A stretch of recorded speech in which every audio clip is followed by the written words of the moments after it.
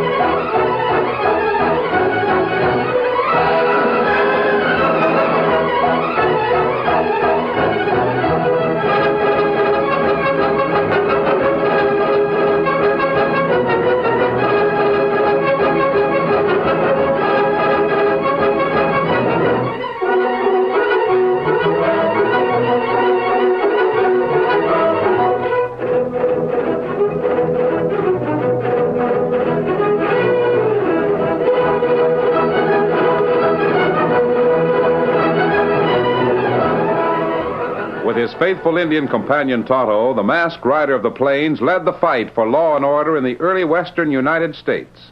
The stories of his strength and courage, his daring and resourcefulness have come down to us through the generations. And nowhere in the pages of history can one find a greater champion of justice. Return with us now to those thrilling days of yesteryear. From out of the past and the thundering hoofbeats of the great horse Silver, the Lone Ranger rides again. Come on, Silver! Let's go, big fellow! I'll Silver!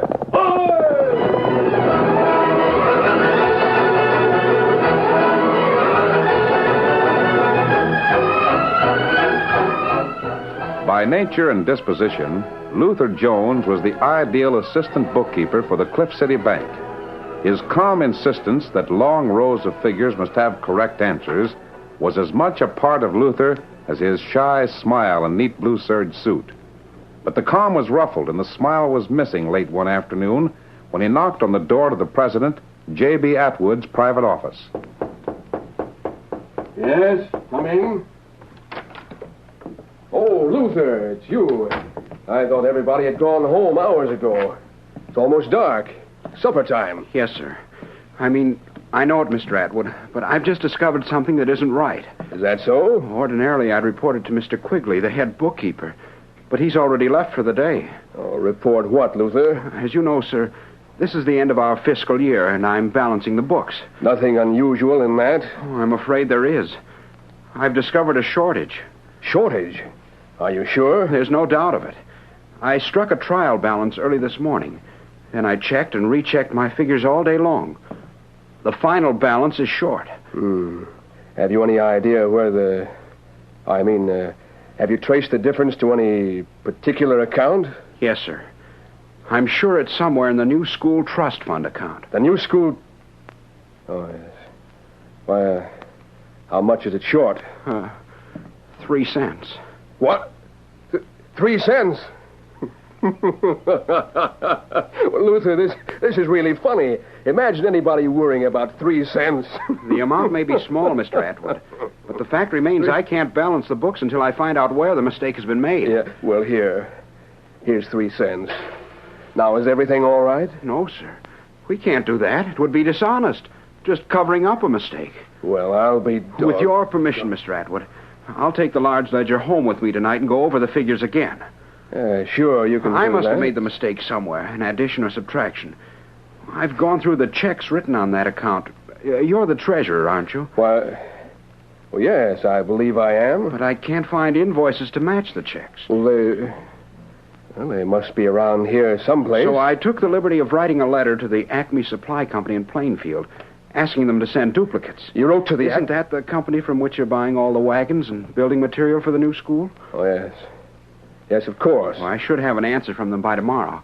Then it'll be easy to recheck the figures. Mm-hmm. Luther, you're a smart boy. But you're working too hard. Oh, no, what sir, you need is a vacation. Come to think of it, aren't you engaged to marry that pretty red-headed girl I've seen you with? Melissa King? Yes, sir. Melissa and I intend to get married when I'm making more money. And You are making more. I've just raised your salary. A big enough raise to get married on and take a long honeymoon. Thank you, Mr. Atwood. And your vacation starts right this minute. Don't come to work tomorrow. Take off 5 or 6 weeks. Oh, I couldn't do that, sir. I couldn't leave until the books are balanced. I've got to find that shortage. Of all the ideas... What's that? Oh, I'm sorry, Mr. Atwood. It's my watch. It has an alarm bell. I set it to remind myself of important appointments. I have a date with Melissa tonight. We were going to a dance. But now And why don't you leave? Get out of here. Yes, sir. Sol Quigley will be at my house tonight. I'll tell him about your discovery of a 3-cent shortage. I'm sure he'll be interested. Yes, sir. And if you want me, I'll be in my room at Mrs. Lane's boarding house. Good night.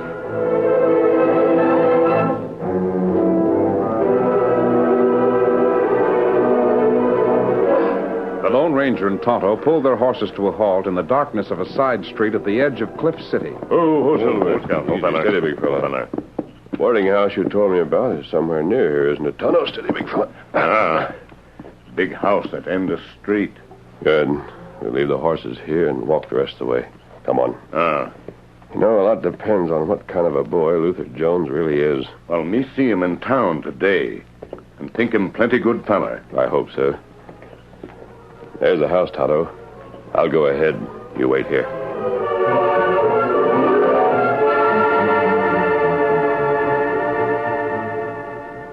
Luther, do you mean you're breaking our date because of 3 cents? Well, yes, But it isn't the 3 cents. It's the principle There's no of the use talking about it. Any man who would do something like this is a nincompoop, a jellyfish.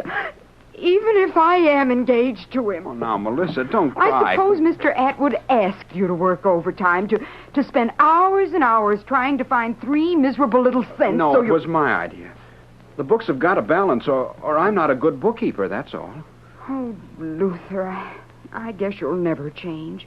Why can't you be strong, decisive, a man of action, like the man we read about it in the paper over in Buena Vista? You mean that outlaw who wears a black mask, rides the white horse? He can't be an outlaw when he captured 7 bandits single-handed, then turned them over to the sheriff. Melissa, nobody knows for sure that such a person really exists.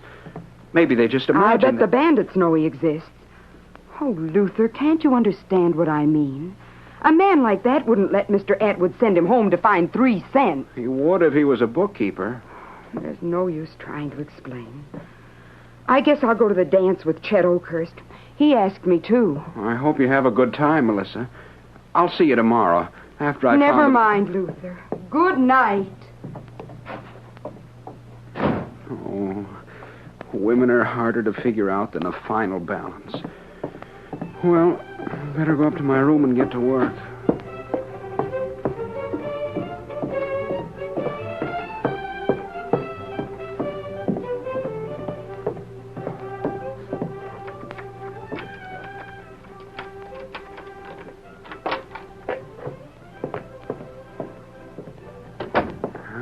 Hello, Luther. What?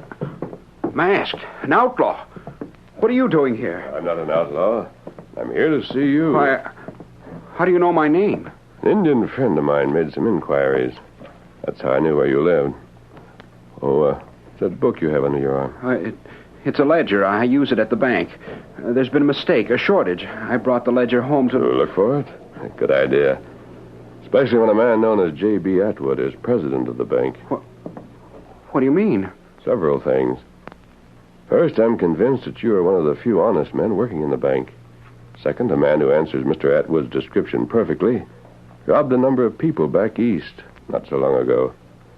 Oh, how much do you think the shortage amounts to? 3 cents. That doesn't sound like Mr. Atwood. Let's go over those accounts again. I'll help you. But You must be an outlaw. You're masked, you're wearing guns, and... Unless... Unless what?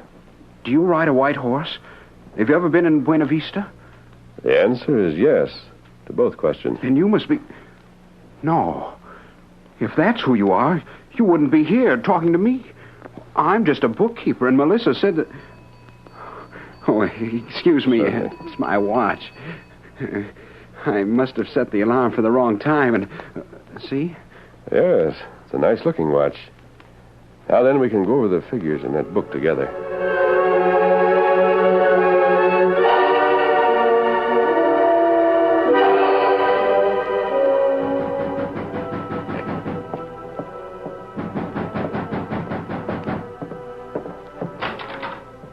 Oh, hello, Saul. I did what you told me, J.B. Brought Sheriff Peters and Judge Bittner along. So I see. Come on in, gents. Hello, J.B.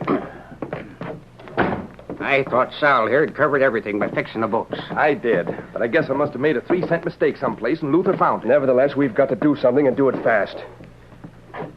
Peters, you and Quigley both handle guns. Get over to the boarding house where Luther lives. See that he isn't living when you leave there. Yeah, but how? That's your worry.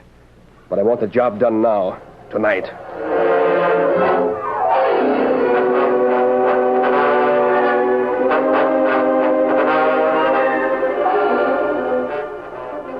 Here's the subtotal of the final entries. Now subtract that from the figures you have. Yes, it's... Why, this can't be right. Why? The new school trust fund, instead of being short 3 cents, is minus $30,000. There's hardly anything left. I thought so. It's what I expected from J.B. Atwood. See, his real name is Ashley. He always works just inside the law. That's why he hasn't been caught. But we'll need more proof. He can avoid this by blaming it on you. Who are the other trustees in this fund? Judge Bittner, Sheriff Peters, and Sal Quigley. He's the head bookkeeper. It's a good thing you wrote that letter today. Now, you mentioned some invoices for building material. Where are they? Down at the bank, I guess. Good. We're going to find them. Come on, we can climb out the window and ride double on my horse to get there. Yes, but is it right Don't to do... talk, Luther. Hurry.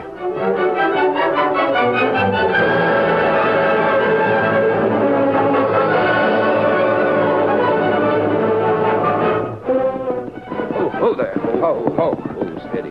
What's the idea of stopping here? We've still got... Look up ahead by Lane's boarding house. Ain't that Luther Jones? Yeah. One of those other gents is wearing a mask. Must be an outlaw. Look! Guess Luther ain't as lily white as Atwood thinks he is. And we're gonna follow him. Get up there. Get up.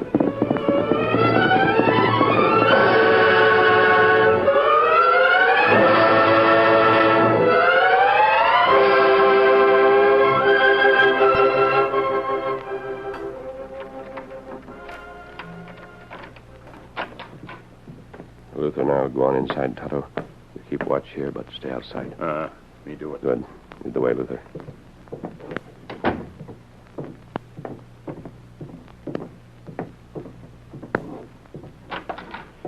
This is Mr. Atwood's private office. You think he'd keep those invoices in his desk? I don't know what to think.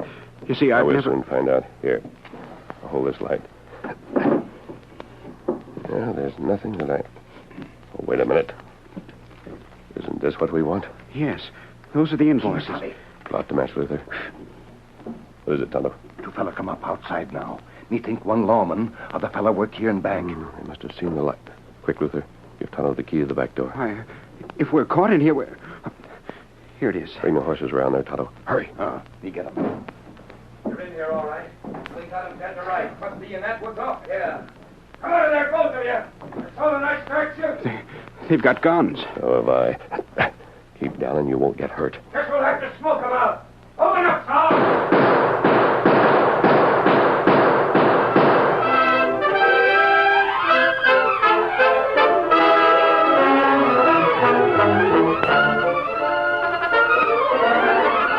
The curtain falls on the first act of our Lone Ranger story. Before the next exciting scenes, please permit us to pause for just a few moments.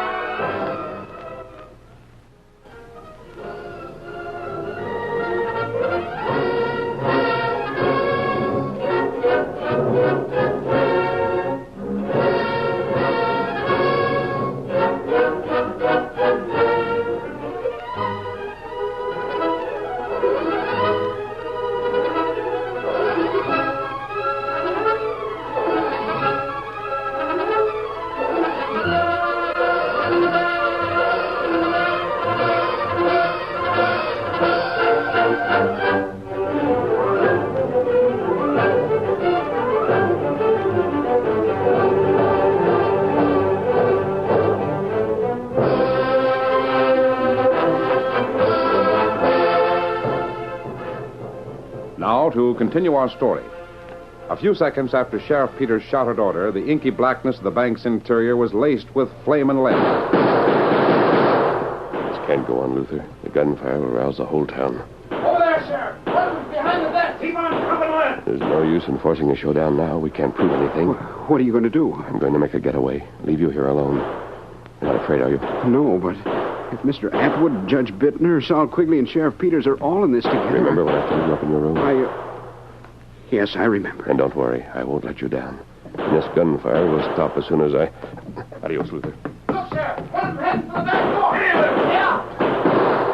No, my hand. No, it's locked in my hand. No. You're not shot.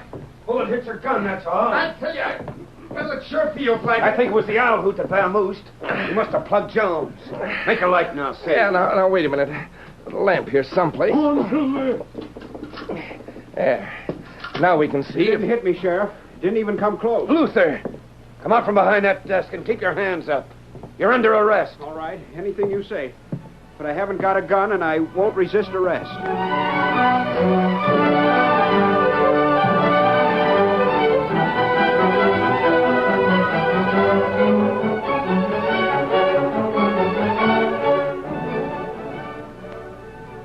Please, Luther, I know you're not a bank robber. Won't you tell me the truth about what happened? I'd rather not say anything, Melissa, even to you. But they're going to have a trial this afternoon. Judge Bittner might sentence you to prison. He will if he can get away with it. You can bet on that. Well, who'll stop him unless you say something in your own defense? Maybe one of those strong, decisive men of action you're always talking about. Don't joke about it, Luther. Not now. It's no joke. At least I hope it isn't.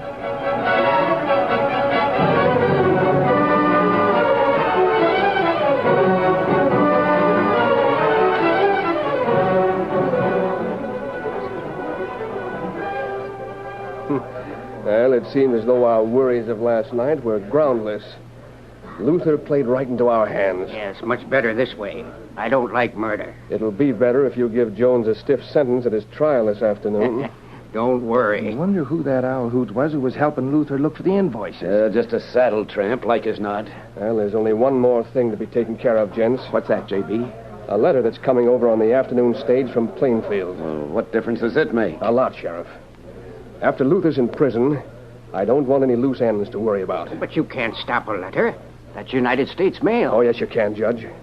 And our sheriff and my bookkeeper are going to do it. How, J.B.? A little stagecoach hold-up job.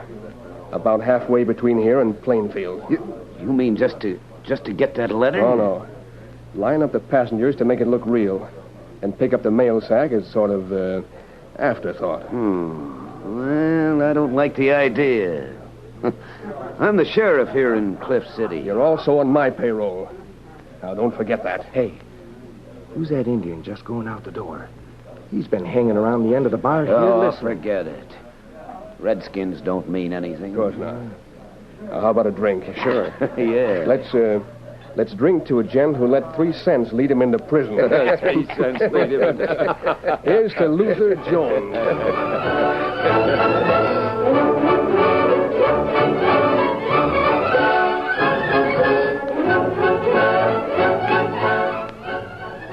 Here.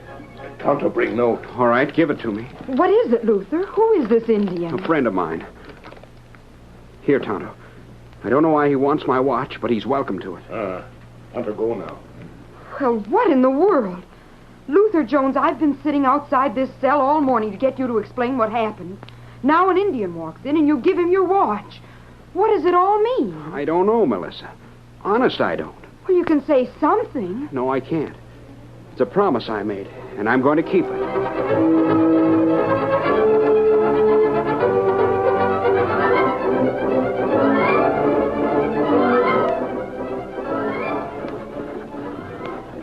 It was almost noon when the regular daily stage left Plainfield for Cliff City. Get on there, you critters! Get out.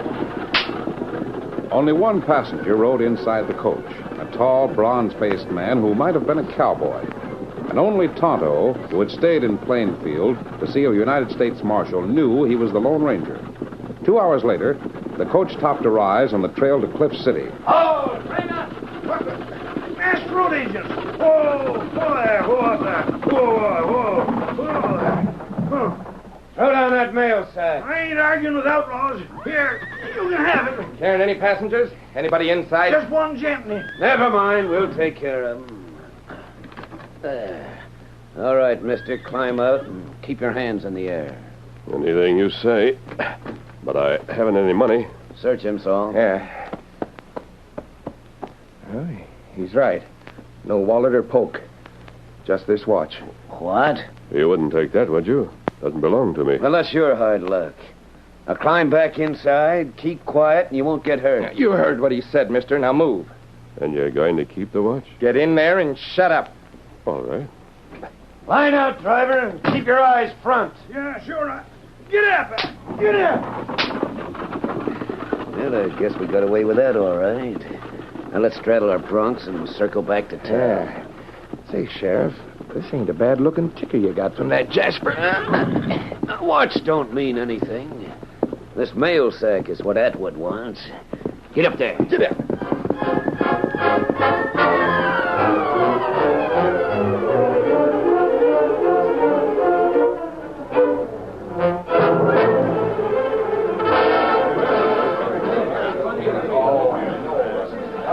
Every man, woman, and child who could crowd into Judge Bittner's courtroom was there to hear the trial of Luther Jones.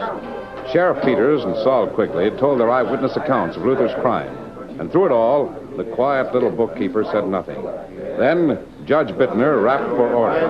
Quiet! Quiet in the court! Luther Jones, you have heard the evidence presented against you. Have you anything to say in your own defense? Several things.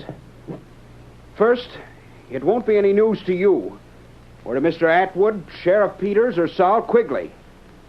But the trust fund in the bank, which was to be used to build a new school here in Cliff City, is short $30,000. $30,000? Quiet! That has nothing to do with your crime of stealing certain valuable papers from the desk of Mr. J.B. Atwood. I wasn't stealing. I was merely trying to prove that $30,000 was missing. Your Honor, as Luther Jones' former employer and president of the bank, I wish to state that his charge is ridiculous. Then why did you arrange to have a letter stolen from the Plainfield stage this afternoon? What's that? A letter that would prove I'm right. Why, that's a lie. It's the truth. You can't... Quiet! Young man, let me remind you that you're on trial. I can prove what I say. The driver of the stage is in this room. Will you allow him to speak? Well, Well, all right. My stage was held all upright. No doubt about that. 2 masked varmints did it. They stole the mail sack. And what else? Wasn't a passenger robbed, too? Yeah, a tall gent. But all they took from him was a pocket watch. Good. I'm glad you remember it. What has all this to do Everything. with it? The men who stole that watch also stole the letter which would prove that 4 men have taken $30,000 from the bank. And those 4 men are in this room. Quiet! I can't allow this to go on. But you will allow me to introduce a witness in my defense. Who is it? The man who was with me in the bank last night. He's outside the door now. Sheriff, arrest that man, whoever he is. You'll make a mistake if you try it, Sheriff. So will anyone else who reaches for a gun. Believe me, I'll shoot first. Who are you and what do you want? Justice for Luther Jones. He told the truth when he said the school fund has been robbed of $30,000. He told the truth when he said 4 men planned a second robbery to cover up the first one. Those men made one mistake. What? What do you mean? They also took a watch from a passenger on the stage. It's in the pocket of one of the men in this room now. Judge Bittner, this man is... What none of those men knew is this. The watch has an alarm on it. An alarm that is set for exactly 3 o'clock, just a few seconds from now. When it rings, it'll point to the guilty man. What do you know about that? But it won't be heard unless we remain quiet. What the... Charles, It ain't me. I haven't got it. Neither have I, but for you. There are 3 of the men. Peter, Charles, use your gun. I warned you, Sheriff. All right, Tonto. Me here, Kimasabi. Bring United States Marshal. Yes, I heard everything that was said. And I think those 3 men will do more talking when I get them alone. And you'll take care of it, Marshal? Sure will. J.B. Atwood, Sol Quigley and Sheriff Peters. Who's the fourth one? From the way he hurried off the bench, I think you'll find it's Judge Bittner. He won't get far. Say, I don't know who you are, but that was a pretty slick stunt, finding out that those crooks had stolen an alarm watch from somebody. How'd you know it'd go off when you were here? I didn't. As far as I know, they don't even have the watch. Any of them. They must have had it. I heard it ring. No. What you heard, Marshal, was this bell I tied to my cartridge belt. See? All those men brought in here with a guilty conscience. Well, I'll be... Adios, Marshal. Come on, Tonto. Luther? Oh, Luther, I'm so proud of you. Melissa, come here. Some of the businessmen here in town just told me they're going to ask that I take over Mr. Atwood's job. That means a raise. We can be married. When? Right now. Let's hunt up a preacher. Luther, you're so different. I hardly know you, but I like the way you've changed. That's because I've learned something I'm never going to forget. What are you talking about? Remember that message the Indian brought me when I was in jail? Yes. It was for my friend, the man with the mask. He told me what to do and say here in court. Then he added something else. What was that? It's at the end of his note. I'll read it to you. He says, always remember this. One man plus courage is a majority.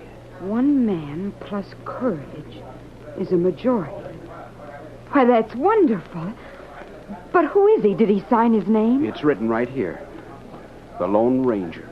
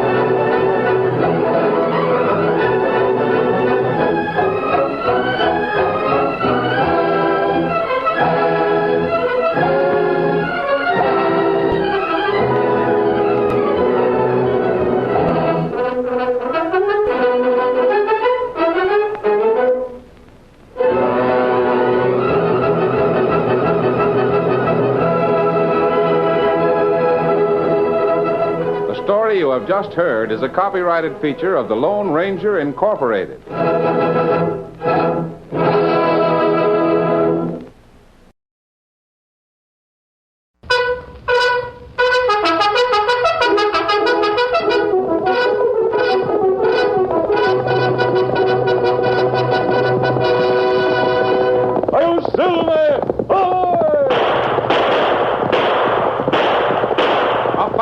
With the speed of light, a cloud of dust, and a hearty "Hi-Yo, Silver!" The Lone Ranger.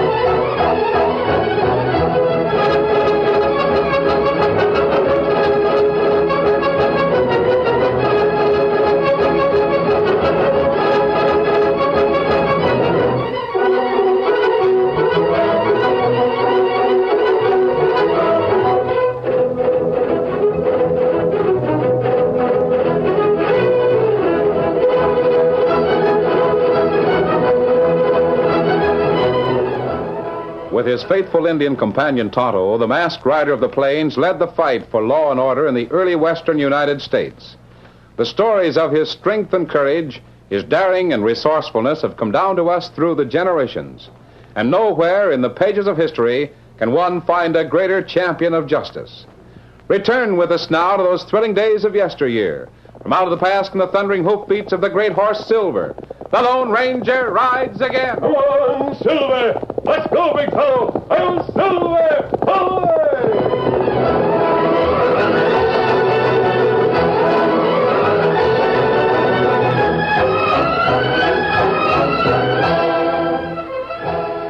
In 1870, in New York City, the police were helpless against the wave of crime that spread about the waterfronts of New York Harbor.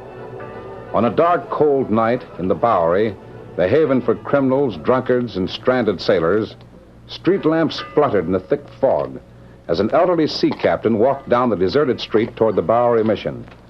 Huddled in a dingy doorway, two ragged figures watched. Then, as the captain came abreast, the pickpocket sprang, knives flashing. I got his wallet. Here's his watch. Look, gold. I suppose he's coming. There! Come on, beat it. Hey, you, back there! Hey, what goes on here? What? Of all the dirty scum. Why, they knifed him. Better have a look. Captain. Jeffries, it's you. Steady now, steady, Captain. I'll get you inside the mission. They got me. Don't move me, Jeffries. I'll get you inside and patch that wound. You'll be all right, Captain. No time. Listen, shipmate. Take off my right shoe. You'll find a paper in it. Aye, sir. I'll have it off in no time. Now, steady there. Easy. I'll get it. There we are. There. I don't see a thing. Oh, this it? This folded paper? What you're holding is titled to $50,000. Titled to $50,000? But what? Well, this is torn in half. Have you ever been west? No, sir, I haven't. Gloucester's my home, and I ain't shipping with you. The sea is in your blood, eh? I thought so. You can trust a man that's got the sea in him. Oh, Arnold, that's my brother. Arnold loved money, as I loved the sea. Easy now, easy, Captain. Captain, we'll talk later. There isn't any later for me, Jeffries. Must talk now. Aye, sir. It's a big thing, boy. But there's Marjorie, my daughter. Been gone 3 years when I reach port. Arnold had skipped with Marjorie. Denver, they said. Why'd he take her, Captain? She's the last of the Stevens and my heir. I never trusted Arnold. That's why I tore the deed of our joint inheritance in half. So he couldn't cash me in. See that my girl gets her share. But, sir, I can't... Promise me. Arnold Stevens, Denver. Aye, sir. I'll do it somehow. Watch out for Arnold.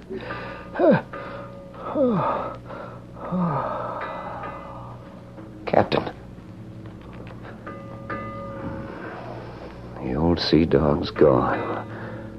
But I guess a promise is a promise. Blow me down, Jack Jeffries. You're heading for Denver.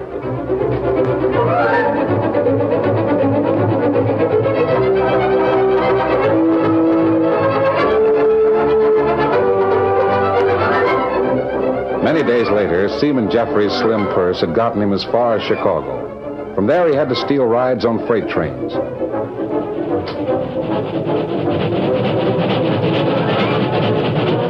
traveled over the web of iron highways, through Council Bluffs, North Platte, Cheyenne, and finally over the Union Pacific's new branch line, up the mountains near the boomtown of Denver. snow swirled about the wheels. It was cold, bitterly cold. When the lumbering freight slowed at the switch outside the city, Jack Jeffries, the sailor, rolled out in the snow, nearly paralyzed by the chill air.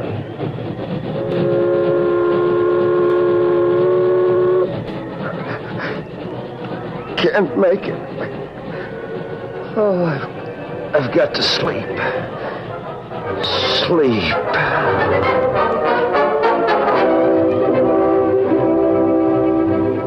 As the train circled the base of Bluebell Mountain and moved slowly out of sight, two horsemen rode down out of the trail. They reined up at the sound of a distant blast. Oh, Silver. Oh, boy. Steady, big fella. Oh, fella.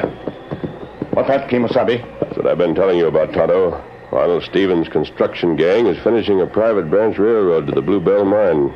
Why him not use regular railroad? He thinks Mr. Rowe of the National wants to charge too much for moving the ore. I'm concerned about the men who work in the tunnel. What you mean? The peak isn't safe. Even if it withstands the blasting, the vibrations from the donkey trains will start it sliding. You mean landslide? Yes. May hold for a time. There'll be trouble sooner or later. That'd be bad. Plenty miner get killed. Exactly, Tonto. The foreman must realize that. And what we do? They're going to warn the foreman. Sounds shake bad. If they keep that up, there'll be a landslide tonight. Come on. Get him up, Scout. Tonto, look over there by the track. That man in snow. Oh, Silver, oh, boy, Oh, Scout, oh, fella, oh. Steady, big fella. Is he alive, Tonto?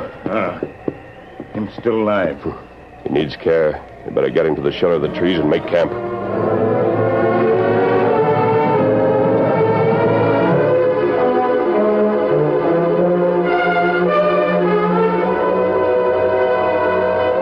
While the Lone Ranger made a camp, Tonto gave the sailor first aid.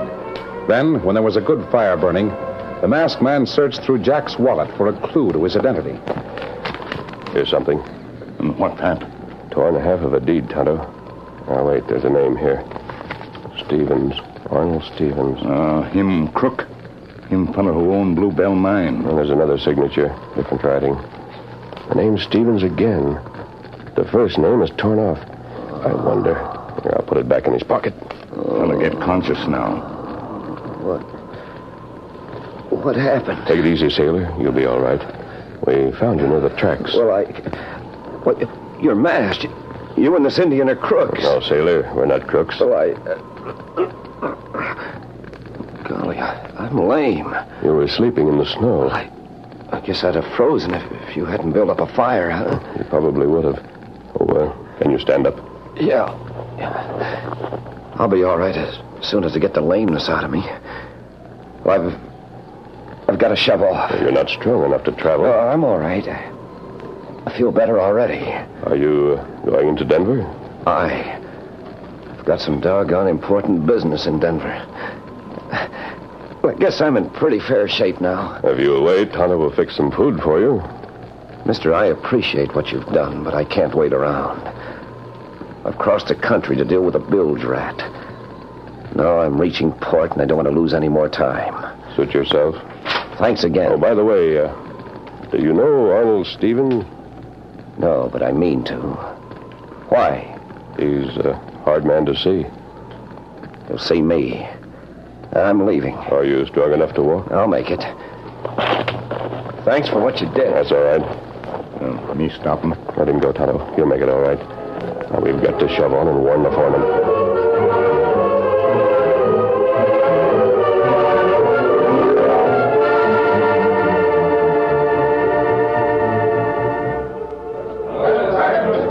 Bluebell Mine, men worked frantically by lantern light while Big Ed Martin, the foreman, stood near the entrance. He didn't hear the approach of the masked man and Tonto. He was unaware of them until he felt a firm grip on his arm. I want to talk to you. Step outside where we won't be seen. What's this? You keep quiet. An Indian. You masked. This way. I'll see here, mister, if this We're just moving out of the tunnel where we can talk without being seen by your men. This will do. You're Ed Martin, aren't you? What if I am? You are. You should know the risk you and those men are taking. We're paid for taking risks. Don't you know that another gang is blasting the south end of this tunnel? Oh, we got ears. Sure we know it. Do you know that the peak of Bluebell is crumbling? What? Crumbling? Yes, a few more blasts will start a slide. It will come down this side of the mountain. You and all your men are likely to be buried alive. Say, how do you know? There's to be a big blast at the south end at midnight. You've got to get your men out of here before that blast. It'd be just like Stevens to send you here to try me out. I didn't come from Arnold Stevens. And I'll tell you who sent me. Who? Harry Rowe. You mean the gent that runs the National Railroad? Yes, that's right. Well, that accounts for it. He don't want Stevens to win out. He's sore because Stevens is building a branch railroad of his own instead of using the National to carry out the gold ore. Don't be a fool, man. Rowe told me all about Arnold Stevens. Yeah? Stevens is nearly penniless. He's got to get the Blue Bell mine into operation right away, or he's through. Yeah. I heard rumors of the same. That's why he's using these heavy blasts. That's why he's paying you men to risk your lives. Stevens knows that the peak is likely to slide. He knows that he has 1 chance in 100, but he's gambling on it. All Stevens has to lose is money. You men have your lives at stake. Mr. Rowe told you this, eh? Yes, that's right. Yeah. He don't like Stevens. Ed, the National Railroad will have a train down the spur tracks between now and midnight. Rowe sending it? Yes. It'll be there to take you men to safety. Stevens didn't order that train? Stevens knows nothing about it. Rowe is doing it to save your lives.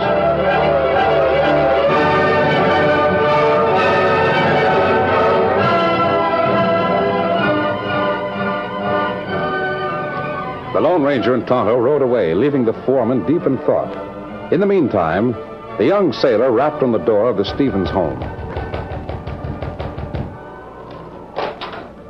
He was surprised to see, instead of a servant, a charming girl. Yes? Well, I'm Jack Jeffries, miss.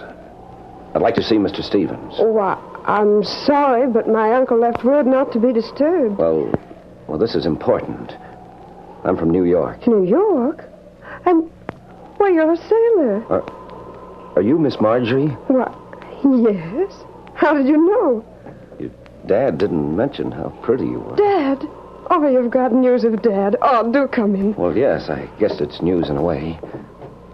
Marjorie, who are you talking to? Uncle Arnold, Mr. Jeffries is here from New York with news of Dad. What's that? My good-for-nothing brother hit port at last, did he? Oh, Uncle. Drifter. No sense of responsibility or money. I always told you Captain Stevens is dead. Dad. Oh, no.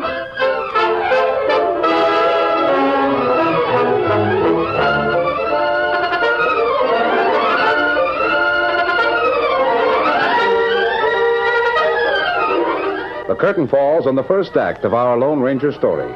Before the next exciting scenes, please permit us to pause for just a few moments.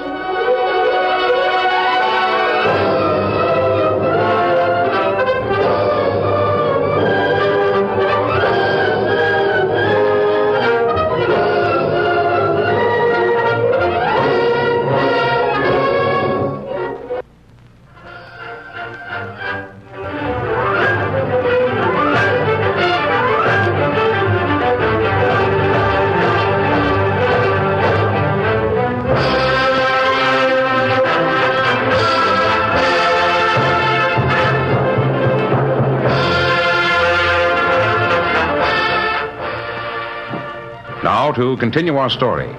Upon hearing the sailor's blunt statement that her father, Captain Stevens, was dead, Marjorie stood for a moment in stunned silence. But Sailor Jack Jeffries noticed the news brought a crafty expression into the eyes of Arnold Stevens. I'm sorry, Miss Marjorie. You see, the captain gave me a deed. Your share of the inheritance. Yeah, well, now, sailor, why didn't you say so? Come on into my office and we'll talk it over. As this concerns Miss Marjorie, we can talk right here. I always take care of my niece's affairs, sir. Sorry. We talk here.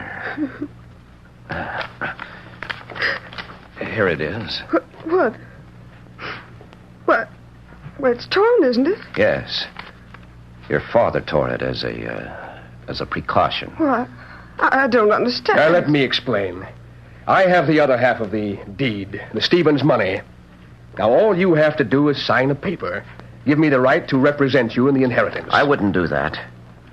According to what the captain said, Mr. Stevens isn't very reliable. You impudent pup. Give me that deed and get out. Not so fast, mate. I promised the captain Miss Marjorie would be sure to get her share. I'll stand for no interference. And as for you, just a minute. I'll see who's at the door.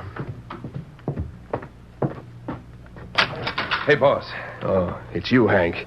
What do you want? Ortley sent me and Jake here to tell you about the blast. What about it? It's dangerous, Mr. Stevens. Ortley says the Bluebell's likely to slide into the gorge if he fires that heavy charge at midnight. Ortley's in charge of the blasting. I'll do the worrying. You tell him to follow orders. But it's dangerous. It isn't your funeral. Ortley's either. All right, then. Come on, Jake. Oh, wait a minute. Jake, you take my message to Ortley. Yes, sir. I need Hank for a little, help in the house. Come in, Hank. Whatever you say, Mr. Stevens. Uncle Arnold? I'll be right there. Hank, I suppose you came armed as usual? I'm always ready for action, boss. Good. Come with me. There's a sailor here who's reluctant to do as I ask. No. No, Uncle Arnold. Now, sailor, the deed. Hand it over at once.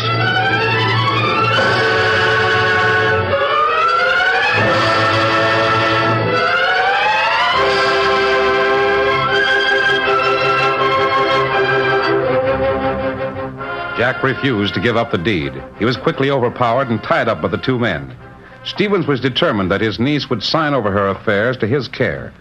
None of them were aware that the sharp eyes of the Lone Ranger and Tonto watched through the window. There. That'll hold you for now, sailor. I'm not through yet, Stevens, you bilge rat. Keep your trap shut or you will be. No, Uncle Arnold. Now, Marjorie, I'm losing patience. Are you going to sign this paper? No. Oh. Do you want Hank to get really rough with the sailor here?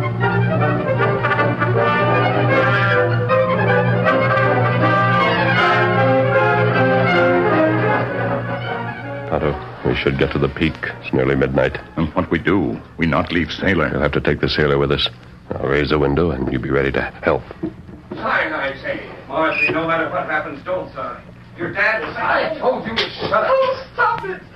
Uncle Arnold, if you let the sailor go, I'll sign. Well, now you're being sensible. Here's the pen. What? The lamp. I can't see. Hey, shot came through that window. Hey, let go of me! What's the matter? Do something, you fool! Stop pushing me! Sailor, Jack, where are you? Hank, strike a match. There's an extra lamp here. Yeah. Hurry. Yeah, that's better. What on earth happened? Hey, boss, the sailor. He's gone. What? Silver.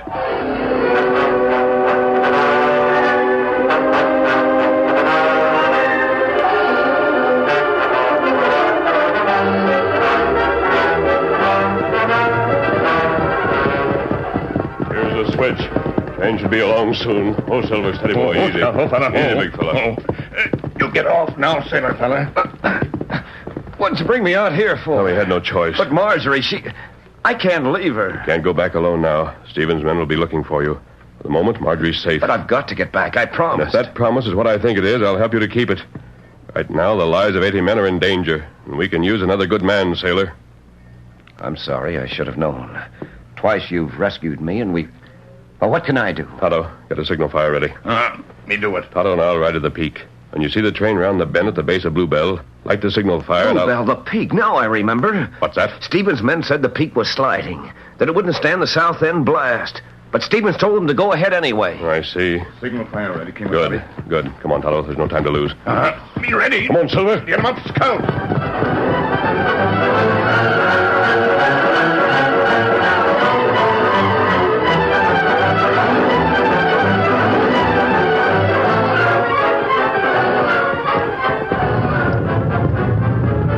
Ground is soft, Tonto. Earth, slide. Yes, it's peeling fast. We're going to have to ride into the mine. That bad. Horses stumble. Yes, I know. In case of panic, we can do more if we're mounted. Here train tracks into mine. Yes. As soon as we get the sailor's signal, we'll move in. Oh, Silver. Oh, easy. There's the signal. Come on, Silver. Get him up, scout. Steady, boy. Watch it. Easy, big fella. Scout not like it in here. You stay here, Tonto. I'll go in with Silver. Easy, big fella. Got to reach those men.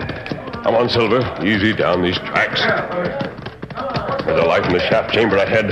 What's wrong? Is it the peak? What is it? Look, a horse. A horse in the mine shaft. He's there. A masked man. Oh, Silver. Oh, boy. Boys, where's that Martin? Who are you? What do you want? I've already talked to your foreman. Now you listen. The peak is slipping. Steady. Fight out of here without confusion. You'll find a train down at the switch and we'll get you out of the valley before the landslide. Do as the real masked man says. He knows what he's talking about. Wait, don't run. You've plenty of time. There's No real danger until they blast the south end. Listen, there ain't as much time as you think. Orderly's in the south end shaft right now, setting the charges. Ed, are you sure of that? Yes. Keep the men moving. I'll try to stop Ortley. Right. Keep moving, boys. Keep moving. Steady. Come on, Silver.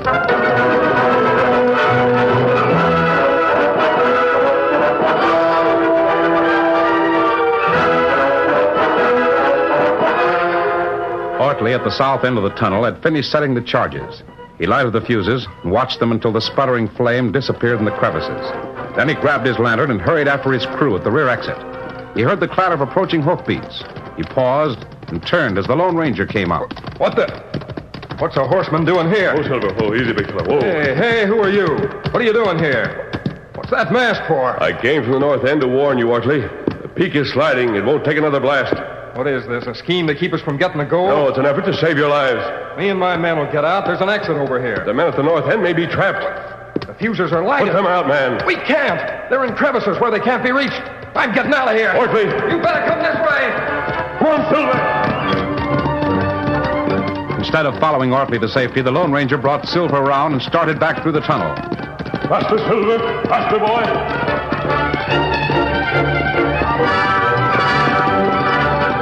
It was dangerous travel on the uneven floor of the dark tunnel, but Silver was sure-footed. The masked man urged the mighty horse on in the mad race against time. Finally, he reached the north end where Tonto was waiting. Whoa, Silver. Oh, boy. Easy. Whoa. Kimatari. Are the men out, Tonto? Men gone. Quick. The charge is set. Come on, Silver. Get them up, Scout.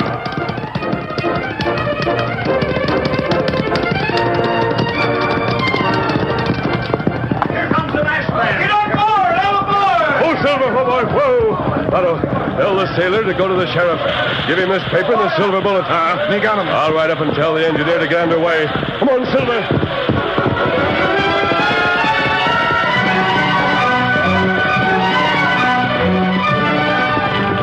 In a moment, the Lone Ranger was beside the engine Oh, cabinet. Silver. Oh, boy. Easy. Whoa. Get this train going. There's going to be a blast. The peak of Bluebell Mountain will slide down here. Open that throttle wide. Men on the train shouted for more speed. The wheels of the engine slid on the track. Slowly, the train gained headway. And then the muffled roar of a tremendous blast. There's the blast. The landslide is starting. With ever-increasing force, the peak of Bluebell Mountain started sliding. Thousands of tons of earth and stone came ever nearer to the train and its load of human lives. Every second counted in the race of the train against the landslide. Here it comes! It's going to be close! Can we go fast? Look at that dirt come! Look at that boulder! Then the full force of the landslide hit the rails.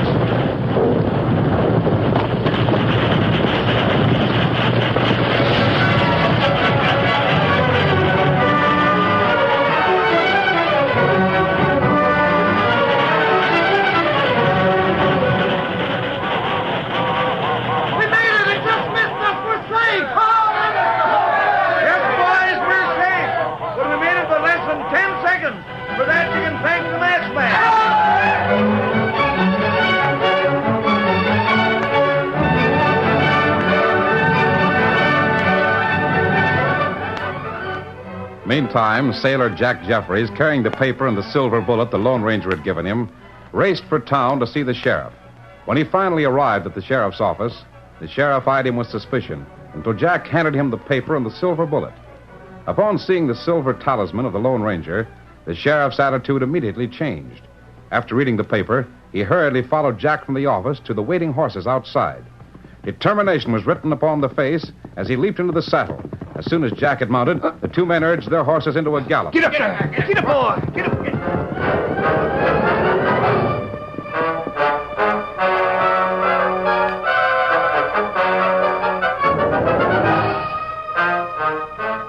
It was later that night when the sheriff and the sailor arrived at Stevens' home.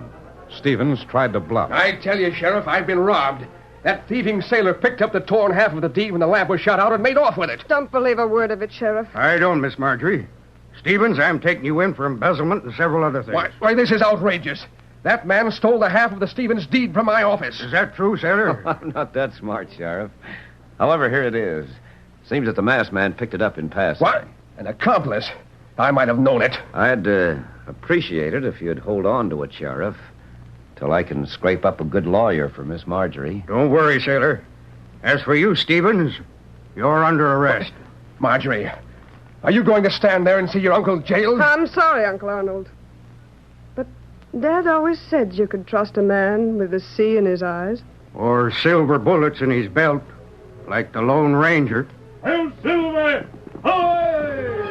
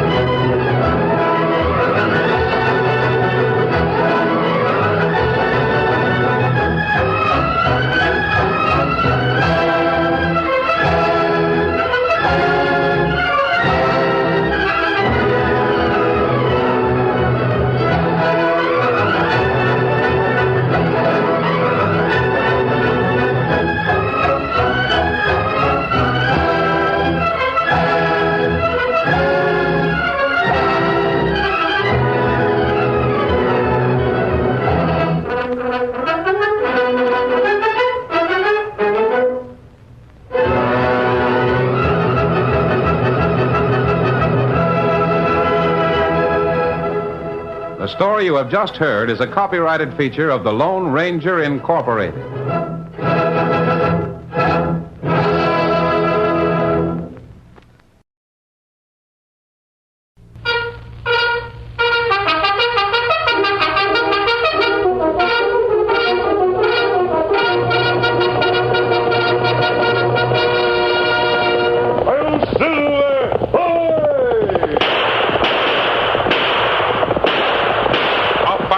With the speed of light, a cloud of dust, and a hearty "Hi-Yo Silver!" the Lone Ranger.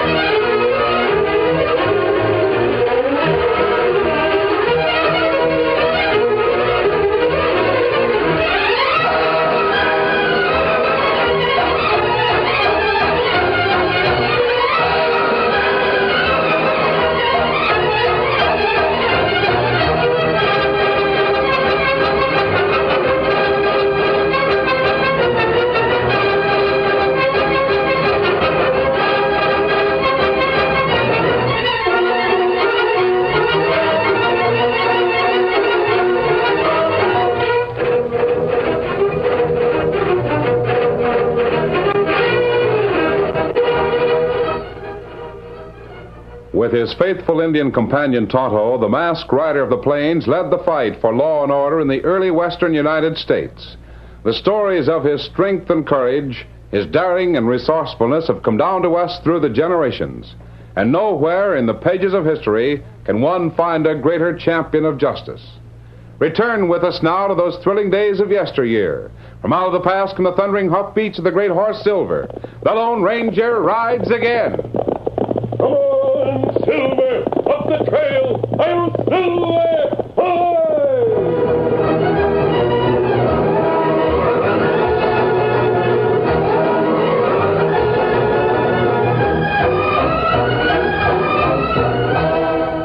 The oil lamp hanging over the old printer's press flickered gently as the door at the rear of the shop was opened, and a big man stepped into the poorly lighted room.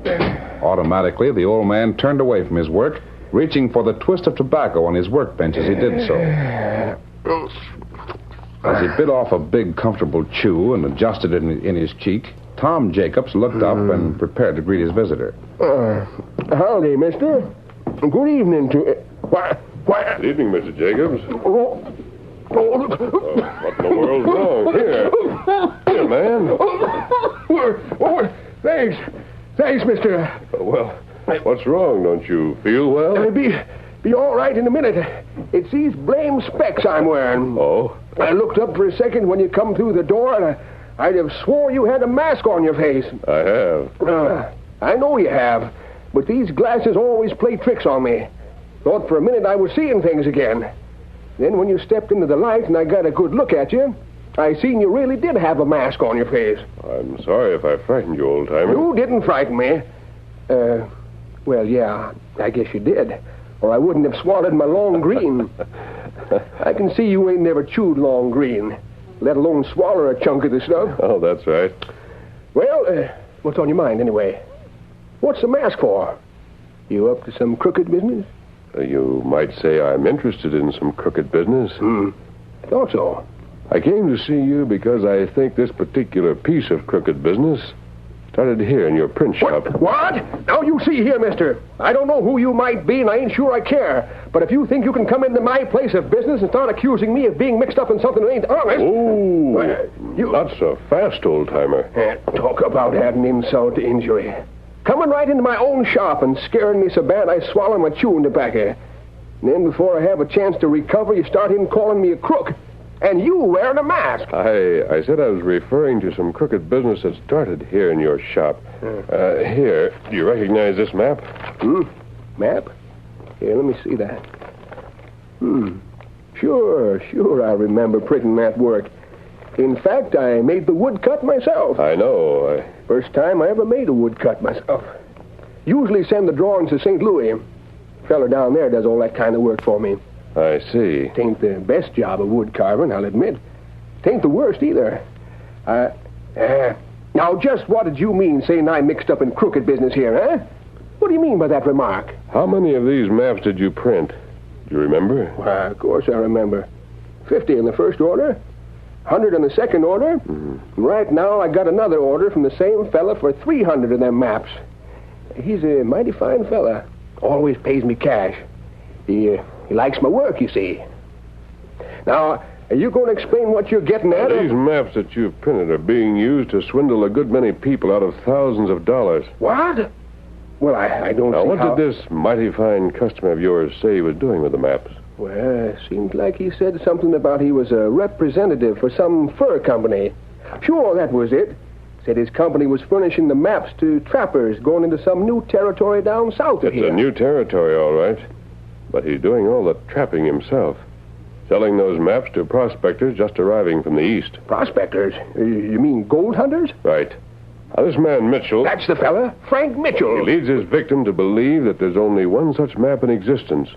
And that at a certain point on the map, there's a lost gold mine. Oh, I've heard them stories about lost gold mines. Some of them are true. The mines your friend Mitchell talks about never existed. Well, I'll be... To think such a nice-appearing fella would turn out to be a swindler. Well, most swindlers make it their business to be of nice appearance. I'll be doggone. Who'd ever... How does he work it? I've heard the story from several people he's cheated. His method of operation is usually to go to a strange town and strike up an acquaintance with some newly arrived prospector, full of the gold fever. Then, after he's gained the prospector's confidence, he... You know, Bill, there's just two ways to strike gold out in this country. Yeah? You either carry a horseshoe for good luck and stumble onto a gold mine. Fat chance of doing that. Or else you know right where to go and look. And how many know just where to go to look for gold? Well, I imagine old Bailey'd know where to look if he was alive. Bailey? An old prospector I grub-staked. Poked around the hills for 5 years or more before he struck it rich. Then he went blabbing about the thing before he even had it recorded. Got a knife in the back for his trouble. You mean somebody else got it away from him? No, they got the map, but it never done him any good. Because Bailey was too smart to put the exact location of the place on. Oh, a map? But if you were his partner, didn't he tell you where the place was? Sure, but you know how those old-timers are when it comes to details. They never get anything straight. I spent a month or so trying to find it. I didn't have any luck. A month? Well, I'd be willing to spend 10 years looking for a big strike if I knew it was close by. Oh, not me, brother. I don't have that kind of patience. But someday I might take another try at it, just for luck. But how'd you know where to look if the map was stolen? Oh, I located another map of the country that Bailey'd been in. A map that was made up special for trappers, see? Oh. Now, there was enough landmarks so that I could come pretty close to figuring out just where Bailey had made his big strike. Trouble was, I never came just close enough. Here, I'll show you the map I was using. Yeah. Uh-huh. Say, look, that looks like pretty rugged country. Yeah. You know, I wish I had the patience that you fellas have. I'd take me about 3 or 4 months' supplies and... Huh? I was just thinking of something. You like prospecting, huh? Sure, of course I do. And here I am with this lost gold mine and no chance to go look for it. And you... Bill, I'll make you a proposition. Yeah? You put up the same amount of money that I got in this thing, and I'll give you the map so as you can look for the mine. On one condition, of course. Well, what's that? We'll be partners. 50-50 if you find it. Well, that don't sound bad to me. In fact, it sounds like it might be a good thing for both of us. How much money do I have to put up? Well, I grub-staked old man Bailey $500 worth. Now, of course, you understand, Bill. I ain't promising that you'll find it right off the bat. For that matter, you might never find it. Well, just let me get this straight. I give you $500 for Bailey's partnership. That's right. And I cash in on his half of the mine if I find it. We can put that in writing if you like. Suits me to a T. Now, let's have a look at that map. Sure. Now, there's just one thing I want to ask you, though, and that is, whether you find it or not, don't make the same mistake that Bailey did. Now, don't go blabbing to everybody about this thing, you hear? Oh, don't worry. I know enough to keep my mouth shut. Now, here's $500 to seal the bargain. Now, let's get these papers made up. Well, I'll be jiggered. If that Mitchell ain't the smoothest swindler I ever heard tell of. Yes, he managed to have every angle pretty well covered. Of course, when he takes some sucker for $500, he can afford to forget all about that 50-50 agreement and so forth. Not only do his victims go out of their way to keep quiet about their deals with him, but if he ever were suspected of swindling, the law couldn't prove a thing against him. Well, I'll be doggone. Imagine the money that slick Jasper's raking in, would you? I was thinking more about the people who are being cheated of their savings. It's a dirty, crying shame, that's what it is. Why, what do you reckon can be done about it, though? Well, as I said before, Mitchell has nothing to worry about from the law. I reckon you're right. No one can prove that he's taking money under false pretenses. Therefore, it seems that the best and only way of curing Mr. Mitchell's financial ambitions would be to give him a very large dose of his own medicine. I don't see how you could, though. A fella like that would be too smart to fall for some slick scheme. Chances are he knows all the slick schemes there is. He might. And again, there might be one he never heard of. Oh, didn't you say you'd received another order from Mitchell for more maps? Oh, yes, sir. You bet. And perhaps you'll help me to catch up with him. Will I? When I think of how that Jasper's buying those maps from me for 2 bits apiece and selling them to poor folks for $500, well, you bet I'll help you catch him. Good. Now, what address did he give you with his last order? Here, I got it up here on the spindle. Let's see, Mitchell, here it is. Sure. Says to send him 300 maps in care of the post office at Blue River Junction. Blue River? Fella sure does move around. First order I sent him, he was down on the border. Second one way up north. Now he's heading for Blue River. And so am I. Much obliged for the help, old-timer. Oh, don't have to thank me. Glad to help you. Only thing is, you ain't said why you were so interested in this slicker's manipulations. Chiefly because he's stealing money and getting away with it. You'll be sending the maps to Mitchell at Blue River Junction? Yeah, might as well, since he's paid for them in advance. Besides, wouldn't do for him to get suspicious. He might up and fly the coop. You let me know how you make out, eh? I'll do that, Mr. Jacobs. Well, goodbye, mister. Oh, say. Yeah? You never told me your name or explained that mask. Adios. Well, don't matter, I reckon. There was a couple of things I didn't tell you, my friend. Well, better get busy. Guess I've printed enough reward notices in my time. One more won't kill me. Send them to the sheriff at Blue River. They should keep the masked man from making trouble before Mitchell can finish his job. I'll send word to Mitchell to work fast. Come on, Silver.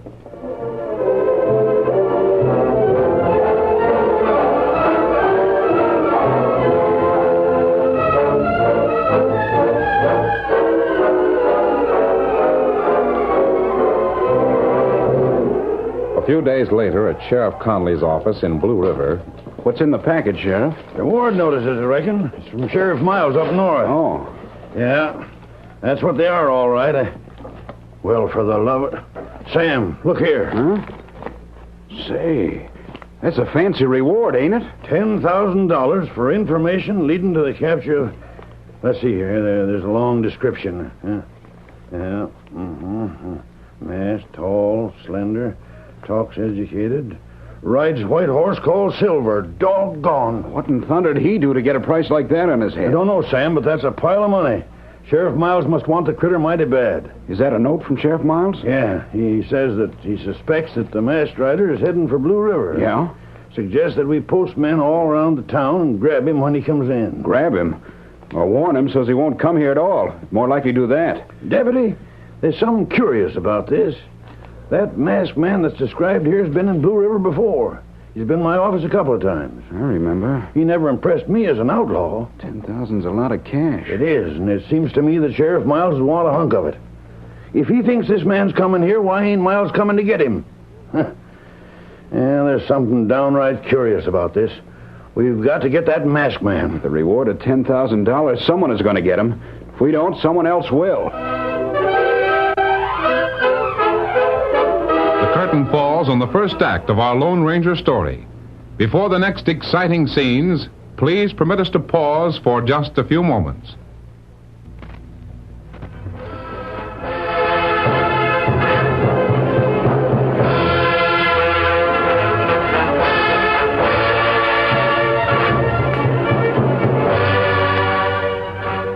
Now to continue our story. Frank Mitchell, the confidence man whose field of operations included the whole Southwest Territory, had been in the town of Blue River for 2 days. The man chuckled to himself and thought of the letter in his pocket as he watched the sheriff tack up a reward notice on the street. Old Chin Star. I bet he's plenty excited about the size of that reward. Howdy, Sheriff. Howdy, stranger.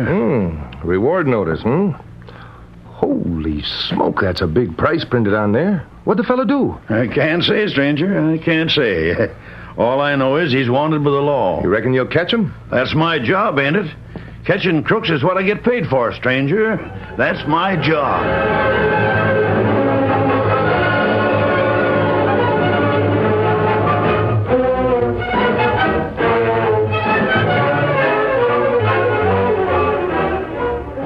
As Frank Mitchell walked into the lobby of the Blue River Hotel, he heard a voice behind him. Oh, Mr. Mitchell! Frank! Hey, Frank! What the... Well, look who's here. If it isn't my old partner, Bill Drew, you remember? I heard you was in Blue River. Well, how are you, Bill? I'm sure glad to see you. I'm all right. I never did find that big strike, partner. I got kind of discouraged and I quit looking. Oh, well, now I'm sorry to hear that. Well, what are you doing around here anyway? Well, homesteading. Bought me a little chunk of land close to town. Aiming to get me a wife and settle down. You mean you give up prospecting? Well, I got discouraged, just like I said. Of course, I sure don't want you to feel I'm letting you down, partner. I remember our agreement. Sure. But if your heart isn't in it, you're better off doing something else. So you're a farmer, huh? That's right. Here, I still got that map you gave me. I reckon I better return it to you. Well, just as you say. Here's a partnership agreement we signed. Oh, there. Hey, what's that you dropped? Well, there's nothing at all. There. And since I give up prospecting, we can tear up the agreement. Now, hold on. What was that you just picked up off the floor? Let me see that. Hey, now you hold on. That's mine. You give me that back. So you give up prospecting. You just been farming, huh? Sure, you can ask anybody around here. In fact, I come into town today to bring some chickens into the hotel here. You can ask... I suppose you just carry a nugget like this for a souvenir. Where'd you get it? Hey, Bill. Bill Drew. Hey, what the... Where'd you get them chickens you brought me? Huh? Hey, where'd you get them? Oh, where do you suppose I got them? Out to the farm, of course. What's the matter? Ain't they good enough for you? Good enough for me? Why, man, those chickens are good enough for anybody. Look at this rooster I got from you. Yeah, I see him. He was a mean rascal, believe me. It was a pleasure to lay his head on the chopping block. But look here, Bill. Look what I dug out of his craw when I was cleaning him. You know what that is? Well, yeah, I think so. I know what that stuff is if you don't. It's gold, that's what it is. Bill, you're rich, man. There must be gold laying all over that place of yours, laying right on top of the ground. Gold laying in the gravel. And the chickens picking it. Now, don't try to act so surprised, Bill Drew. And don't you forget we're partners, you hear? Here, we ain't no such thing. I just got through tearing up the agreement I had with you. Don't you forget that I got a copy of that. And I ain't tearing it up, see? Well, you can do what you please with it. That farm is my own personal property, and you ain't got no say about it at all. You lying hypocrite. You knowed all along that there was gold out there. Even got a nugget in your pocket which proves it. Well, that don't prove no such thing. Well, we'll see about that. I still got a written agreement which says you and me is partners, and you can't back out of it. I'm going to see the judge. Well, go ahead. But you ain't going to get my farm nor any part of it.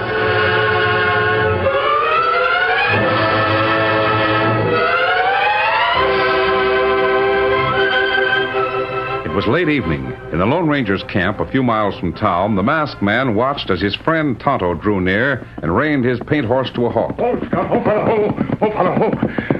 Keep it from me. What's happened, Tonto? Sheriff got reward notices all over town for you. What? Let me see that. Here. Reward notice come from Sheriff Miles up north.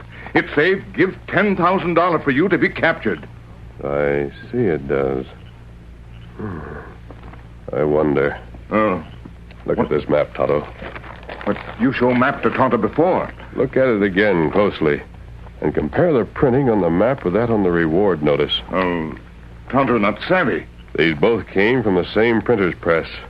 Then you mean Come that... on. I'm beginning to see things that I overlooked before. And I'm beginning to think that a smart confidence man can be too smart for his own good.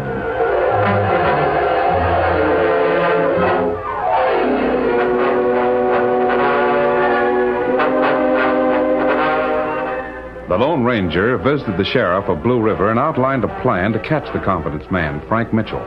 The sheriff listened to the masked man attentively and nodded with satisfaction as he realized the plan was a good one that would probably trap Mitchell and put him within reach of the law. In the meantime, Mitchell, the confidence man, and his partner, Bill Drew, carried their argument to the office of the circuit judge, Toby Baxter. I tell you, Judge, Drew is trying to swindle me. There's our agreement in writing. It makes us partners. It says we split 50-50 on any gold he finds. And my farm ain't nowhere near the place on that map you sold me. The agreement don't state where you gotta find the gold. But I ain't found no gold. Ah, that's a lie. Where'd you get that nugget? It was given to me. Gold so thick on your farm the chickens are eating it with gravel scratch. Just a minute. You come here for an interpretation of this agreement. We did. What's it say, Judge? Well, according to this paper, Mitchell, you're entitled to half of any gold that Bill Drew finds. It doesn't matter where he finds it. Hey, you hear that, Drew? All right, then. You just prove that I found gold on my farm. You just prove that. That's all you gotta do. Are you trying to bluff me? No. I'll find that gold. I'll go to your place. No, you won't set foot on my property. What? I know my rights. You mean to say you won't let me investigate? You heard what I said. Judge, he can't deny finding gold and then keep me from making an investigation. He can't do that, can he? Well, it's Drew's property, Mitchell. You can't trespass. Of all You can't set foot on that land if Drew don't want you to. Unless you buy it from him. And you won't do that.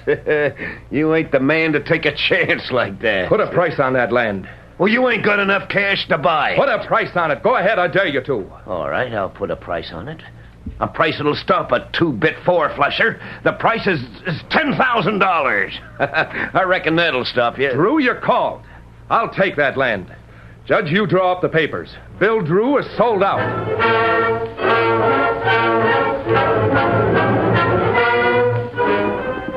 It was the next day when the southbound stage rolled into Blue River Junction.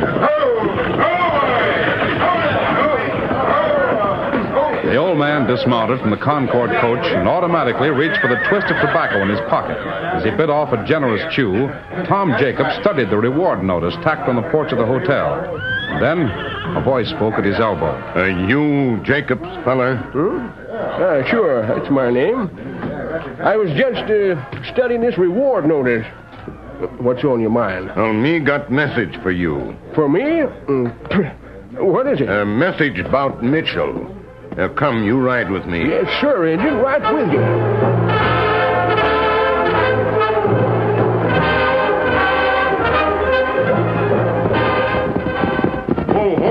Hold there. Well, howdy, Mitchell. Howdy. Why, it's Tom Jacobs. What in the world brings you here?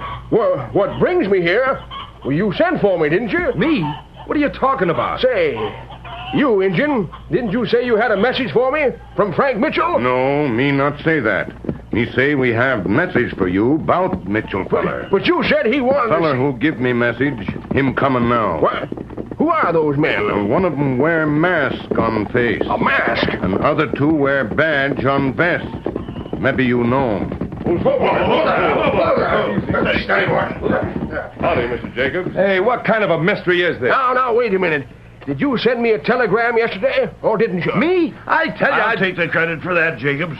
Reckon you know this fella. He's from your part of the country. What? Oh, sure. I know Sheriff Miles. Yeah. Oh, I thought I knew you, Tom. But since I learned about these shenanigans you and Mitchell here have been up to... Now, listen here. The law ain't got a blame thing on neither one of us. Law didn't have nothing on you until you started impersonating the law, printing false reward notices. Now, hold on. We can prove you printed them, Jacobs.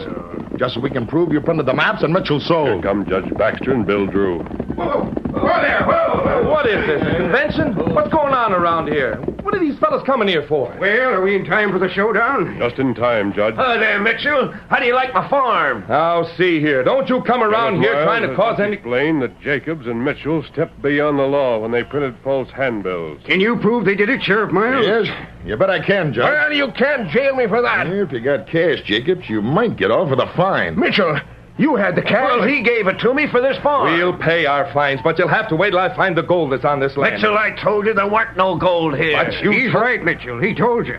You bought the land with your eyes wide open. But that gold nugget that he dropped... I told you someone gave it to me. There's got to be gold here. Your chickens were eating it. Oh, that? Oh, well, you see, a friend told me the little gold dust would make the chickens mighty prime. I paid in cash for the dust that rooster ate. You can't do this. I tell you, But... Oh, I guess you can do it at that. You've done it. So that's the way they work it, eh? Mitchell, why in blazes didn't you ask me about it? I used that same stunt myself one time. Must have been 10 years ago. Well, I sure need a big chaw of the long green to bolster my spirits now. $10,000 for this rundown farm. Well, never mind, Mitchell. You can take cheer in the fact that I ain't keeping the cash. It's going back to them you swindled with your no-account map. Well, you never thought up this trick, Drew. Well, who says it did? That masked man over yonder worked it out. Well, gents, I guess you two are my prisoners. All right, Sheriff Miles. All right.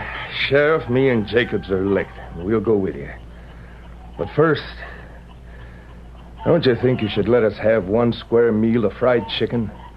I'd like to get something off this doggone farm. Yeah, that's fair enough. How about you, Jacobs? Me?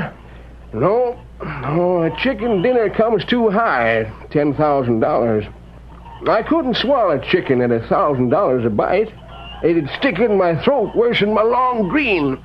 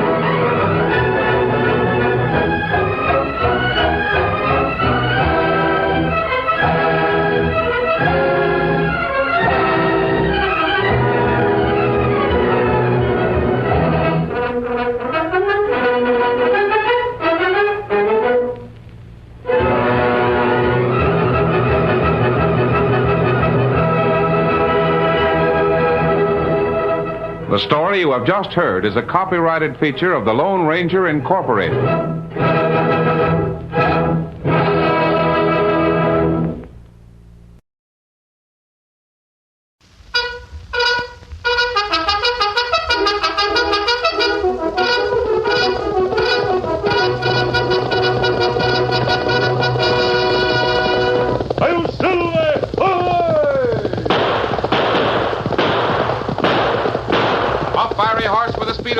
A cloud of dust and a hearty hi-yo Silver, the Lone Ranger.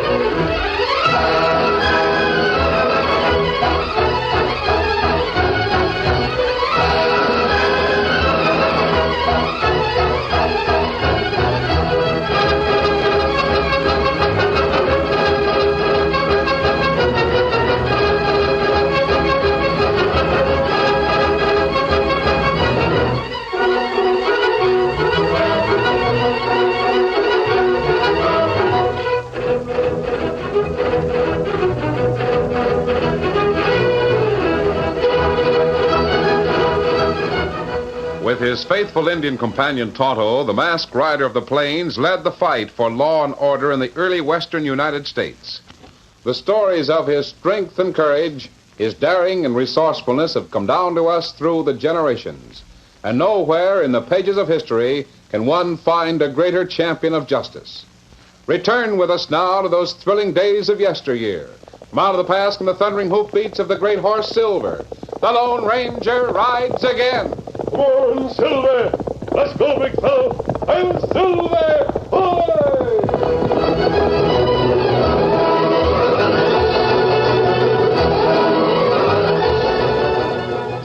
The land surrounding Jackson's Corners was hilly. It was broken by many ravines and pitted in countless places where prospectors had scratched for gold and abandoned their efforts.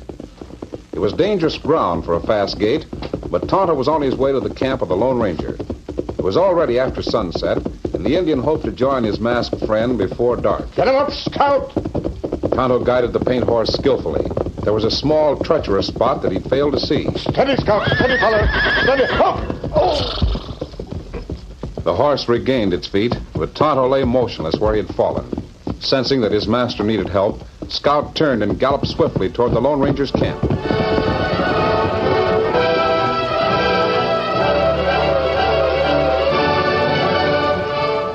Meanwhile, the shrewd-faced lawyer in Jackson's Corners, known as Opportunity Smith, leaned back in his chair while Squint Adrian laboriously read a legal document. In witness whereof the parties have hereunto set their hands and seals the day and year first above written. Me and Jim Blake signing these lines at the bottom, eh, Lawyer Smith? That's right. You sign in front of witnesses, and you've got a legal partnership in the gold mine. Half interest in a gold mine for $5 ain't bad, eh? Well, Jim Blake wanted a grub stake. You gave it to him. I get half of all he finds, and he does all the work. I guess he didn't expect to strike it rich when he borrowed that money. You'll notice, Squint, that I inserted a clause to the effect that if one of you dies, the other gets the whole claim. I've seen that. Might not go with Jim Blake. He's got a wife, you know, Smith. He might not want to let me have everything if he should die. Well, if he objects to that paragraph, we can change it. Maybe he won't even notice it. Maybe he won't. He's a trusting critter. You going out to his house tonight? Yeah. He's invited a few friends in to celebrate his strike. I know. I'm invited. Oh. My team is waiting right out with me. We'll get the agreement signed and witnessed. You ready? Just a minute, Lawyer Smith. Well? There's another paragraph in this paper. I savvy why everyone calls you Opportunity Smith. What do you mean? You got it in here that you get 10% of the gold. Well? No matter what Jim Blake says about that, I won't sit still for it. Why should you get 10%? Legal counsel? My eye. I know what you charge for drawing up a legal paper. I'll pay it in cash. Why should you get 10% of everything? I won't agree to that. Oh, yes, you will. Like fun. You'll agree to it and persuade Jim Blake to do the same. Before I do that, You'll hang for murder. What? In Washoe County. How did you How know? did I know about the murder of Pete Parker? I've known about it for some time, Squint. I make it my business to know about people. I knew you were Jake Arnold before you'd been in town 3 weeks. And you kept still all this time? The reward wasn't large enough to tempt me. You just waited till there was a chance to collect in a big way for what you knew, huh? I awaited my opportunity. Opportunity Smith. Now, Squint, shall we go to Jim Blake's party? Now, wait. Let me get this straight. You get 10% of our claim, and you keep still about me. Is that it? As your legal counsel on a substantial retainer, I'd hardly turn you in for murder. Bring that document, Squint. My surrey's waiting. All right. Come on, Opportunity Smith.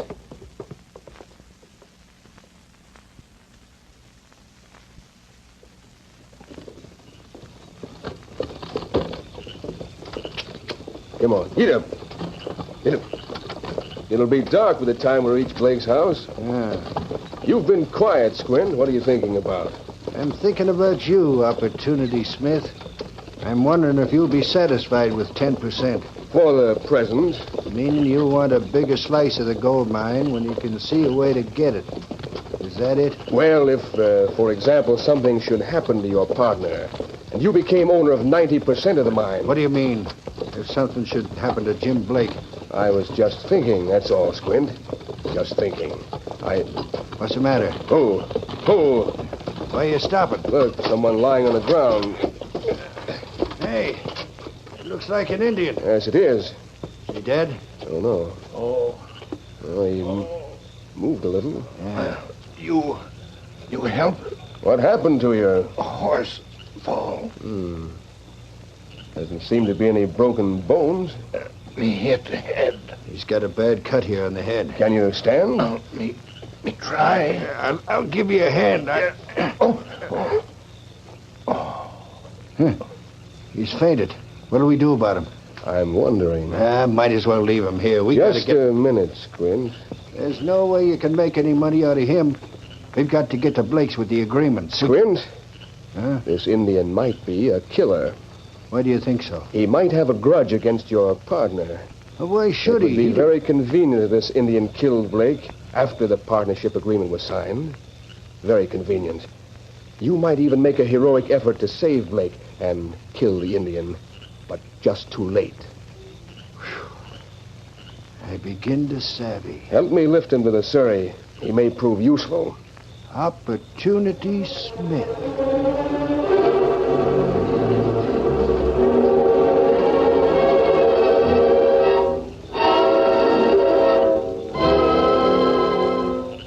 As darkness gathered over the Lone Ranger's camp, the masked man and Dan Reed prepared for Tonto's arrival. Now, bank to fire Dan. That'll be ready when Tonto arrives. Right. Golly, I hope he admits this is a good cooking fire. It's hard to suit. Yeah, wait. Just a minute, Dan. A horse? Yes. Tonto's. He said he'd be here by dark. He's right on time. There's something wrong. What do you mean? Hoof beats are different than usual. Oh, golly. Here he is. Riderless. Something's happened. Steady there. Steady, Scout. Easy. Where's Tonto? Dan, hold the bridle. Right. Steady there, boy. Steady, Scout. Look at his knees. Yes, he had a fall, a bad one. Then Tonto must have fallen when Scout... Steady there, Scout. He acts like he's trying to tell you about it. Dan, I'm going to follow the back trail. But it's dark. Do you think you can Tonto see would follow a direct route from town. Besides, there'll be a full moon in half an hour. How about Scout's bruises? They're not serious. Keep him here with you. Right. You'll hear from me as soon as possible. All right. Steady, big fella. One all silver.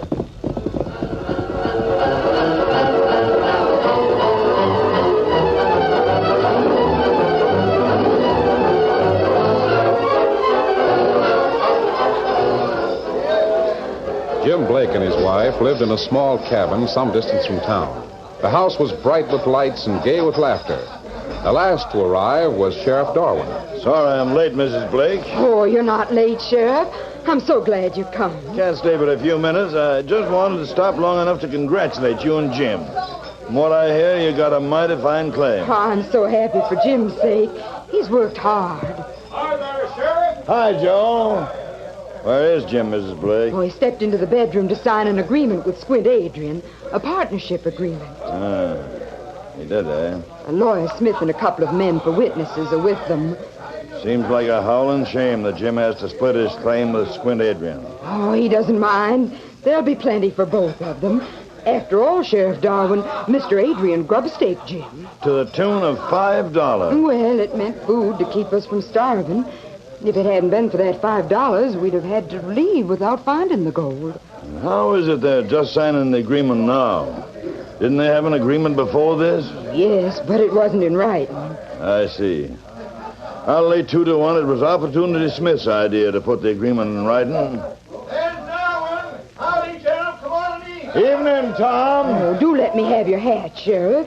There's some food in the next room. Thanks, Miss Blake, but I can't stay. Oh, there's Jim. Oh. Jim? Well, there's the sheriff. Say, it was mighty kind of you to drop in, Sheriff. Congratulations, Blake. Thanks. You know my partner, Squint Adrian, don't you? Yep. Evening, Sheriff. We just signed a partnership agreement. So I hear. Sheriff, do you know Lawyer Smith? Well, of course he does. How are you this evening, Sheriff Darwin? Me? I'm all right. Mary, Lawyer Smith is to have a small share of our claim. Oh? He's to be our legal, Your legal advisor. Yeah, that's it. Legal advisor, huh? Uh-huh. Leave it to Opportunity Smith. I trust this visit is purely social, Sheriff Darwin. Does it make any difference to you, Smith? As a matter of fact, I'm glad you're here. There's something I think you should know. Tell it fast. I gotta be going. Oh, must you leave so soon? Yes, I'm sorry, Miss Blake. We'll step outside with you, Sheriff Darwin. Suit yourself. Good night, Miss Blake. Good night, Sheriff. Goodbye, Jim. So long, Sheriff, and thanks for dropping in. Good night, all. We'll be right back, Jim. Come on, Squint. It sure is a fine moonlit night. Never mind the moonlit night, Smith. What's on your mind? Sheriff, have you heard about anyone who has a grudge against Jim Blake? Who'd have a grudge against Jim Blake? I don't know, but I heard indirectly that he'd claimed land that someone else wanted. If someone else wanted it, why didn't they claim it? I can't answer that, Sheriff. Of course, there are many reasons why someone might be unable to stake a claim. An Indian, or a wanted man, for example. Hold on, Smith. Let me ask one question. Yes? Suppose there is someone with a grudge against Jim. Suppose he kills Jim. What would happen to Jim's share of the gold mine? Well, according to the partnership agreement, it would go to Squint Adrian. That's about what I figured. Now get this, Opportunity Smith. You too, Adrian. Don't try to build me up to looking for a mysterious killer. If anything happens to Jim Blake, I'll come looking for you two. Paste that in your hats. Smith, that didn't go over so good. The sheriff is suspicious. Get up there. We can't go through with our plans. He'll suspect us. Leave it to me, Squint. How can he accuse us of murder if we deliver the Indian killer to him? With Jim's own wife as a witness, huh? You leave it to me.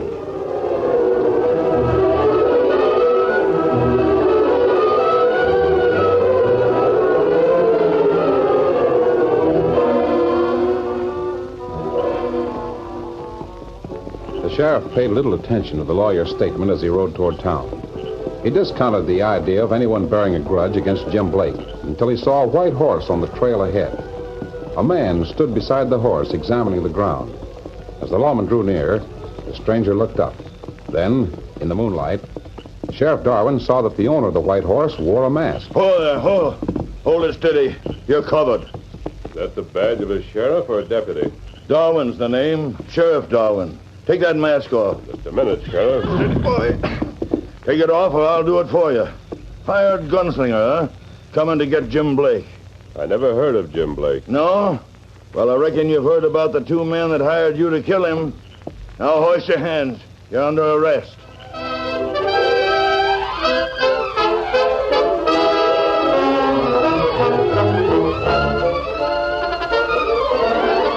The curtain falls on the first act of our Lone Ranger story. Before the next exciting scenes, please permit us to pause for just a few moments.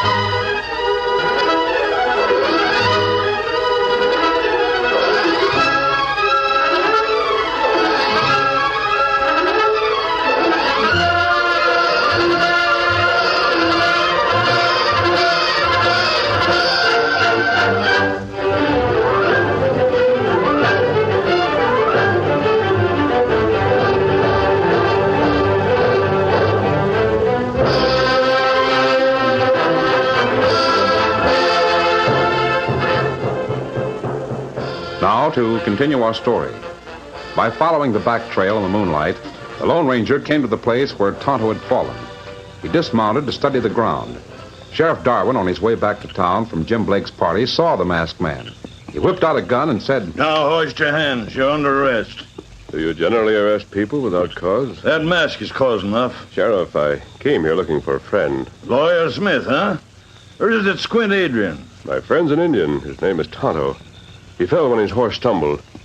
Now, if you're good at cutting sign, you can verify what I say by looking at the tracks. I ordered you to hoist your hands. Tonto was picked up by two men and taken away in a light wagon drawn by two horses. You think I'm fool enough to believe that? See for yourself. You can't read that much on a trail at night. You can in moonlight, such as this. I ain't fool enough to take my eyes off you. Now do as I say. I'm going to follow that wagon. By Juniper, you can't stand there and defy me. I don't mean to defy you. You put up your hands and get ready to shoot it out with me. My guns will stay in leather, unless you take them. Unless I take them. Well, I can do that, too. Careful. I'll show you. You. Sorry. Let me go. Are you struggling? I'll get you. I know you'll try. That's why I've got to put a rope on you. You won't rope me. I'll get free. As soon as I get the noose over your head. No, you don't. There. That does it. You'll hang for this. Oh, I doubt that. A couple of loops to hold your arms. There. You won't get away with it, stranger.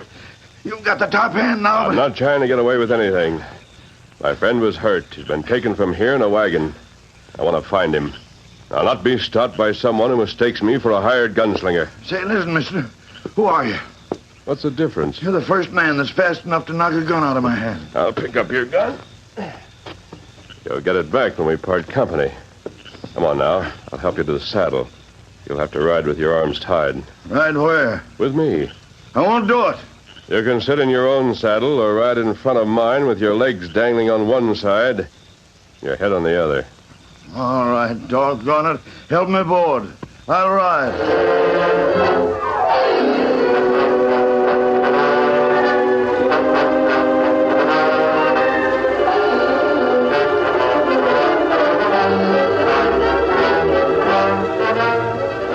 Jim Blake's party had broken up, and the guests had ridden back to town.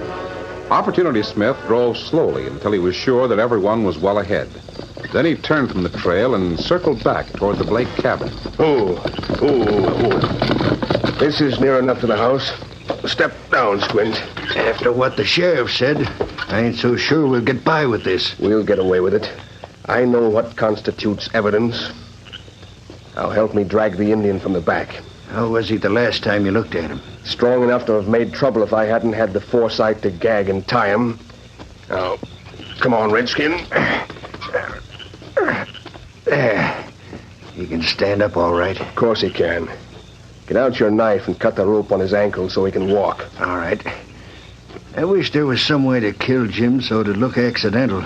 You heard what the sheriff said.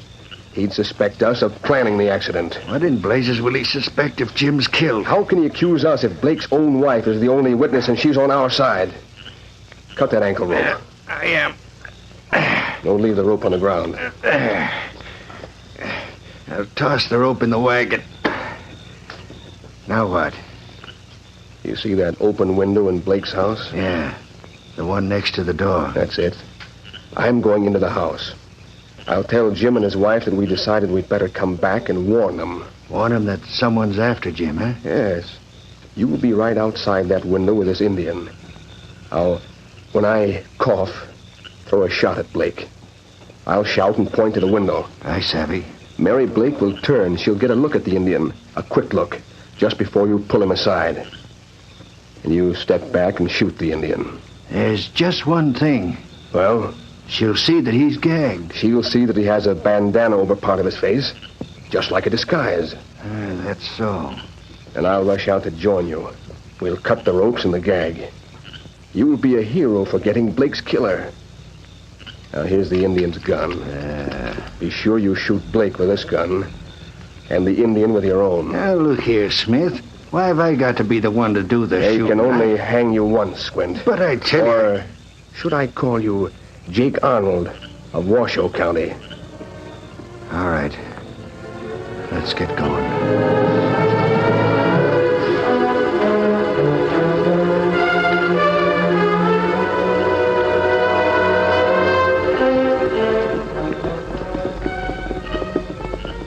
How long do you think you can keep me hogtied like this? I'm sorry it's necessary, Sheriff. You still following the wagon tracks? Yes. I don't know how you can see them from the saddle. Well, experience helps. I've had to do a lot of trailing by moonlight. I think that... Oh, boy, whoa. Why are you stopping? Steady, Silver, easy.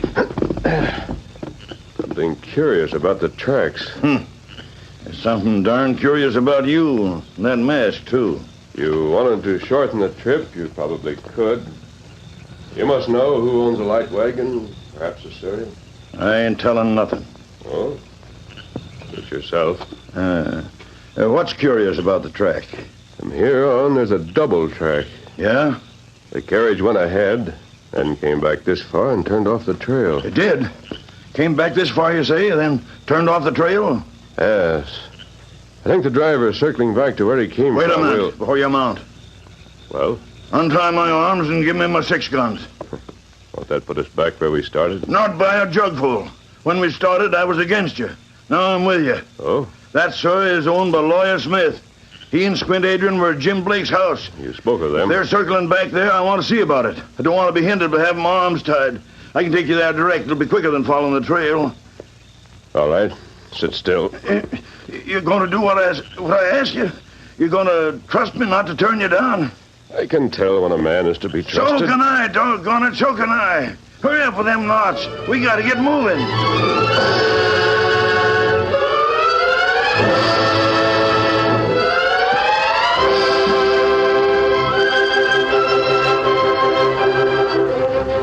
The Lone Ranger and the sheriff didn't know that the need for haste was even greater than they realized. Jim Blake and his wife didn't know that murder was just a few yards from their home. They sat side by side at a table looking over Jim's newly signed agreement. Oh, I suppose it's all right, Jim, if you say so. Sure it is, honey. I don't mind cutting the lawyer in for a share. We'll need him. And as for Squint getting the claim, why... Shucks, he'd do the right thing. Well, it's late. You'd better close the window and... I thought it'd be a good idea to leave it open and let some of the smoke out. So many of the boys were smoking their pipes. Oh, it's the door.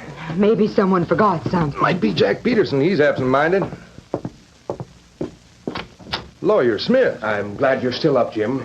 May I step in? Well, of course. Come on in. Is anything wrong, Mr. Smith? No, there's nothing wrong yet. Sit down, Jim. I've got to tell you something. Private? No, you stay where you are, Mrs. Blake. It'll be better if you hear what I have to say. You look mighty serious. I am. Jim, have you ever made an enemy of a redskin? Me? Well, not that I know of. Why? Think hard. There must be some reason for an Indian to have a grudge against you. Oh, gosh, I don't have to think. I never had anything to do with any redskins. I don't even know any Indians. Maybe you claimed land belonging to Indians. I tell you, Jim, these Indians are mighty strange people. Mighty strange. It's hard to understand them.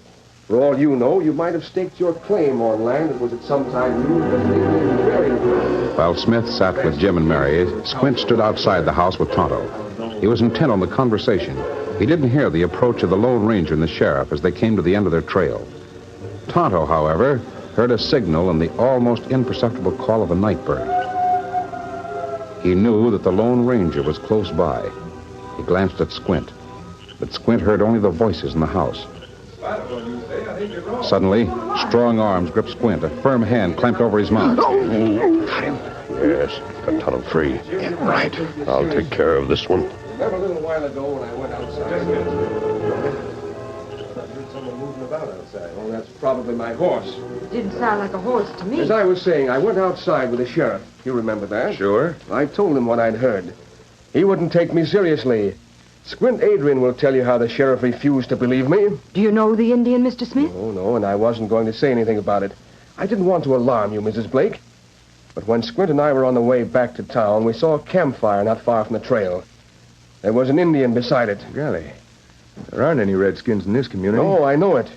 We talked it over, Squint and I, and decided to come back here and put you on your guard. I appreciate it. We'll be on the watch. You'd better be sure that all your windows are closed. Yeah.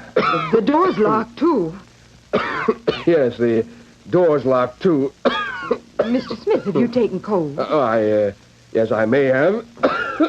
Look, the doorway. Huh? What? What? The door? What do you mean? Yes, the door's opening. Still. Squint! Squint! House, hold your fire. Wait a minute, Redskin. Me not hurt you. Me come after this fellow. No. Smith, it's you. Wait a minute. Listen to me. Squint, where are you? Him not help you now. Him tied No, up. don't shoot me. Wait a minute. Please, listen to me. That's the man to kill. That's Jim Blake. Smith, what's the idea? You know all about the plan. You heard us. Get Blake and I'll make it right with you. What's he saying? Keep quiet. Oh. What you pay? Anything. You want this feller dead, huh? Then you and Adrian get all the gold mine. Great Scott. We'll give you a share, I promise it. Smith, you and Adrian schemed against me. Why, you double... Go on, Indian, shoot them. Get both of them. You've got to. They'll tell the law. I'll pay you. Shoot them. Don't shoot me. He won't shoot anyone. Look. Mask. Good work, Tonto. You played it just right. You're on no arrest opportunity, Smith. Sheriff Darwin. I told you what would happen if you schemed against Jim. Stick your hands wait. out. Let me talk. You talk to plenty. But you ain't told us we'll get from Tonto and Squint Adrian. If that coyote He squealed... didn't have a chance. We came up on him from behind while he was fixing to frame Tonto for murder. He's the murderer. He's already wanted for murder. Save it. We'll get all the facts. Jim, looks like you had a streak of luck when you signed that agreement. I darn near signed my death warrant. With Smith and Adrian strung up, you'll be sole owner of your claim. Oh, no, you can't hang me. I didn't commit murder. I know the law. If you know the law, you know that Adrian will hang for a murder in Washoe. You also know that you're as guilty as he is for concealing what you knew about him. That squealing coyote. He didn't squeal. Tonto just dropped a couple of remarks before he came in, that's all. Hey, where is he?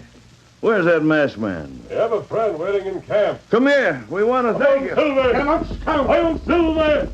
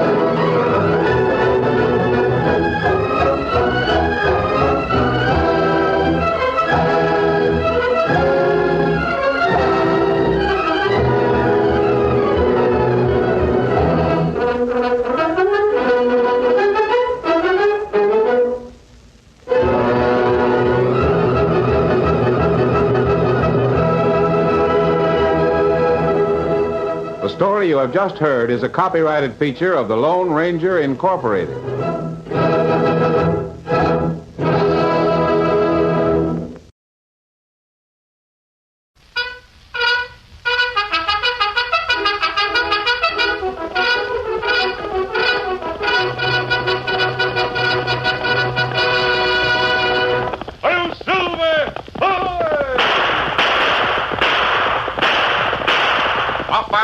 with the speed of light, a cloud of dust, and a hearty "Hi-Yo Silver," the Lone Ranger.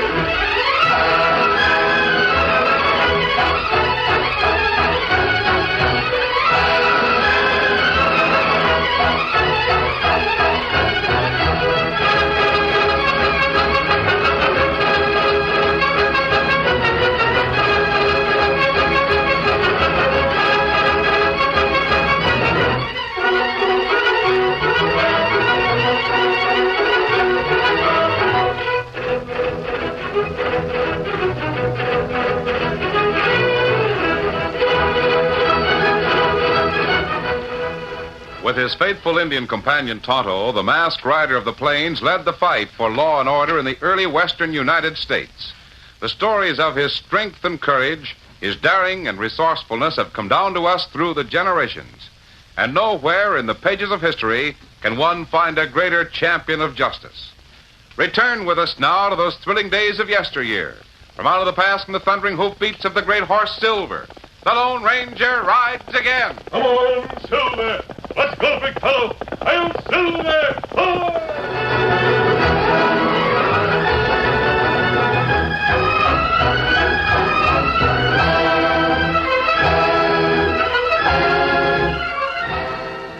Jake Larkin was on trial for robbery and murder. The principal witness was Sally Martin. Swear to tell the truth, the whole truth, and nothing but the truth? I do. Order. Order in this court. Now, Sally, just for the sake of the records of this trial, how long have you been working for Banker Thompson? 2.5 years. Ever since Father died. And you were in the bank on the morning of June 15th? Yes, Judge. All right. Now, go on and tell just what happened. Don't worry about a lot of legal phrasing. Just tell it in your own words. Well, Hank Porter opened up at the usual time. I arrived at the bank about 10 minutes later. Then Mr. Thompson came in. What time was that? The usual time, 9:30. Mr. Thompson and I always go over the accounts the first thing in the morning. I followed him into his office at the rear of the bank, as usual. That office is closed off from the rest of the bank. Yes, Judge. So Hank was alone while you and Thompson were going over the books. That's right. All right, Sally. Go on. Mr. Thompson was calling off a column of figures to me. $50. I was checking them against the ledger entries. 67. We didn't hear anything unusual until Hank yelled, and then... That's Hank. A shot. Come on, Sally. I wonder what's happened. Get him! There he goes. Stop, thief! You won't get me!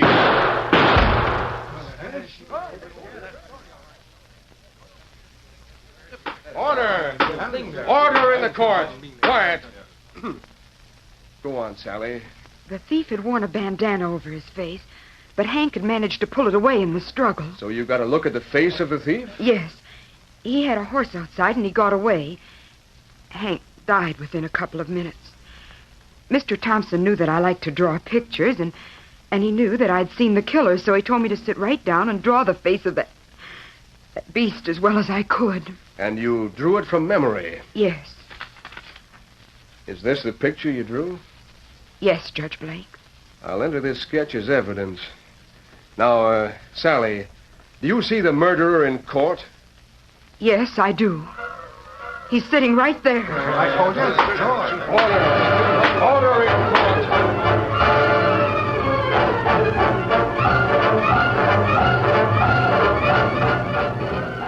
The evidence against Jake Larkin was complete. A verdict of guilty was found on the first ballot. Without further delay, Judge Blake passed sentence on the evil-faced, glowering murderer. You are to be hanged from the neck until dead. You. May the Lord have mercy on your soul. Well, I told you that's Court's adjourned. Hold your seats until the prisoner's been removed. Oh, Sally, I want to see you in my office.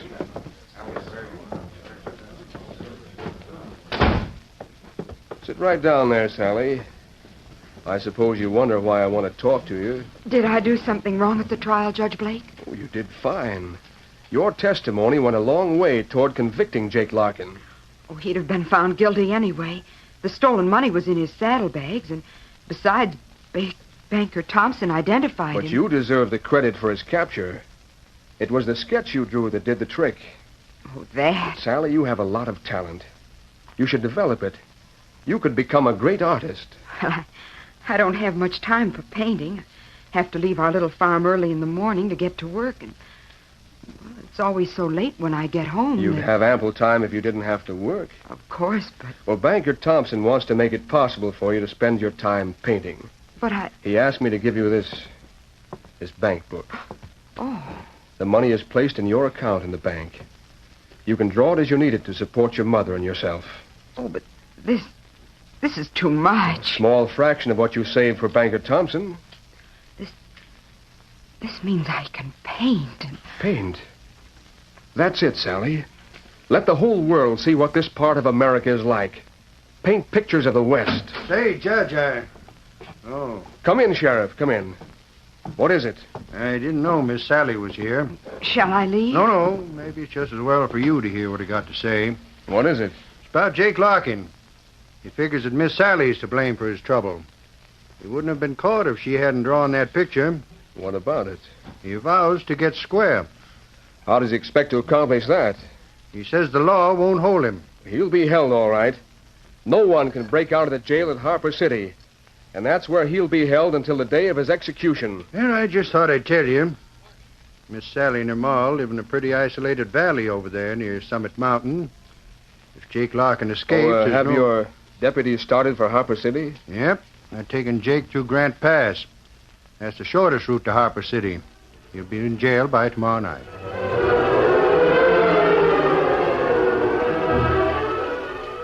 During the first part of the trip to Harper City, the sheriff's deputies took every precaution with their prisoner. They made frequent inspections of the ropes that held his hands. When they halted for food, they made sure that the condemned man had no chance to jump them while his hands were free so he might eat. When they camped by the trail for the night, they took turns standing guard. Jake Larkin gave the deputies no trouble. He was quiet, seemingly quite willing to make their task as easy as possible.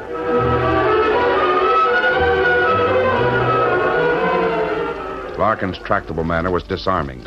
He intended it to be disarming. He saw that the deputies' vigilance had relaxed toward noon of the second day on the trail. Joe, might as well rein up here and fix some grub for lunch. Good idea. Whoa. Steady. They're in the narrow, rocky, desolate canyon known as Grant's Pass. We'll help you off that horse, Larkin. Thanks. Throw your leg over the side and slide down. Right. I'll see you don't fall on these rocks. There. Ain't so easy with your hands tied behind. Untie him, Joe. I'll break out the grub. Yeah. You fellas sure give a man fair treatment. Downright fair. That's because you ain't made trouble for us, Jake.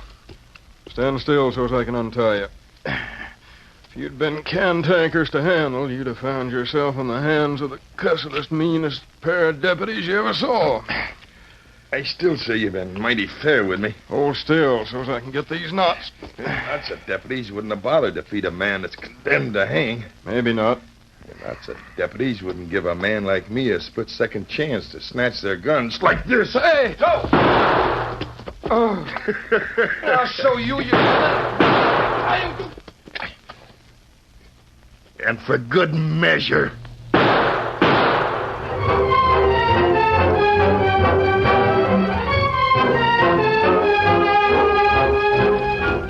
The gunfire split the silent air and rang through the canyon. 3 horsemen heard the shooting.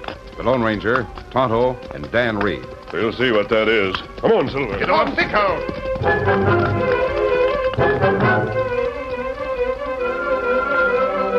Jake Larkin, standing by the fallen deputies, heard the approaching hoofbeats. He acted quickly and wisely. When the masked man and his friends drew up, the killer was ready for them.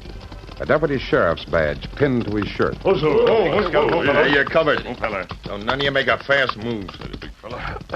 We heard the gunplay. I've drilled one outlaw, and I'm ready to drill another. You're a deputy? You see my badge, don't you? Oh, yes. Me and my partner were taking the condemned man to the jail in Harper City. He untied his hands so as he could eat. He snatched my partner's gun and fired. I got him before he could turn on me. Oh, I see. So far, stranger, I got nothing against you except the fact that you wear a mask. If you and those partners of yours are smart, you'll keep going before I decide to take you in on suspicion. Well, Deputy, won't you want some help with those two? From you? No. I'll go on to Harper City and report. Then come back with the coroner. Now, shove on. Very well. Steady, boy. We go on, Kemosabe? Yes, Tonto. Come on. Just a minute. Well? Where are you heading? Going over Summit Mountain. Is there anything we can do for you? Any messages? No, I just wondered, that's all. Now, get going. Come on, boy. Get him up, Scout.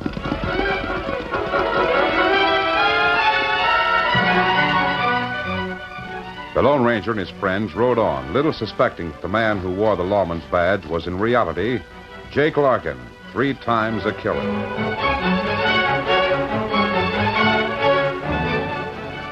That night, while the masked man and his friends were camped on Summit Mountain, the stillness was shattered by a landslide. Great masses of dirt, shale, rock, and huge boulders crashed down the mountainside with ever-increasing force.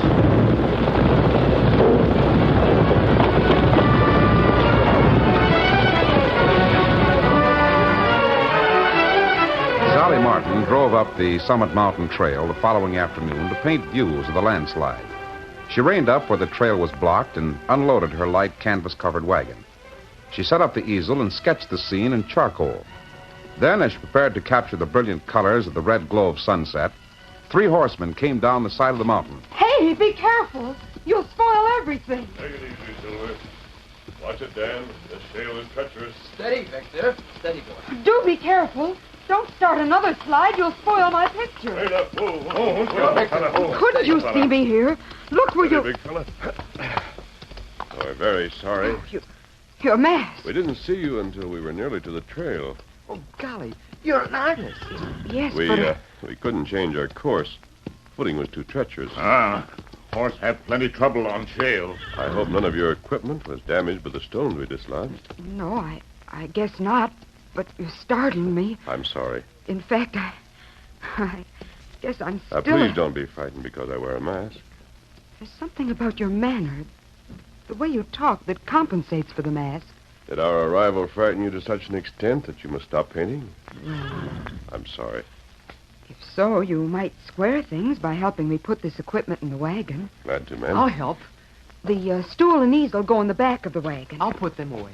Does this sketch go in back? No, that goes on the seat. You can put it on top of the other sketches. I can't understand why a man like you wears a mask. It's a long story. Those others were in town. I picked them up to take home. I recognize this man. Jake Larkin? That his name? Yes, he was convicted of murder on the strength of that sketch. Convicted of murder? Isn't this man a deputy sheriff? I should say not. He's in Harper City by this time. He's to hang. Dan, Tonto, look here. Look at this picture. You recognize the man? Yes. That's the man we saw in the pass. That's right. Him feller with lawman badge. He's no lawman. There were lawmen with him, Both of the men with him were dead. Then he's at large. He tricked us. Convicted in murder, and we didn't know it. Oh, he'll kill me. You? He was convicted because of that sketch. He swore he'd kill me. He won't. But he'll go to our farm. And my mother's there alone. He'll kill her. What? He might be there right now.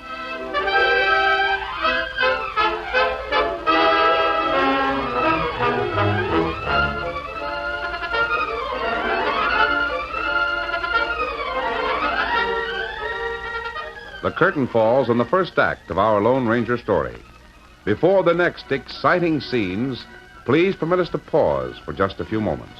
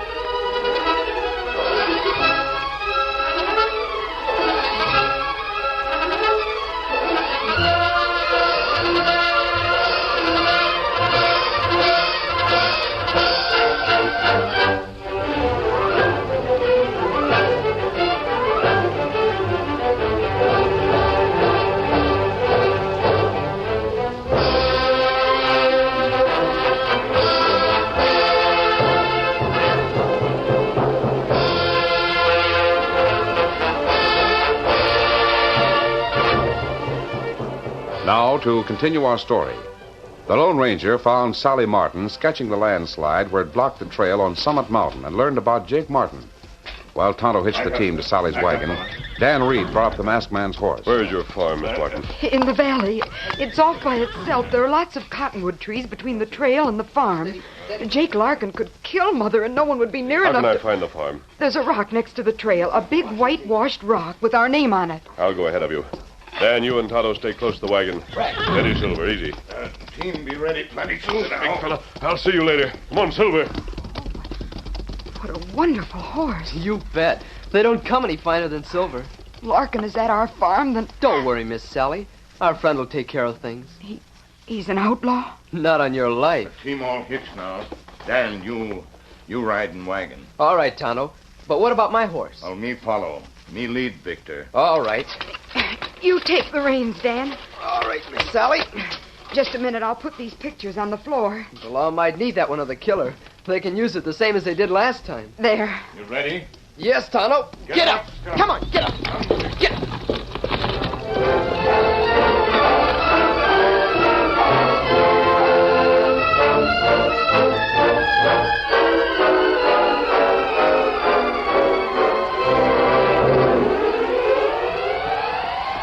Darkness gathered while Dan drove the team into the valley. In the dim light of a waning moon, he saw a huge whitewashed boulder near the trail next to a clump of cottonwoods. Now you can see the rock. There's a road just beyond it. All right, Miss Sally. Turn to the left and go through the woods to our house. It sure is a deserted section. I do hope we're not too late. If there's a horseman coming toward us. Yes. It might be Jake Larkin. Not unless he's found a white horse. Whoa, whoa, man. Whoa, whoa. That's our friend. But he's coming from town. I thought he went to Mother's house. Whoa.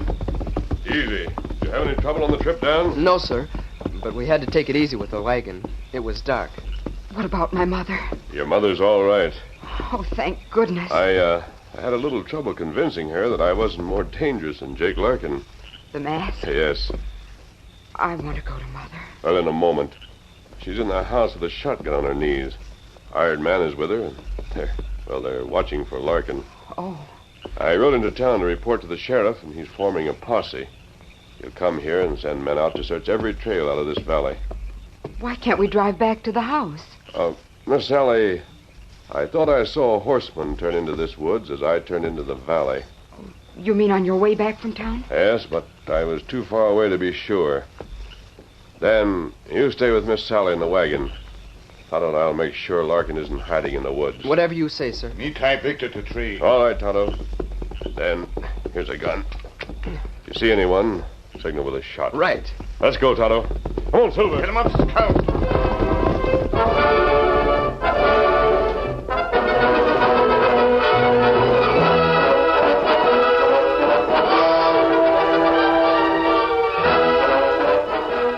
The minutes dragged as Dan and Sally waited in the wagon for the masked man's return. The sheriff's posse should be coming along pretty soon now. Uh-huh. Don't worry about your mother, Miss Sally.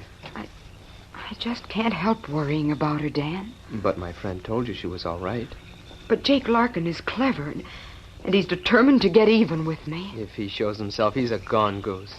He may slip away and come back some other time. He can't get out of this valley. If he's here now, he's trapped. He can get out, Dan. There are a dozen trails out of here. Dan. That's Victor. Your horse, are you sure? Sure, I know. It's Winnie. Wonder what can be the matter. I'll go over and see what's wrong with him. Maybe he's tangled up or something. Wait a minute, Dan. Be careful where you step. My sketches are on the floor of the wagon. I know. I'll step over. Take it easy, Victor. I'm coming. No, you ain't. Oh, what? Now, this is a gun. What? Jake Larkin. You needn't try to shove it through my ribs. Quiet, both of you. So you Shut up. I'll take that gun from your belt. Larkin, you won't get away with this. The law knows you're in the valley. Now, save it. I won't be long in the valley. I'm leaving with you, if you're quiet. Make a noise and I'll drill you and leave alone. Now get aboard, kid. You'll do the driving for me. And if you think You heard me. All right. You better do as he says, Dan. Now hurry it up. Hey, what are you doing there? I'm just getting some stuff off the floor here. Step up. All right, I am. Don't poke me. There'll be room for 3 of us in this seat. Larkin, if you'll just let Dan stay Quiet. here. Take up the reins, kid. Get going. Get up. Get up. Get up. Come on. Get up. My friends will be after us before we've gone a mile. Yeah? Well, don't count on them. You see, kid, I knew you had friends here.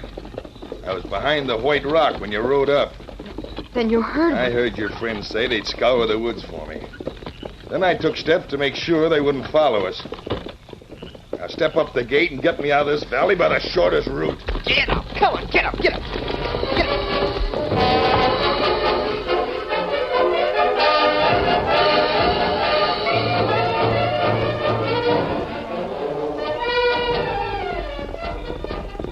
Oh, Silver. Oh, Scout. Oh, fella. Oh, fella. Steady, big fella. Tonto, the wagon's gone. We were right when we thought we heard it. Victor's still tied to tree. Yes, I see. Cannot fire gun. He may not have had a chance. Man, he strike light. Look for footprint on ground. Right. I think you might find... Tonto, look here. Oh, what you find? Something fastened to Victor's saddle. Paper. Me make light. It may be note. Yes, it is a note. Here. Pull the match closer. It from Dan? No. Signed Jake Larkin. Larkin? Oh, that bad. Yes. At the first sign of pursuit, he'll kill Sally Martin and Dan. Him know if we ride after him. And he'll do just what he threatens. Human lives mean nothing to Larkin. We not even know which trail him take. Oh, wait, Tonto.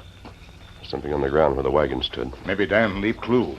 Maybe tell which way him go. Yes, he would if he had a chance. Can't he trail lead out of valley? Another match, please, Tonto. Me get it. Them pictures girl make? Yes, strike a light. Dan might have written something on them. You see anything? No, not yet. Oh, why picture thrown out of wagon? This one is a sketch of Jake Larkin. Dan might have left it to tell who captured him. This other one is... Just a minute.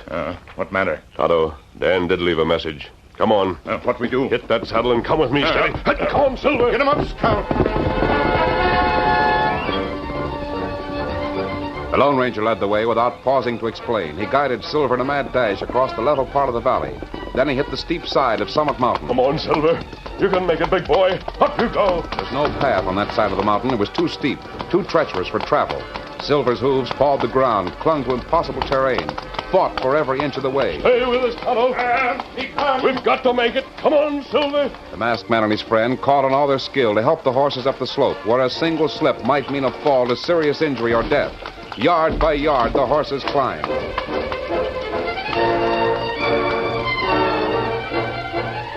Meanwhile, Dan guided the Martin team along the uphill wagon trail. Just try any tricks and see how fast they'll shoot. Gunfire won't be heard now, kid. I wouldn't mind getting rid of you. Larkin, Dan hasn't done anything to you. Why don't you let him go? Never mind me, Miss Sally. Those deputies didn't do anything to me either. But they had to die so as I could escape. Coyote. Call me anything you want. I don't mind. He won't get away with it, Miss Sally. I ain't seen any sign of your friends yet, kid. I guess they know better than to try to catch up to us. Even if they did know which trail we used to leave the valley. How far do you expect to go? You just keep driving. I'll tell you when to stop. I said keep driving. How can I? Look ahead. The trail's blocked. Blocked? The horses are stopping of their own accord. Of all the... Oh, look. Looks like there's been another landslide. Kid, did you know about this? Is this why you took this way out of the valley? You're out of the valley, isn't that what you wanted? I aim to go a lot farther than this. Not unless you can move those rocks. I don't figure to go in the wagon, kid. I'll have to take one of the horses and leave the wagon. And both of you. You won't find them good saddle horses. I'll make one of them do. Kid, if you brought me here knowing the trail was blocked, you made a fool move. You just the same as signed your own death warrant. You planned to kill us no matter what we did. Maybe not. I had ideas of keeping one or both of you with me. As sort of hostages in case the law came close.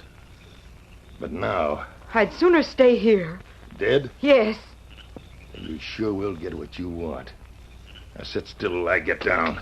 Don't try a fast move. There's light enough to see what to do. I'm not. Now, kid, you climb down and unhitch the horses.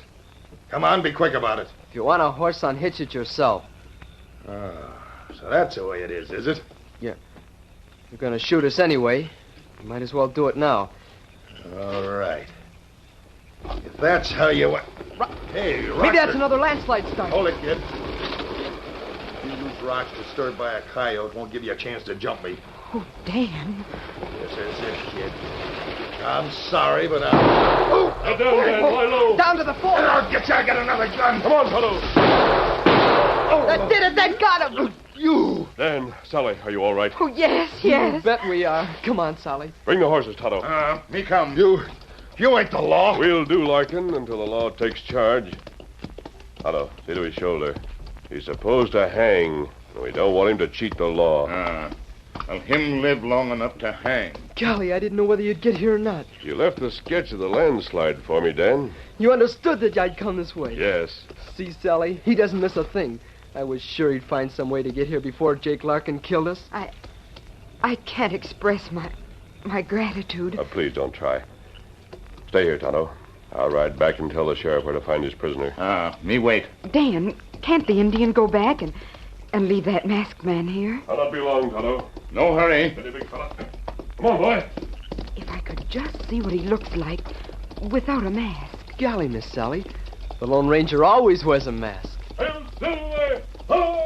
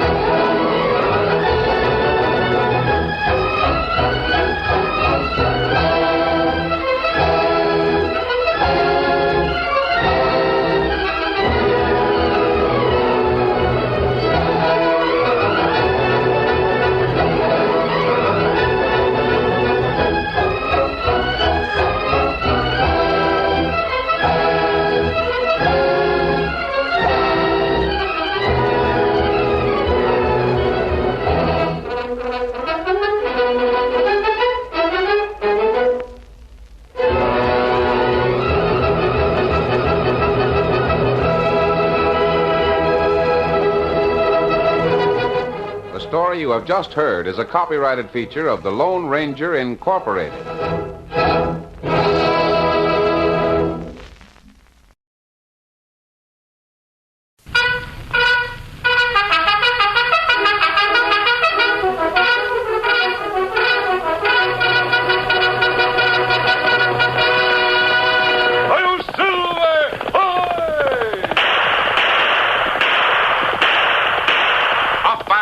With the speed of light, a cloud of dust, and a hearty hi-yo Silver, the Lone Ranger.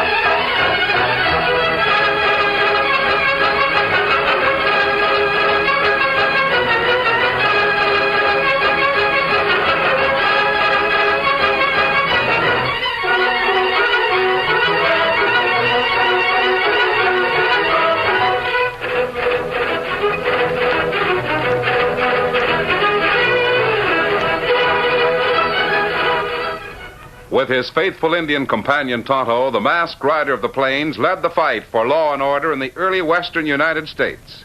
The stories of his strength and courage, his daring and resourcefulness have come down to us through the generations. And nowhere in the pages of history can one find a greater champion of justice. Return with us now to those thrilling days of yesteryear. From out of the past come the thundering hoofbeats of the great horse Silver. The Lone Ranger rides again. Come on, Silver! Faster, boy, faster! I'll Silver!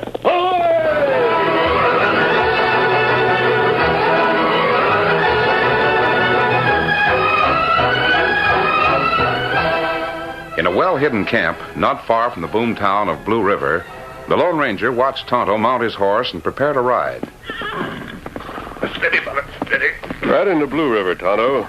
I'm sure Nels Jorgensen has finished working on my guns by now. You get 'em. While you're gone, I'll put our gear together.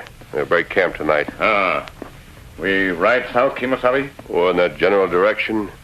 I'm anxious to have my guns in good working order before we go anyplace. Get 'em up, Scout.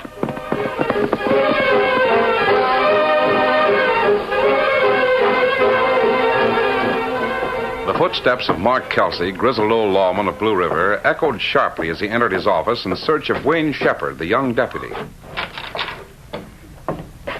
Wayne? Oh, Wayne? No, where I'm is here, Sam? Sheriff. Oh. Been sweeping out the jailhouse. Haven't had anybody in there for over a week, and I Well, just that's liable to change real sudden like. Trouble? Not yet. But I hear Flick Gentry's in town. He just racked his bronc at the El Dorado Saloon. Flick Gentry, huh? That means trouble. Red Thorpe and his crew of long riders ain't far away. What do we do? Walk up to the El Dorado It won't take two of us to handle a yellow skunk like Gentry. I'll take care of him. But I might need my gun. Nels Jorgensen's been cleaning it for me. Drop over to his shop and pick it up, will you, Wayne? Sure. Sure I will. Meet me in front of the El Dorado.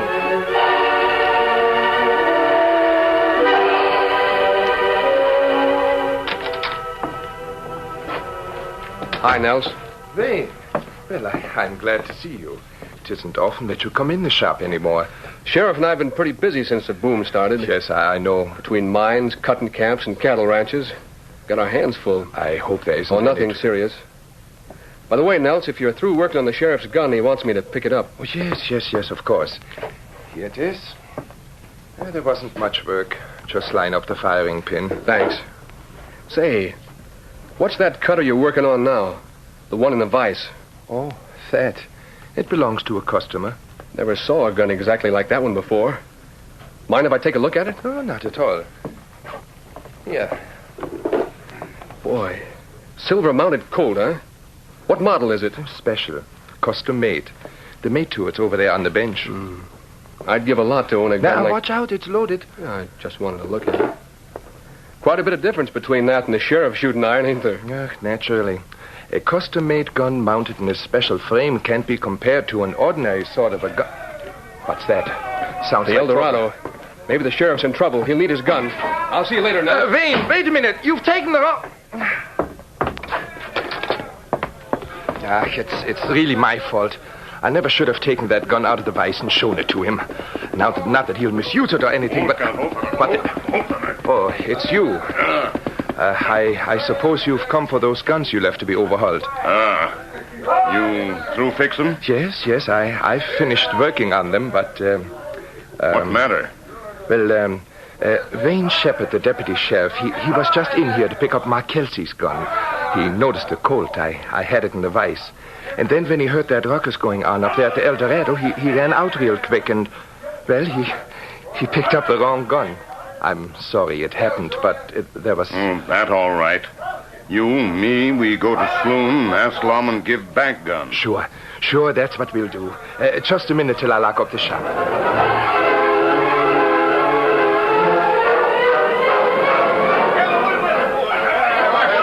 What's wrong, Sheriff? I was in the gun shop and I heard the noise, so I came as Glad fast... you got here, Wayne. Flick Gentry's kicking up a little commotion. Oh? Did you bring my gun? Yeah. Here. What are you going to do? Well, we're going to wade through this crowd. Come on. Right with you, Sheriff.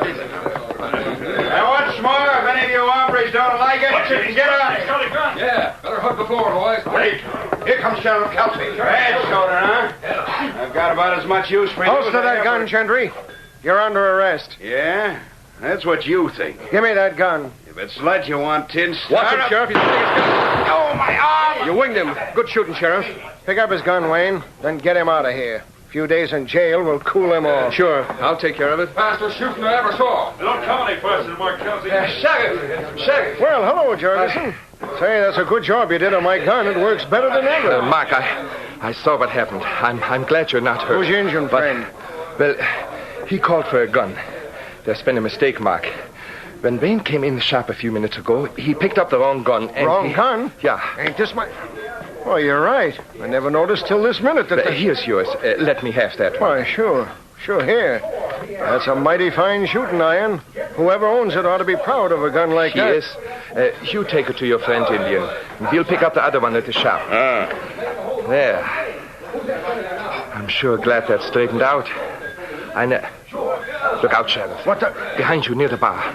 He just come in the front door. Oh, Red Thorpe and Clay Vance. I might have known it.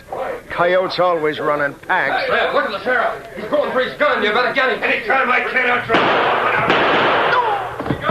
Mark's gun never even cleared leather. Sheriff. Don't know any of you. So what happened to a lawman who thought he could draw? Mark, what's wrong? Oh. Who's he? The deputy. The one that herded Flick out of here just before... All right, Bub, hand over the key to that tin can calaboose of yours. Why, you dirty coyote. I said hand over the key. Draw, Vane, draw. Don't let an outlaw bluff you. Go ahead and try it. I've got some more lead here that's just itching to plug a law dog's hide. Now give me that key. Good. Come on, Clay. Flick's been in jail almost 5 minutes. If we don't break him out, he'll think we gone soft. Yeah. Well, how do you like that? Wayne Shepherd never even pulled a gun. Yeah, plain deputy we got. Yellow, that's what's wrong. Just plain yellow. He's dead, Nels. Mark is dead. Yes, it's a shame. A brave lawman is killed in line of duty and leaves Leaves what? Nothing, Vane. I was talking without thinking. But I know what you were thinking. The same thing everybody else is saying. Now, Vane, there's no need for you... Mark is gone. And I've got to take his place as sheriff of Blue River. That's right. But it's something I can't do. Because I haven't got the nerve.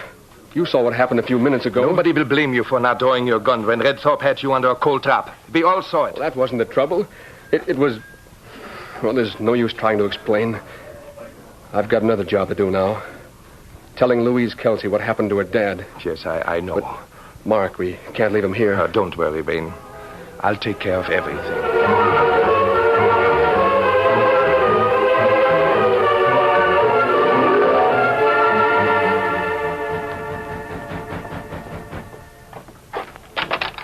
Wayne. Louise, honey, I've got to tell you something. No, you don't. One of the men who was in the El Dorado has already told me about Dad. Louise. I'm not going to cry. Dad wouldn't want me to. Were you there, Wayne? Do you know who killed him? An outlaw named Red Thorpe. I wasn't there, but Nels Jorgensen told me it was on the square. Thorpe just outdrew the sheriff, that's all. Somehow, I never thought it would happen this way. Dad was always so sure Louise, he could... Your father was faster on the draw than any man in the country. Walking up here from the saloon, I did a lot of thinking. Red Thorpe bluffed me down tonight, after your dad was killed. He bluffed me because he knew that I knew I don't stand a chance in a gunfight with him. Wayne, you don't mean... Oh, you can't mean you Mark won't... Kelsey couldn't beat him to the draw, what chance have I got? But... Ever hear of buck fever? Well, I've got it. Got it so bad my hands are shaking right now. That's the truth, Louise. You might as well know. There's nothing I can say. The whole thing's really my fault. If I hadn't gotten your dad's shooting iron mixed up with a magic gun down at Nels Jorgensen's shop, he wouldn't have winged Flick Gentry so easy. And then... Magic gun? What are you talking about? It's the only explanation that makes sense. That silver-mounted Colt must have had some kind of magic that... Oh, what's the use of talking about it? I think you're right, Wayne. Talking won't bring my father back. Nor will it help you lose your buck fever, whatever that is. I'm sorry, Louise, but I've got another name for it. Cowardice. I guess you're right. I am a coward. Please go now, Wayne. I'd much rather be alone. Louise, No. Good night, Wayne. Good night.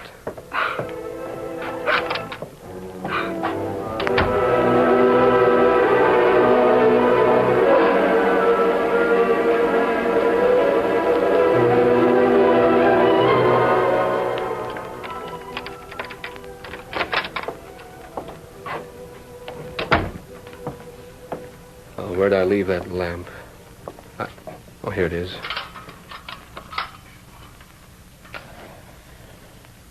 That's better. I don't like to sit in the dark. What?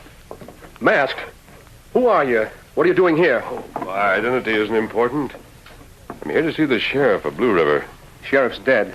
I know, but you were his deputy. He'd have wanted you to take his place. How do you know so much about it? An Indian friend of mine was in the El Dorado tonight when Mark Kelsey was killed. The sheriff was using my gun just a few moments before. Your gun? That must have been the one I picked up in Jorgensen's shop. That's right. Well, what do you want with me? An answer to the same question everyone in town is asking. Are you going to let Red Thorpe and his gang continue to bluff you? Well, there's nothing I can do about it. Thorpe's faster on the draw than I am. No, he isn't. You're as quick as Thorpe any day. Now, the law's got to stop him, and you're the law. No, not anymore, I'm not. I'm going to turn in my badge. Leave town. Wouldn't it be better to stay here, face Thorpe, and beat him? Yeah, that's easy for you to say. First, because you're some kind of an owl hoot, or you wouldn't be wearing a mask. And second, you're packing a magic gun. I saw it in Jorgensen's shop. I saw it in action. You're wrong, Wayne. There's no magic in my gun. Who's that? Why, I don't know. Come on out, you pinster. We'll come in and drag you. But it's Red Thorpe and his gang. Turn down the lamp and open the door. What? They'll start shooting. Do what I tell you. Put out the light, then open the door. Hurry. Well, all right.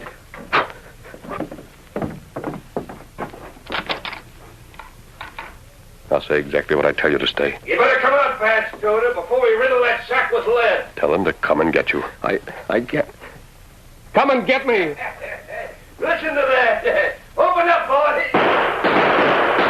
See, they're going to... Lie down, hug the floor. I'll do the shooting.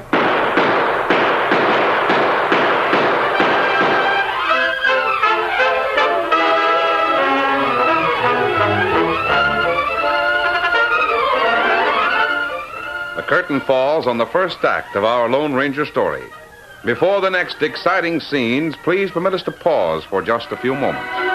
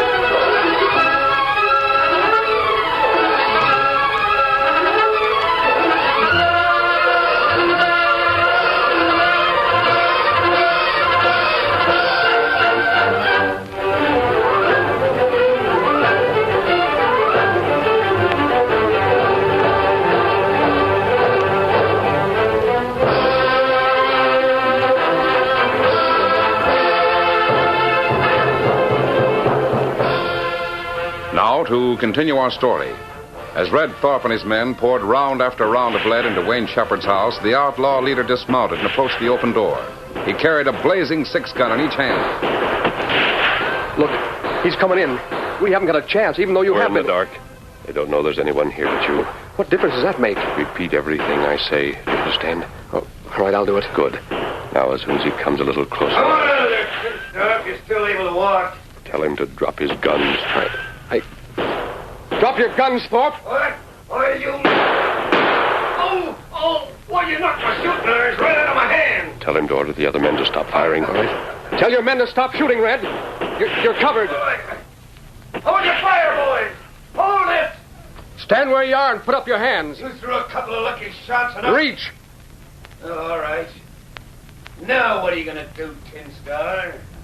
Play and flick and see the play you're making.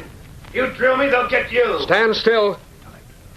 Hey, what are you doing? You're right, Red. This play's an even draw. If I kill you, I get killed. I'm going to let you go. But take your men and leave. Trying to save your own hide, huh? All right, your proposition's fair enough. I'll take it. But remember, the next time I see you, it's going to be different. Yeah? I'm going to arrest you for breaking Flick Gentry out of jail and for murder. Yeah? You won't be so lucky with your gun the next time we meet. Just remember what I said. I'll take your men and get out of here. You? Well, all right, law dog. Come on, boys.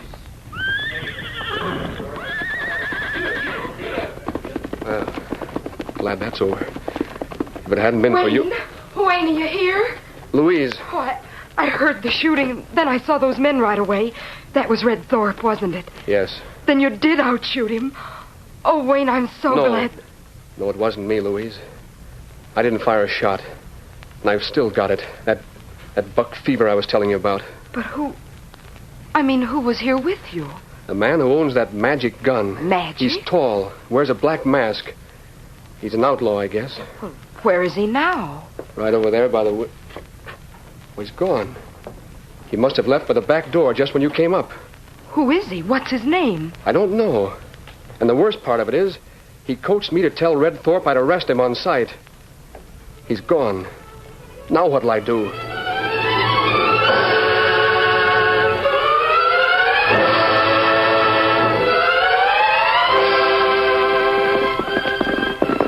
Oh, Silver. Oh, steady, big fella. You all right, Kimasabi? Me hear shots. That big gunfight. Steady, big fella. Oh, not much of a fight, Tonto. Red Thorpe knows he has Wayne Shepherd scared, so he's trying to back it up. Young Longman plenty scared. Yes, and there's no reason for it. He's a good shot.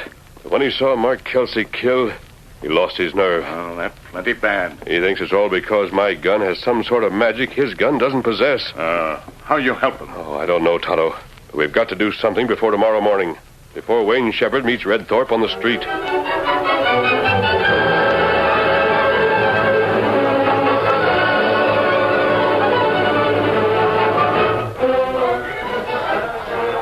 How about it, Red?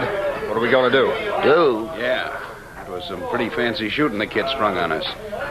We've got the town buffaloed now, but if this lawman figures he can outdraw you, it might not be... Listen, you hombres never seen anybody beat me to the draw, have you? Not up until tonight. He threw a couple of lucky shots, that's all. Now, both of you keep your eyes peeled tomorrow.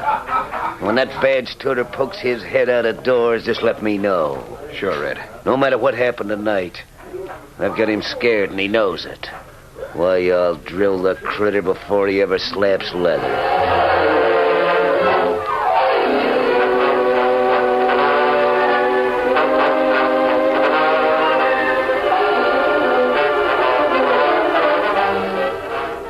Wayne, you mustn't do it. Red Thorpe is the man who killed your father, Louise. I know, but if he's a dangerous gunman, you'll just be committing suicide. Oh, Dad wouldn't want you to do that. At least I'll be able to meet Mark with a clear conscience. No, Wayne, please. I'm sorry I called you a coward. Why, I must have been crazy to do that. Oh, please don't. I'm not brave, if that's what you mean. I'm scared stiff right this minute. I'll be twice as scared tomorrow morning when I try to arrest Red Thorpe. It isn't worth it, Wayne. He's already taken Dad. I can't let him take you, too. Oh, don't cry, Louise. Don't. I'm doing what I have to do, even when I know I'm licked. Doing what I should have done when he shot Mark. I know. We'll be married tonight. Leave Blue River. Start all over someplace and Leaving town wouldn't help, because I could never run away from myself. Oh, there must be some way to make you... Only way I know to change the odds would be to get hold of that magic gun the masked outlaw uses. Nobody could miss with a shooting iron like that. But if you don't know who he is, how can you... Somebody at the door. Shall I? No, I'll answer it. Oh, good evening, Miss Kelsey. Oh, Nels, come in. I guess you know how I feel about your father. Thank you, Nels. But that's not the reason for me bothering you at this time of the night. I'm looking for Wayne Shepherd. I'm right over here, Nels. Oh, I can't see very well without my glasses. I'm glad I found you, Wayne. Anything special? Nothing except that murderer Red Thorpe is down at the El Dorado, boasting about how he's going to kill you in the morning. You may be right. No. Oh, Nels, talk to him, won't you? Don't let him do it. Then you must be figuring on meeting Mr. Thorpe tomorrow. I'll meet him. I'd be letting Mark down if I didn't. That has nothing to do with it. You don't have a chance Yes, he against... does, Louise. What do you mean? I had a visitor down at the shop a few minutes ago. A customer of mine. And a friend of yours. Friend? He's a tall man. Wears a black mask. The outlaw? He was telling me how you two had met. And how you figured he owned some kind of a magic gun. Well, it must be. When Mark had it, he winged Flick Gentry. When he used his own gun, he was killed. And tonight over at my house... Yes, I heard about that. Well, maybe magic isn't exactly the right word. But I'd give anything to own a gun like it. Especially right now. Then maybe I better make a confession. Confession? What do you mean, Nels? I worked on the masked man's gun. And I can work on yours, Wayne. You mean do something to make Just as magic-like as his. Oh, Nels. Will you? It wasn't my idea, but that's the reason I'm here. Let me see your gun, Wayne. Sure. Here it is. I think I can fix it all right. Come to the shop the first thing in the morning. I'll be there at daybreak.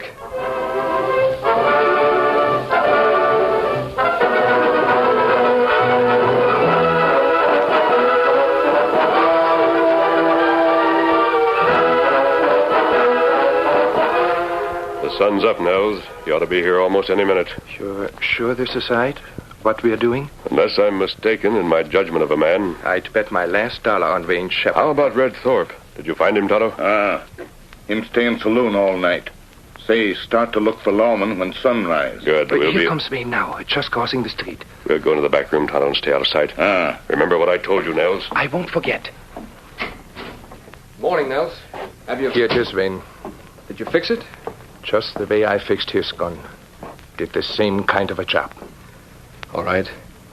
I'm ready now. For anything. You're sure? No more buck fever? Not with a magic gun. That's what I hoped you'd say. Good luck, Wayne.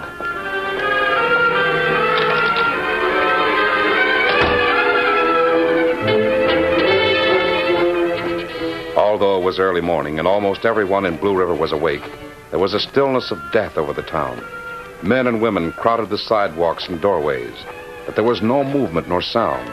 Even the breeze was stilled. Not a leaf quivered in the torpid heat of the morning sun. Wayne Shepherd walked slowly down the center of the street. When he'd traveled half the distance between the gun shop and the El Dorado Cafe, a figure moved out from there and stood waiting for him. It was Red Thorpe. Wayne Shepherd saw the man who waited for him. His body bent slightly. His hands hung free near the gun, which swung at his hip. His machine-like pace didn't falter. He moved steadily ahead. The silence around the stalking figure deepened. The sidewalks and doorways were packed with people, but not a sound issued from them. Time stood still as the deadly march went on. Eyes alone followed Wayne Shepherd. Eyes stared in fascination or clouded with fear. Now, the space between the two men closed slowly. Closed with the finality of a steel vise. Red Thorpe eased back the hammer of his gun. It wasn't until then that Wayne Shepherd made his draw. It wasn't hurried or jerky, just a smooth, coordinated movement that was both rapid and sure. Suddenly, the air echoed with gunfire. Oh, a slug through my arm! Don't worry, Red.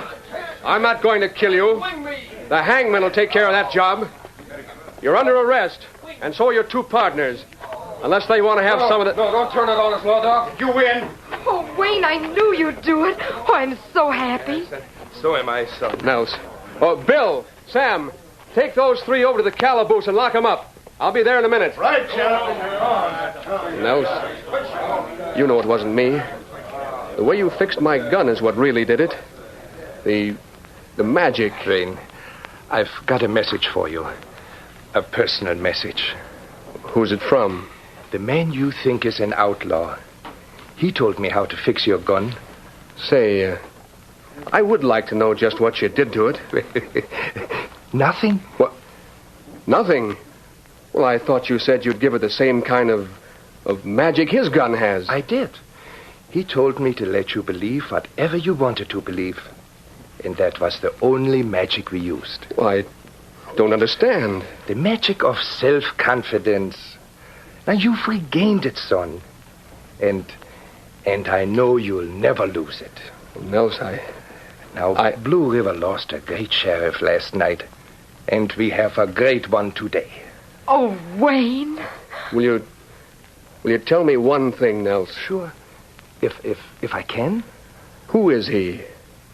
The man with the mask who gives magic to other people's guns. He's the Lone Ranger.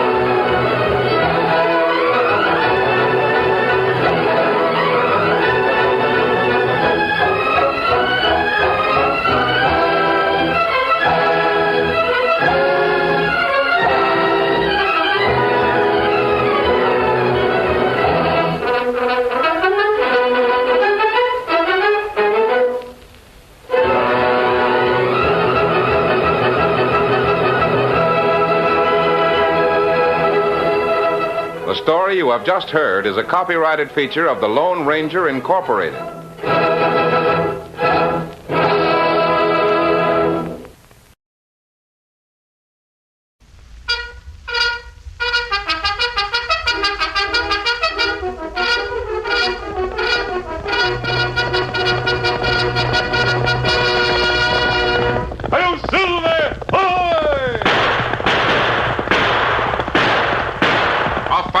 With the speed of light, a cloud of dust, and a hearty hi-yo Silver, the Lone Ranger.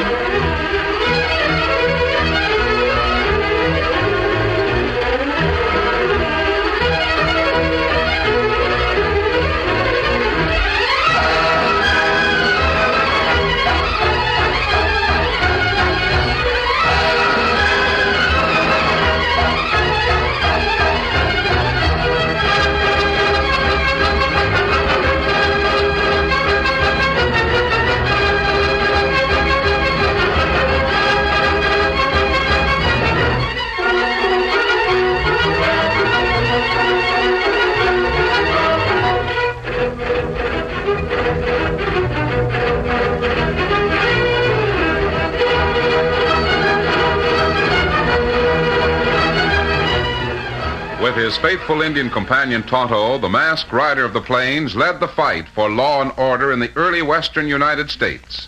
The stories of his strength and courage, his daring and resourcefulness have come down to us through the generations.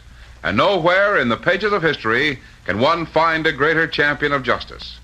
Return with us now to those thrilling days of yesteryear. From out of the past come the thundering hoofbeats of the great horse Silver. The Lone Ranger rides again. Come on, Silver. Let's go, big fellow. I'm Silver. Hi!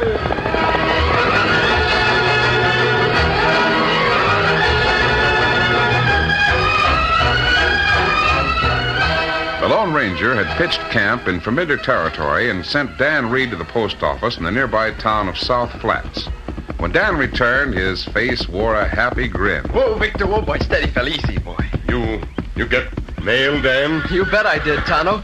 It was fun getting it, even if it wasn't really mine. When I ordered the book, I had it sent in your name, Dan. Yes, sir, I know. I'll get it out of my saddlebag. Golly, I'll bet Grandpa Thatcher will be pleased with the book. I think he will be, Dan. Oh, I nearly forgot. Here's the letter. The letter? Yes, it's for Mrs. Jane Thatcher. Is that Grandpa's wife? Oh, Jane Thatcher is the wife of his son. What are you doing with this letter, Dan? The postmaster told me I was riding north to Thatcher's place and asked me to take the letter with me. Oh, I see. He thought it might be important. Here's the book. Fine, I'll unwrap it. What about the letter? We'll keep it in your pocket and be sure to deliver it. Right. Golly, I wish you and Tonto were going. We'll join you at the Thatchers in a few days, Dan. As soon as we find out why the Padre wants to see us. Oh, here. Let me read something, Dan. This is old Jeb's favorite. Oh? In the Grampian Hills, my father tends his flock. A frugal swain whose constant care were to increase his store and keep his only son, myself, at home. Golly, I like it, too. The last time I saw Jeb Thatcher, I promised to try to get a copy of the play that has a speech about the Grampian Hills. You see, he likes to call the hills near his ranch the Grampian Hills. He does? Never knew a man who loved this country more than Thatcher. He's one of the men who fought to settle it. That's why I want you to know him, Dan. I'm sure looking forward to it. He'll tell you some great stories. Him spend most of time telling stories to Jack. Who's Jack? Oh, that's his grandson. He's about 7. Jeb Thatcher loves to sit on the porch and look at the hills. Tell about the hard fighting that went on to win those hills from the Indians. There was a lot of bitter fighting in this part of the country, and Jeb Thatcher was in the thick of it. And then, Jackie, we signed a peace treaty with White Eagle and set up the first trading post. Golly, Grandpa Thatcher, I bet the Indians were glad to make peace after that fight. It was right over yonder, Jackie, just beyond those Grampian Hills. Why are they called the Grampian Hills? Oh, that ain't the real name for 'em. It's just a name I gave 'em. Well, after we made peace with the Redskins, I built this house and settled down here. I've been watching them hills ever since. Your daddy used to sit on my knee just like you're doing, watch the hills with me. It's nice to see the flocks grazing, all the pretty flowers. Tell me about 'em again. Just been telling you. I mean, on the Grampian Hills. My father tends his flock. A frugal swain whose constant cares were to increase his store and keep his only son, myself, at home. Oh, here comes Daddy. Hello, Daddy. Oh, there, son. Grandpa telling you another story? Oh, it's the same old story, David. The one about the first trading post that I used to tell you. Oh, Jane's looking for you, son. She's in the house. Oh, thanks. Where you been, Daddy? Been cutting firewood. Dad, they say it's going to be a mighty cold winter. It wouldn't surprise me. Well, Jane and I were, that is, we wondered if, You wondered what? Speak up, David. Well, of course we both know you like it here, but, you're not young anymore, and if you want to spend the winter where it's warmer... David, you mean leave here? Well, maybe just till spring. You don't want to leave, do you? Oh, no, Dad, no, but, you see, we don't want you to... Oh, you don't want me to be cold. Why, bless you and your wife, son. I know this place means as much to you as it does to me. It's downright thoughtful of the two of you to consider leaving here for my sake. Well, you see, Dad... Don't think no more about it. I've spent over 40 winters here, and I like them hills when they're covered with sparkling snow just as much as when they're covered with grass. The colder it gets, the more a good home means. Don't you worry about me, son. Winter's when I really appreciate home. You go see what Jane wants of you. All right, Dad.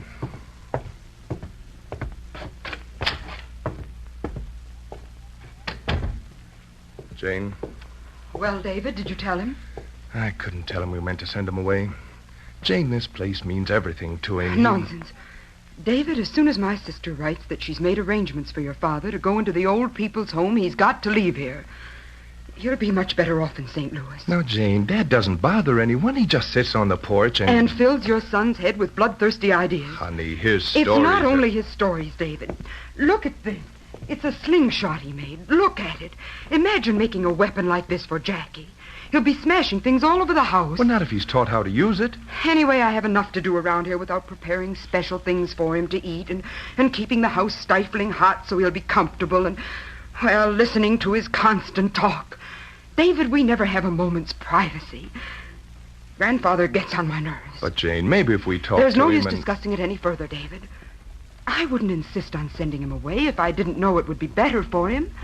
After a time, he'll make friends. He'll be among people his own age. Someone stopping outside. Yes, I heard it. Jane, after all, you know this was Dad's house. He gave it to you, didn't he? Well, yes, but he didn't expect to be put out of it. We've taken care of him all these years, and we'll pay for his keep in St. Louis. It's not as if we were sending him away to be supported by charity. But your sister might not be able to arrange in for that him. case, something else must be done. I simply cannot put up with your father any longer. It's your father or me, David. One of us must leave. I cannot feel that this is my home while he's here. Well, it'd be mighty hard to tell him. He's always said he hoped to be buried in view of the Grampian Hills. If you don't tell him, I shall. He simply... David! Jane, look at this. We got company. And look what he brought me. A fine book. Oh, Dan, this is my son and his wife, David and Jane. How do you do? This is Dan Reed. Hello, Dan. Glad to know you. Good afternoon. He's ridden over from the flats. He brought me a book. The postmaster gave me this letter for you, Mrs. Thatcher. Oh, thank you. David, it's from my sister in St. Louis. Oh, I don't know when I had a finer present. Why, cracky, here's that speech I always liked so well. The whole thing is here. On the Grampian Hills... Father, why don't you take your book to the porch? I want to read my sister's letter. Sure thing, Jane. Sure. Come on, Dan. Come along, Jackie. I'll read this to both of you. You coming, Jackie? I'll be there as soon as I get my slingshot. Bring it out here and show it to Dan. I was going to. Sit down, Grandpa. Let me sit on your knee while you read. Climb up, Jackie. There you are. Look over there, Dan. Ain't those hills a sight to see? They sure are. Oh, David, this is good news. Jackie, you left the door open. Aw. Better close the door. Well, your father will be taken into the old people's home as soon as we send him to St. Louis. Grandpa. What? Grandpa, are you going away? Jackie, show Dan your slingshot. I'm going inside for a minute. It's up to us to have a chance. After all we've been... Oh, Dad. Did you hear what Jane said? Door was open, David. How long have you been thinking about sending me to St. Louis? Father, don't you think you'd be happier in the city? You think so, Jane? Oh, of course. You'll be among people your own age. In the old folks' home. You'll make a lot of new friends, Father, and you'll be warm and comfortable. I suppose the plans are all made? David and I have talked it all over. I see. I tried to tell you, Dad. David, will it make you happy if I go? Well, we don't... It will make us both happy to know that you're being given better care than we can give you, and to know that you're warm and among friends. This won't be just for the winter, will it? By spring, you won't want to come back here. You see if I'm not right. Maybe we can bring Jackie to visit you sometime. All right, Jane. I reckon it will be nice being with people my own age. There. You see, David? I told you Father wouldn't mind. There's a stage out of South Flats tomorrow. What? It makes a connection with the train. Tomorrow? I'll help you get your things together, Father.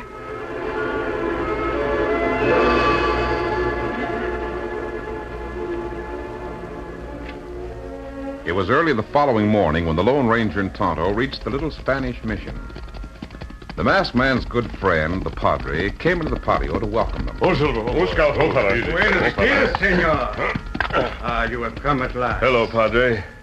Well, Padre, if time is an important factor, perhaps you'd better tell why you sent for us. Muy bien. I think you know a man named Thatcher. Jeb Thatcher? Si. We were on the way to visit him, Padre, when we heard that you were looking for us. Es posible. What about him? Senor, I do not know him or his relations, but I have heard a great deal. I do not know that anything can be done. What's the matter with Jeb? I have been asked by those who know him to intercede, but that I cannot do. You, perhaps. Well, you can decide. Senor, Jeb Thatcher is to be sent away from home. His home in the hills? Oh, that's not good. You are surprised? Well, who can send him away? It's his own home, his own ranch. No more, senor. It belongs to his son. David? Si. Does Jeb want to leave? Well, I'm sure I do not think he knows the plans. What plans? Who's planning to send him away? Senor, David and Jane think their father will be better off if he doesn't have to face the cold winds and snow of another winter in the hills. Jeb Thatcher loves those hills. They think he will be happier in St. Louis, where he can make friends of people his own age. People his own age? Padre, do you mean... Are they sending him to an institution? Si, senor. David is doing that? Oh, senor, I am sure it is out of love and kindness. Many people would be happy to go where Jeb Thatcher is going. But not Jeb Thatcher. Perhaps Jane and David do not understand. They surely know how Jeb feels about his home in the hills. I thought, senor, if you know David, perhaps you... When is Jeb to leave South Flats? I think Jane and David are waiting for a letter from St. Louis. A damn take letter. Jane Thatcher has had a letter from St. Louis. Recently? It was delivered yesterday. Of a truth? Oh, senor, then there is but little time. If Jeb gets to the train, it will be too late. We'll start at once. Come on, Tonto. Do you want to take some food? Can't wait for it, Padre. Hasta la vista. Adios. Steady, big fella. One, Silver. Get him up. Out.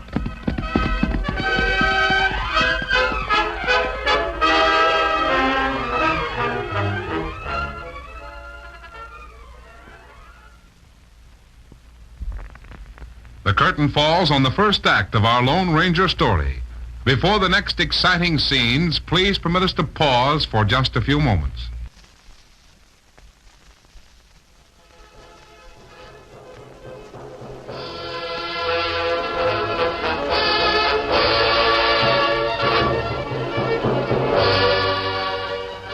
Now, to continue our story. Dan Reed had spent the night in the Thatcher home. In the morning, he helped David hitch a team to a light wagon for the trip to the stagecoach station in South Flats. In the meantime, Jane helped Jeb finish packing. There's still some of my old clothes in the closet, Jane. I'll have David pack them and send them to you. Oh. Well, I guess I'm ready. I'm glad you're being sensible about this, Father. It's all right, Jane. I know I've been trying on your nerves. You'll be much better off, I'm sure of it. Are you? Why, yes, of course. Here, I'll help you carry your bag. David has just brought the wagon to the door. Just a minute, Jane. I'm going without a fuss on account of David. I don't want him to be unhappy. You've got to promise you'll make this home as happy for him as Mary made it for me. I will, Father. One thing more. Mary always liked the spring flowers on the hills. I wonder if you'd see that David picks a few of them for her grave. Of course. Thanks, Jane.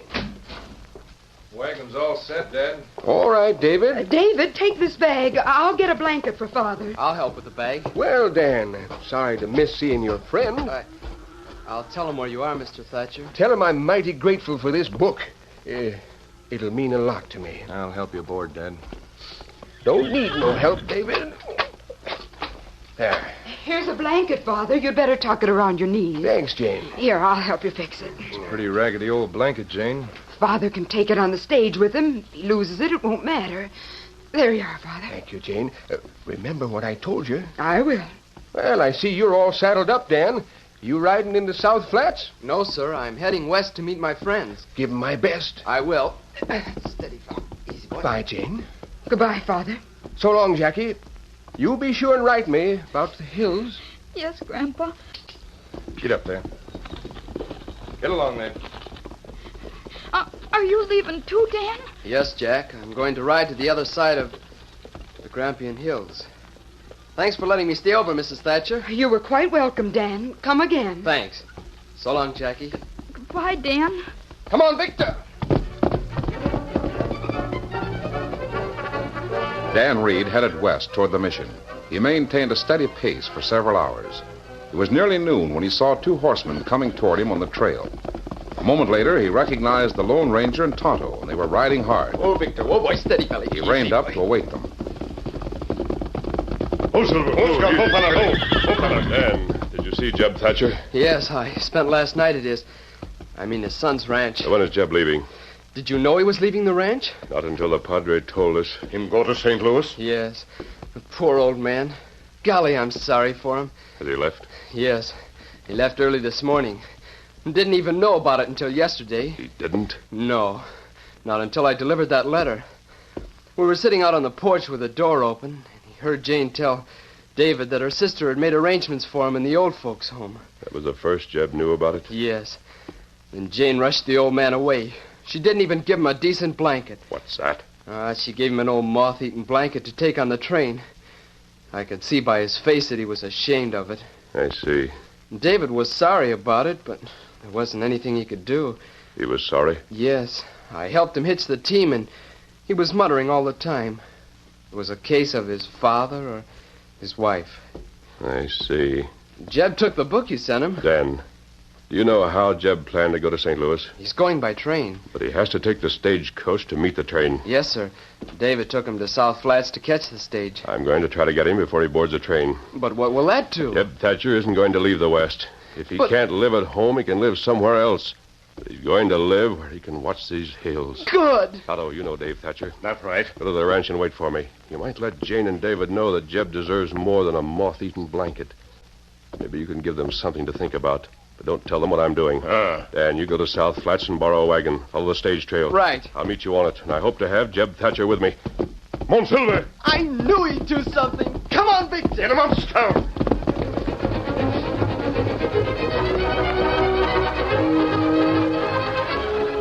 Jeb Thatcher was the only passenger on the stagecoach. The old man, his knees covered with a faded, patched blanket, clutched his new book in blue-veined hands as he gazed at the faraway hills, barely visible in the purple haze of sunset. It's worth it, if it makes my son happy. They sure are pretty in the sunset. The Grampian Hills. On the porch, Dave sat in his father's place.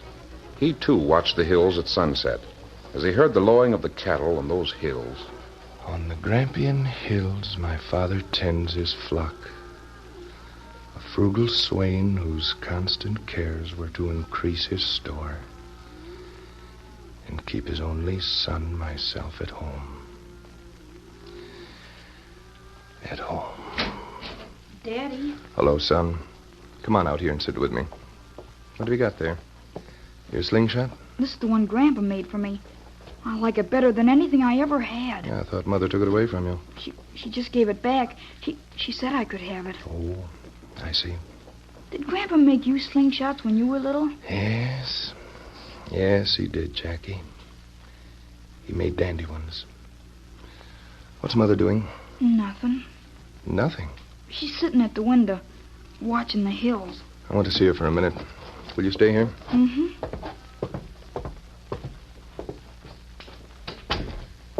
Is anything the matter, Jane? No, why? Jane, you've been crying. David, I'm sure we did the right thing. Aren't you? I hope so. This wasn't the place for an old man. The hard winters. Father didn't mind them, Jane. I'm sure he'll be better off in the city. Perhaps he will. What time did his train leave? Was due to leave about an hour ago. Then he'll be on his way. My sister will meet him. She'll see that he's taken care of. Daddy, there's an Indian coming. An Indian? Jackie. He's riding awful fast. He came over the hills. Come out on the porch. There he is. See him? Jane, it's Tonto. You remember him? Oh, yes. One of your father's friends. I remember him. David, I'll be out in a few minutes. I don't want to speak to him right now. How, Kemosabe? Hello, Tonto. Oh, it's good to see you again. Mask friend come here soon. Maybe tomorrow. Me stay meet him here? Well, of course. You're more than welcome. Jackie, you remember Tonto? Hello, Tonto. How, Jackie? I'll help you stable your horse, Tonto, and we'll go inside. Can I go, Daddy? Well, of course, son. Come along. Well, Tonto, I have something to tell you.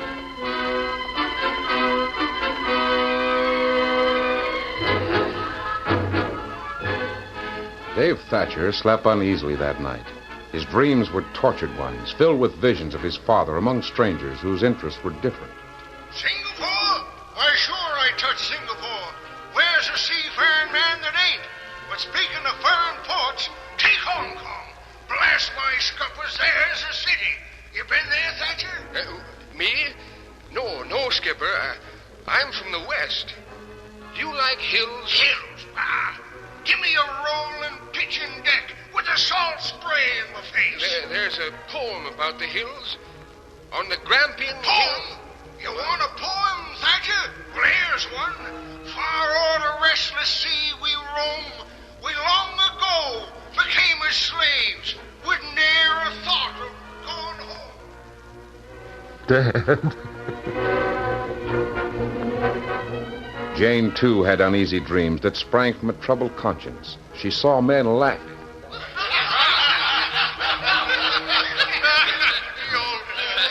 Always prattling about the hills he left behind him. The Grampian Hills. That's a good one, Sam. Hey, Thatcher, come over here. Stop dreaming and come and tell us about them hills of yours. This'll cure him. Here he comes. You call me? Tell us about them hills. What do you call them? Really want me to?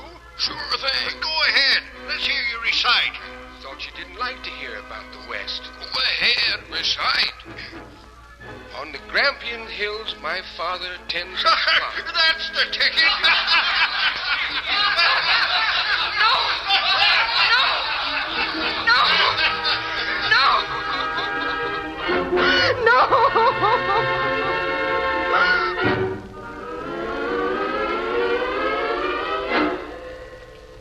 Jane, where's Jackie?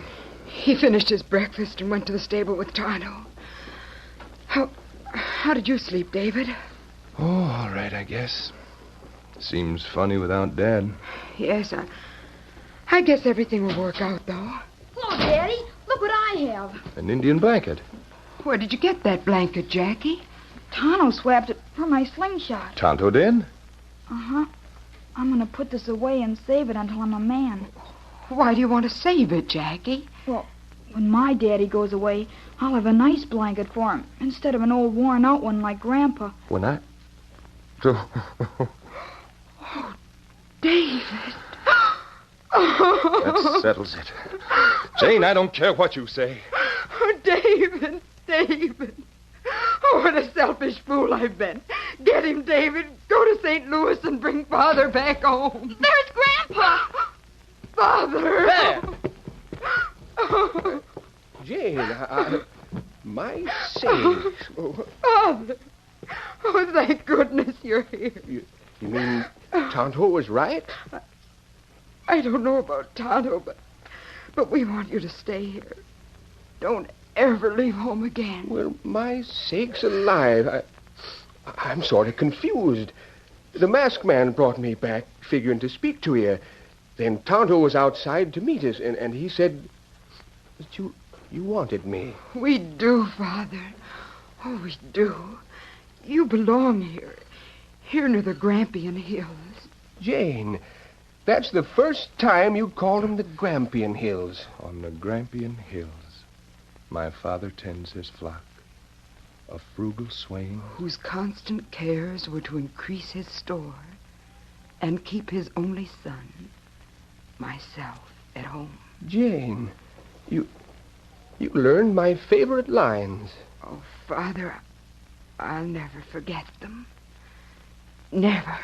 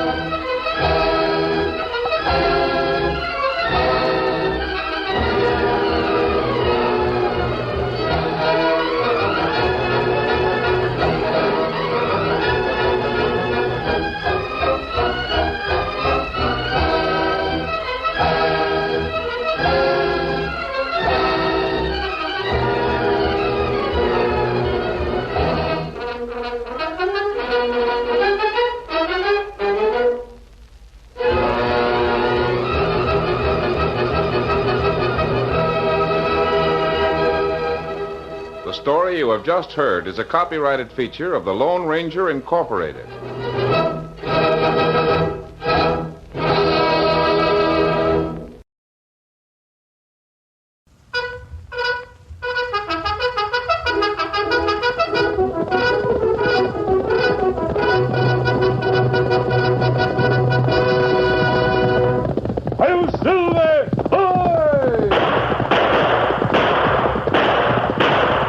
Horse with the speed of light, a cloud of dust, and a hearty hi-yo Silver, the Lone Ranger.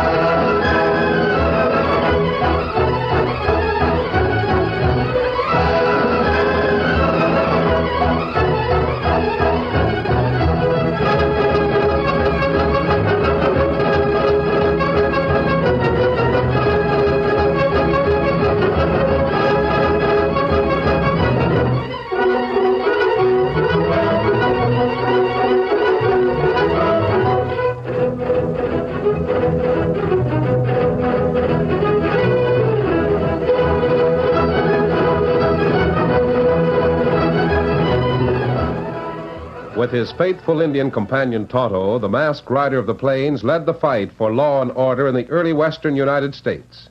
The stories of his strength and courage, his daring and resourcefulness have come down to us through the generations, and nowhere in the pages of history can one find a greater champion of justice. Return with us now to those thrilling days of yesteryear.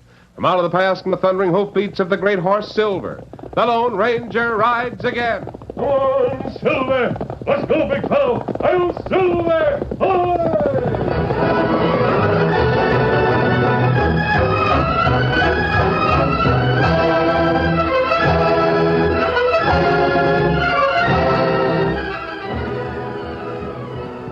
The sun was high overhead as the Lone Ranger, Dan, and Tonto rode slowly through a lush valley that was studded with trees and gigantic boulders. The western boundary of the valley was a gentle slope, but the eastern side was a sheer cliff that rose above the tallest trees, then sloped back to form Bear's Head Mountain. Tonto suddenly signaled for a halt. Silver. Easy, steady, big fella. Wait. Me look at ground. What did you see, Tonto? Here. Steady, big fella. What is it, Kimosabe? Take a look at ground. You see? Footprint, moccasin. Indian make print. Here, other print. Is there anything wrong about an Indian being here? Maybe plenty wrong, Dan.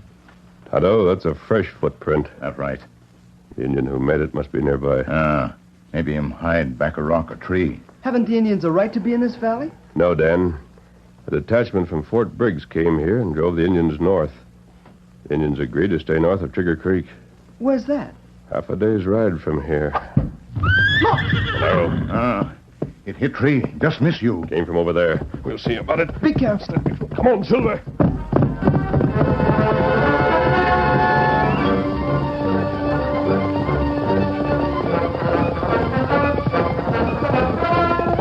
The Lone Ranger charged directly at the rock ahead. As he neared the place from which the arrow had been fired, an Indian broke from cover and ran. Not so fast! The masked man loosed the noose of his lasso and weltered overhead. And as he closed in on the fleeing redskin, the rope snaked out. Oh, Silver, I want to talk to you. Miko! We'll see about that. No kill. No kill, Miko. I'm not going to kill you. Golly, you sure caught him neat. Tonto, isn't this a member of White Eagle's tribe? That's right. Amigo. White Eagle, him close.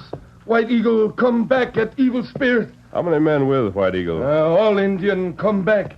Them fight Evil Spirit. Golly, what does he mean? Hula, tanekuse loong jamined natum, pajatule. Why is he pointing to Bearside Mountain? Maijata noto, wakule. You know what he's saying, Tonto? Wait. Hula sedeso, penuku? Batenoku, laung hado tena, kaulo lang meto. Him say Indian come back to valley. Indian back of nearby tree, back of nearby rock. Wait here for evil spirit to come out of mountainside. Gulatineke, me go. We not let you go. Other Indian come. I'll take the rope off of him. Ask him how he knows about the evil spirits that are coming out of the mountain. Maklak tenekpu. Reno take? Casa de los Gula majasata. I wish I understood Indian talk. Him say soldier tell him. There you are. Go.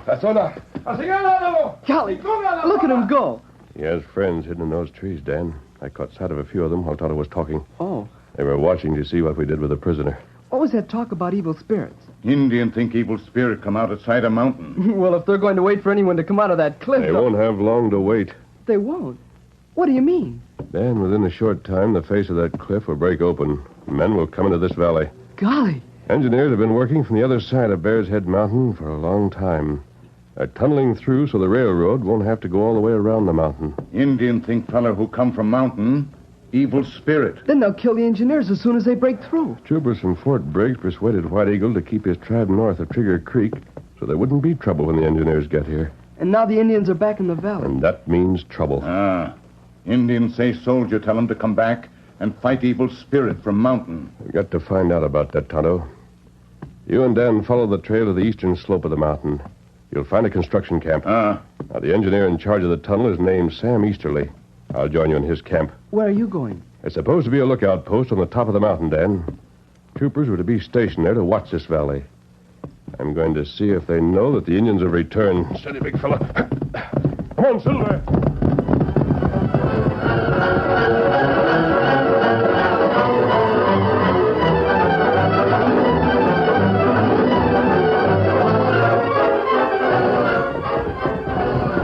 Late afternoon when the Lone Ranger reached the lookout post. A man in a trooper's uniform stepped from a small army tent. Oh, Silver, oh, boy, whoa. Hold on there, mister. Keep your hands away from your guns. Steady, big fella. Not alone at this post, are you? Of course not. Who is it, Bart? Mask. Shorty, I've told you to put on your jacket when you step out of the tent. Oh, Bart. What kind of a trooper are you? Now get it on. Oh, all right. Well, stranger, what do you want here? What's the idea of the mask? I thought there were 4 men on duty here. Yeah, 2 of us are out hunting. Yeah, you didn't ride all the way here just to calm noses, did you? No, I came to see if you men were all right. Sure, we're all right. What made you think different? I just came from the valley. Well? There, Bart. Hope you're satisfied. Yeah, that's better. Button that top button. Oh, all right, all right. Why, that's a... What were you going to say about the valley, mister? I just came from there. He already said that. Oh, Bart, the Indians told me that a soldier sent them back to the valley. The Indians told you that? Yes. You should have warned them about talking to strangers. I might have been opposed to you. Hey, Bart, is this gent working with us? Just who are you, mister? Now, look here. If I wanted you to know me, I wouldn't wear a mask. You didn't bring any cash for us, did you? No, not yet. Hey, how soon do we get paid off? What was the agreement? Well, we was to get half our money as soon as the payroll arrived. The rest when the tunnel gang was wiped out.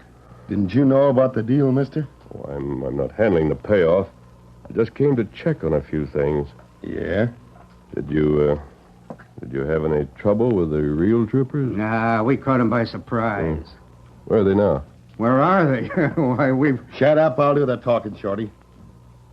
This gent had better answer some questions. But he's with us, Bart. I ain't so sure. Did you kill the troopers? That's for me to say. Answer me. As long as I hold this carbine. I'll change that. Hey, Bart! So that's it, huh? I'll show you. Quiet. This time I'll get Haven't you had enough? I can't breathe. Just knocked the wind out of you. My stomach... You'll be all right by the time I get your partner rope. You knocked him out. He shouldn't have reached for a 6-gun.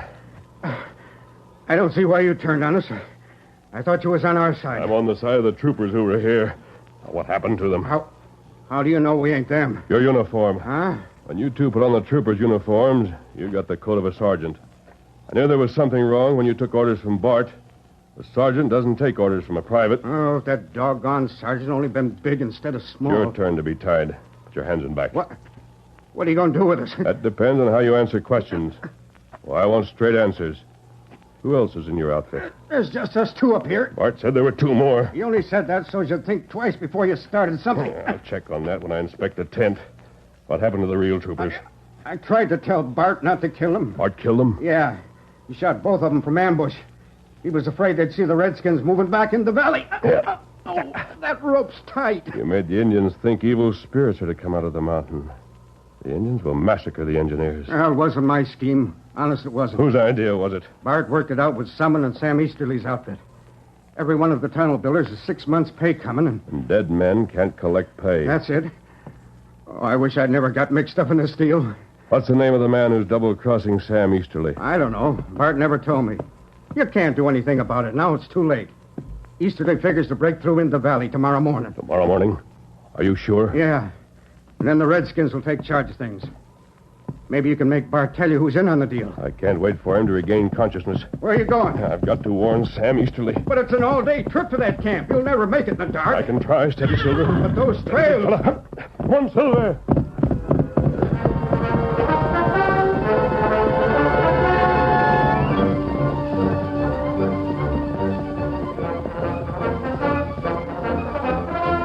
Through the twilight hours, the Lone Ranger made good time on the steep and narrow trail down the eastern slope of Bear's Head Mountain.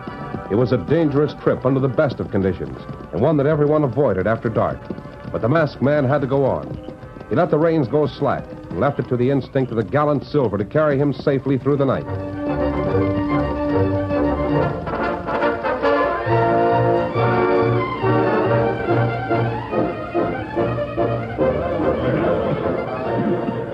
Sam Easterly's men were ready to start work at daybreak. They were gathered at the tunnel's entrance, waiting for Easterly to finish a discussion with an assistant. I've got to take your word for it, Baker. I know what I'm talking about, Mr. Easterly. I've had scouts reporting to me. There are no Indians in that valley. But why did that Indian and the boy Dan Reed come to camp last night and say they'd seen Indians in the valley? I'll tell you why. The trouble with you, Mr. Easterly, is that you think everyone's as square as you are. Now, what do you mean? You don't look for underhanded dealing. I don't understand. The railroad men agreed to pay a bonus if the tunnel was through to the valley ahead of time. Yes. The boys can put the tunnel through and win that bonus today. On the other hand, if you send men to check on that story about Indians, you lose 2 or 3 days and not get the bonus. Then you think Jackson of the railroad is the one who sent word about the Indians to delay us? Sure. He's a penny pincher. He'd like to do us out of the bonus. That settles it. Hey, boys. This is the big day, boys. According to the calculations, we can be through to the valley in a couple of hours of digging. What about our pay? The cash has arrived, boys. Baker has it locked in the safe. Break that tunnel through, then you get paid for the past 6 months. And a cash bonus besides. Now, you wait. You not let fellow go through to valley. I'm running the job, Redskin. You keep out of this, Redskin. Go to it, boys. Get in there and dig for daylight and win yourself a bonus. No, you not go. Wait. Hear what masked man say. Hold on there. Look at that horse. Who's the masked man? Where'd he come from? Hold, Silver. Hold, steady. Hold. Now listen to masked man. Are you Sam Easterly? Yes. Keep your men out of that tunnel. Indians are waiting for them. You can save your breath, mister. We know all about the scheme to delay this job. Go on, boys, get to work. Wait, listen to me. We'll listen to no one, least of all a masked man. We're finishing our tunnel.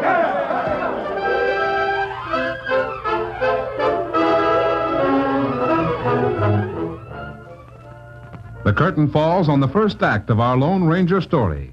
Before the next exciting scenes, please permit us to pause for just a few moments.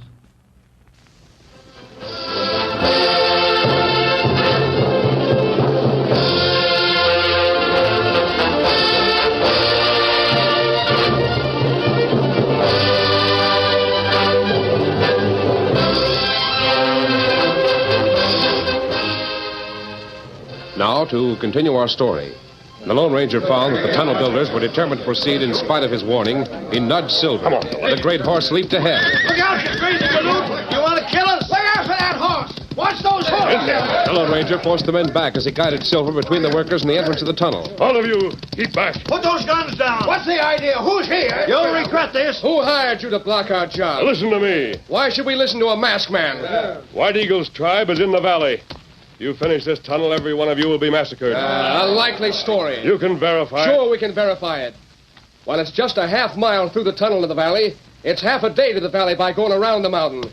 By the time we proved you a liar, it'll be too late to win that bonus. Yeah, that's right. Boys, this is a scheme to cheat you. There is a scheme, but it isn't one to cheat you. It's a scheme to murder you so you can't collect your pay. Someone in this camp is after a 6 months payroll. That's a good one. The only trouble is no one will believe such a yarn. Just a minute, Baker. Quiet down, boys. Let's hear more from that masked man. After all, he might be telling the truth. Don't pay any attention to him, Mr. Easterly. You can take my word. There's no redskins in the valley. My word against a masked man you don't know. I'll take Baker's word. Let's rush him. Let's get him out of the way. All right, try it. Come on, start rushing me. Who'll be the first to get a bullet? Don't shove me. Hey, wait a minute. Take it easy. Doesn't anyone want to try it? Come over here, Tonto. Now, see that? He's in cahoots with that Indian. Well, what are we to do about it, Baker? I don't hang her to get shot. Well, maybe we'd better listen to him, Baker. Boys, let's move over to the bunkhouse and hold a meeting. We'll figure out something to do. Good idea. Oh, Tonto, there's no use trying to explain anything to those men. That's right. Oh, where's Dan? Him ride east. East? Last night we come here, tell story to Easterly, and fella named Baker. Baker not believe it. Baker? That's the foreman. That's right. Time plenty short, so Tonto tell Dan to ride east. Him ride all night to Fort. Fort Briggs? Him go tell trooper about White Eagle. Good. Now, what you find at Lookout? Yeah, the troopers up there had been killed. They left the murderers tied up. They were working with someone down here. Maybe Baker. I'm sure the man is Baker. He lied when he said he knew there were no Indians in the valley. And what we do? We'll stay here at the mouth of the tunnel. Keep the men out as long as possible. I wonder what Baker and the men are planning.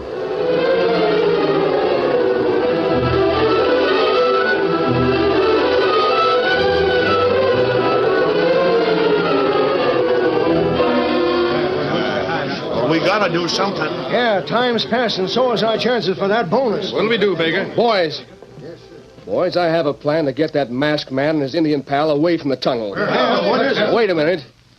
Joe, you and Lefty go over to the powder shed and get some fuse and a couple of pounds of powder. Well, what'll we do, Baker? Blow him out of the way? Yeah. Take this tin can and fill it with blasting powder. Right. Come on, Joe. Yeah. Cut off about a foot of fuse. That'll be enough. Right. Now, Baker, just a minute. Leave it to me, Mr. Easterly. I know how to deal with these mountain owl hoots. I don't want any killing. We won't have to go that far. You'll see how we handle men in this part of the country. Perhaps I should never have tackled a job in the West. When those two see that we can light the fuse and toss the blasting powder their way, they'll change their minds about keeping the boys from work. Baker, tell me one thing. Yeah? Are you sure the masked man isn't telling the truth? Boss, you've got my word. There's no redskins in the valley. Just leave things to me. You'll walk clear through your tunnel before sundown.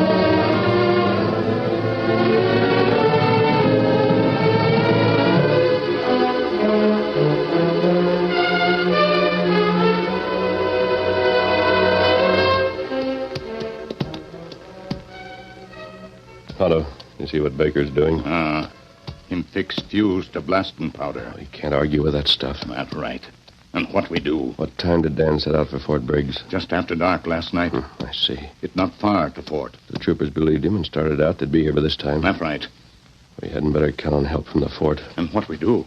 We'll hold the tunnel as long as possible. Not long. Oh, look at Baker. He knows he's holding trump cards. Now trouble starts. Yeah, I told you. Now, we don't want to hurt you, mister, but we aim to go into that tunnel. That's bold talk, Baker. I guess you know what I have here. You saw the boys get it from the powder shed. Blasting powder, isn't it? Right. 2 pounds of it. Enough to move several tons of rock.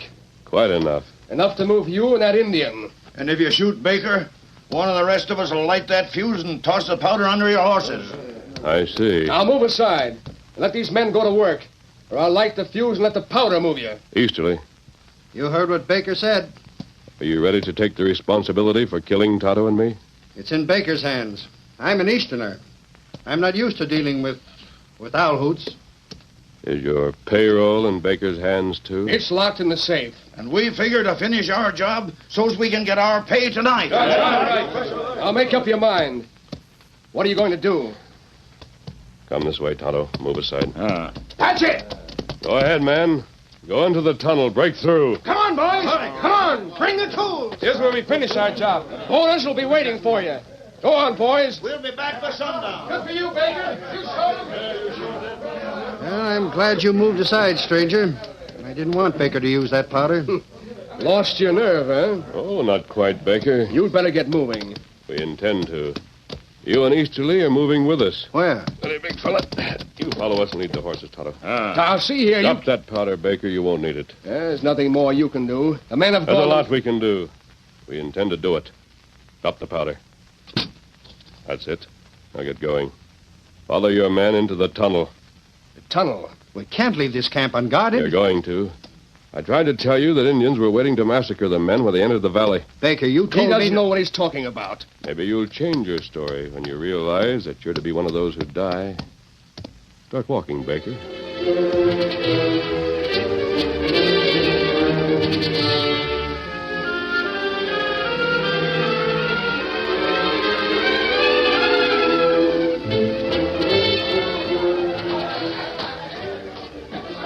Men are working pretty fast, aren't they, Baker? Of course they are. If we stay back here, the men won't notice us. When they break through to the valley, you two will follow them. I won't stand for this. I'm going to call the boys. You keep quiet. All right. Get that knife away from my side.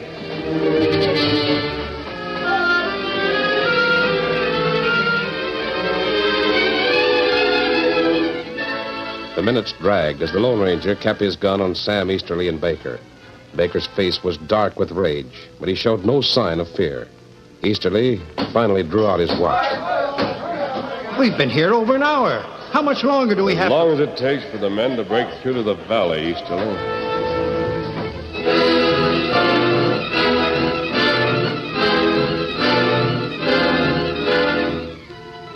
The Lone Ranger kept a sharp watch on Baker's face. He wondered if the man's nerves were strong enough to withstand the ordeal.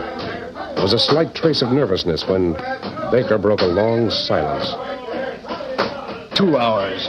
Men are getting near the valley, near the savages. Baker, you said you were sure there were no Indians in this valley.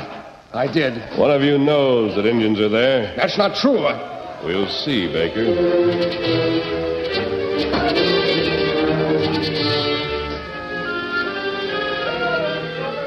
After the momentary weakness, Baker seemed to regain his poise. The Lone Ranger's guns were holstered, but he stood ready to draw at any second. When he saw beads of perspiration stand out on Baker's forehead, he said, "It's nearly noon." Look, You want the men to quit work, Baker? Why, no. No, of course not.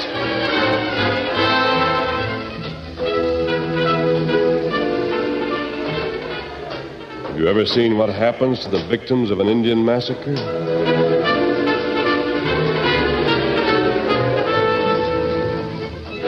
Another hour dragged. And then, as the second hour after noon advanced, the masked man saw what he'd been waiting for. He saw Baker begin to crack under the strain. 2 o'clock. Sometime between now and sunset. Look, if you think there are Indians in the valley... Baker, what's the matter with you? You know whether there are Indians or not, don't you, Baker? You assured me that there were none, Baker. I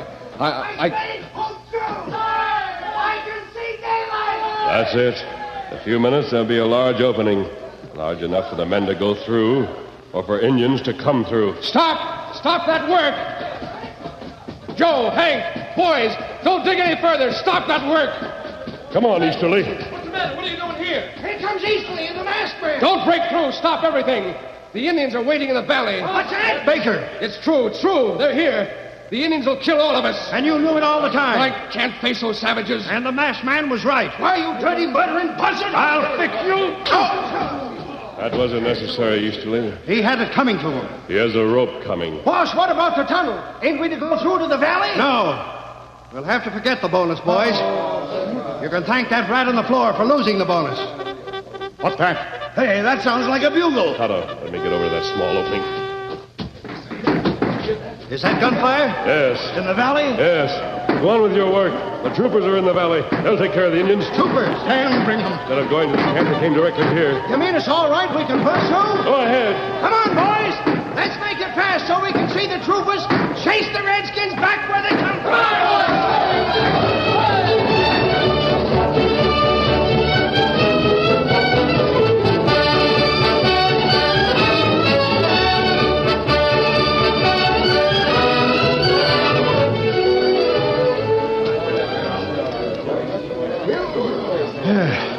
And you take charge of this prisoner, eh, Captain? Glad to, Easterly, glad to. He's to go on trial with the 2 men on top of the mountain. I guess every one of my men owes his life to you, Captain. If you and your troopers hadn't arrived, I don't know... You can thank that lad who came to the fort and told us. Yes, where is he? Well, he's over there with a masked man, an Indian. I thought we chased all the Indians. Oh, that's Tonto. He won't need to chase him. He and the masked man were on our side.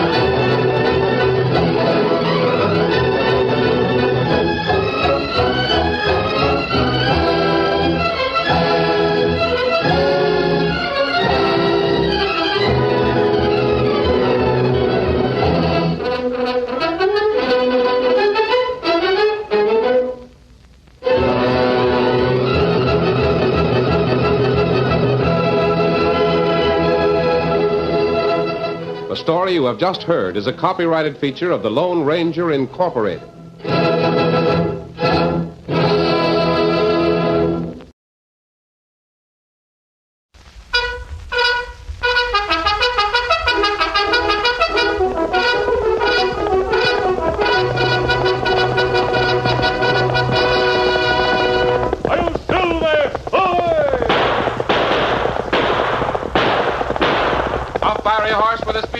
A cloud of dust and a hearty hi-yo Silver, the Lone Ranger.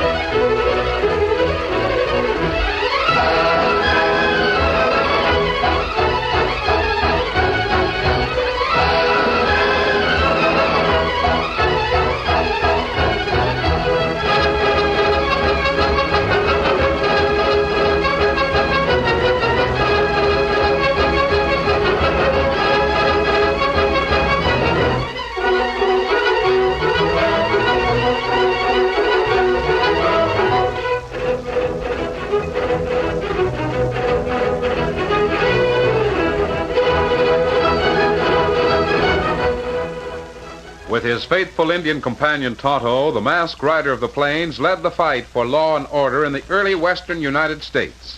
The stories of his strength and courage, his daring and resourcefulness have come down to us through the generations. And nowhere in the pages of history can one find a greater champion of justice. Return with us now to those thrilling days of yesteryear. From out of the past and the thundering hoofbeats of the great horse Silver, the Lone Ranger rides again. Come on, Silver. Let's go, big fellow. I'm Silver.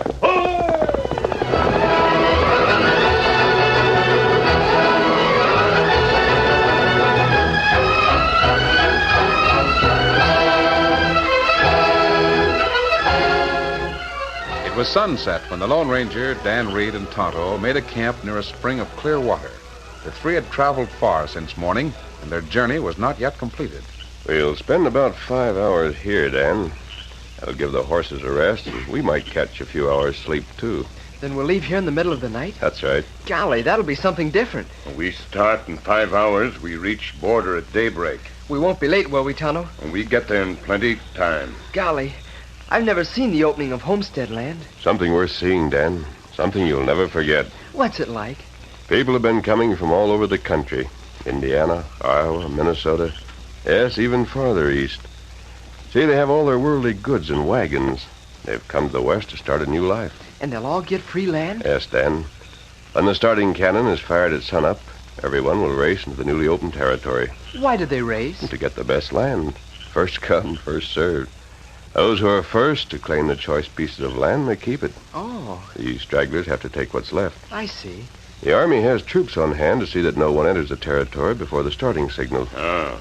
The fellow who get into land too soon called sooner.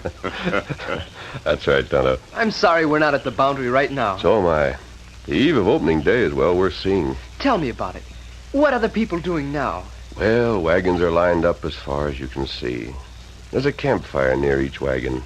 Everyone is hard at work, and the work will continue far into the night. Traces and axles are being inspected.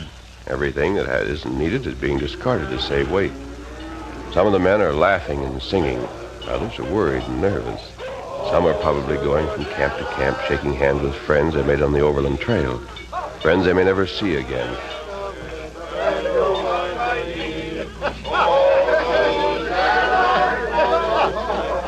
If I don't see you again, Joe, good luck to you. Thanks, Aaron. Give my regards to your wife. I sure will.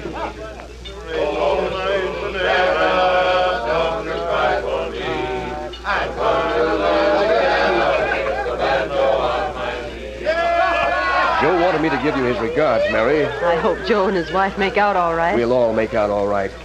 By tomorrow at this time, we'll be on land that we can call our own. Our own land. It seems too good to be true. I know just where to go. Aaron, are you sure you can find the place? It's 2 years since you were in the West. I'll find it, Mary. I studied this country real careful when I was with the Indians. Aaron, look over there.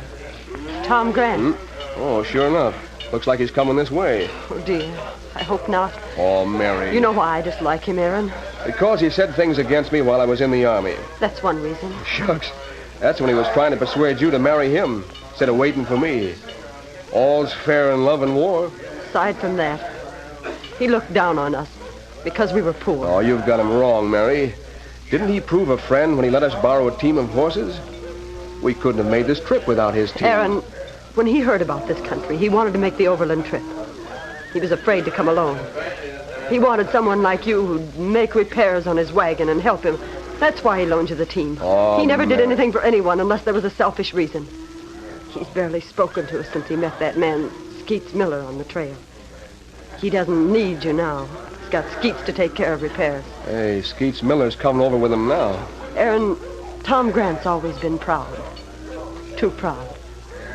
He never got over the fact that you married me.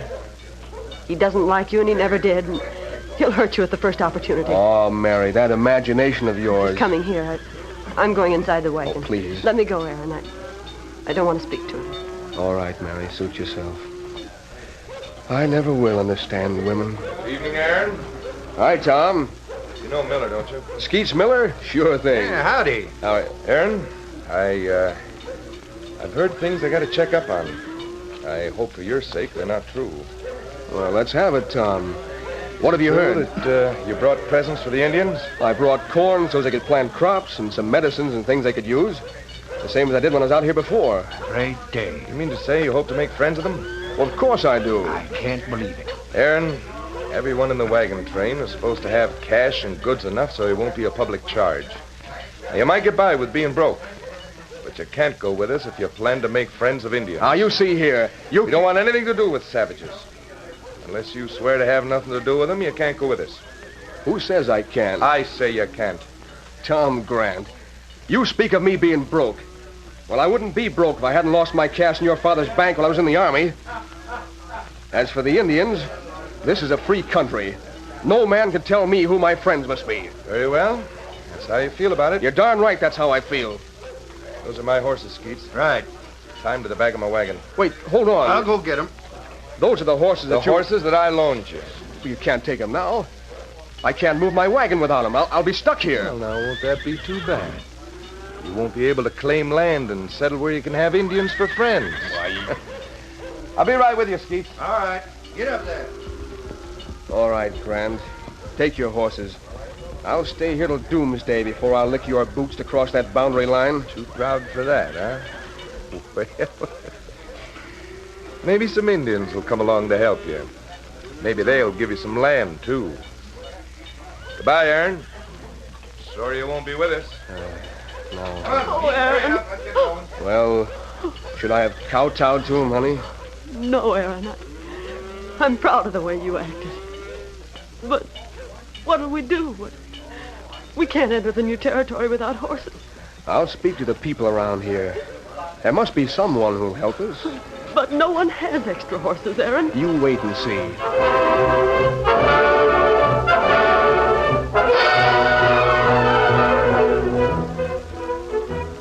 But you've got 4 horses.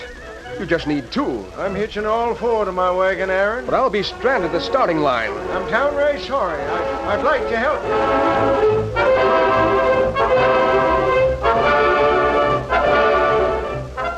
I've got 4 barrels of prime seed. I'll give half of it for the use of your extra team. Never get my horses back. We'll get separated by miles. Oh, yes, you will. I swear I'll find you and return them. Nope, I'm sorry. I'm mighty sorry.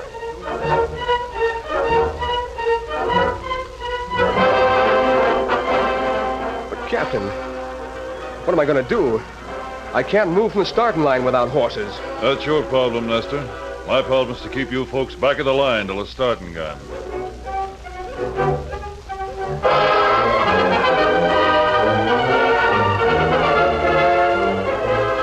If you could just let me borrow 1 horse. Sorry, Mr. Stewart. I'd like to, but there's too much at stake.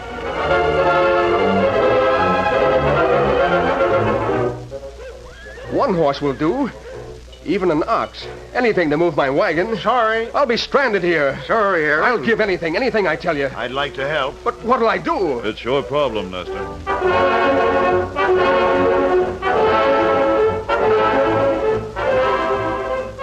Mary, we elect. When that starting gun booms at sunrise, everyone will get underway. All except us. I brought you all the way overland for nothing.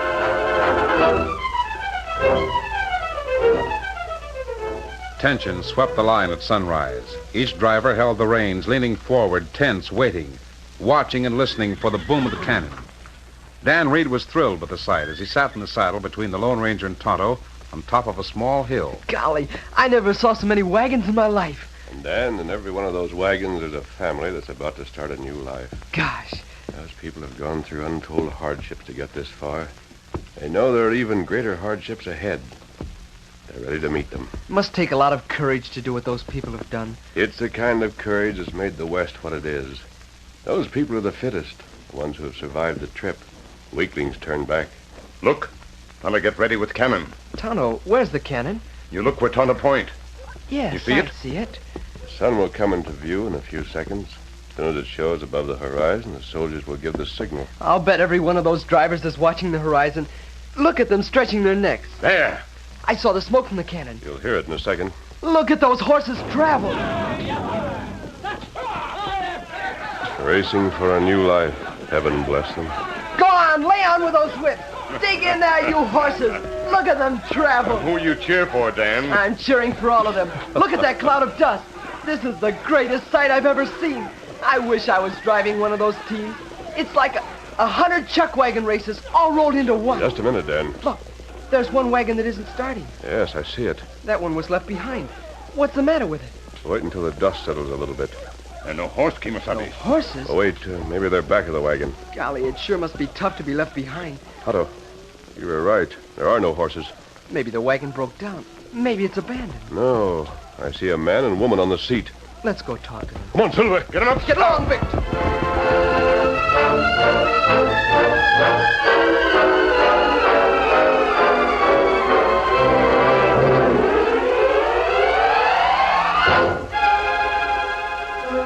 Well, Mary, here we are. I reckon we can sit here from now on. Aaron, those people can't lay claim to all the land. They'll get the best of it. We didn't have any land back east. I know. If you could get to the nearest town, maybe we should sell enough of our things to buy a horse. Then we could find some land. No, it wouldn't have trees. But it'd be land. And it'd be our own land. Mightn't even have water. Aaron, look over to the south. Horsemen. 3 of them. They seem to be heading right for us. Oh, Aaron, one is an Indian. I see he is. One wears a mask. Good thing I've still got my rifle. Aaron, they're coming straight for us. Why don't those troopers do something? They've gone too far away to see that mask. Keep your head down, Mary. I'm ready for them at the first sign of trouble. Keep your distance. I've got the drop on you. You don't need to hold a rifle on us. Don't you trust him? What happened to your horses? Why do you want to know? You didn't come all the way overland to camp here. Did someone steal your horses last night? How'd you know we've only been here one day? The condition of your campfire. Well, were your horses stolen? They might just as well have been. Who are you? And what do you and those other two want? There's just one thing I want. Yeah? I want to see this country settled by people like you. Oh? You can't throw us off guard, mister. You're here to steal what little we've got left.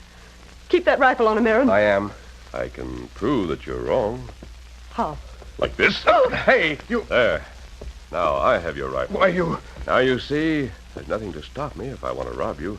Oh, please, mister. How can anyone add to the hardships you've gone through? Please believe me.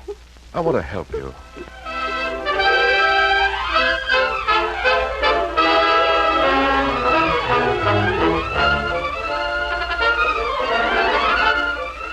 The curtain falls on the first act of our Lone Ranger story. Before the next exciting scenes, please permit us to pause for just a few moments.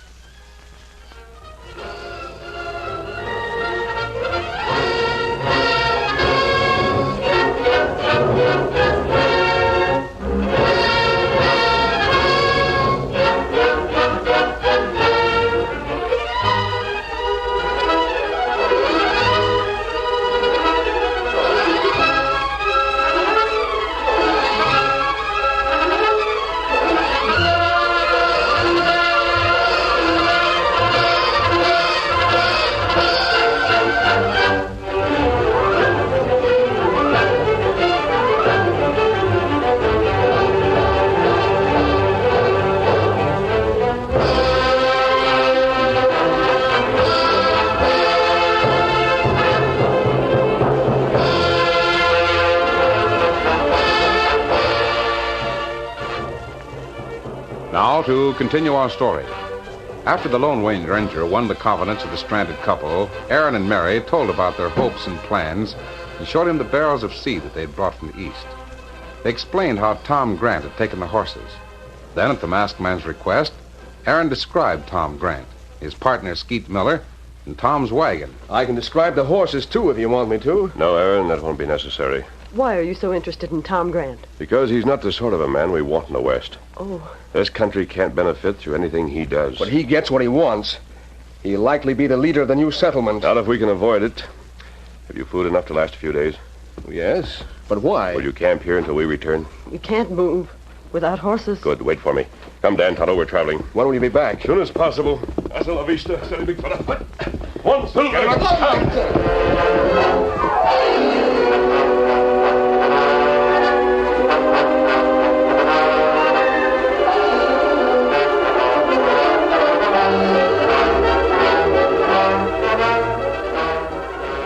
The pioneers were hard at work in the new territory. The sound of axe and spade was heard on every side as the enthusiastic settlers cleared the land and began work on homes. Tom Grant and his companion Skeets Miller claimed land that was all that could be desired. It was valley land, well watered by streams that fell from the adjoining hill. There was lush grass and an abundance of virgin timber. A score of men worked on Tom Grant's place, felling and trimming trees, notching logs, and hoisting them into place. Tom sat in the shade, watching the work. Skeets, that job shows what cash will do. Those men have my place half finished, and they haven't even started on their own hole. I sure got to hand it to you, Tom. Well, looks like we got another worker coming. I can use them. Whoa there. Whoa. Tom Grant? That's my name. I'm Joe Handley. I heard that you were paying cash money for men who work on your place. $2 a day, pay every evening at quitting time. I could use a little extra cash. All right, Handley. Take your horse over there where they're cutting trees and help snake logs to the building. Right. Thanks for putting me on. Tom, I don't savvy why you won't hire no one but men who claim land nearby. Because I intend to get that money back from them. Yeah? As soon as my place is finished, I'll put in a few card tables and a bar. Oh, so that's it. We give the boys a place to spend their evenings. And their cash. I've sure got to hand it to you. Wait, Skeets. Look over there. Yeah.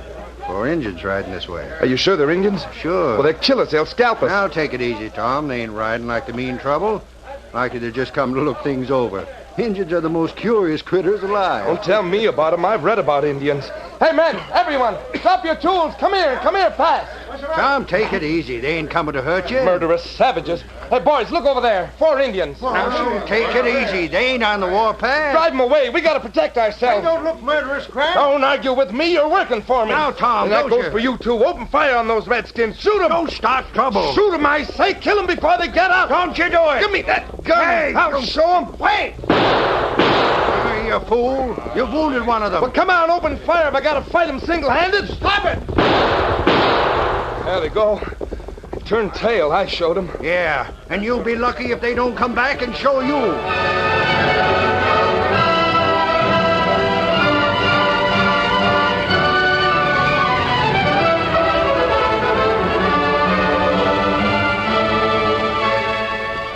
The Lone Ranger, Dan, and Tonto had spent several days riding through the newly settled territory.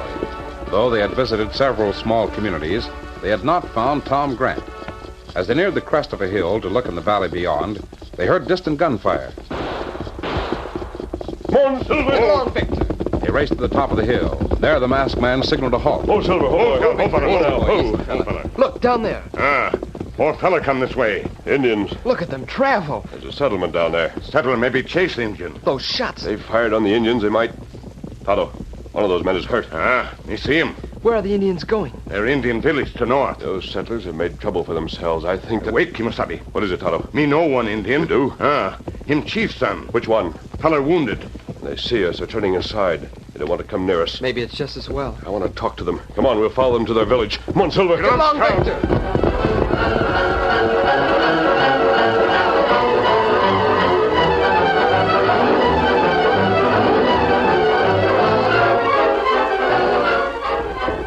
Tonto followed the Indians all the way into their village, but the Lone Ranger and Dan reined up in a nearby wood. Oh, Silver, oh, now. Oh, big fellow, oh. Golly, I wish we'd gone with Tonto. You've got to talk to the chief, Dan. You'll have a better chance if he's alone. I'll wait for him here.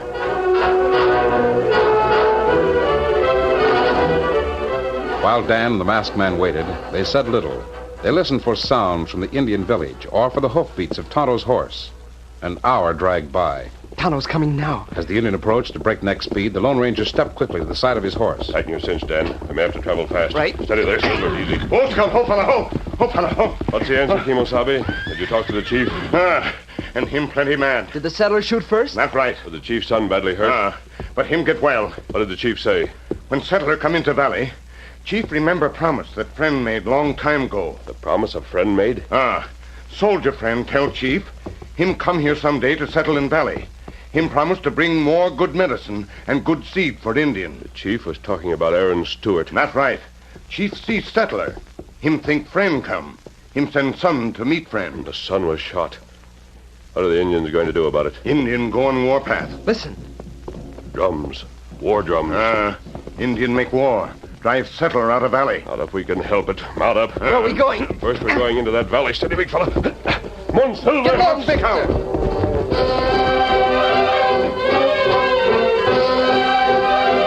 The booming of the drums and the chanting of the Indians resounded through the hills.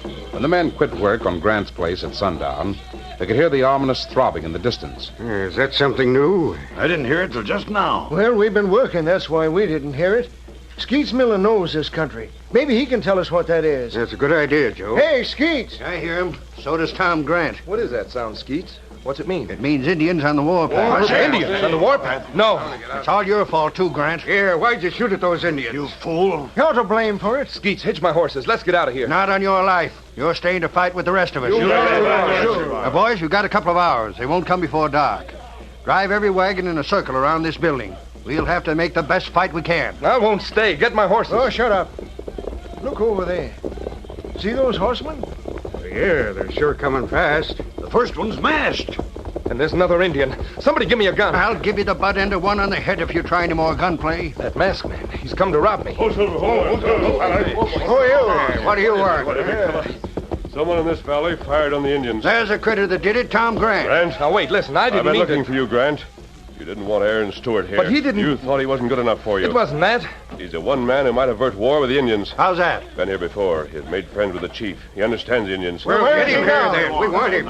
He can't move his wagon without horses. He has no horses. Take Tom Grant's horses. He's got 4 of them. Yes, take my horses. Save us from the Indians. Get Aaron here. Horses over there? They're the ones. Come down. Right. All of you listen to me. Yeah, what is yours? The Indians are coming, but don't fire on them. What should we do? They'll massacre us. We gotta fight them. Don't fire until the very last minute. Give us as much time as you can. Said big fella. Ready, Tonto? We ready? Hurry, will you? Come on, Silver.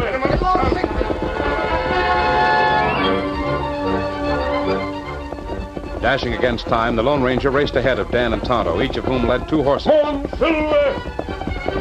The masked man's daring plan depended not only on speed, but also on the courage and cooperation of Aaron Stewart and his wife. Oh, Silver, hold on, hold on. Aaron, it's the masked man. He's come back. Steady, big fella. Aaron, my friends are coming with horses. What? Then we can go into the territory. Yes. If only there's some land left. There's a lot to be done before you can claim any land. Now listen to me. As the only man with any experience in fighting Indians, Skeets Miller took charge of the community. Now get those wagons in a circle. Why isn't the Army here to protect us? The Army made peace with the Indians. It ain't the Army's fault if you couldn't keep it. Now give a hand with those wagons.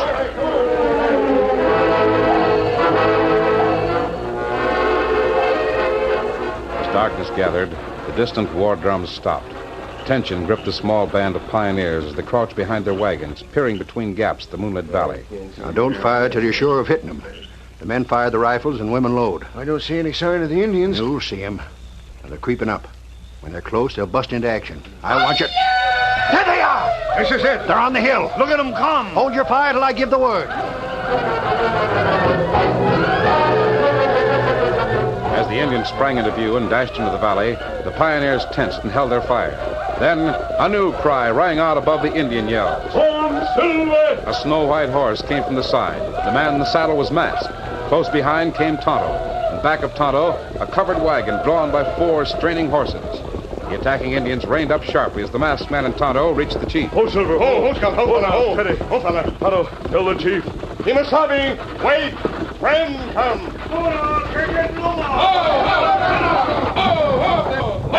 There, friend on wagon. Hi there, Chief. Hold on a minute. I've got to talk to you.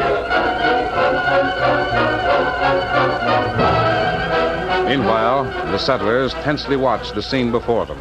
Wait a minute now, men. Let me see what's going on over there. The Indians stopped when that masked man rode up to their leader. Yeah. The chief's talking to the man that came up in the covered wagon.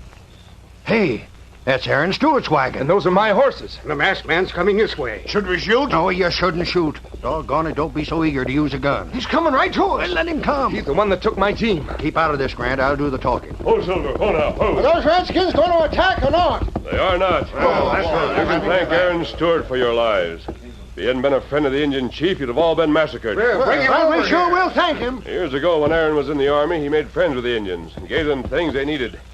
He learned to understand them. Those Indians have been waiting for him to return, waiting for the chance to return a favor. We need men like that. The Indians called off their attack because he asked them to. He said you were his friends. Well, we are. You bet we are. Any man that don't like that can get. Well, I may have been wrong about him. Grant, you're getting out anyhow. What? Aaron lost his chance to claim land because of you. I say he should have this land of yours. How about it, men? Oh, but wait. Skeets, you're turning on me. We need men like Aaron more than men like you, Tom. Stranger, you tell Aaron to come over and take possession of his land. And tell him that his house is darn near built.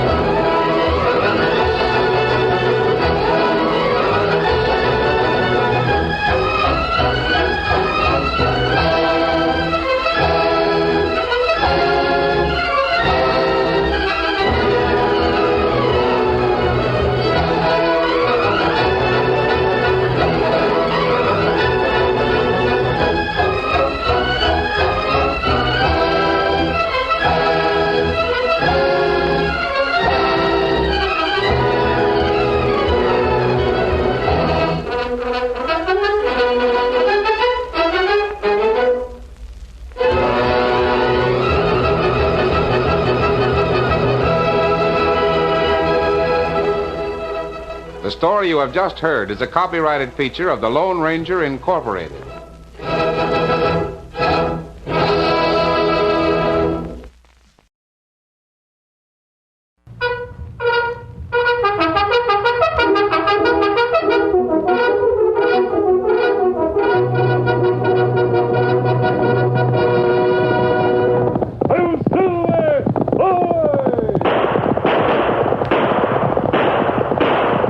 Fiery horse with the speed of light, a cloud of dust, and a hearty hi-yo Silver, the Lone Ranger.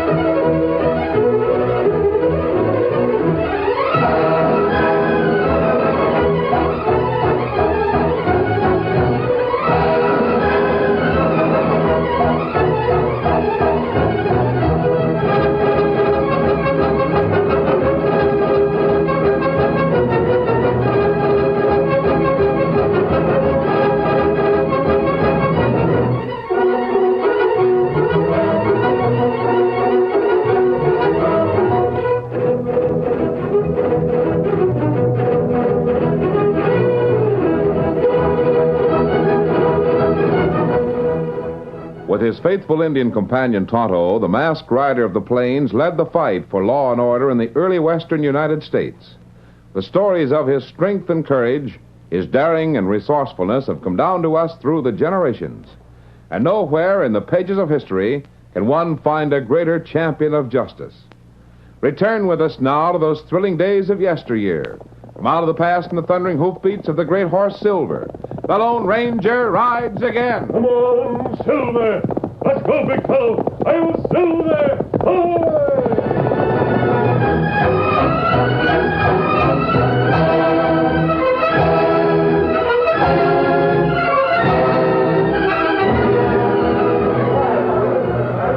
No one paid any attention to the nondescript old desert rat who spent most of the evening sitting near the stove in a corner of the cafe. Once, in the course of the evening, the sheriff glanced in the old man's direction, then turned back to his friends.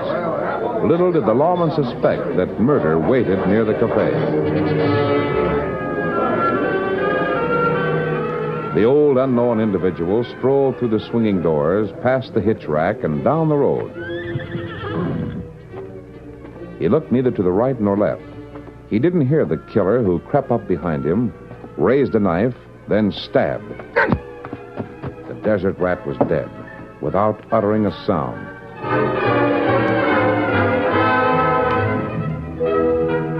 How'd it happen, Sheriff? Dead.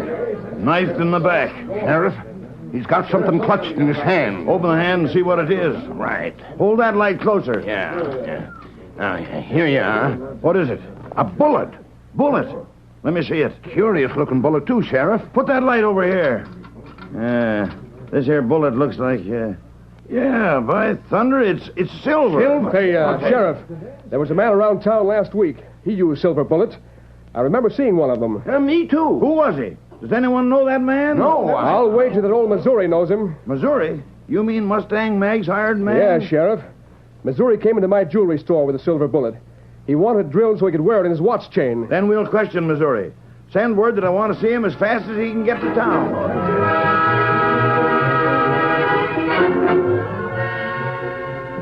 Mustang Mag and her hired man, known as Missouri, were friends of the Lone Ranger. It was a few days after one of the masked man's unexpected visits when Sheriff Conway sent word that he wanted to see Missouri in his office. The old man left the ranch as soon as possible and headed for town. Mustang Mag went with him. Tagging along with me like I was a 6-year-old. Sakes alive, Mag, are you afeard to trust me in town by myself? Yes. Well, I bet... What'd you say? The last time you came to town, it was a week before you got back to the ranch. Well, that weren't my fault, Mag. I was in jail. That's just the point. Sheriff asked you a few questions about some cattle stealing, and you got so all fired mixed up that he thought you was the thief. Well, he learned his mistake. Doggone it, Mag. I was a sheriff myself at one time. I can take care of myself. Missouri, you've grumbled all the way from the ranch, and I've heard about all I want to hear. Now, shut up. But, Mag... I'm going into the sheriff's office with you. That's settled. But, Mag, there's another thing. The Lone Ranger left Dan Reed at the ranch. We promised to take care of the boy until the masked man came back for him. Well, what about it? He's all alone at the ranch. I'd sooner trust him alone at the ranch than you alone in town. Oh, doggone it. I ought to resent that. And you just try resenting anything I say. I don't know why you tolerate such insulting remarks. Are you going to stop at the sheriff's office, Missouri, or keep right on going into the next county? Golly. Whoa there. Whoa, boy. Whoa up there. Whoa. Oh, it's always hard for you to stop short of the cafe, ain't it, Missouri? Mag, why don't you wait right here on the wagon? I won't be gone long. Step down, Missouri. Oh, hang it all. The horses ain't likely to need me. You are. Now get out of the way so I can get down. One doggone insult after another. And now remember this, Missouri. If the sheriff asks questions, just answer them straight. I know. Don't go sidewinding on a lot of personal opinions. Now open the door. Well, glad to see you, Missouri. Howdy, Sheriff. And Mustang Mag. Hi, Sheriff. I guess you know Mr. Marsden, the jeweler, don't you? Oh, sure thing. How are you, Mr. Marsden? How do you do? Howdy, Marsden. How's Henry Granger doing these days? Quite well. Are you and Granger still partners in the jewelry store? Why, yes, of course. Here's a chair, Mag. Sit down there, Missouri. This better be important, Sheriff. Missouri had to leave a lot of work to come here. It is important, Mag. Missouri may be able to help me. Well, I'm glad to do what I can, Sheriff. Take a look at this bullet, Missouri. Huh? Cracky. Mr. Marsden has examined it. He says it's solid silver. Yeah, let me see that. A silver bullet, Mag. Mr. Marsden said you had one just like it, Missouri. I sure did. Got it back at the ranch. Took it in the jewelry store some time ago to have a hole drilled in it so as I could wear it on my watch chain. Yes, that's what I told the sheriff. Well, what about it, Sheriff? Tell me about the man who gave you the bullet, Missouri. What does he look like? Well, he's tall, broad-shouldered. And he always wears a mask, doesn't he? I never seen him without one. And 2 guns? Sheriff, he's got 2 of the fastest shooting irons in the world. Mm-hmm. And now tell me this, Missouri. Does he use a knife as well as guns? A knife? Well... Now, hold on a minute. What's back of these questions, Sheriff Conway? It's official, Mag. Official or not, why are you asking questions? Where'd you get this silver bullet? Now, Mag, the sheriff's the one to ask questions. I'm asking the questions now. Well, Mag. Shut up, Missouri. Give out, Conway. Missouri won't open his face again unless we know why you're asking questions about the masked man. All right, Mag, I'll let you have it. This silver bullet was found in the hand of an old desert rat. Go on. He was found at the edge of town. He'd been stabbed to death sometime last night. Stabbed to death? Great day. The silver bullet's our only clue. I'd say it's a very good clue. Unless this masked man has an alibi... He didn't do it. He didn't kill anyone. Why, he's a friend of yours, isn't he, Missouri? Sure he is. Then you must know where we can find him. Well, Now, wait a minute. Missouri don't know. I do, too. Shut up. Mag, you keep out of this. Like thunder, I will. Missouri, you keep still. You've got nothing more to say. Are you telling Missouri to obstruct justice? I'm telling Missouri to keep his trap shut. But, Mag, if we was just to tell the sheriff who the masked man is... That's it, Missouri. Missouri don't know who the masked man is. Mag, you confounded... Missouri couldn't give you the name if he wanted to. Could you, Missouri? Well, No, Mag, but... But you do know something, and you're holding it back.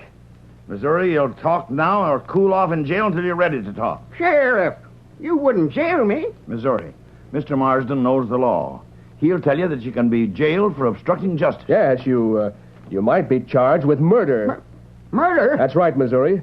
An accessory after the fact. You see, Missouri? Mr. Marsden knows the law. Well, he may know the law, but he don't know Missouri. Mag, if you don't keep Let still... him jail you, Missouri, but you keep still. If you so much as open your face, I'll make you the sorriest critter that ever drawed breath.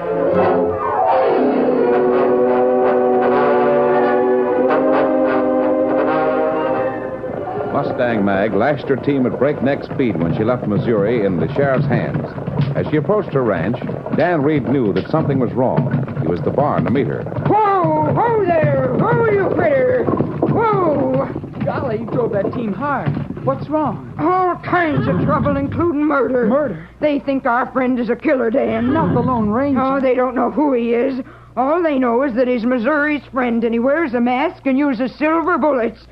There was a silver bullet in the dead man's hand. Oh, golly. Here it is. The sheriff forgot I had it, so I brought it with me. What about Missouri? Oh, he's in jail. Jail? For what? Oh, because I wouldn't let him talk about the masked man. Dan, can you locate the Lone Ranger? Well, he went to visit a ranch in the next county. He expects to be back here in a day or two. Oh, he's got to get back before that. Conway's an ambitious sheriff. He wants to solve the murder quick. Why, he'll pin it on Missouri if he can't find the real murderer in a hurry. I'll go after the Lone Ranger. Come on, I'll help you saddle him.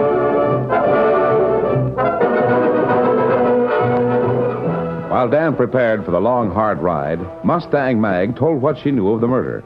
And Dan, tell the Lone Ranger that he's got to be careful. He's likely to be shot on sight. I'll tell him. Steady there, Victor. And tell him that Mr. Marsden, the jeweler, was the one that got Missouri involved. He remembered that Missouri had a silver bullet. Now, can you remember all I've told you? You bet I can. Then get going, lad. Get the Lone Ranger. Right. Steady, boy. Come on, Victor.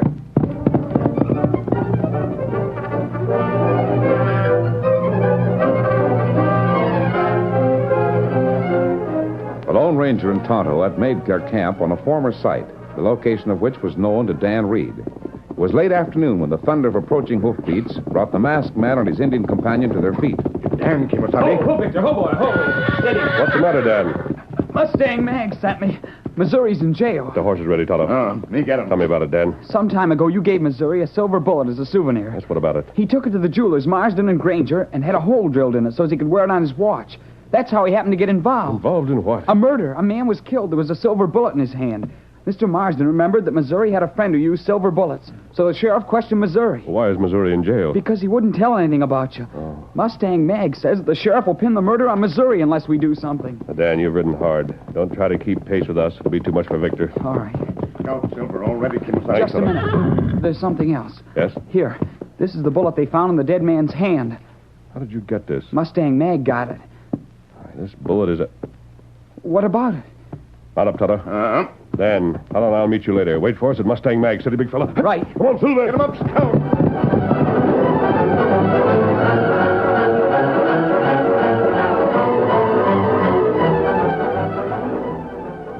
It was long after dark when the Lone Ranger and Tonto reached town and ground hitched their horses in the darkness behind the jail. While Tonto moved silently toward the entrance to make sure the guard didn't interfere, the masked man crept to the barred window. Missouri, come to the window. Oh, my sakes alive. Why'd you come here? I want to know more about the murder. Does anyone know the dead man? Nope, he looked like a desert rat. No one ever saw him before. But you gotta clear out. You'll be shot on sight. They'll find a whole belt full of silver cartridges to prove you killed the critter. What about you? Well, never mind me. You just clear out and save yourself. Sheriff Conway's bound and determined. Wait a minute. Tonto's coming. Kimasabi. Yes? You come this way. See guard at door jail. What about the guard? Him dead. Oh, my sakes alive. And silver bullet in his hand. Another one. I'll see you soon, Missouri. How was he killed, Tonto? Knife. Him get knife. Wait. You fella come this way. Wait right here at the corner of the jail. One of those men is Sheriff Conway. I know his walk. We'll see what he says when he discovers the dead guard near the door. You're a good lawyer, Turnbull. Maybe you can convince Missouri that he'll be smart to tell what he knows. I'll convince him, the old fool. I'll show him he's likely to get his neck stretched if he doesn't talk. He'll listen to you. Thought you said you had a guard at the door. Oh, he's around somewhere. Yeah, it looks like someone's on the ground. Maybe your guard's sleeping. If he is, Pete. Is that your guard? Yes, a lazy good-for-nothing. Pete, wake up, you. Wake up. Turnbull. Oh, what's the matter, Sheriff? Pete's dead. Dead, are you sure? See for yourself. Should I light a match? The moon's bright enough. He's been knifed. Killed the same way as the desert rat was. Yes, Sheriff. There's something in his hand. I'll get it. A bullet. I wonder if it's like the first. Now Missouri's got to talk. That masked friend of his must be right here in town. You're right, Sheriff. What the? Masked man. I'm the one who gave Missouri a silver bullet. Then you're the man I want. You're under arrest for murder.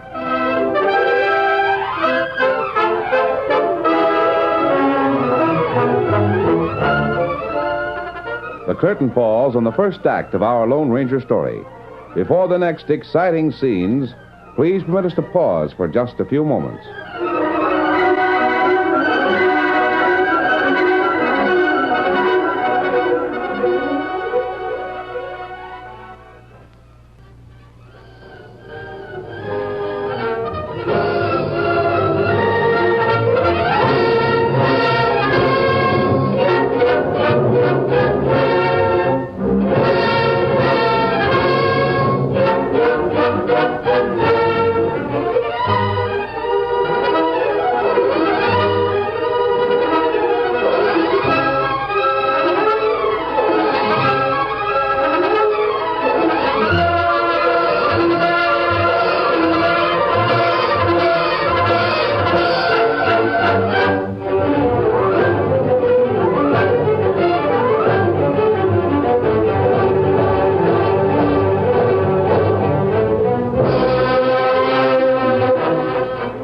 Now, to continue our story. When death struck the second time, the guard at the jail was the victim. The sheriff and lawyer Turnbull had just discovered a silver bullet in the dead guard's hand when the Lone Ranger stepped forward. The sheriff, recovering from his surprise, said, You're under arrest for murder. Sheriff, you don't arrest a man who has a drop on you. You... Open that door and go inside where there's more light. You too, Turnbull. You know me? Sheriff used your name. Well, Sheriff, did you hear me? The door. All right, but you won't get far. Take the dead man inside, Turnbull. But I Quickly. No. You needn't ram that gun through my side. I'm taking them in. I suppose Turnbull and I are to be number 3 and 4 on your murder list, huh? I've never started a list. Close the door. Hey, how about getting me out of this stall? Just a minute, Missouri. You got the drop on us now. Sheriff, you suspected me of murder because of a silver bullet. Well, It's evidence. You found another bullet in the guard's hand. I did. I got it right here. Put it on that table. There. Here's a cartridge from my belt. Fire the silver bullet from that cartridge, and you'll find that it's just like the one I gave Missouri. On the other hand, you'll find it's quite different than the bullets you took from the dead men. You see, Sheriff? I tried to tell you my friend had nothing to do with the killing. You keep still. I looked them over. You can easily see the difference. They are different, Sheriff Conway. They came from different molds. You might have 2 different molds. The silver in one of those bullets is of the finest grade, the kind that jewelers use. Jewelers? Sheriff, did you get that? Missouri, you keep still. I'll be hanged if I'll keep still. Marsden's the jeweler. He could have made them silver bullets. Who else is there around here that handles silver? Missouri, You can't shush me up. I'll have my say. Marsden's the guilty one. Marsden's tried to put the blame on my friend. Conway, I wonder if Marsden did kill that desert rat. He'd have to have a motive. You know of anyone Marsden wants out of the way? Yes, I do. We don't want your opinion, Missouri. Oh, yes, we do, Sheriff. Speak up, Missouri. See here, if you think you're going to run While my I hold the guns, I'll give the orders. What do you know, Missouri? I'll tell you what I know. I know that Marsden and old Henry Granger don't get along none too well. I know that Marsden liked to get Granger out of the jewelry business so he could own it alone. You old fool, you don't talk sense. We're looking for a motive for the murder of an unknown desert rat and the prison guard. Not Henry Granger. He ain't dead. Sheriff, is Missouri right? About what? Marsden and Granger? Well, I guess so. And I can testify that he is. If Granger had been killed, there'd be ample reason to suspect Marsden of the murder. The partners have an agreement. If one dies, the other gets the business. Marsden wouldn't kill Granger. How do you know, Sheriff? Why should he? Granger's an old man. He's only got a few more years. Marsden will soon be the owner without resorting to murder. Well, don't you forget that Marsden made a slick deal to get half interest in that store. He'll pull another slick deal to get the other half, if he can get away with it. Sheriff, do you still think I'm the murderer? Well, I guess not. I'm sure you're not. But you did think so. I had reason to until you showed me the bullets. You'd still think so if I hadn't come here. Yes, and if Granger was murdered, you'd suspect me. Granger? You wouldn't suspect Marsden. Now, isn't it possible that Marsden killed 2 men to cover the murder of the third? Sheriff, he's right. But Granger wasn't killed. How do we know? We better get over to his place right away. How about watching Marsden? We'll watch Granger. His place is nearest. Come on, Turnbull. Now, wait a minute. Put those guns down. Leave the keys to the cell. The keys? You've no reason to hold Missouri now. Give him the keys, Conway. Hurry, we got to see about old Henry. Here, take the keys. Thanks. Come on, Turnbull. I'm with you.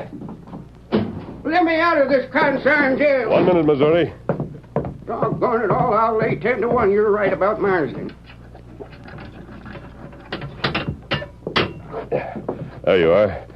Now, where does Marsden live? Way at the other end of town. It's a big stone house. You can't miss it. Come on outside. Hunter will be nearby. There he comes, bringing up your horse. Tonto. Here's Silver. Thanks. Now, you stay with Missouri. I'm going to call on Marsden. Hey, wait a minute. I was once a sheriff. How about me going to Marsden's place with you? No, Missouri. As long as the sheriff chose to go to Granger's house, I want to call on Marsden alone. I want to talk to him unofficially. Steady, big fella. Hip. Come on, Silver.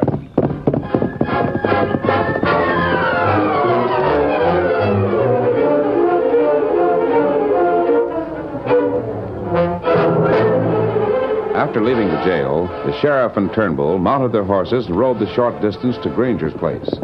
In a few minutes, they rode up and dismounted at his door. Well, here we are, Turnbull. Hope the masked man and Missouri are wrong in suspecting Marsden. Well, I'm hoping old Henry Granger hasn't been murdered already. We'll soon find out. Come on.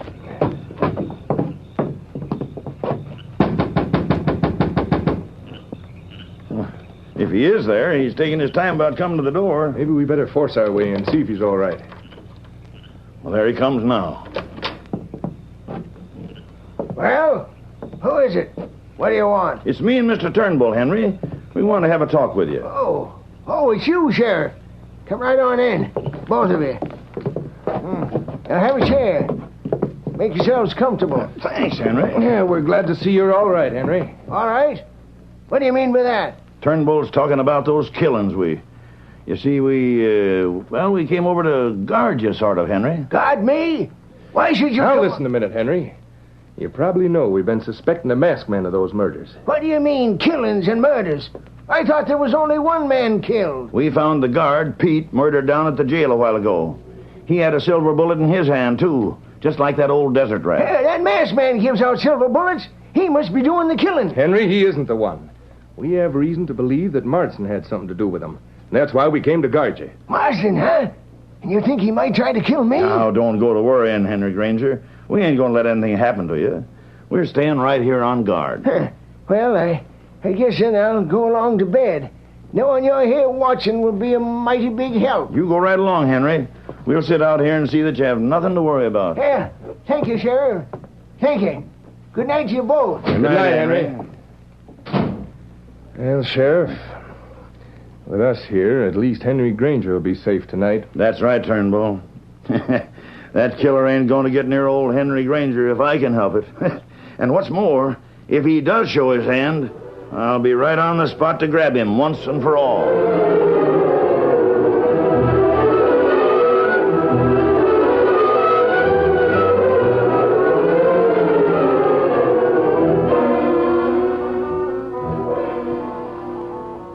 Marsden's home was a great stone mansion at the edge of town.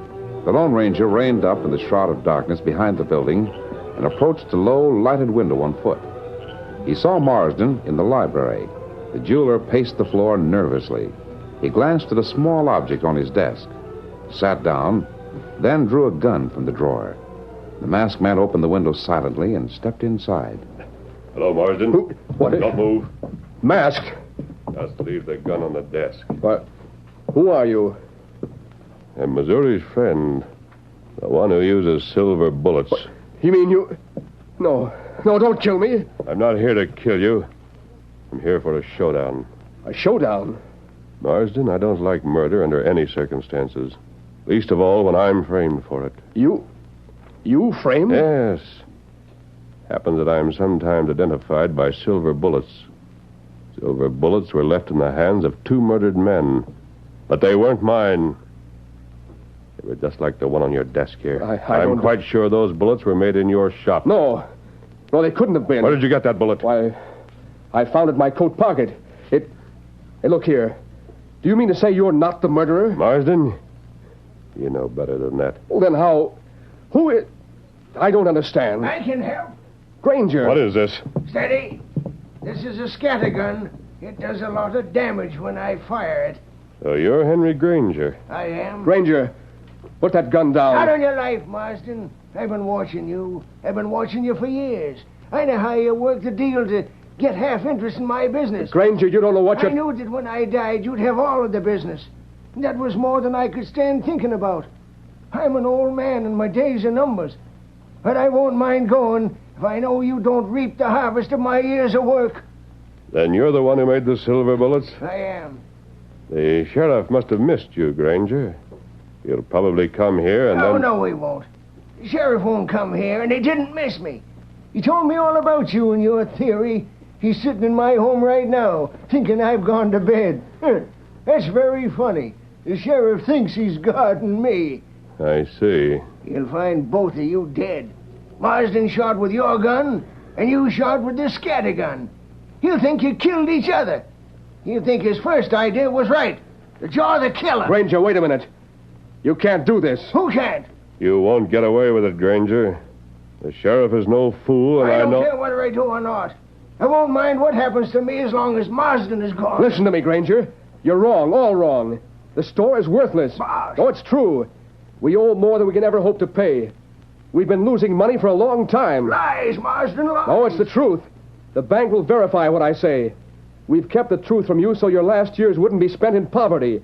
I haven't drawn a cent from the store for the past year. I don't believe you. I've even put the money my father left me into the store so you could draw a salary. I don't believe a word of it. Granger, wait. I've waited long enough. But you don't know what Goodbye, Marsden. You won't, bugger. Who's that? Missouri. You shooting, slinging old catamount. You smashed my scattergun, you. You're doggone right, it did. Missouri make good shot. Tonto. Missouri say him follow you, and me come too. Hey, you spoiled everything. If you hadn't been at that there window, I'd have had these two. I'd have... What? Granger. I have him. What's happened to him? Did the bullet hit him? Me get water. There's a couch over here. Lay him down. Tonto? Water here. We don't need it. What's the matter with Granger? Henry, can you speak? He can't speak, Marsden. Well, did the bullet that hit his gun glance off? No, I think the emotional strain was more than his heart could stand. Oh. Doggone, to think that old Henry Granger was the one. Well, I never would have believed it. Hell, it's better this way. He's paid for what he did. Just a poor, misguided old man. We'll leave him here for the present. And I'll tell the sheriff to come here. Very well. And Marsden, I'm sorry I suspected you. I was wrong. We were both wrong. I suspected you, too. I'll see you again. Well, Missouri, it would have been a shame if Granger had killed a man like that. A shame? Well, doggone it, Marsden. You don't know the half of it. That's the Lone Ranger. I'll Silver!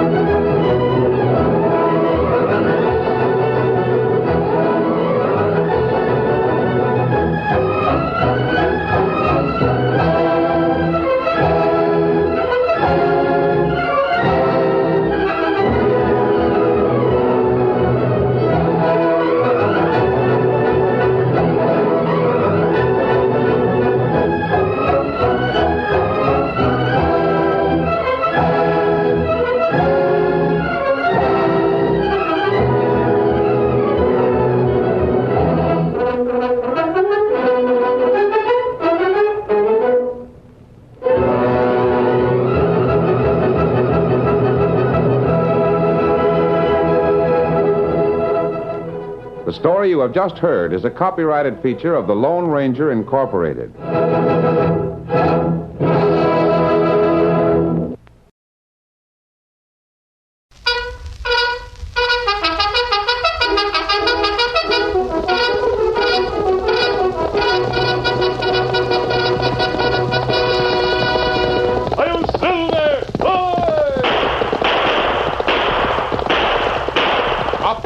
With the speed of light, a cloud of dust, and a hearty hi-yo Silver, the Lone Ranger.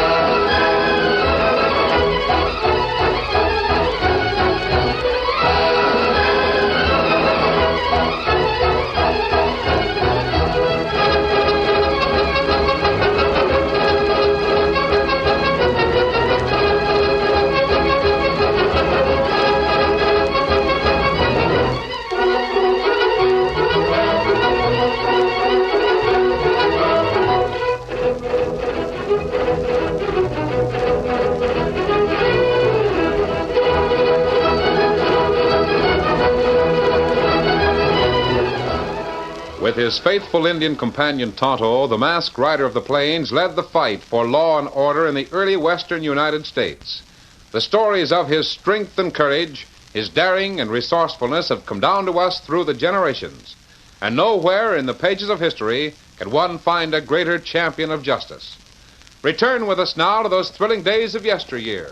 From out of the past, from the thundering hoofbeats of the great horse Silver, the Lone Ranger rides again. Come on, Silver. Let's go, big fellow. I am Silver.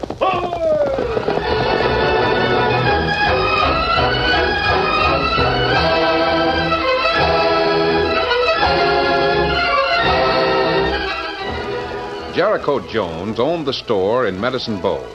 When the community grew in size, a post office was established in a corner of the store, and Jericho became postmaster.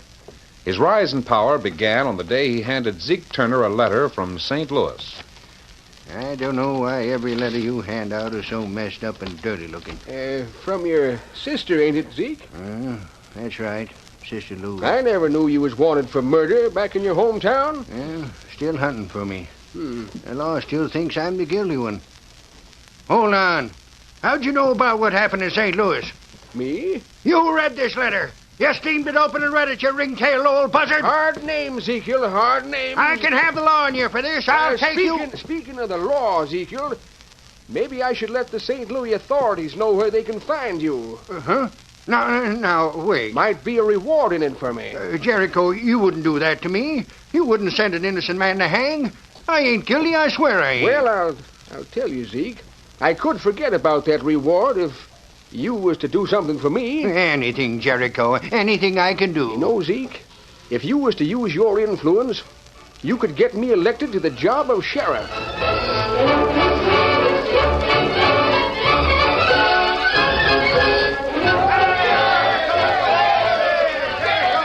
Give us a speech, Jericho. Let's hear from the new sheriff.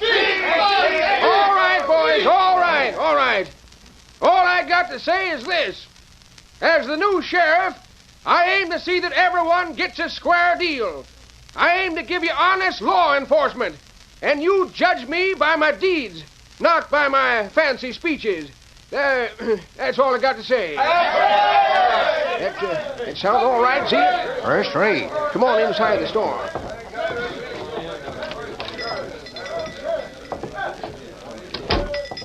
I'll have the sheriff's desk right next to the postmaster's. Now, step over here, Zeke. I figure to make you my right-hand man. We can go a long way if we stick together. Sit down. A long way? Ezekiel, a man can learn a lot about his fellow citizens if he keeps his eyes open. You mean if he's got the job of postmaster and no conscience? Now, here's a list of names I drew up. You'll find some facts alongside each name. You can use them facts to persuade these men to think as I do. And, how do you think? Ezekiel, there ain't been a tax commissioner since Jug Sims died. Tax commissioner? You're already the postmaster and the sheriff. I sure would like to be the tax commissioner.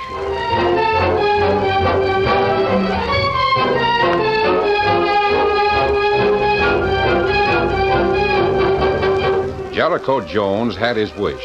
He became tax commissioner and immediately doubled everyone's taxes. Then he went out prepared to collect. I won't pay no such taxes. In that case, you just forget that I'm here as tax collector. I'm here as sheriff, and I'm serving you with a writ of attachment on your property. That's one too many. We won't sit still for such high-handed dealing. We'll form a committee and see Mayor Ogden about it.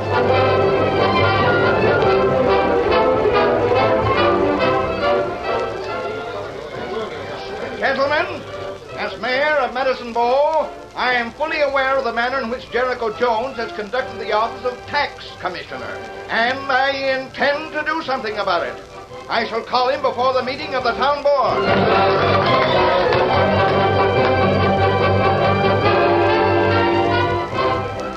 The Lone Ranger had heard about the rise to power of Jericho Jones.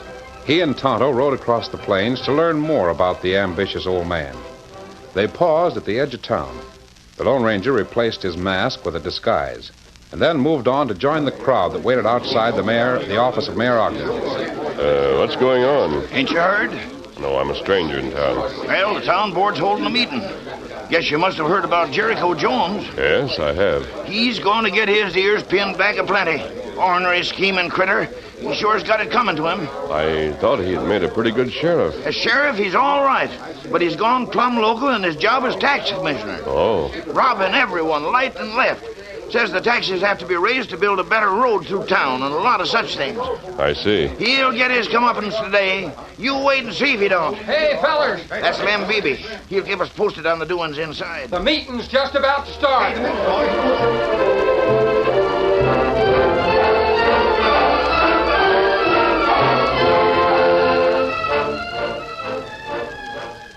Ezekiel, looks like the mayor is finally ready to start the meeting. Jericho, Mayor Ogden is out to get you. I know. He's got Lawyer Squibbs right at his side to keep him straight on the law. I'm afraid you're in deep water. I studied some of the laws myself, Zeke. All right, gentlemen, all right. Now, let's get the meeting started. Good idea. There are times when a mistake in our town government has to be rectified. Fortunately, our charter has provided for this. Now, look here, Ogden. Never mind making a speech. Let's get right to the business at hand, which is me. You're right, Jericho Jones. You are the one that's caused me to call this meeting. Mayor Ogden, before you get going, I'd like to ask Lawyer Squibbs to set me straight on a couple of points of law. Oh, very well. I'll try to answer your questions, Jones. Can everyone that's at this meeting cast a vote? By no means. You mean to say none of my deputies can vote? None of them. I suppose you thought you could win a majority with all your deputies voting, huh? How about Ezekiel, the assistant tax commissioner? He has no vote. Oh, how about you, Squibbs, the mayor's assistant? There are but 7 members of the town board who can vote on an issue like the present one. Meaning that a majority of the 7 officials could vote to kick me out of office as tax commissioner. That, Jericho Jones, is right. It is the duty of this board to select a replacement for any member who's put out of office. All right, then. I'm calling for a vote. You're calling for a vote? Jericho? Why are you calling for a vote? I'm calling for a vote to get rid of an old moss-backed stuffed shirt that's been in office too blame long. Why, you... Gents, how many are in favor of getting rid of Mayor Ogden? Why, this is unheard of. That's not why we're here. You heard what I said. Now, how many's in favor of kicking out the mayor? What about you, Jake Peavy? Well, Jericho, Ain't you voting my way?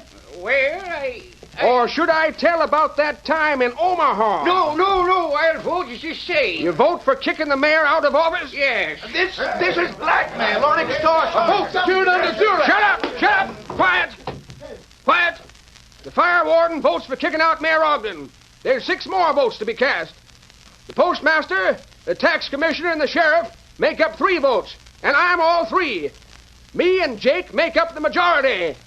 Mayor's out. Why, this is unheard of. I won't stand for this. It's downright legal, by thunder. Now, calm down. Quiet. We ain't done with this business yet. As far as I'm concerned, you're done. Squibbs, sit down, or I'll write a letter to that girl in New Orleans about you. You've been reading my mail! Sit down and shut up! Quiet! Now, that's better. Now, gents, it's our bounden duty to select a replacement for the mayor.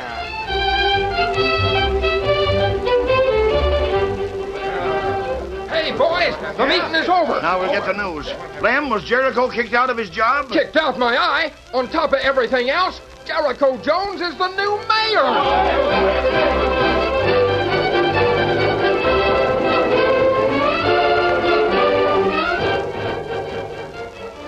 Ezekiel, did you lock the door of the store like I told you to? I locked it when we came in, Jericho. Can't have people bother me to buy a pack of tobacco or something.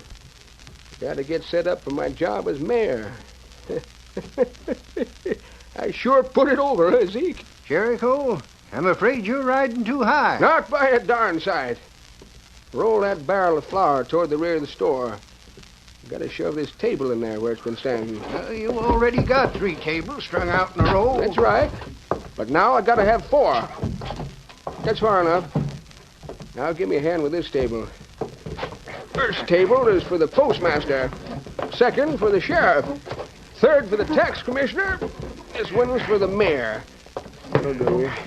You get many more jobs, you'll have to knock the back out of the store to make room for your official tables. I sure am getting important here, Zeke. With 4 jobs, I'm a majority on the town board. Jericho, the people ain't going to sit still for the way you're running things. If anyone makes trouble, the sheriff's office will take care of them. Maybe you better swear in some more deputies, Zeke. You there, Jericho Jones. Oh, Jake Peavy. The fire warden. Is the back door unlocked? Yes, Jericho Jones, it was. Well, Jake, I'm glad you're here. Want to thank you for the way you backed me up at the meeting. Yeah, it was my vote that was deciding, wasn't it? That's right, Jake. I knew I could count on you. I never would have backed you if you hadn't had something on me from reading my mail. You see, Jake, it's like this. Don't you laugh about it. Why, Jake, you act like you was sore. Sore? Why, you scheming, snooping, letter-stealing polecat. You bet I'm sore. Oh, now, Jake, there ain't no call for you to feel like... Save it. Hey, a gun. Peavy, you crazy fool. Put that gun down. Zeke, you keep out of this. Took me some time to make up my mind what I do about you, Jericho Jones. Do about me? Yes. Now my mind's made up. I'm going to kill you. Now, wait. Jake, listen to me. Nothing you or anyone else can say will change my mind. Hold it. Masked. 2 guns. Drop that gun, Peavy. I'll shoot it out of your hand. A masked gunslinger. So that's how you're playing the game, Jones. Bringing killers in. Jones didn't bring me here. I followed you, Peavy. To kill me because I wanted to I rid followed this you town? because I wanted to talk to you. Now come with me. I won't do it. If you're going to kill me, you do it here. Come on. Let me down. Put me down. He's got him right under one arm. Stay. Stay where you are. I still have one gun hand free. I ain't moving. Either of you try to follow me, you'll be stopped cold. We're stopped cold right here. Listen a minute, mister. If you want a job... I've got a job. He closed door. Right, Tonto. If ever I get free... Take it easy, Jake. I'm on your side. Now stand up. We take him to camp? Yes. We can talk to him there. I know when I'm beat. I never been toted like that before. Peavy, we can tie you if necessary. Will you ride double on my horse without making trouble? Well, I guess so. But who are you? What are you after? We'll discuss that when we get to camp. Steady, big fella. Give me your hand. Up you come. Steady, Silver. There. I'm aboard. No, we'll go straight to camp. Get him up. Come on, Silver.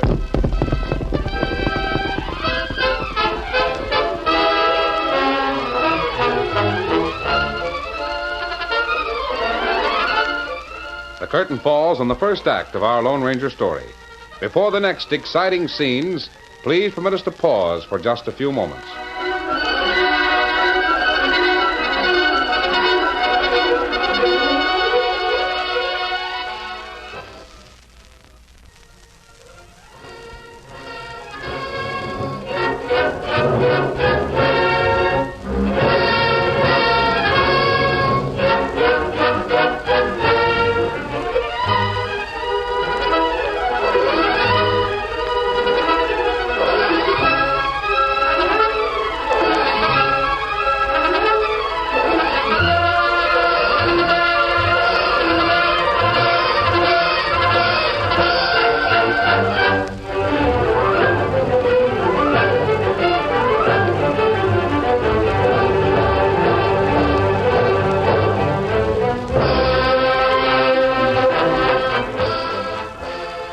Now, to continue our story. The Lone Ranger knew that Jericho Jones had a lot of power in Medicine Bow. He wanted to learn more about the ambitious old man's rise to power. So he captured Jake Peavy and carried him to camp. After some hesitation, Jake proved willing to confide in the mysterious masked man. You see, most of us that came to the West did so because we wanted to start a new life. I understand, Jake. Not that we were running from the law. We just left things behind us. Things we didn't want to remember or have known. I know what you mean. Jericho Jones found out a lot of those things when he got to be postmaster. By reading the mail? Yes. The ornery buzzard, he steamed open the letters and read them. Then sealed them up again before he handed them out. Then he threatened to reveal things about you if you didn't obey his orders. Is that it? That's it. Postal authorities would put a quick stop to that. Well, a couple of us wrote them. But the chances are that our letters never left Medicine Bow. Jericho probably reads the outgoing mail as well as the incoming. Oh, I see. Now, even if the authorities did come here, how could we prove anything? Jake, what is Jericho going to do with all the money from increased taxes and the power he's acquired? He's going after more power. His kind is never satisfied. He'll sign up a lot more deputy sheriffs and use the tax money to pay them. And the more taxes he collects, the more deputies he'll hire. He'll have a regular army, private army. He sure will. Some of us are under his thumb right now. He'll have everyone that way if he ain't stopped. He'll be stopped. He'll be stopped when he's killed. I don't know any other way to stop him. Well, there's another way, Jake. It doesn't call for murder. Well, nothing can be proved against him. He's too smart. Jake, you'll have to work with Tonto and me. I'll do anything. I want you to call on everyone you know. Right away? Yes. Ask each man to write a letter. Now, here's what they're to write.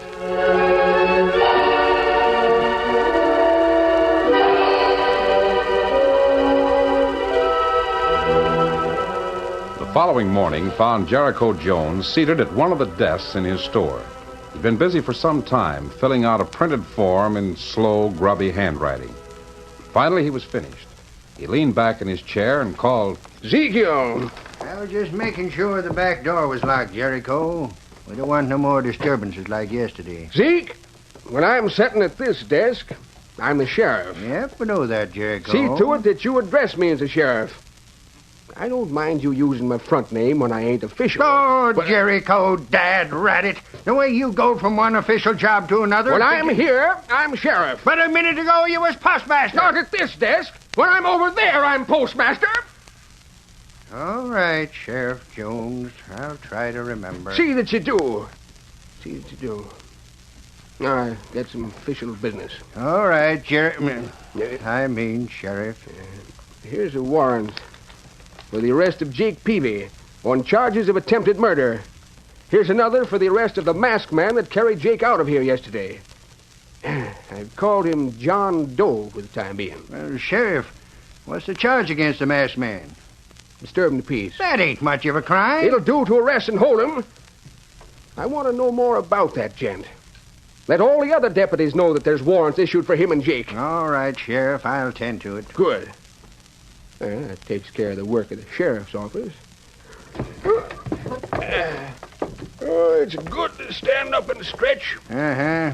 I sure have got a lot of responsibilities. Yes, sir. Zeke, no matter how important I am, I won't let it be said that I forgot my friends. I'm not a man to let success spoil me. No, sir. No, sir. Zeke, you needn't call me sir. I'm just plain old Jericho Jones to you. Of course, when I'm serving as a sheriff, or the mayor, or as any other official, I got to demand the proper respect from my subordinates. All right, I'll try to remember, Jericho. Thank you. Dagnabbit, there you go again. Huh? First naming a public official. But you just said to call you could do it when I ain't official. Now I'm official. You've got eyes. You can see that I'm sitting at this desk. You know this is a postmaster's desk. I'm downright sorry, Mr. Postmaster. I'll try to keep things straight. Yeah. Well, now we've got to tie out the eastbound mail. Fetch that box of mail. Yes, sir. Bring that mail sack. I'll toss the letters in as I stamp them with the official postmark. Is this all the outgoing mail? Yes. Why?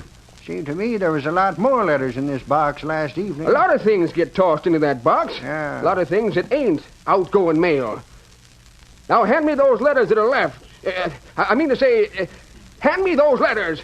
I'll get them ready for the stage.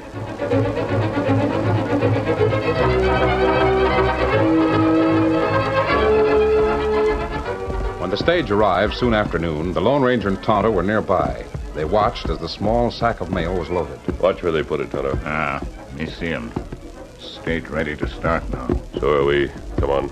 Get him up, Scout. Come on, Silver.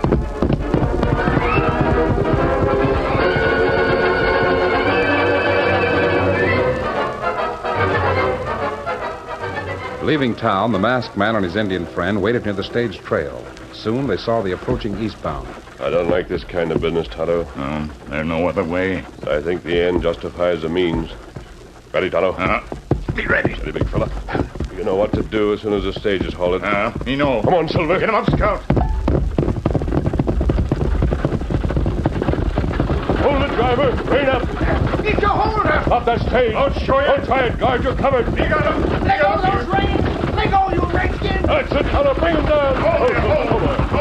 Don't just sit there and do something. What do you want me to do? We're going to be wrong. You're doing all right, guard. Keep your hands where they are, and no one will be hurt. I know what I'm covered. That engine's after the mail. Only one of the mail bags, driver. We got nothing of value. This isn't a robbery. I don't know what you call it. Steady, guard. Don't try any tricks. He got it. All right, Kimosabe. Driver, we're borrowing the mail you just took from Medicine Bow. I got eyes. I know what you took. You'd better turn back and report this affair to the law. You just bet I will. Wait till Sheriff Jones hears about it. The trail is wider, about a half a mile ahead. You can turn there. Now get started. The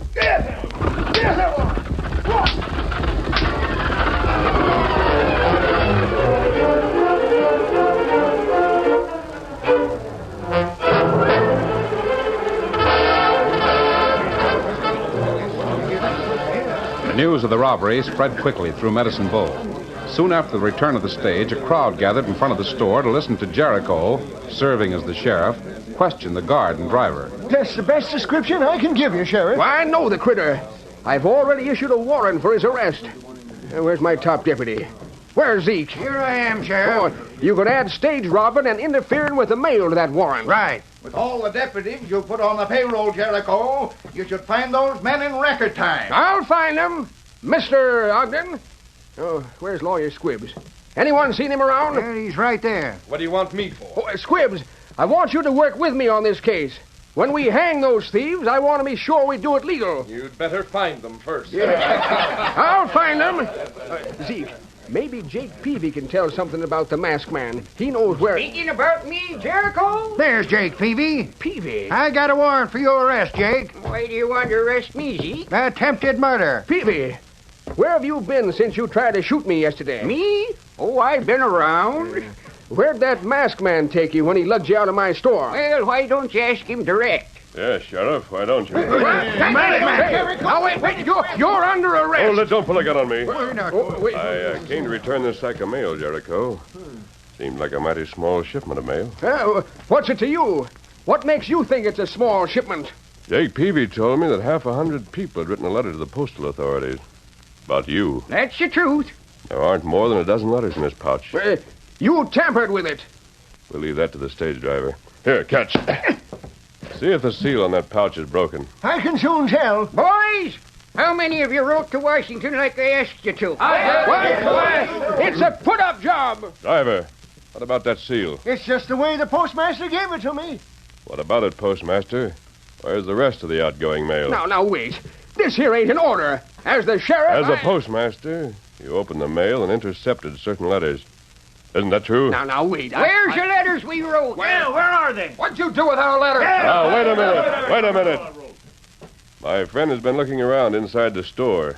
He seems to have found something. But there's the Indian that helped rob the stage. Now, just a minute. What did you find, Tonto? Here, plenty letters. Doggone it, you can't snoop around in my store. He's already done it, Jones. Now, what about these letters?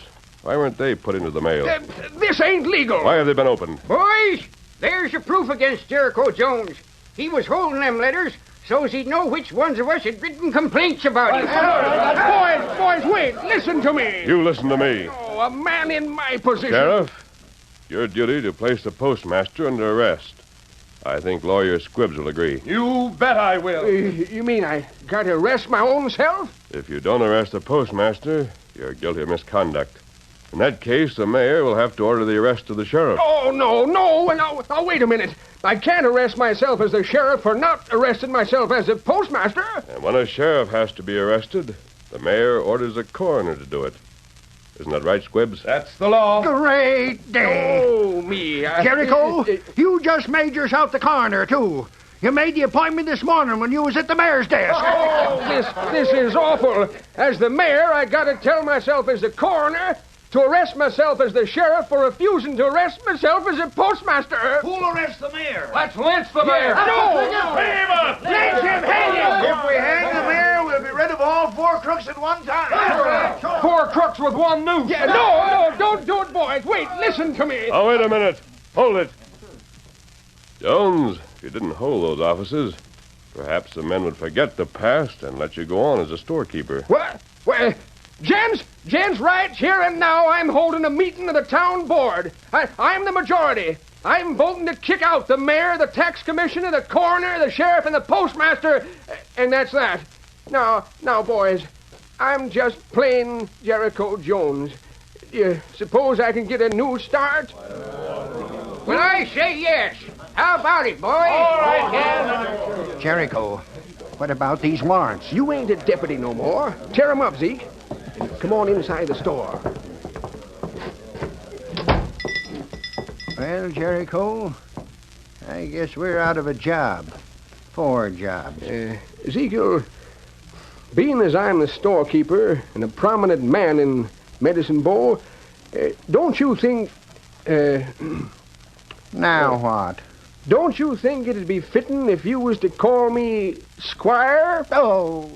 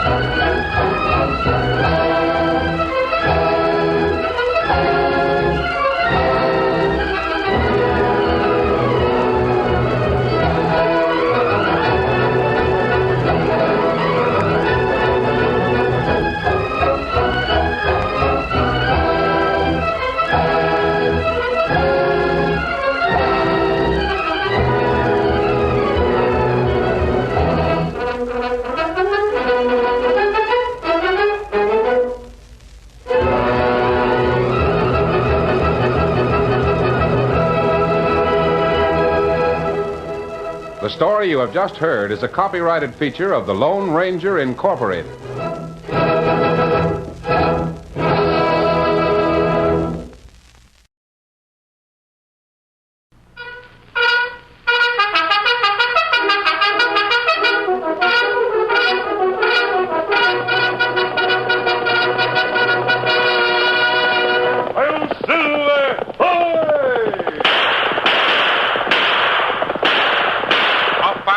With the speed of light, a cloud of dust, and a hearty hi-yo silver, the Lone Ranger.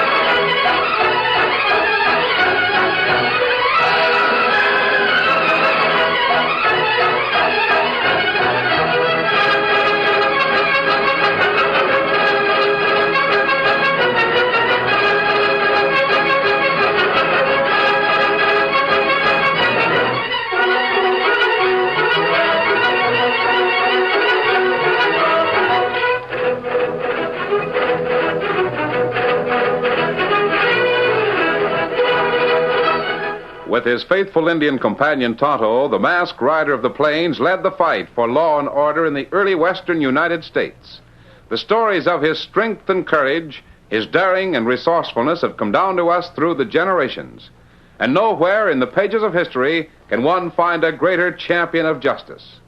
Return with us now to those thrilling days of yesteryear. From out of the past and the thundering hoofbeats of the great horse Silver, the Lone Ranger rides again. Come on, Silver! Faster, boy, faster! I'll Silver!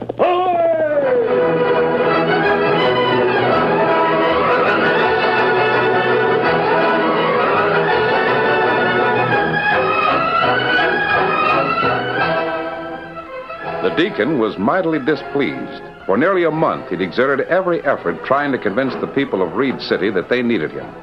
And the people of Reed City had gone out of their way to make it plain that they wanted no part of the deacon. It was afternoon, and the deacon was seated on the veranda of the Reed City Hotel, whittling. Now and then, one of the townspeople walked by, but there was no friendliness in their greetings for the big man. Howdy, Deacon. Howdy. Nice day. I beg to differ with you, brother. It is far from being a nice day. Huh? What's that? It is far from being a nice day. Sun shining, ain't it? Yes, the sun is shining, brother. To warm the skins of you sinners. Well, whatever it's shining for, it suits me. So long, Deacon. So long, sinner.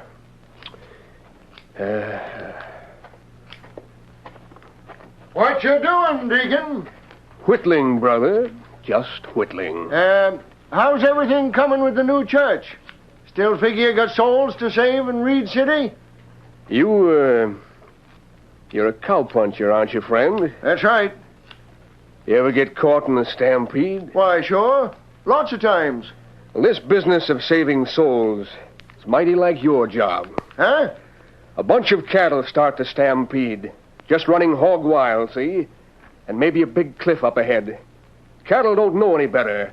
They got a crazy notion to run, so they run.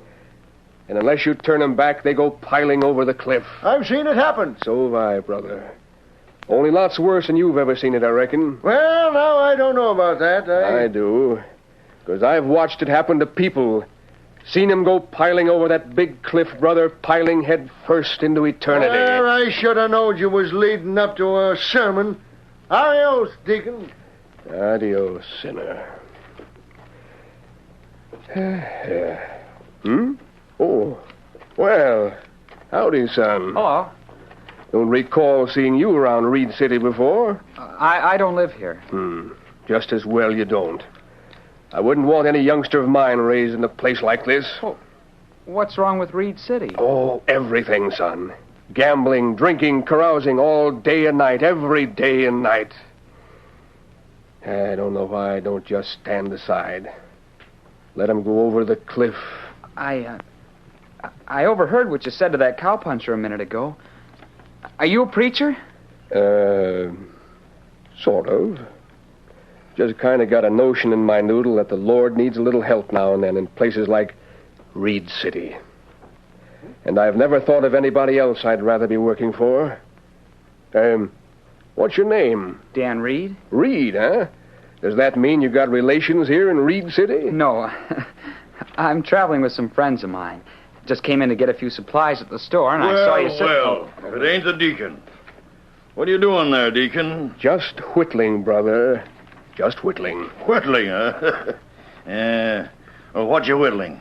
Part of the new church? Brother, you're talking to an unhappy man. A mighty unhappy man. Huh? And if you don't want that empty skull of yours cracked like an eggshell, don't you start any joshing remarks about the church I'm figuring to build. Well, no offense, Deacon. Only... Yes? Only what, brother? Well, I was just thinking. Fella as big as you, with all the gumption you got, seems like you'd be, in a job fit for a man your size. The job I'm in is fit for any man. Any size. And I can whip the one that says different. Sure you could, but that's just what I was getting at, Deacon. You know, this country needs fighting men. Oh. Does, eh? You bet. And with your size and build, man, I bet you could lick your weight in wildcats. Brother, you have contributed a very elegant thought. Yeah? What's that, Deacon? There's a herd of cattle stampeding. They're heading for the cliff, and it's up to me to stop them. What cattle you talking about? What cliff are they heading for? And what stampede you talking about? The cattle are right here in Reed City, brother. Right here? Deacon, you're loco. The cliff they are about to fall over is down the street. Better known to you, my friend, as the Royal Flush Saloon. And the stampede is going to start the minute I walk into that den of iniquity. Adios, sinner.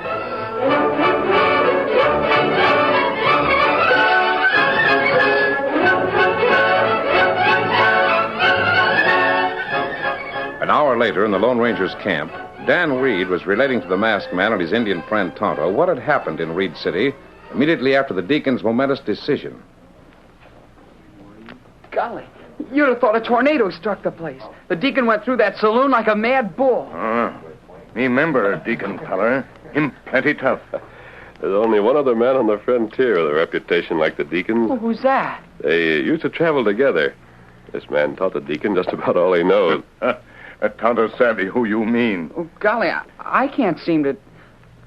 Hey, do you mean Parson Johnny Brimstone? That's the man. Golly, what a team that must have been. Parson Johnny and the deacon working together. You say Deacon feller have big fight in town, Dan? He just about wrecked that saloon, Tonto. There was a big crowd standing out in front of the place.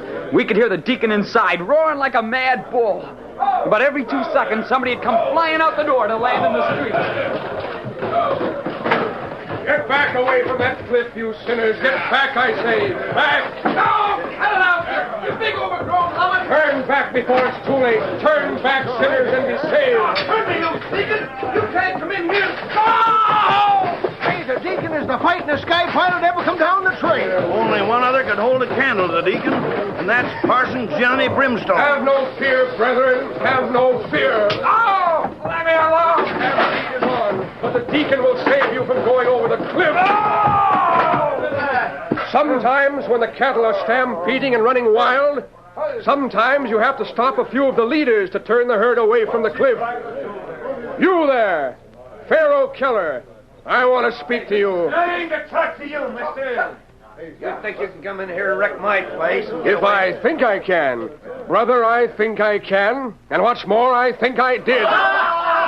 You're going to pay for it, Mr. Deacon. You're going to pay up for every bit of damage, one way or another. Don't you threaten me, you two-bit tin horn, or I'll... Stand where you are. What?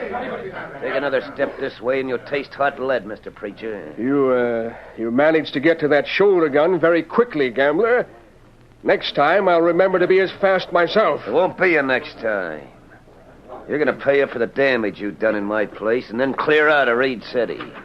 Brother, I came to this sore spot on the face of the earth to save your soul. And I'm going to save your soul if I have to break your neck to do it. Now, all of you, listen to me. Whether you like it or not, there's going to be a church in Reed City, and you're going to help me to build it. If it takes a week or a month or a year or forever, there's going to be a church in Reed City. Deacon maybe have plenty trouble, Kemosabe, from Pharaoh Keller. Keller isn't the kind of a man who'll stand being pushed around. If the deacon has made up his mind to building a church in Reed City... Then him stay until church get built. Or until something happens to stop him. Golly, would Keller dare to... To kill the deacon? Well, I don't think so, Dan. But that doesn't mean we're going to take a chance on it. Come on, Tonto. We go to Reed City? It'll be dark by the time we arrive. Are you going to talk to the deacon? Possibly, but I'm more interested in talking to Pharaoh Keller. Here, Silver. Saddle up, Tonto. Come, Scout. Here, fella. Want to ride with us, Dan? Do I? Oh, boy, I sure do. Here, Victor, come on, boy.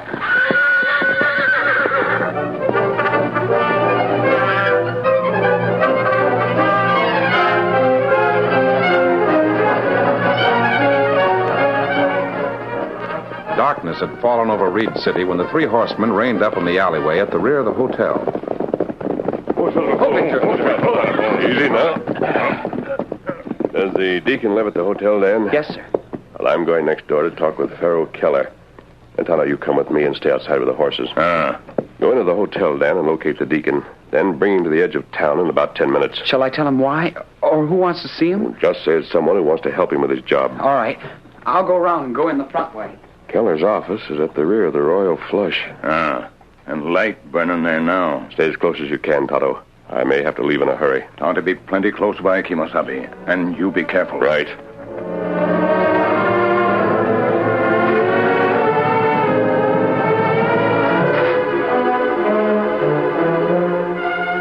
Making sure that the big silver-mounted 6 guns were free in the holsters and ready for instant action, the masked man approached the rear entrance of the Royal Flush Saloon. Inside the dimly lighted room, 3 men talked in low tones. This maverick preacher's got a reputation for getting what he goes after, see? Yeah, the big lummox went after me this afternoon. From the looks of your face, he got you, Race. Well, that ain't the end of it. Maybe I can't handle him with my fists. Now, wait a minute, both of you. I've only run into one fella in my life was as tough as this Deacon hombre. And that's Parson Johnny Brimstone. Why, I've seen that fella grab a hold of... Brimstone ain't as bad as the Deacon. He's worse. Shut up and never mind about Johnny Brimstone. Ain't him we got to deal with. It's a Deacon. All right. What do you figure to do about him? Get rid of him. Either one way or the other. First, we give him fair warning to pull out. And then if he decides to stay in Reed City regardless... Then we get rid of him the other way, Right. Hey, man! I'm glad you've made your intentions clear. Who are you to come busting in here like...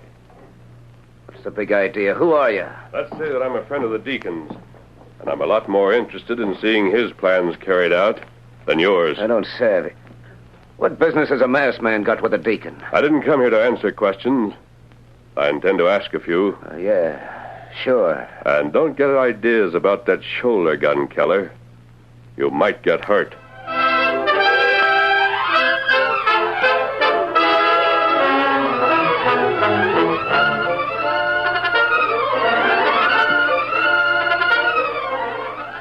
The curtain falls on the first act of our Lone Ranger story. Before the next exciting scenes, please permit us to pause for just a few moments.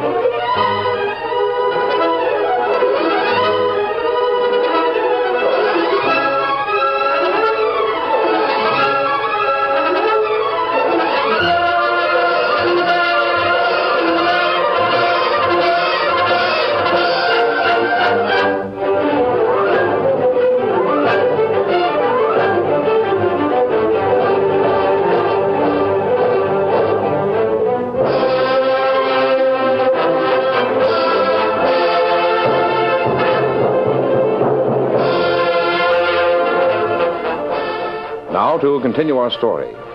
The 3 men in the back room of the Royal Flush Saloon stared at the big guns held with rock-like steadiness in the hands of the Lone Ranger. And each man instinctively knew that the masked man was capable of deadly split-second accuracy with the guns that faced them. You said you wanted to ask questions. About what? The Deacon came here to build a church in Reed City. I want to know why you should stand in his way. Why?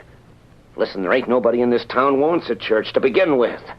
And in the second place, how long do you think I'd last around here with that Deacon hombre messing things up for me? I know how long you're going to last if anything happens to the Deacon. That goes for your playmates here. Meaning just exactly what? I overheard what you said before I came in here. You just made up your minds to get rid of the Deacon, one way or another. You ain't changed my mind any. Then I will. If anything happens to the Deacon, I'm going to hold you responsible. You understand? Well, what do you mean by that? Just exactly what you think I mean. So you'd better make it your business to see that nothing happens to him. But you ain't even talking sense. It ain't only me. It's everybody in Reed City. Everybody wants to get rid of the Deacon. He's been a pestering the living daylights at everybody for most a month, trying to get the money to build a church and someone to help him build it. I'll make you a proposition, gambler, and you can take it or leave it, either way you like. Well, I'll listen to it first. And tell me this. Are you so much against having a church in Reed City? Or is it the Deacon that you're anxious to get rid of? It's the Deacon. I ain't got nothing against no church. But with a man like the Deacon running it, why, he'd run me out of town in no time. And here's my proposition. You help the Deacon to build his church, and I'll guarantee that he'll pull out of Reed City the day it's finished. Yeah? You guarantee that, huh? It's still on a take-it-or-leave-it basis, Keller. Suppose I decide to leave it. Then what? Then I'll help the Deacon build his church, and I'll make it my business to see that he stays here to run it, and to run you out of Reed City. You're kind of brave, masked man. Holstering them guns with the three of us here. That doesn't answer my proposal. Oh, but this does. Get him! I thought you'd try something like that. But don't try it again. Keller, those shots will attract someone back here. Answer me. Do you want the church, or the church and the Deacon? All right. I'll play it that way. I'll settle for the church. And you guarantee the Deacon leaves town the day it's finished. That's a promise, gambler. Adios. Keller, who was that hombre? I never seen such lightning with a six-gun. Hey, what was the shooting about? Who that fella just ran out the back way? I'm just beginning to wonder about that masked man. I don't have to wonder. I know. Well, who was it? Never mind. Rakes, you and Dory come with me. Where are we going, Pharaoh? Who was the masked man, if you know? We're going over to the hotel to call on our friend the Deacon. And maybe he can be persuaded to tell us where to locate that masked hombre. But who is the masked man, Pharaoh? The Lone Ranger, you fool. Come on.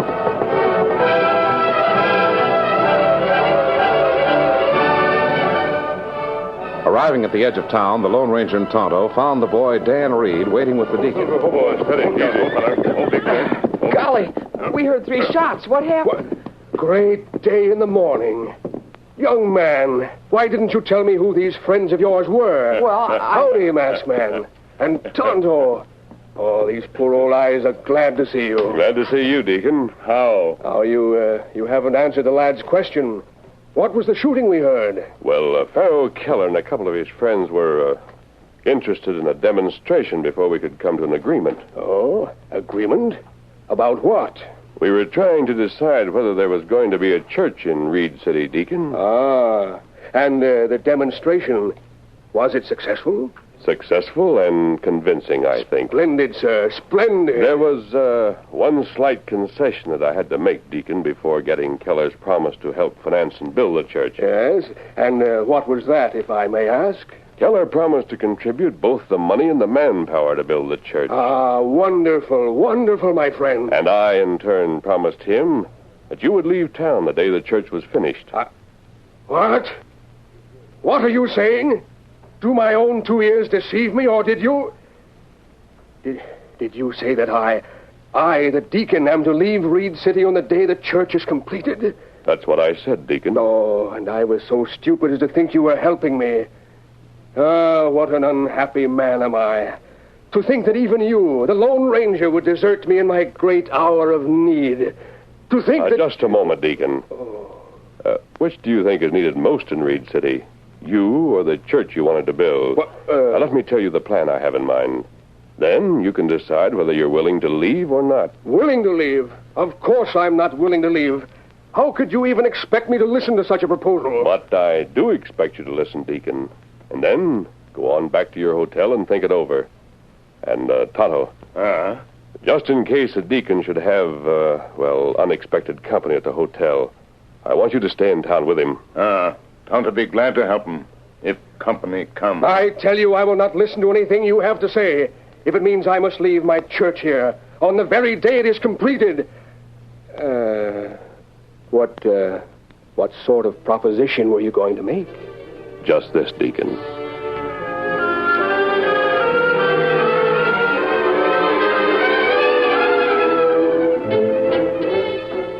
It was late when the Deacon returned to his room at the Reed City Hotel. As the big man walked down the second-floor hallway, the Indian Tonto walked noiselessly at his side. The two men exchanged a brief glance as the Deacon fitted the key into the lock. Tonto nodded and stepped to one side, flattening himself against the wall as the Deacon opened the door. Crossing the room in the dim light from the hallway, the big man struck a match and lighted the oil lamp on the table. All right, Deacon, we've got a little powwow to make with you. Well, Mr. Keller, and the other equally prominent sinners, Race and Dory. Good evening, gentlemen. And what would you like to powwow about? Keep 'em covered, Race. Dory, close that door. Sure. You drop guns. Hey, wait, drop them quick. You not drop them. Tonto, help you. All right, the engine, the masked man's partner. Sit down, gentlemen. Sit down. And we'll proceed with the powwow you mentioned.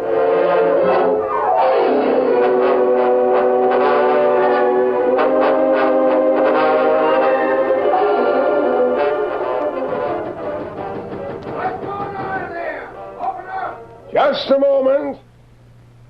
Well, Brother Keller, you made a bargain with a masked man. Do you intend to keep your bargain?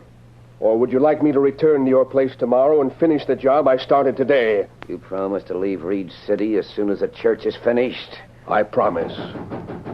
Deacon, you all right in there? All right, it's a deal. We'll start the job immediately, tomorrow morning. Wonderful, Brother Keller, wonderful. What's going on in here, Deacon? We heard shooting. Ah, brother, I have some wonderful news for you. Wonderful news. Oh, the shooting, that was merely in celebration of the wonderful news. What? Keller, what are you doing in the deacon's room? And you, Race, and Dory? Mr. Keller, Mr. Race, and Mr. Dory are my guests. And you shall be the first to know that these public-spirited citizens of your fair city have agreed to furnish the money and the manpower to provide a house of worship in Reed City. What? Yes. Keller, is that on the level? Sure is, and you're witness to one thing. Yeah, what thing? The deacon agrees to pull out of Reed City and stay out as soon as we get the church finished. Oh, so that's it. Well, no offense, Deacon, but I reckon it's a good deal all around. A wonderful deal, brothers, a wonderful deal. At long last, the stampede is going to be turned, and you will be saved from going over the cliff, plunging yourselves head first into the bottomless pit.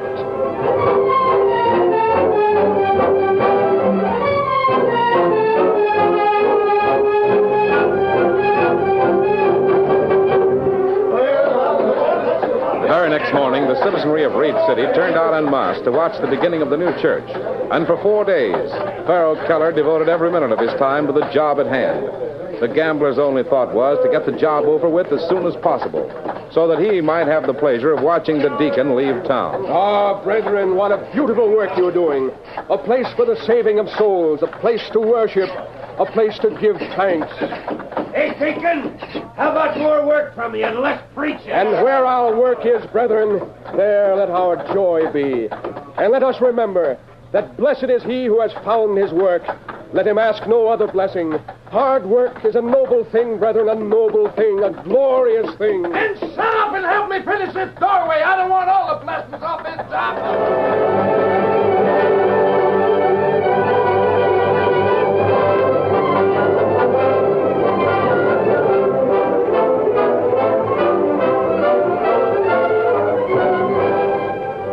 It was late afternoon on the 4th day. Pharaoh Keller, along with every henchman that had been able to round up in Reed City, stood across the street from the finished building. Every man in the crowd had unfamiliar aches and pains and blisters on his hands. And every man had a smile of victory on his face as they watched the deacon come out of the hotel carrying 2 big carpet bags, ready to leave Reed City on the 4 o'clock stage.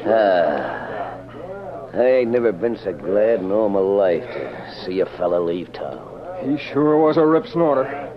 He's keeping his word and pulling out, just like he promised. My arms didn't ache so much, I'd almost be willing to shake hands with the deacon, standing here watching him leave. Here comes the stage. Here comes the folks right now. And here goes the deacon. Ah, brethren, if only I could express my happiness. If only I could let you know how happy that beautiful house of worship makes me. Well, you ain't such a bad fella, Deacon. But at the same time, I want to say for every one of these people present, you ain't half as happy looking at that church as we are to see you get on that stage and clear out. Thank you, thank you. I leave you with my heartiest wishes for your speedy salvation, brethren. I got to hand it to you, Deacon. You and the masked man for getting the church bill. Yeah, the deacon sure is a fighting man when it comes to getting something done. The toughest frontier preacher I ever seen in my life, next to Parson Johnny Brimstone. And hey, look!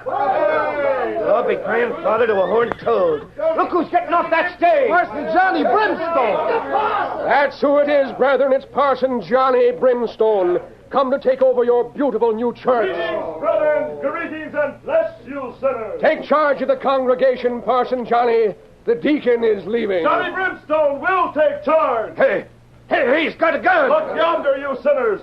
That iron bell hanging in the churchyard, that beautiful iron bell. Hey, when you hear that bell ring, brethren, it means come to meeting. Come to meeting, brothers, and let Parson Johnny Brimstone drive away your sins.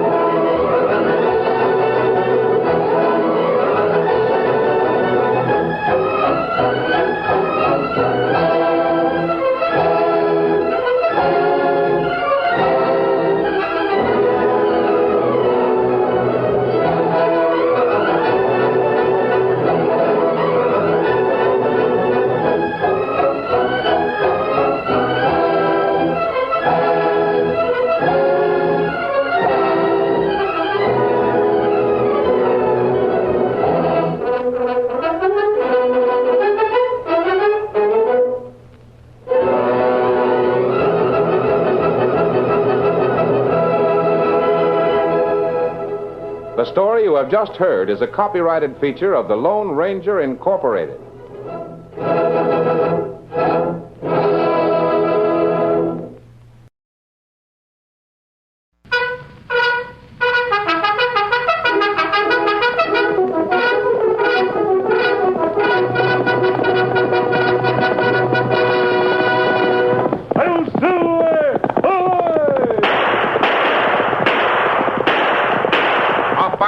With the speed of light, a cloud of dust, and a hearty hi-yo silver, the Lone Ranger.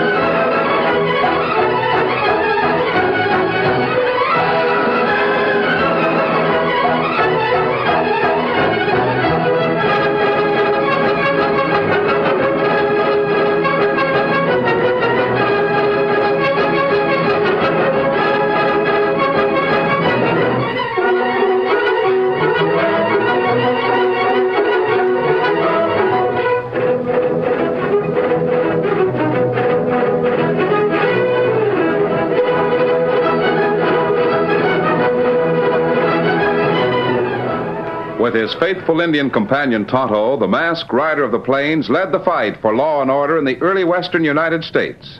The stories of his strength and courage, his daring and resourcefulness have come down to us through the generations. And nowhere in the pages of history can one find a greater champion of justice. Return with us now to those thrilling days of yesteryear, From out of the past and the thundering hoofbeats of the great horse Silver, the Lone Ranger rides again. Come on, Silver! Hurry, big fellow! I'll Silver!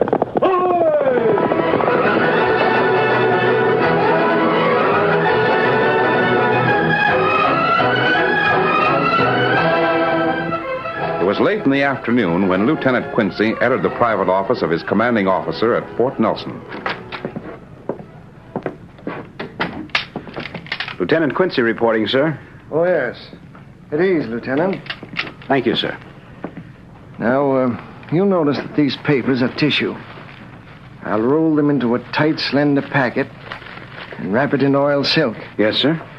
Now, I won't explain why these documents must reach Fort Apache quickly and secretly, but I will tell you this much. Your part of the job is to deliver them safely to a man in Clemens, Texas. He'll carry on from there. Who is the man? How'll I know him? He'll identify himself. You'll know him because he wears a black mask and rides a white stallion. Mask? You mean he's an outlaw? Oh, decidedly not. He has served the Army many times in the past. You can trust him completely. Yes, sir. The only part I can't understand is why... you can't go to Fort Apache yourself? Well, yes. I mean, why The can't... reason is this. Some very powerful and unscrupulous men would give a lot to know the contents of that packet. As yet, they're unaware of its existence. Now, by changing couriers, I hope to keep it a secret. I understand. Good. Now, here are your orders. You'll travel by stagecoach. To all purposes, you're no more than an officer on leave, just seeing the country. Yes, sir. Take the westbound stage when it stops here tomorrow morning and... Wait a minute.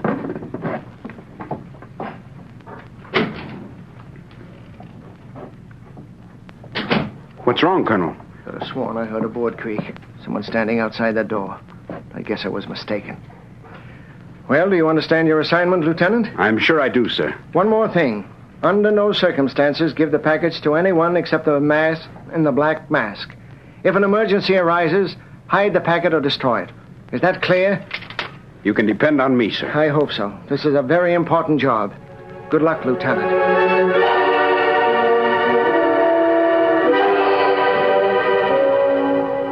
On his ranch near Buena Vista, Pop Hendricks wasn't exactly surprised when all the horse wranglers and ranch hands demanded a showdown. It was something he'd been expecting for over a week. Well, why don't some of you varmints speak up? What's the trouble? Have you all swallowed your tongues? Surely, you're pint-sized and bald-headed, but you're still the foreman of this crew. Start talking. Yeah, Shorty, go ahead. You tell him, Shorty. Well, it's like this, Pop. Me and the boys have decided to quit. We can't stand this place any longer. No. What? You dad-blasted critters going to leave me with a horse ranch to run single-handed this time of year? You can't do it. It's treason. It's mutiny. Now, you wait a minute. You know what the trouble is just as well as we do. There hasn't been a bite of decent grub around here for almost a month, ever since a Chinese cook pulled out to California. Oh, it's the grub that's riling you. Grub? Ha! Mule fodder'd be a better name for the victuals we've had to eat lately. Well, I'll admit the food ain't been exactly first rate. Been doing all the cooking myself. Yeah, maybe the hogs could eat it. We can't. Well, so we've decided to draw our pay and light out. That's all, and that's final. Now, wait, Dad blasted. Give me a chance to finish what I was saying. I'm as sick of eating poor grub as you are. I tried to hire a new cook. Didn't have no luck in Buena Vista, so I advertised for one. Advertised? In the Missouri paper. Figured if there weren't any cooks in Texas, we'd bring one from back east. We got an answer, too. What do you mean? Right here. Letter came 2 days ago. I wasn't going to mention it till he got here. But seeing as you gents are on the prod, I'll read it to you. All right. It says, Dear Mr. Hendricks, I am applying for the job as cook on your western ranch. I've been cooking at a boarding house here in St. Joe. My specialty is huckleberry pie. Huckleberry pie? P.S. Send coach fare and I'll come at once. Signed, R.C. Potts. Well, there. Now maybe you varmints will simmer down and wait for Mr. Potts to get here. Huckleberry pie.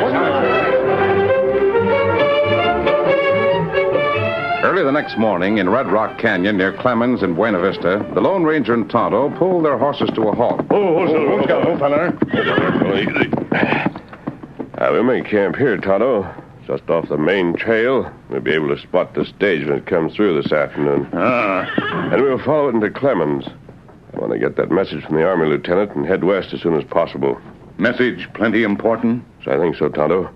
According to a letter I received from the colonel at Fort Mason, it's a packet containing affidavits. Tonto not savvy. Well, documents which give the names and proof of guilt of certain men who have been shipping guns and whiskey to an Indian reservation in Arizona. Oh. For that kind of proof, the commanding officer at Fort Apache can order some arrests. Oh. Tonto think as long as we near Pop Hendrick's ranch, maybe we stop and see him. No, not this time, Tonto. Although I'd like to see Pop, our job from the Army comes first.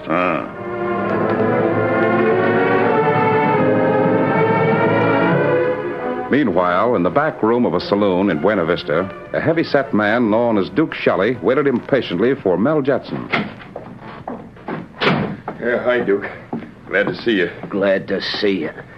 I've been cooling my heels in this place ever since your telegram got here. Where you been? Listen, for the past 2 days and nights, I've been sweating leather all the way from Fort Mason. What are you beefing about? All right.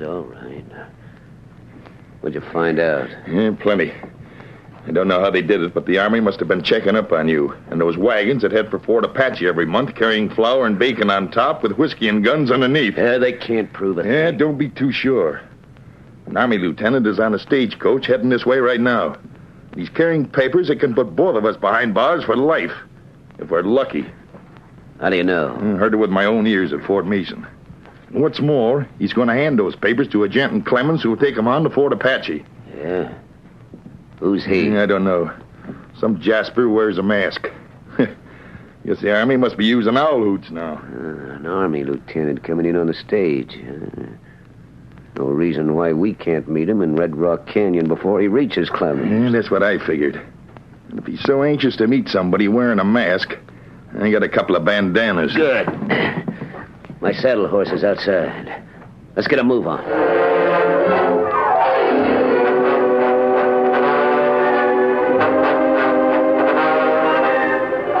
Lieutenant Quincy had met several ladies in his life, but the stagecoach ride from Fort Mason to Clemens offered his first encounter with a poetess. She was a blonde and far from slender. In fact, her generous bulk completely filled one seat of the coach. A tiny pink parasol, which she twirled constantly, was as confusing as her poetry. Some like the north, some like the south. Some say east is best. But I like the open spaces, the free, untrampled West. Isn't that beautiful, Lieutenant? I wrote it myself. Is that so? There are lots more verses. The second one goes like this. Oh, give me the tangy scent of the sage. Pardon me. I noticed the side curtain there isn't doing a very good job of keeping the sun out of your eyes. If you'll allow me to hold your parasol, I'll shield you. Oh, thank you, Lieutenant. Here, but be careful. The handle's loose. It keeps coming off. I can manage. There. How's that?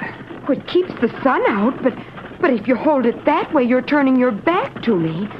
Don't you want to hear the other verses of my poem? Maybe later, after the sun's gone down. You're only riding as far as Clemens, aren't you? I wonder what time we'll get there. Before dark.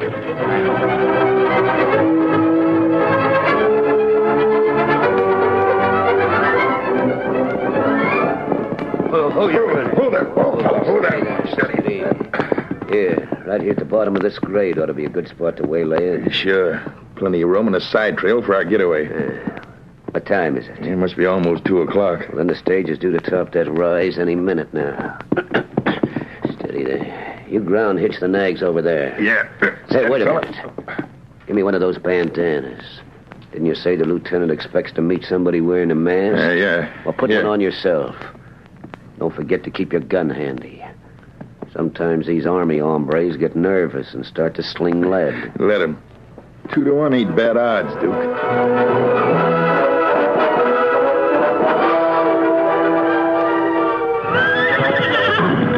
Steady, Silver. How about it, Tonto? Any sign of the coach? Well, me not think. Now, me see it now. Cloud of dust plenty far off. Good. We'll ride this upper trail in that direction for a while, and drop down and follow the coach. Come on, Silver. Get him up, Scout.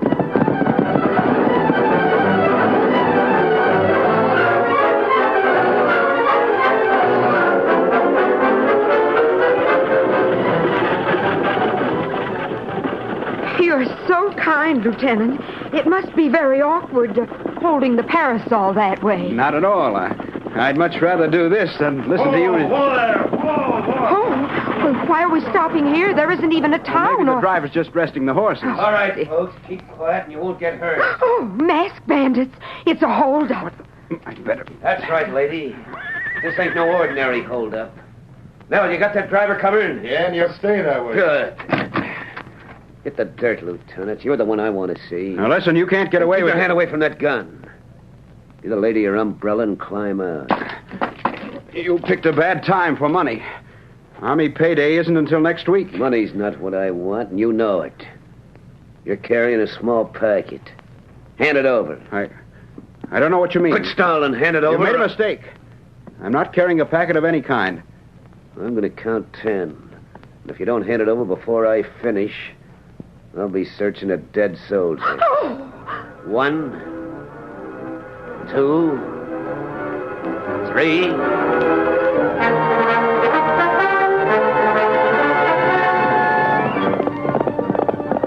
Tonto, look down there. They just stopped. No reason for it to... It's a holdup. That's the silver. Get him up.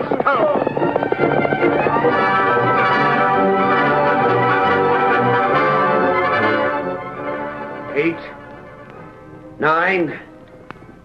How about it, soldier? If you want to kill me to get something I haven't got, go ahead. That's just what I'm going to... Hey, what the... A couple of... Whoa. Drop that gun. Don't look out. This man's on me redskin are going to... That's what I can sling lead. Let him have it.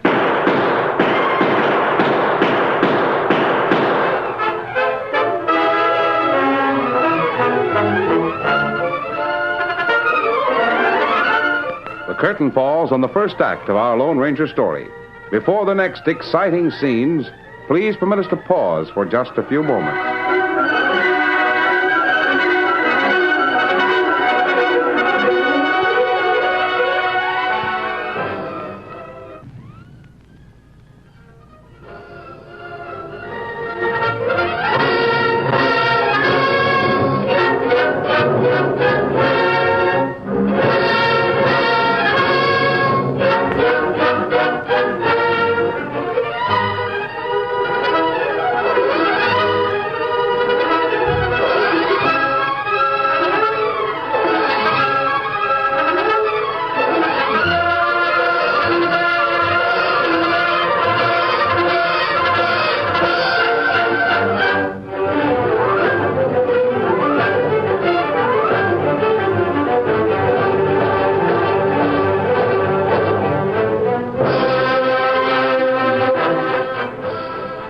Now to continue our story.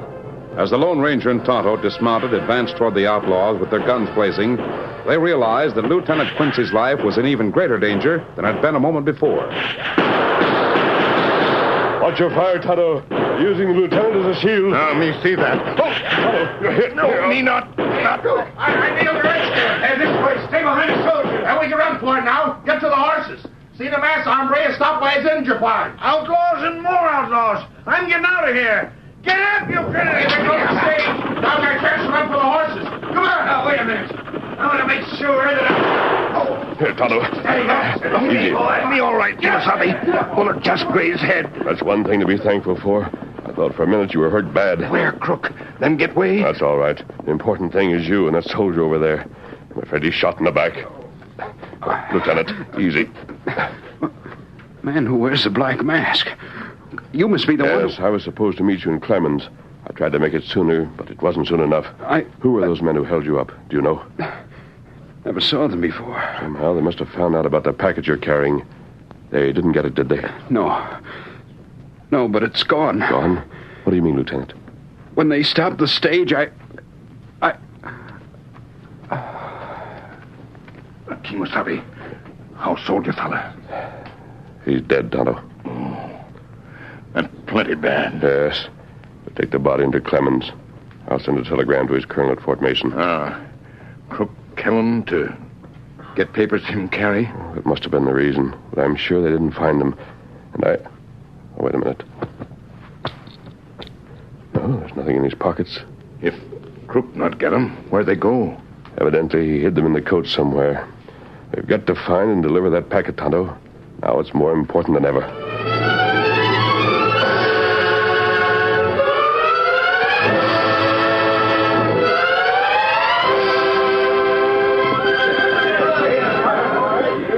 Here she comes, boys. The way Sam Becker's popping leather, I'll bet he didn't even stop in Clement.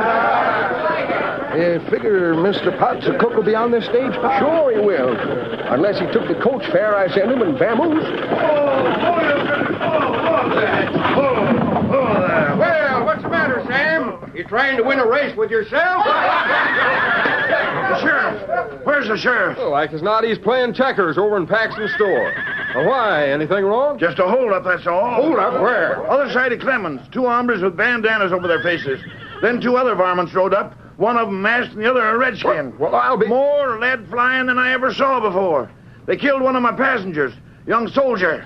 Shot him down in cold blood. Come on, let's tell the sheriff. Doggone.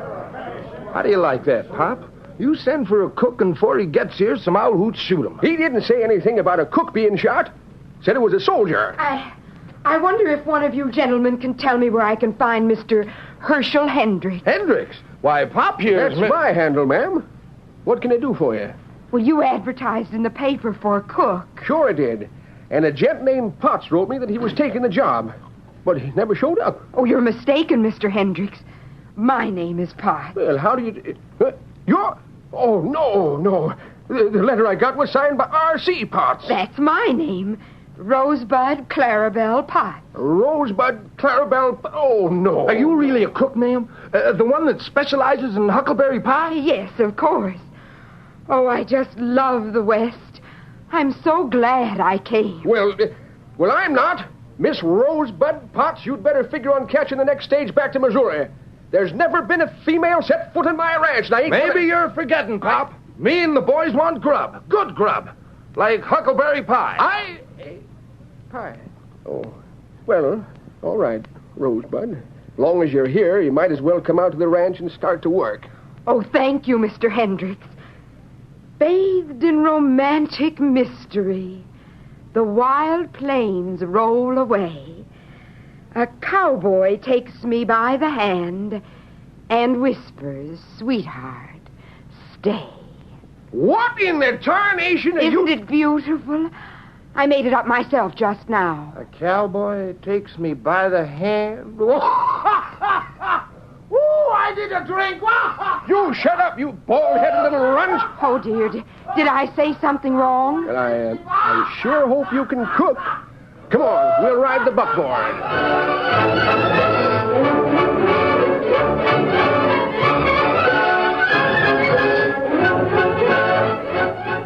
Returning to their camp that night, the Lone Ranger and Tonto were still baffled by the disappearance of the papers Lieutenant Quincy had carried before he was killed. Easy, fella. Easy now. I can't understand it, Tonto. The manager of the stage line in Buena Vista let you search the coach, didn't he? And me look plenty good. Not find anything in coach. Lieutenant Quincy must have realized what those men wanted. When he was held up, he got rid of the papers some way. How and where? There was another passenger, a woman, but he wouldn't have given anything that valuable to her. Well, me ask question in Buena Vista. Find out woman who ride in coach. She knew cook at Pop Hendricks' ranch. That so? We'll ride over there tomorrow, Tonto, and talk to her. I'm sure if we can locate that packet, the names it contains will give us a lead to the men who did the shooting.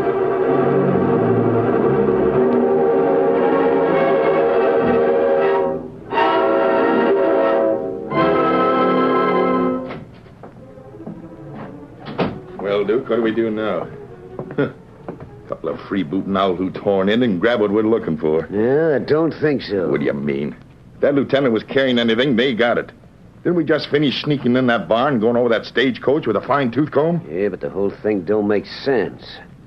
Why would a masked hombre be carrying papers for the Army in the first place? I told you what I heard the colonel say back in Fort Mason. The soldier had no way of knowing that it... Wait. Gone loco? There was a woman riding with him. A fat woman. Sure, but that don't mean nothing. She went out to Pop Hendricks' place. She's a cook. We'll wait till all of old man Hendricks' punchers are working tomorrow. And then we'll have a little talk with his new cook.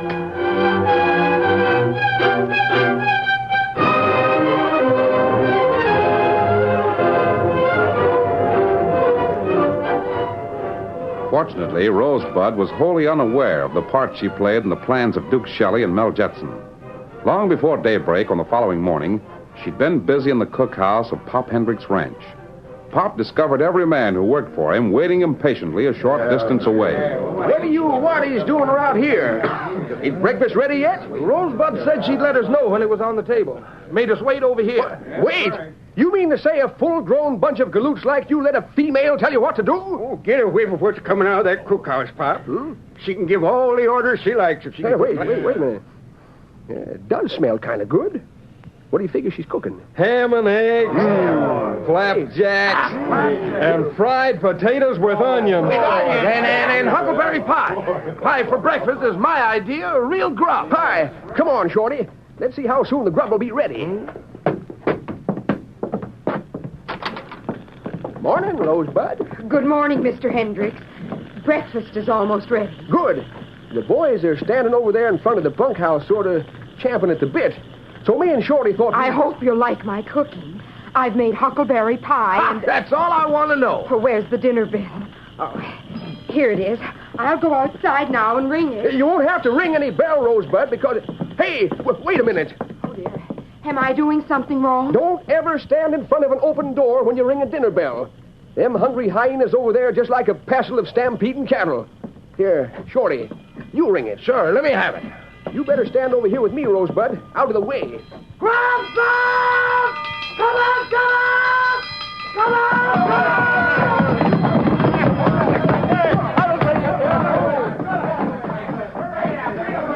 Oh, dear me.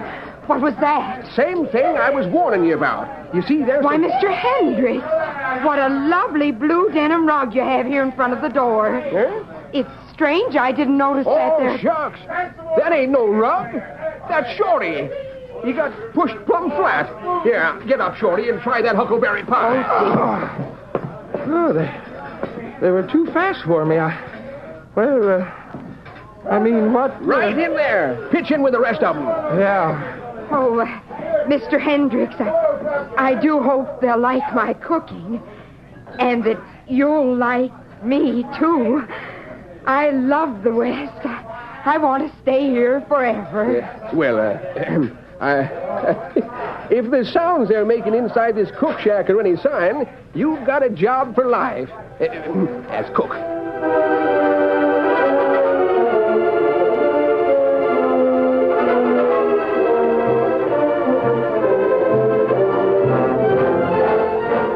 It was almost noon, and Rosebud was alone in the cookhouse when she heard the door open and close quickly.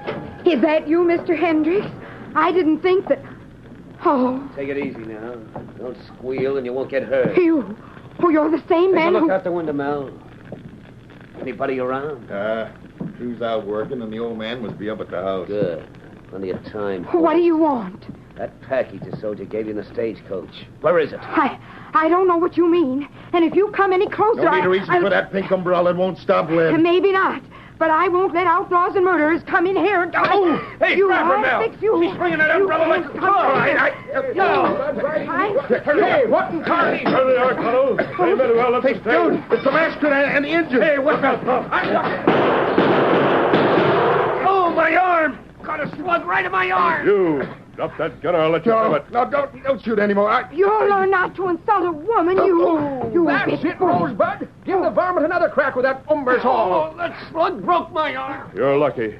Get some rope, Tonto. Tie both of them up. Say, who are these varmints anyway? What were they doing here, Rosebud? Oh, there's the man who held up the stagecoach yesterday. They murdered a lieutenant, and now they've made me break my parasol. Yes, and evidently they didn't. Oh, wait a minute. Yeah, well, what's that? Came out of the broken handle of Rosebud's parasol. Oh, the lieutenant must have put it there before the outlaw killed him. Yes, and it's... Yes, I'm sure of it. Well, sure of what? The names of these men, Duke Shelley and Mel Jetson. They've been smuggling guns and whiskey into an Arizona Indian reservation. Isn't that the truth? You can't prove it. I don't think the Army will have any trouble proving it. Pop, Ask the sheriff to hold these men until he hears from Fort Apache, will you? Sure. Come on, Tonto. We've still got a long ride to make. Wait. I can't figure out how... Well, I'll be... Hey, Pop! What's all the shooting for? And who's the masked Indian I just saw leaving here? Well, it's a long story, Shorty. Mighty long. All about the best cook in Texas. And a Pink Umbersol. Get 'em up. I'm soon there.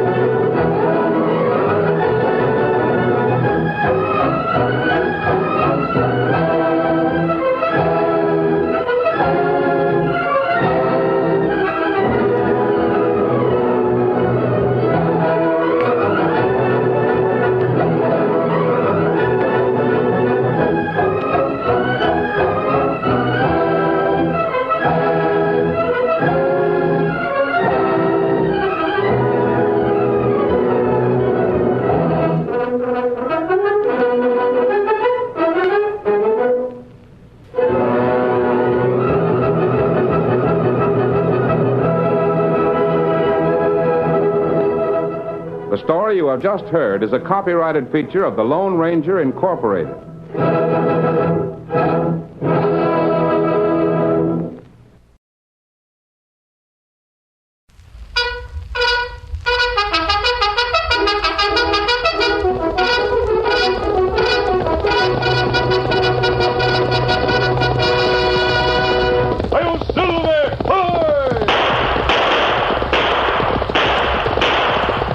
Horse with the speed of light, a cloud of dust, and a hearty hi-yo Silver, the Lone Ranger.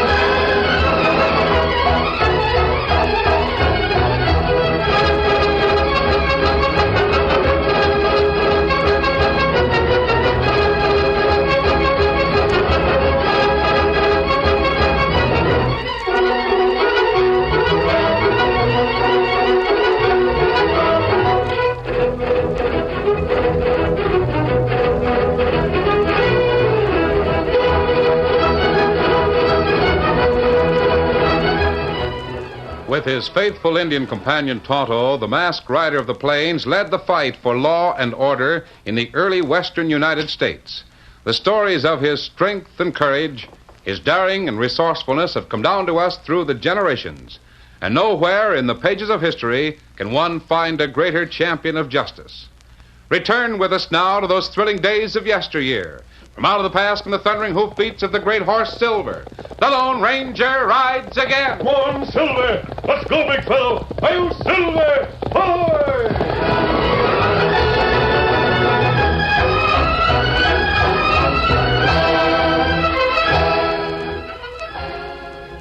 Dale Kirby, star reporter for the aggressive and dynamic Chicago Globe, had recently returned from an assignment in Europe. His editor, Mr. Lawson, was particularly interested in one fact which the reporter disclosed about his trip. Kirby, do you mean to tell me that this legend about a Lone Ranger has spread to Europe? It certainly has, Mr. Lawson. I was surprised myself.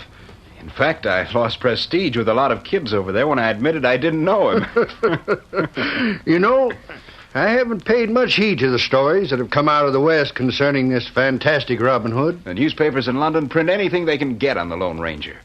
You see, Mr. Lawson, there are many Englishmen in the West. They write letters home about the exploits of this masked rider. The papers print every one they can lay their hands on. Kirby, my editorial judgment has been rather short. I've got an idea. Yes? I doubt if there's any such person as a Lone Ranger. I think he exists only in the imagination of these adventurous Westerners. However, people are interested in him, tremendously so. That's correct. Then, on that basis, it is my duty as publisher and an editor to inform the public about the truth of this matter. Kirby, you're going west tonight. What? But I just got back from Europe. I need a vacation. That's why I'm sending you west. What better vacation could you wish? Do you know anyone in the West, Kirby? Well, I interviewed Pat Garrett when he was in Chicago 2 years ago. Pat Garrett. Oh, the famous sheriff from New Mexico Territory? Yes, you remember. He killed Billy the Kid. Oh, I remember now. And that reminds me. Of what? There was a rumor at the time that the Lone Ranger saved Pat Garrett's life when the gunfight with Billy the Kid started. Then Pat Garrett would be a good man for you to see. I'll send him a wire right away that I'm coming. But I won't tell him what for. Good. Now, Kirby, what I want is this. We'll not take anybody's word that there is a Lone Ranger, not even Pat Garrett's word. You must actually see this masked man yourself. Understand? I understand. The Globe doesn't print hearsay. It prints facts. Now, Kirby, it's up to you to get the facts on the Lone Ranger. I'll do my best.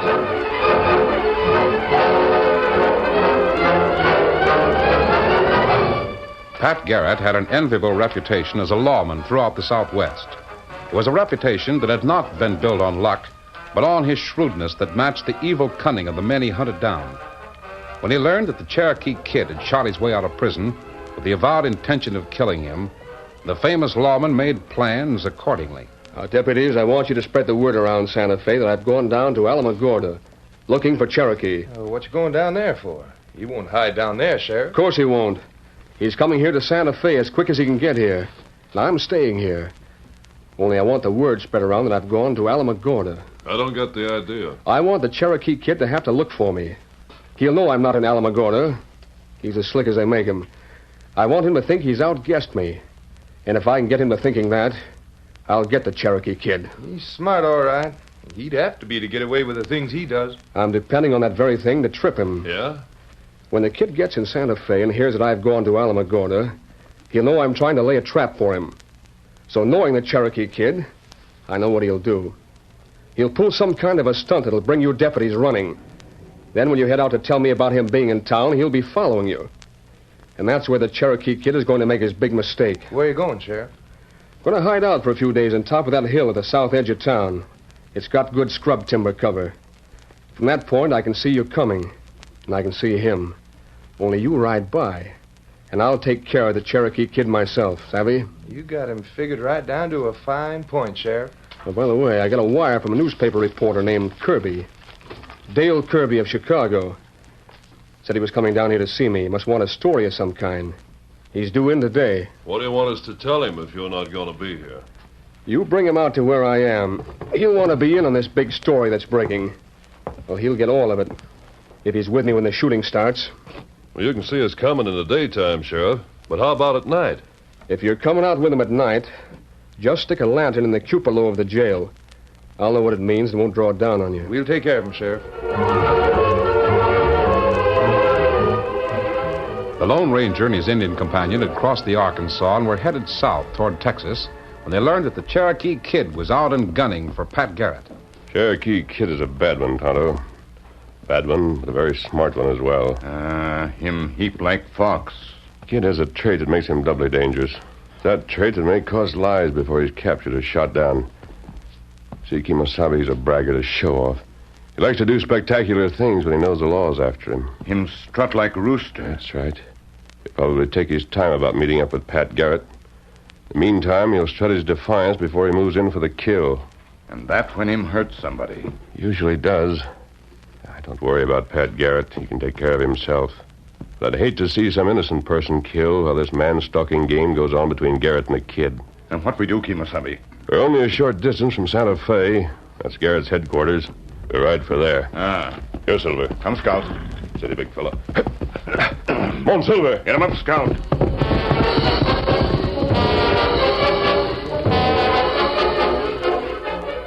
It was after midnight in the Spanish town of Santa Fe, and its streets were almost deserted. The lone telegraph operator listened with little interest as he heard a horseman ride noisily up to the hitch rail outside.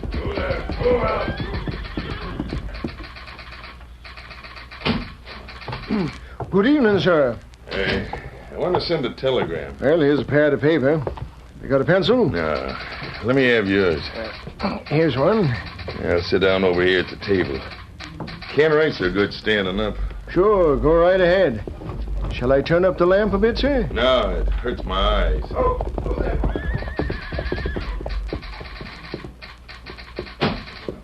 Well, good evening, sir. Good evening. I'd like to send a telegram. Well, here's a pad of paper. You got a pencil? Yes, thanks.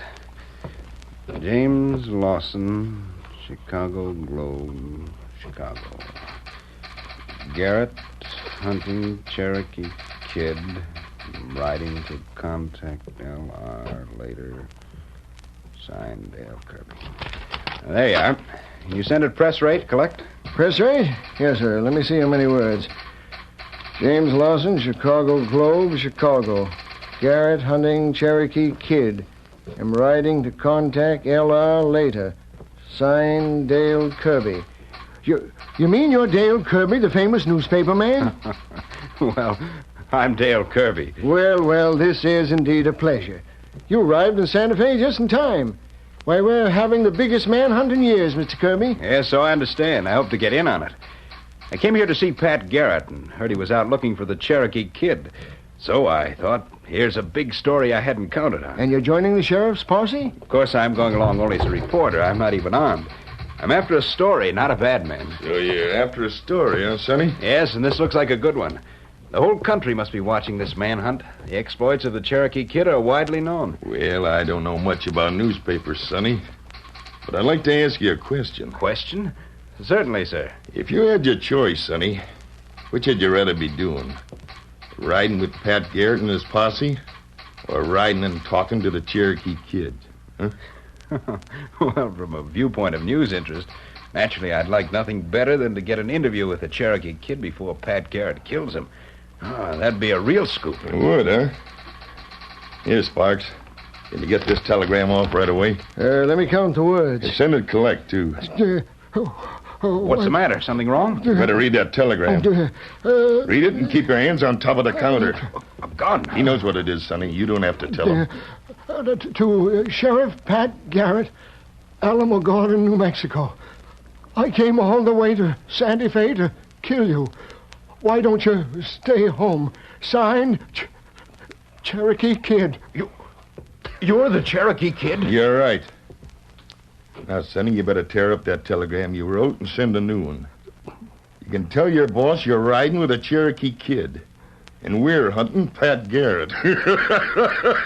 You mean you're taking me with you? That's right. Just as soon as you write that telegram the way I told you, and we take care of Sparks. Oh, what a story. What a story.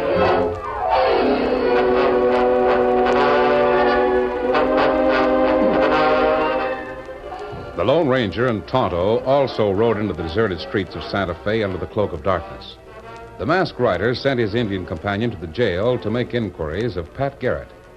As Tonto left the jail, one of his deputies showed interest in his visit. What'd that Indian want? He was asking about the sheriff. Wanted to know where he is. What'd you tell him? Same as I've been telling everybody else. Garrett's gone to Alamogordo. Did you tell that newspaper man that, too? No, I didn't tell him nothing. Just said I'd take him to where Pat Garrett is. Say, he ought to be back here by now. Where'd he go? To rent a horse and send a telegram to his paper. You waiting to take him to Pat? Yeah. Maybe I'll ride over to the telegraph office and pick him up there. How about that landing in Cupelo? You put it up there, will you? Well, sure. Go ahead. I'll do it.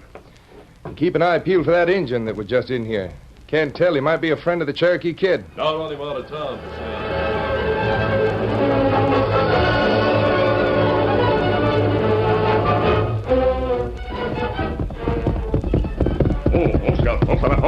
What did you find out, Tonto? Man at jail lie. Is that so? Ah. Him say Pat Garrett and Alamogordo. Him look for Cherokee Kid there. Alamogordo? That's at the southern end of the territory. Me know. Me make like to leave jail, but me stay by door and hear deputies talk. Tonto learn Pat Garrett not far off now. And the sheriff is trying to spring a trap on the Cherokee Kid. I'd certainly like to talk to Garrett. We only knew how to reach him. Me know how to find him. You do? Tonto hear man say him take other fella to where Pat Garrett is. Him gonna meet man at telegraph office. The man who wants to see Garrett is at the telegraph office now? Ah. Deputy sheriff go meet him there. Then go see Pat Garrett. We follow him, huh? Yes. We'll ride to the telegraph office. When they leave, we'll be on their trail. Not good. Come on, Silver. Get them up, Scout. Easy, Tonto. Rein him in a little. Steady, fella. Oh, Silver, steady, big fella. Oh, fella. No sign of anybody around the place now. Well, maybe deputy meet fella. Go before we get here, Kimasabi. That's possible. Tonto, you go into the telegraph office and ask for the operator. He can tell you if the deputy met a man there. Me go. I'll stay here with the horses. The operator won't suspect you. Quiet, Silver. Somebody's riding this way. He's stopping in front of the telegraph office. Better keep him covered. That might be the deputy sheriff. That man's drawn a gun on Tonto. Coming, Tonto. Come on, Silver. Come, Scout.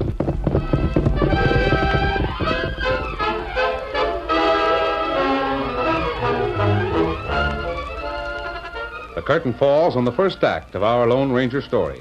Before the next exciting scenes, please permit us to pause for just a few moments.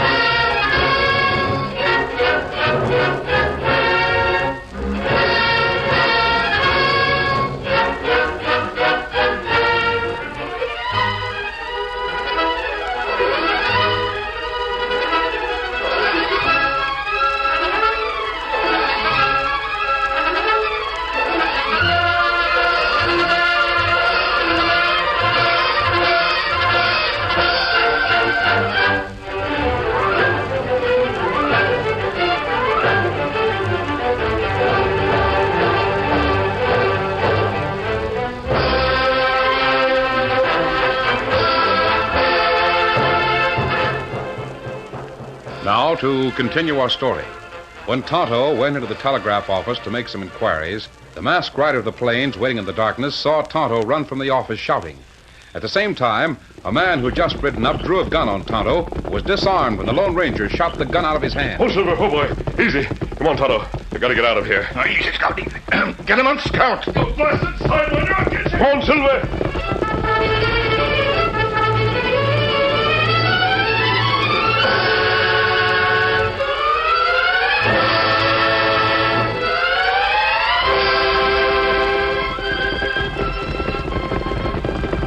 Oh, Silver. Oh, fella. Easy. Oh, fella. Steady, big fella.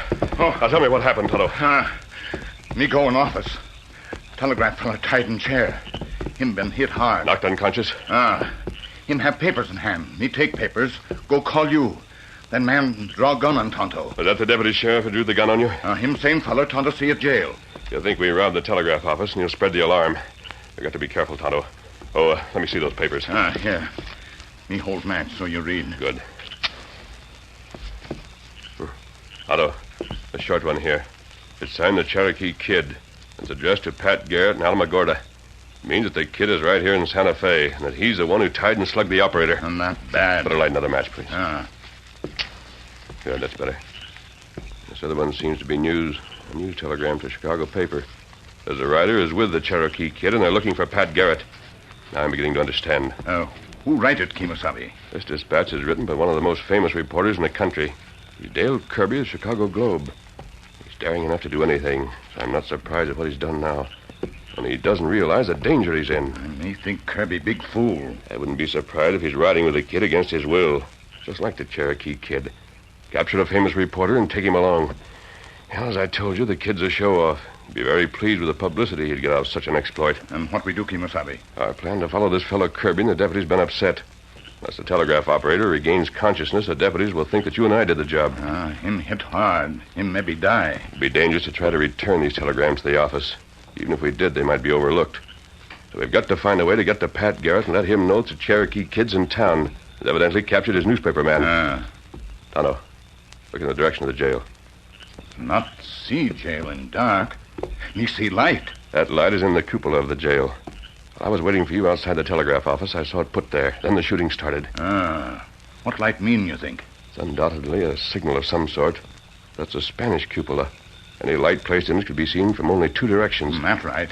Actually, it can be seen in only one direction from any great distance.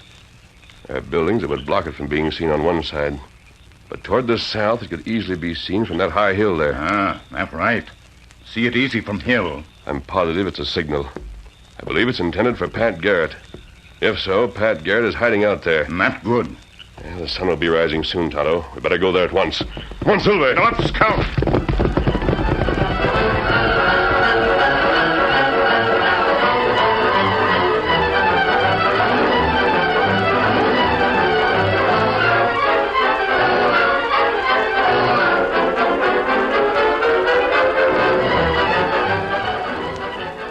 Meanwhile, the Cherokee kid was enjoying with great satisfaction his latest exploit, as his prisoner was beginning to realize the seriousness of his own plight. You didn't have to slug that operator so hard. I'll bet you killed him. No, I don't think so. I heard his jawbone cave, that's all. You'll come to next week. Maybe. If I'd known I was getting into this... listen, Cherokee. Why don't you go on down to Alamogordo by yourself? You joined up, Sonny. You're seeing it through. Anyway, Pat Garrett's not in Alamogordo. He's not? Why did you send a telegram to him there? Steady, boy. Because I'm a little smarter than Pat Garrett. You see, Sonny, when I hit town, I nosed around a little. Everybody seemed to know that Garrett had gone to Alamogordo. Well, Pat Garrett ain't a man to tell other folks where he's going. Then you think he put out the story to fool you into thinking you'd be safe for a while in Santa Fe? That's right. I sent that telegram to make him think I was falling for his trap. Only the masked hombre and that Injun kind of upset my plans. How? You see, Sonny, they've got to meet up with Pat Garrett to kill him. I don't know where he is, so I got to follow somebody who does know where he is. Savvy? Well, logical reasoning. But how? I write the telegram to Pat Garrett and give it to the operator. And I slug the operator, and you and me have to hide in the shadows outside. I know somebody's going to find both the telegram and the operator. That means the deputy sheriff will come over for a look-see. Then hightail it to Pat Garrett. And behind him would be me and you. Only the masked hombre mixed it up. Yes. The Indian had our telegrams in his hand when he ran out. Jumped on his horse and rode off. The deputy won't know anything about them. At least until the operator recovers. Yeah. And that fool deputy will think the Injun and the masked man did the job. Why, he don't even suspect that I'm in town, doggone it. Easy, boy. Well, won't he go and tell Pat Garrett what happened? No, that's small stuff, robbing and slugging a telegraph operator. No. No deputy's going to contact Pat Garrett until they know for certain I'm in town. You can bet on that. Well, what are you going to do next? It'll soon be daylight. We'll have to get out of sight. There's a hill on the south side of town with some timber on it. We can hide out there today. It's high enough to see anybody, no matter where they come from. What about tonight? I'll think up something good by then. We better start for the hill before day busts all over the place. I'll be reasonable. I've got all the scoop I need. I don't want to be in on any killing. No? I heard you say you wanted to be in on it when Pat Garrett killed me. Well, yes, I did say that. But Pat Garrett's a lawman. Sonny, you can't back out now. If you were so anxious to see Pat Garrett gun me, you're going to get the chance to know how it feels to be on the other side of a gunfight. And I've been on the other side for a long time. Then you won't release me? No. You're riding for your big scoop, Sonny. Now get up there, boy. Get up.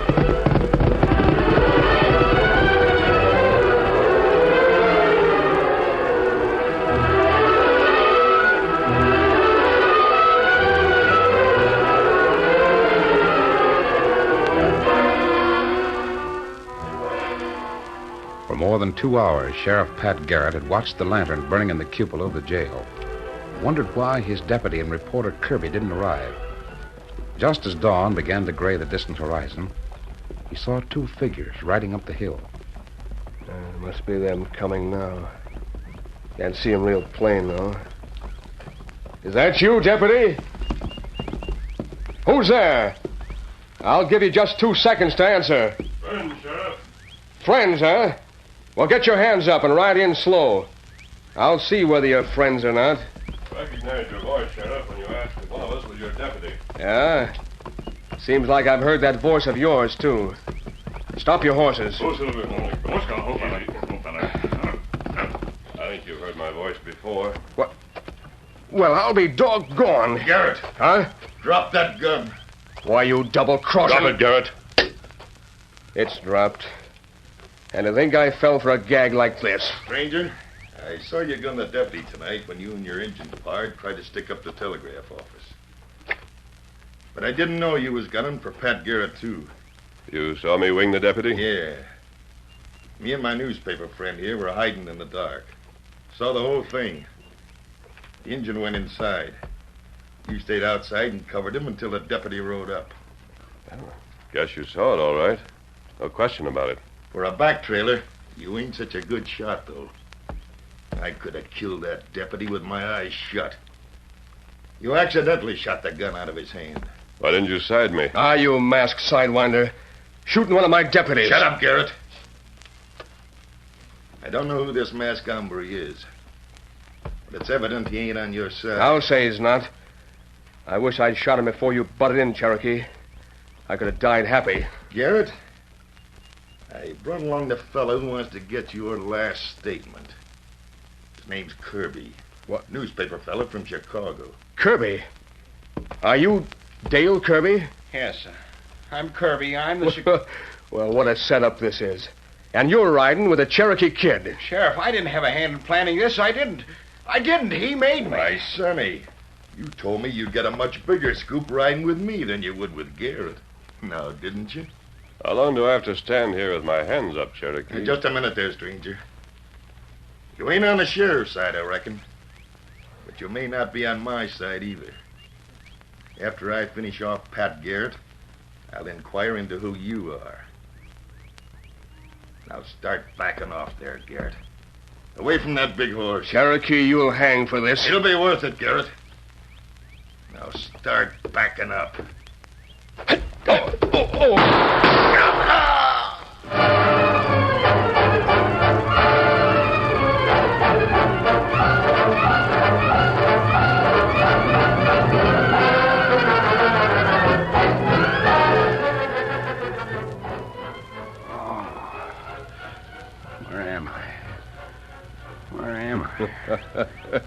You're with Pat Garrett. And you're not hurt a bit, son. I'm with Pat Garrett? Pat Garrett? Where am I? You're right on the spot you fainted on when the shooting started. Fainted? Yes. Oh, I remember.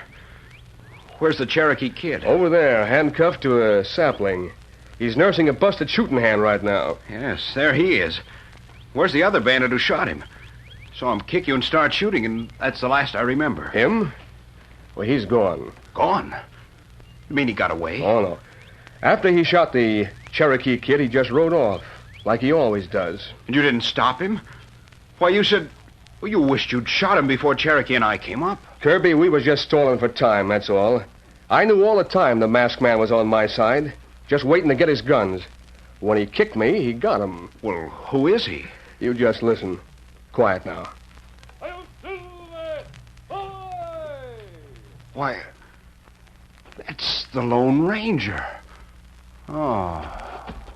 Be doggone if he ain't fainted again.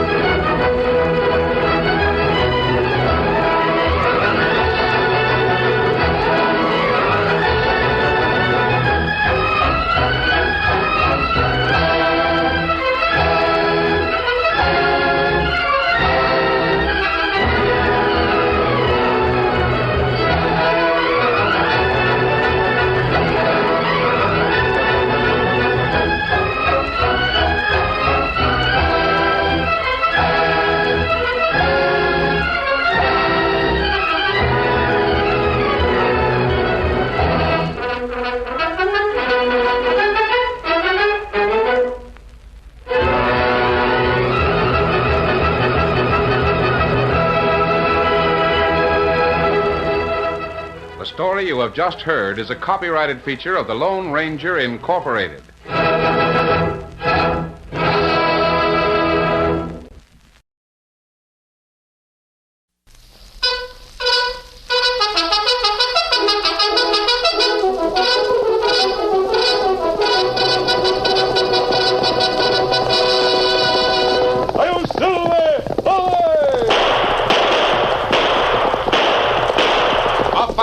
With the speed of light, a cloud of dust, and a hearty hi-yo Silver, the Lone Ranger.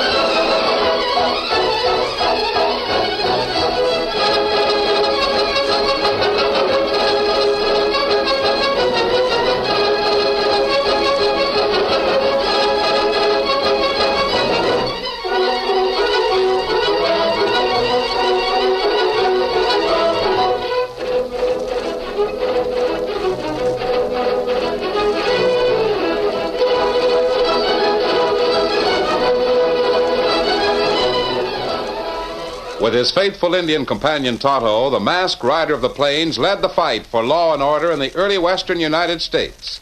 The stories of his strength and courage, his daring and resourcefulness have come down to us through the generations.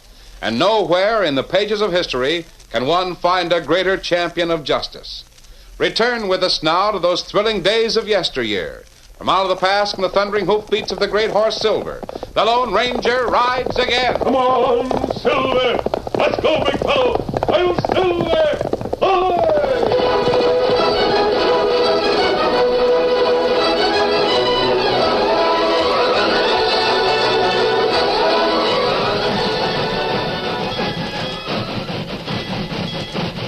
As the westbound train pulled into the little town of Clearwater shortly after sunset, it was met by the usual crowd of idle and curious townspeople.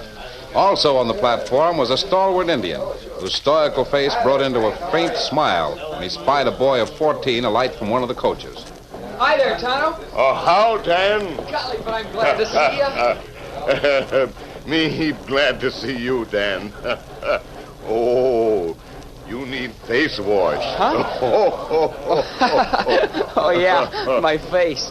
Gee, Tonto, but it was hot and dirty on that train. We had to cross a stretch of desert for more than 100 miles. Where's Victor and Scout? Me tie him to hitch rail. You come. Look, Tonto. Where? By the front coach.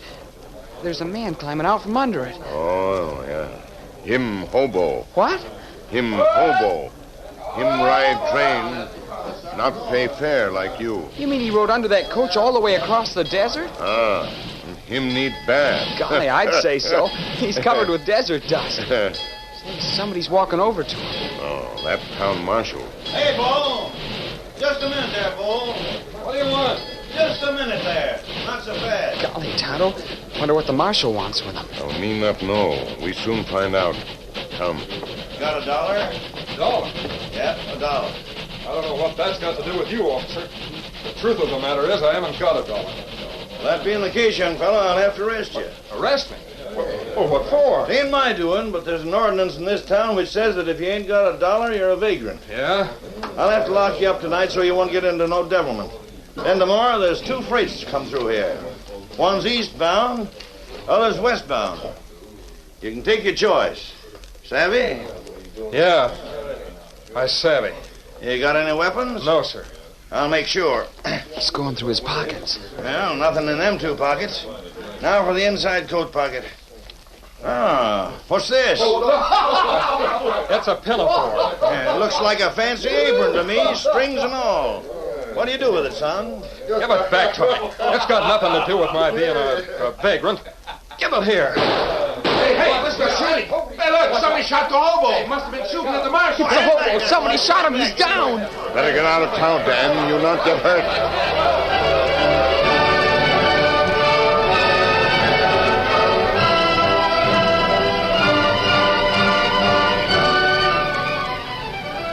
So you don't want to give me your name, Bo?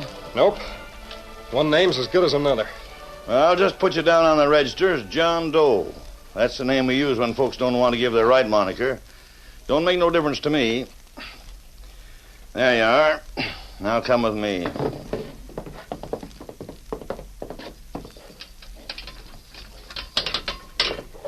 Mighty sorry about what happened, son. I can't imagine who'd be shooting at either one of us. No? Might have been just stray shots. You, got any water in here? You'll find water in that pail over there, and there's a wash pan sitting right beside it. You can get washed up, and I'll tell my daughter to bring you a bandage for that scalp burn when she brings you supper. Thanks. It's not bad. I'm glad it's no worse. Yep, mighty close shave, all right. You're just lucky, I reckon. You'll find that Tom Wynn serves up mighty good grub when you get your supper. Even to hobos. Tom Wynn? Is that your name? Yep, Tom Wynn, Marshal of Clearwater. That's me. Oh.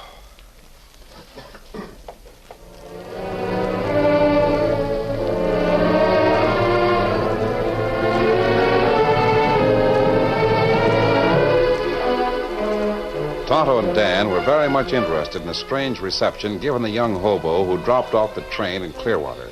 They waited in town long enough to find out that he'd only been stunned by the bullets which obviously had been directed at him with murderous intent. After noting that the town marshal had taken the hobo to the jail, Tonto and Dan left Clearwater and headed for the camp in the hills, where the Lone Ranger waited for them.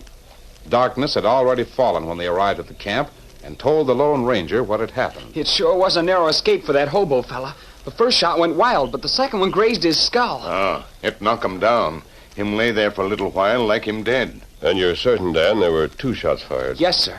They came from back of a string of freight cars on the siding. A lot of men ran over there after the excitement died down, but they didn't find anyone. That's right. Me look for footprint, but too many people there before me. If there'd been but 1 shot, it might be discounted as a stray fired by some drunk. There are a lot of ruffians in towns like Clearwater who like to show off when passenger trains stop. Then you don't think it was an accident? Doesn't look that way to me, Dan.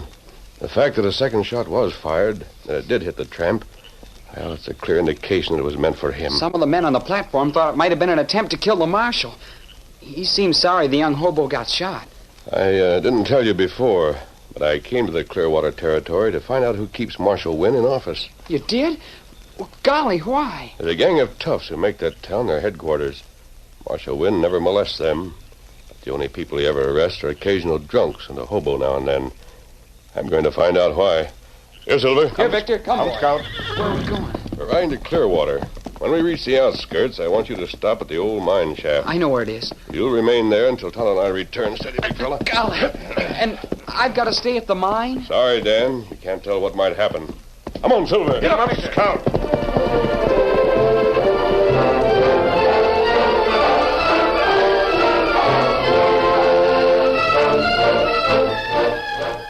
Vance Tadwell had come to the town of Clearwater soon after the first gold strike had been made. He had come as a speculator, not as a miner. And though the gold boom soon died, he was not among the hundreds who departed for richer fields, leaving Clearwater little more than a ghost town. Despite the absence of mining activity of a few years before, Vance Tadwell became the town's most wealthy and important citizen. Tonight, however, the arrival of the young hobo caused Tadwell much concern. So you failed to get him. What do you think I kept you meeting all westbound trains for the last week for? Oh, I'm sorry, boss. Aside from it being kind of dark, I wasn't expecting him to... Expecting what? Think up a good alibi, Buster. It better be good. Well, you said he'd be rolling in on a train. I had a beat on the coach platform. You see, I didn't expect he'd come into town riding the rods. You just wasn't on your toes, that's all. And anyway, he didn't look like that picture you showed me. He's all covered with dirt and grime from riding under the train. It wasn't until he got square under the lights that I recognized him. Why didn't you get him then? Well, just as I took aim, the marshal pulled something out of the hombre's shirt. Held it up right smack in front of his face. What was it? Darn if I know for certain. Looked like a woman's apron, strings and all. Well, anyway, it caused me to miss my aim complete the first time. You say you shot twice, though? I clipped him with a second. He fell and I run.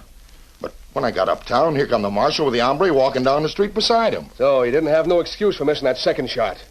A fine gunslinger you turned out to be. Well, boss, I'm thinking this gun of mine just ain't no good. I ain't in the habit of missing. Well, we ain't got any time to lose. I'll send a message to the marshal. Tell him I gotta see him on some business. That'll get him out of the way. What do you mean, get him out of the way? You're gonna try to get that Bob Strong again. Only this time you aren't gonna have no excuse for missing. You mean I'm supposed to go over to the jailhouse? That's right. Just as soon as I can get the marshal out of the way. Give me that gun of yours. Wait a minute. Give it to me. Now, here. Take mine. Gosh. Pearl handle job. That's right. I know it shoots straight. Golly, it's pretty. When you've done the job, bring back that gun right away. You may have to get out of town for a while. Uh-huh. And don't bring it back with any alibis, savvy? I won't miss this time, boss. You can depend on it.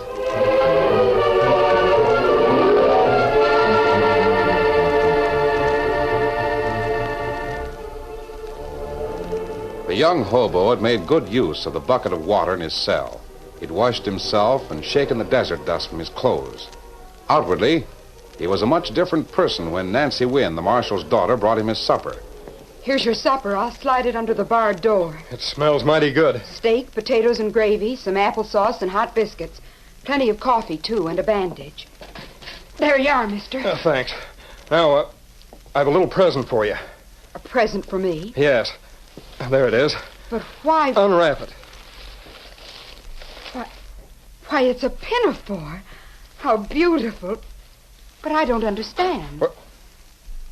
What was that? The door of Dad's office. It's probably him.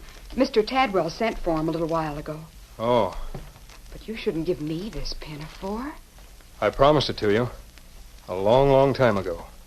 You promised? Why? You were 9 years old. I was 10. I had a pinto pony at the time. That pinto pony.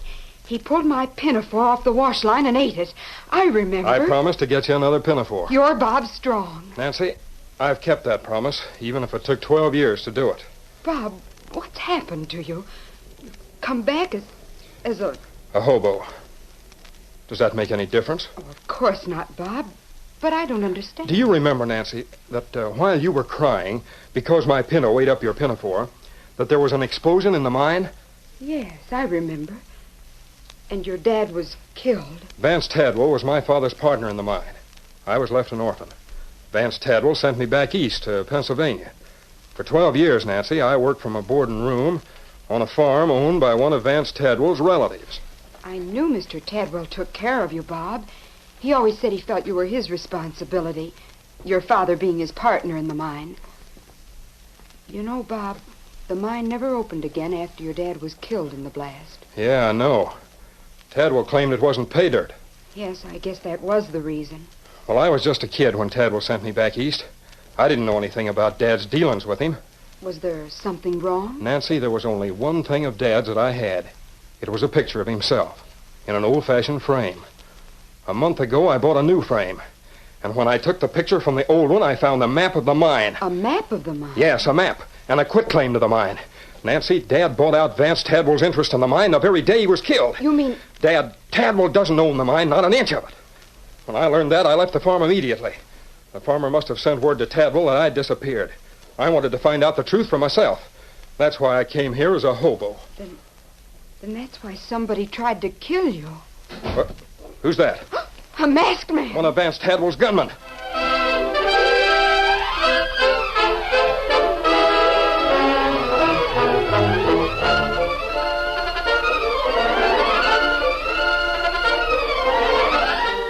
The curtain falls on the first act of our Lone Ranger story.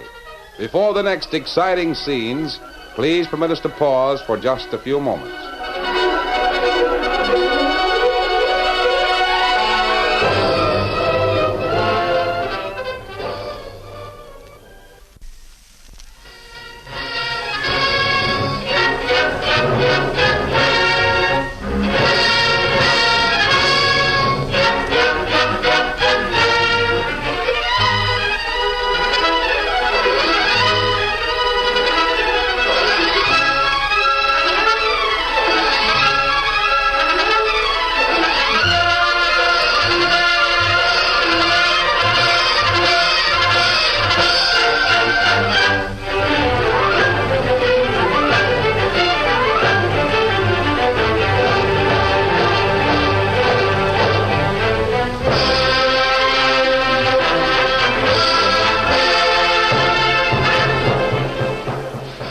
To continue our story, Bob Strong had just finished telling Nancy Wynn why he had returned to Clearwater when down the corridor of the small cell block of the jail came a man wearing a mask. He's masked. He's one of Vance Tadwell's gunmen. No, I'm not a gunman. I'm here to help you. Who are you? Who I am is not important, but why I'm here is important. Don't trust him, Nancy. He's not here for any good. I didn't intend to eavesdrop, but I overheard what you said, Bob. Earlier this evening, a friend told me about someone shooting you. I came to find out why. Well, I guess you know now why I was shot at. Yes, Bob, I do. Now, I'm going to get you out of here before they try to kill you again. You'll have to trust me. I don't see why I should. I haven't drawn my guns. If I was one of Vance Tadwell's gunmen, I wouldn't be standing here talking to you. Bobby's right. He could have shot you. Here's $1 that will take you out of the vagrant classification. Oh, Bob's not a vagrant. Dad just didn't recognize him. He'd never have arrested him if he'd known. I'll let him out myself. He's no vagrant. That's what you say. Now, Bob, you're no longer a prisoner. Why, Dad would have paid your fine himself if he'd only known. Yeah, I reckon he would have. Now, Masked Man, I don't know how you're going to help me, but I can see that I'm going to need a heap of help if I put Vance Tadwell where he belongs. Come with me. Just where do you think you're taking him, big fella? Get him up and get him up pronto. He's got a gun. I knew it was a trick to get me out of that cell. Masked Man, you're a dirty double-crosser. Now, this is funny. Masked Man, just what interest have you got in this fella Bob Strong? Tadwell would surely like to know. I can imagine he would. Killer. So you ain't talking, huh? Well, I come over here to do 1 killing for the boss. Looks like I'm going to have to do 3 killings instead. You killer! I'm getting out of here. Bob, Nancy, he's gone. Come with me. Are either of you hurt? I'm all right. So am I. Masked Man, I don't know whose side you're on, but that's the fastest shooting I've ever seen. Bob, I'm on your side. That's why I came here tonight. And I'm strictly on your side, too, Nancy, after the way you threw those jail keys and knocked out the light. I was afraid he'd killed Bob. I just lost my head and threw them. Where did that gunslinger go? I think we'll soon find out. Here comes Tonto, my Indian friend with the horses. You're going to leave Bob and me here? No, Nancy. If you trust me, I'm asking that you go along. We trust you.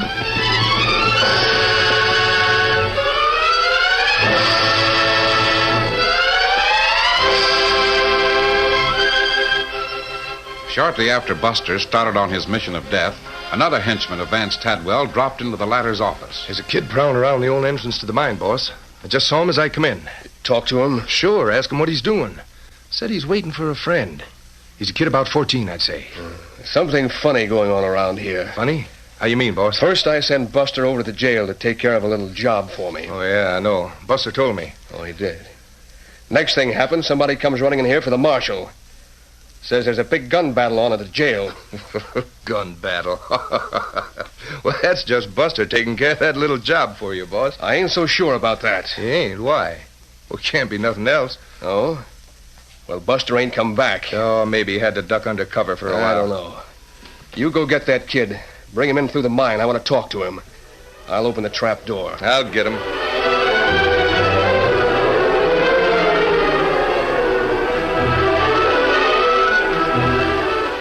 After the gunfight in the jail, the Lone Ranger and Tonto, with Bob and Nancy riding behind them on Silver and Scout, made a wide circle of the town before venturing to the entrance of the old mine where Dan Reed had been left. And you mean that Miss Nancy threw the heavy jail keys and knocked out the light when the gunman had you covered? Golly, Miss Nancy, that took nerve. Dan, I just didn't stop to think. I threw them impulsively. They gave me my one chance to go for my guns. And up to that minute, I thought the masked man was working in cahoots with Tadwell's gunman. Dan, you're fortunate to have a friend who can shoot like he can. You don't know the half of it, Bob. Why did you let the fella get away? You could have grabbed him easily. Yes, I know it, Dan. That would have put Vance Tadwell on his guard. He's the man I'm after. Wouldn't he be surprised if he knew we were hiding in the mine? Fortunate that fellow stopped to question you. Gave you the chance to see how he got into the mine. He didn't suspect I was watching him. It's plain enough where Tadwell gets his money. He's been operating this mine ever since he killed Dad and sent me away. Just look at all those tunnels and shafts. Tonto, you better take the horses back in one of the tunnels. Then they can't be heard so easily. Okay, Miss Happy. Me do it. Come, Silver. Down, Victor. You better let me take a look at that map, Bob. Yeah, here it is. The marshal overlooked it when he searched me. Yes, I understand. He was only looking for weapons. Now, this map will show us which are the old tunnels. Vance Tadwell has cut the others. Yeah, I guess you're right. There's so many of them. I'd hate to get lost in here. It is spooky, isn't it? Tadwell is using one of the newer tunnels to get the gold out of here. That's the one I'm looking for. When we find it, we'll probably find Tadwell very close by. Kimosabe. Yeah? Tonto put horse far back in mine. Do not hear him now. Thanks, good Tonto. Now to look. Quiet. Somebody's coming through one of the tunnels. Tonto, put out that miner's lantern. Ah, me do it. I'm scared. Quick now. We'll have to get back into one of the tunnels. Come quietly and I'll lead the way.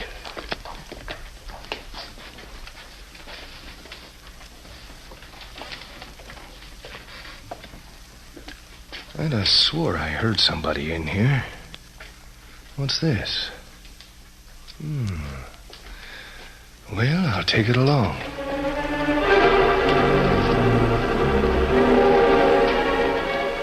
Meanwhile, Buster, considerably crestfallen, had returned to Tadwell's office to confess he'd failed in his second attempt to kill Bob Strong. You sure messed things up. I should cut your throat. Oh, now take it easy, boss. I know I'd run into some masked hombre. And I'll swear he was shooting with 7 guns at one time. That's the biggest yarn you ever told. If that girl the marshal wins hadn't thrown them jail keys and knocked out the light, I'd have got the masked hombre. And the rest would have been easy. The boy and girl wasn't armed. Ooh. Hey, wrap up this hand for me. That slug sure ripped into it. Wait. Here comes somebody. Oh. Hello, Marshal. Didn't expect you'd be back. Yep. Came back to tell you about it. The shooting over at my place. Yeah. I wondered what happened. Who's this fella? Oh, a friend of mine. He's all right. Hurt your hand, mister? Huh? Oh, yeah. Yeah, that dad-blamed Mustang of mine bit me. Yeah, bit me hard.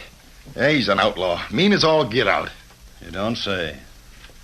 Tadwell, remember I was telling you about that hobo I arrested early this evening and how somebody shot at him? Yeah, Marshal. I remember. Well, sir, somebody busted into the jail and let him out. But you don't mean it. Escaped, huh? But what was all the shooting about? Can't figure it out. Figured maybe Nancy'd know what happened, but she ain't home. Must be at some of the neighbors or somewhere. I heard somebody shot him at the depot, too. I'll bet the same armory tried to get him again, Marshal. That's the main reason I come back here to see you, Tadwell. You see, I found this gun laying in the corridor of the cell block. Recognized it as yours. Mine? Of course, you couldn't have done the shooting.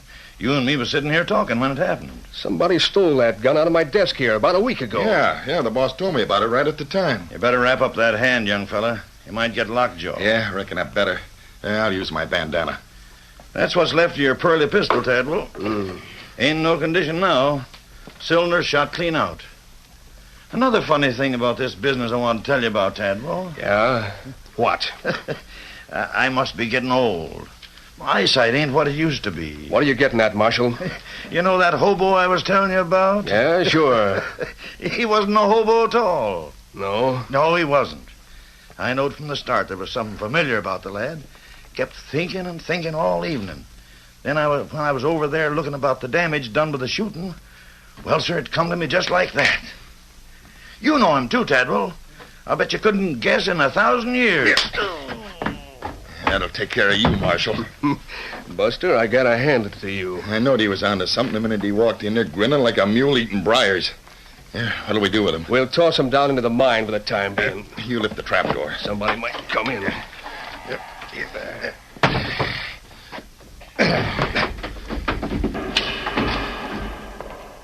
You want me to go down and finish him off? Oh, not for a few minutes.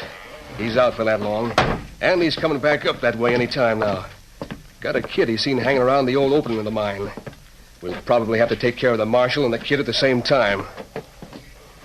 Here comes Andy now. Who's that you got down there, Tadwell? You'll find out. Come on up and shut the trap. Where's the kid? Went clean back through the mine like you said. When I got there, he'd gone. Gone, huh? Well, maybe he didn't mean nothing after all. Hey, where'd you get that? This? Found it tied to a piling back in the mine. Where all them tunnels start going every which way. Why? Oh, why, that's him. He's in the mine. He's hiding out in there. Calm down now. What are you talking about? The hobo. That's the thing the marshal took off him right up at the depot. That's what caused me to miss my aim. So that's it. An apron. He probably tied that to the piling when he heard you coming, Andy. Tied it there as a marker so he wouldn't get lost in the workings. I thought it might be important. Never saw no aprons there before. Come on, let's go get him. Yeah, here's a couple of guns. I'll take this one. You take the other, Buster. Got yours, Andy? Yep. I'll open the trap. You hombres follow. Got your mine lamp, Andy? Yep, and lit. Come on.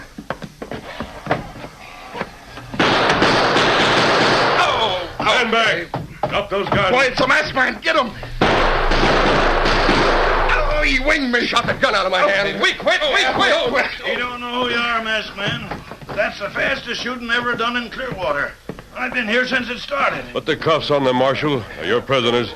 Masked man, I've known for some time that something mighty strange was going on here in town. Too many gunslicks hanging around. Instead of running them out, I was just biding my time till I could get the goods on the man behind them. It wasn't until tonight that the evidence began to point toward Tadwell. Bob Strong got all the evidence you need to put him away. Tonto, you can bring the others up now. Yep, it's safe enough now. Plenty safe. Well, how did this get here? It's the Pinafore. You were wearing it in the mine. You must have dropped it, and that fellow over there picked it up. I didn't drop it. I tied it to one of the pilings when we had to put out the light. What for? Well, I put it up as a marker. It showed the tunnel we came in, and I was afraid we might not be able to find our way out. Well, what's so funny about that? She thinks that he couldn't find the way out of a mine. Well, the Lone Ranger can find his way out of any. The Lone Ranger?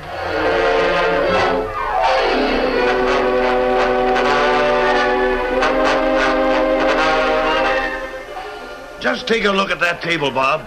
Spread with the best victuals in town. Say, it's the best breakfast I've seen in many a day, and I'm plenty hungry. So am I. It's all said. Marshal Tom Wynn serves the best grub there is, whether it be for guest or prisoner. Oh, Father. Well, that's all right, Nancy. I was a prisoner last night. Though I can't say how good the supper was. I didn't get a chance to eat it. Well, that's right, you didn't. You missed a supper, but you gained a gold mine. And Nancy, you know, I've been thinking about that mine. I've got to get a good name for it. That's right. It never did have a name. Mind if I suggest one? Why, of course not. Let's have it. Why not call it the Pinafore? Are you still there? Hey!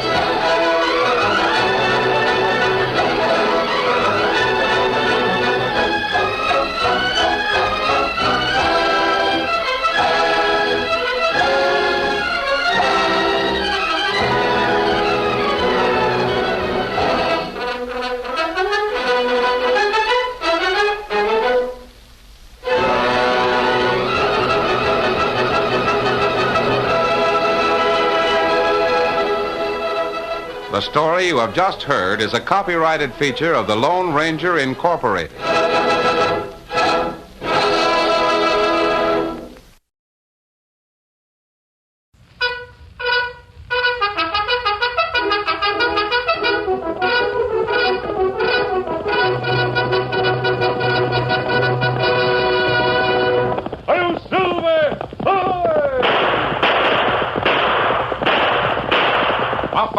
With the speed of light, a cloud of dust, and a hearty "Hi-Yo Silver," the Lone Ranger.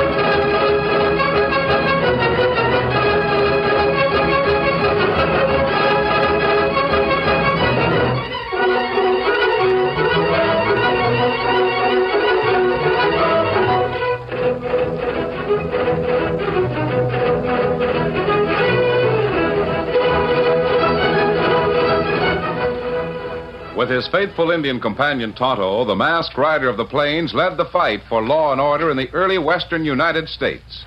The stories of his strength and courage, his daring and resourcefulness have come down to us through the generations. And nowhere in the pages of history can one find a greater champion of justice. Return with us now to those thrilling days of yesteryear. From out of the past and the thundering hoofbeats of the great horse Silver, the Lone Ranger rides again. Come on, Silver! Let's go, big fellow! I'll Silver!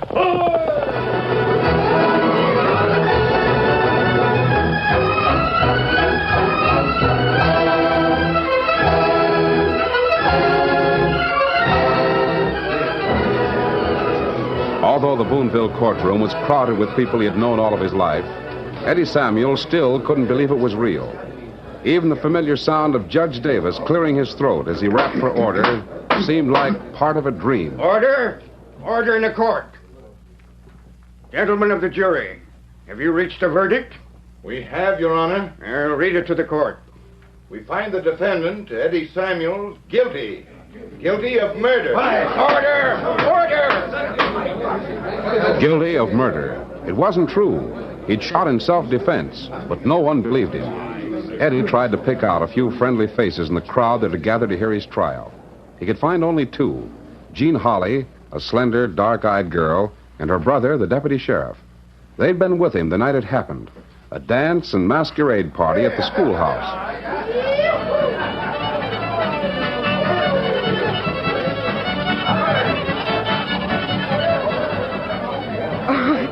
It would take more than a black mask and a white Stetson hat to fool me, Eddie Samuels. I'd know you anywhere. That's why I'm wearing it.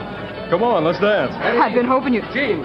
Oh, wait a minute. Here comes Bill. What do we care? It's you I want to dance with, not your brother. Hey, you two. I hate to cut in like this, but I've got a message for you, Eddie. Yeah? What is it? Sheriff wants to see you. Says it's important. Not half as important as what I'm doing right now. Tell him I'm busy. Why, Sheriff Gibbs was here talking to Eddie not over 10 minutes ago. Yeah, he was kidding me about my costume. This mask and everything. I know, but after he left here, he ran into Sky Pierce over at the El Dorado. So he wants you to meet him there. I've got nothing to say to Sky Pierce. I told you and the sheriff I saw Pierce hazing some beef across the north end of my spread last week. But if he's tied in with the rustling that's been going on, that's up to the law to prove, not me. You said you'd help us. All right. Excuse me for a few minutes, will you, Gene? Of course, Eddie. If anybody sees me walking down Main Street in this outfit, they'll think I'm loco. You can go in the back door of the Eldorado. Like as not, the sheriff and Sky are waiting in Slick Humphrey's private office. Yeah, I'll be right back.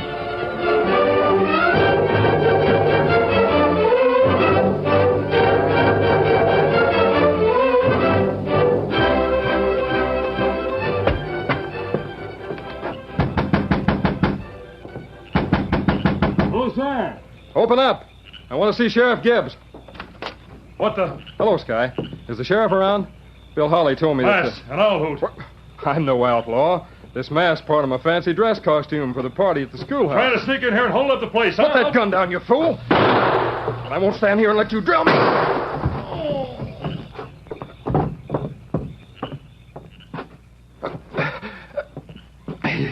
He's dead. I didn't mean to... He shot first, and I... He shot first. The back door's open. There must be somebody who saw... There's an Indian. Hey, Redskin. Uh-huh. Have you been standing out there in the alley? Did you see what happened in here? Sky pulled his gun and started blasting. So I had to draw... Me see it. I'm sure glad of that. I've got a witness to prove... Say, what's your name? Me, Tonto. Good. I'll let the sheriff in now and tell him what happened.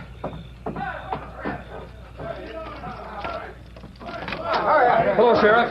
There's no law against dressing like an outlaw. But I don't like the idea of... Who's that? Sky Pierce, Sheriff. He's dead. I got your message, Sheriff, so I walked over from the schoolhouse. Sky was alone. I guess seeing me with this mask on made him kind of jittery. He pulled his gun. Lucky for me, the shot went wild, so I had to... Shot him down in cold blood. No, it was self-defense. He'd have killed me if I only heard one shot. That's a lie. You walk into my private office, murder a friend of mine, and then tell me Wait a minute. I did send word for Eddie to come over here, but... Give me Sky's gun. We can tell by that whether or not he fired his gun. Yeah. Just like I figured. What is it, Slick? Sky's not packing a gun. What? He must be. He shot at me, and When I had asked you to come over, Eddie, I wanted you to help the law. Don't take it into your own hands. I didn't. I mean, all I did was shoot in self-defense. Sure, against an unarmed man. No, Wait a minute. When I came in the back door, I left it open. There was an Indian standing in the alley. He saw the whole thing. He'll tell you... Indian? Where is he? Right over there. Why, he was standing right there by the door just a minute ago. He said his name was Tonto, and that there hasn't been a redskin within 10 miles of this town for over a month. I'm sorry, Eddie. I've got a duty to perform. You're under arrest for murder.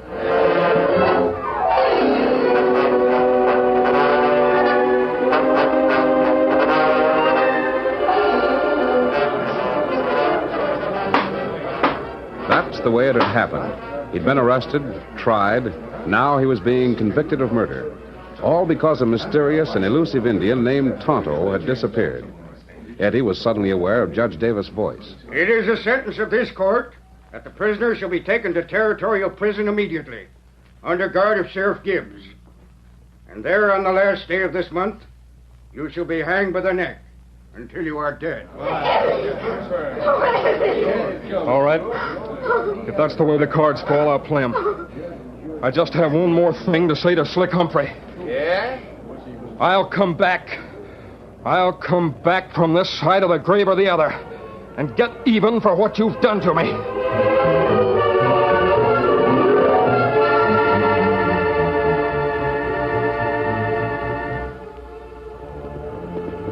It was less than an hour after a verdict had been returned in the trial of Eddie Samuels that Tonto reined up his horse at the Lone Ranger's camp. Oh, fella. Tonto, what did you find out? Jury say young fella guilty. Judge say lawman take him to prison. Them hang him. I was afraid of that. Kimasabi. Yes? Tonto not savvy. Why you not let me tell sheriff truth? Because ever since you told me about it, I've been sure that shooting was a frame-up. Oh. There's something else behind it that I don't understand.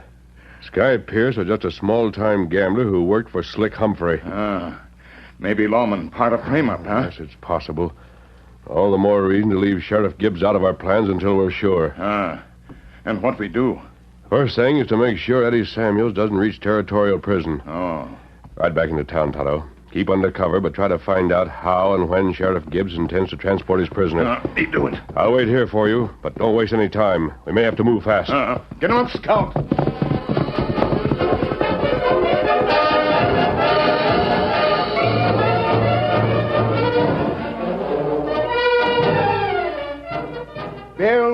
Bill Hawley. Right here, Sheriff. Go over to the stage depot. Tell Ben Grant, the driver, to stop here before he heads out of town this afternoon. He's going to have 2 extra passengers. You mean you and... Samuels. I'm delivering him personally to the warden at Territorial. Sheriff, I've wanted to ask you something ever since the night Eddie got into trouble. It's the first time I've seen you alone. Well? He isn't guilty of murder. I know he was telling the truth when he said he... Bill? You're my deputy. Is that right? Sure, but... We're both officers sworn to enforce the law. It isn't our business to question a legal trial and conviction. I've known Eddie Samuels for years. He's engaged to marry my sister. I know he wouldn't lie about anything. And when he says the he court didn't... says that he's a murderer. And that's good enough for me. Tell Ben Grant to bring the stage round. I'll get my prisoner and be waiting for him.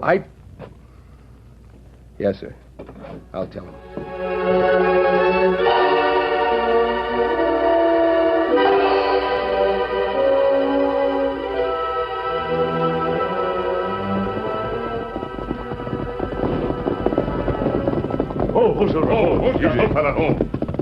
Are you sure the sheriff and Eddie Samuels are riding the stage, Tonto?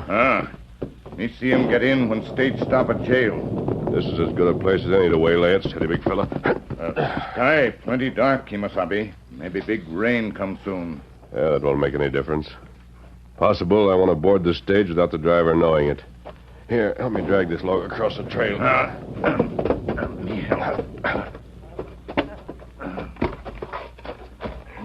There. That ought to do it. You're right ahead, Tonto. Take Silver with you. Right on the other side of Bear Creek. That'll give me time enough to talk to the sheriff.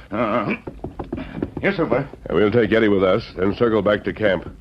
Hurry, Tonto. The stage ought to be here any minute. Get him up, Scout. Come, Silver.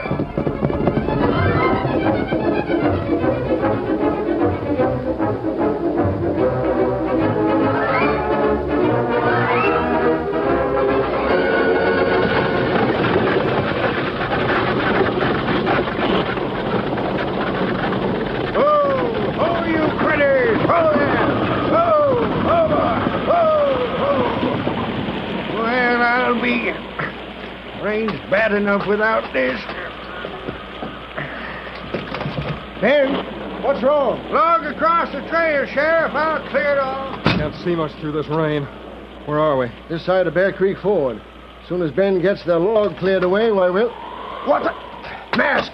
Better keep your gun in other, Sheriff. I have you covered. Who are you? I didn't have this prisoner handcuffed to one arm. You wouldn't do anything except talk to me. You'll do that anyway. I'm ready to go. You all right back there, Sheriff? Tell him to drive on. Sure. Go ahead, Ben. Get out there! Come on! Get Listen, out there! you're fooling with the law. No freebooting owl who can throw down on Quiet. me. First, before we start talking, unlock those handcuffs. I'm leaving you the other side of the ford. Eddie Samuels is going with me. You mean you're... So that's the idea, huh? The first time I knew Samuels here was part of a gang. I'm not. I've never Unlock the handcuffs. All right. Can't argue with a gun, but you won't get away with this. I'll have a posse on your trail before morning. Maybe. Where are we going? I'll tell you later, Eddie. As soon as the sheriff answers some questions. Ho there! Ho, you critter! Ho there! Ho! Sheriff! Oh, Sheriff! Answer him. What's the trouble, Ben? Don't know they ought to chance this ford. Creek is rising. Looks bad to me. Well, I've got saddle horses waiting on the other side. Time to go ahead. Go on, Ben. We've got to go on. Well, it ain't good sense, but I'll try it. Get up there! Oh, get up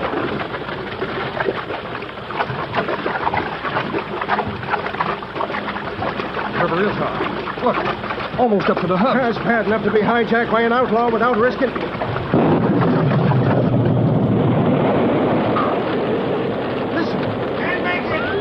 It's a cloudburst. The river will be over our heads. Cloudburst? And I'm going... The best thing you can do now, Sheriff, is hang on.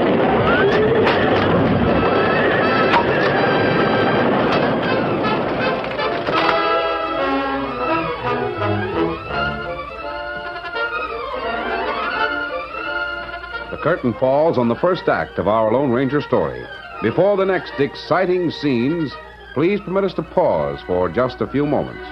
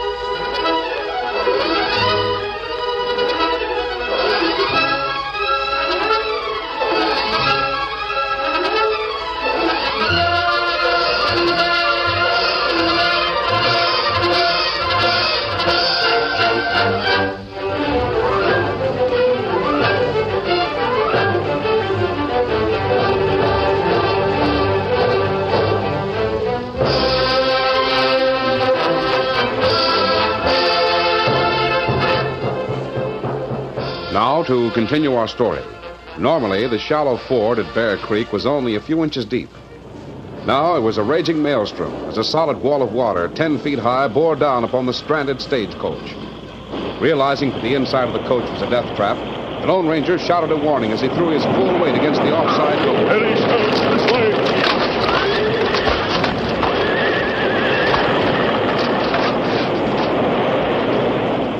The full force of the flood hit the stagecoach and crushed it like a matchbox. In the same split second, the raging water caught the Lone Ranger and Eddie Samuels, throwing them up and backward. Any attempt to swim would have been useless in such a torrent. Eddie Samuels realized this, even though he knew the Lone Ranger was making a superhuman effort to help him. A moment later, Eddie sensed, rather than saw, the huge broken tree trunk that was hurtling toward them on the crest of the flood. He tried to duck, but it was impossible. Then came a sharp, wrenching stab of pain. It was the last thing he remembered.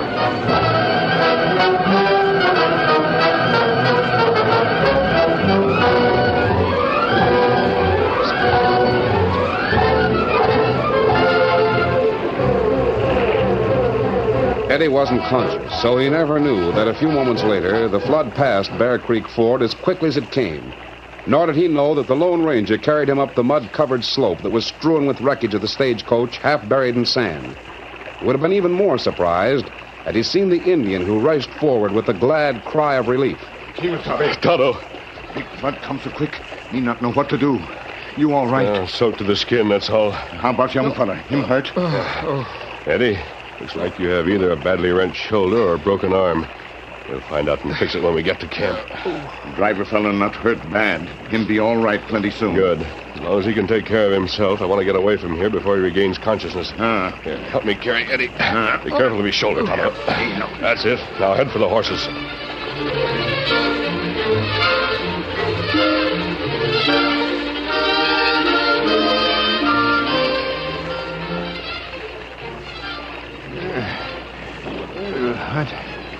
What the...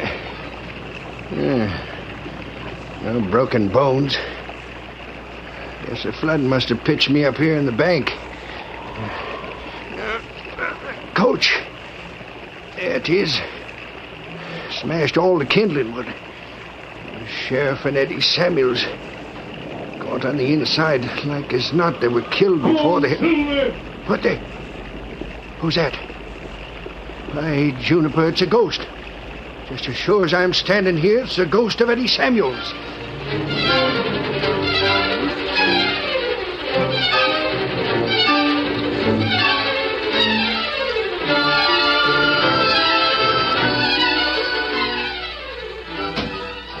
Bill, is it true?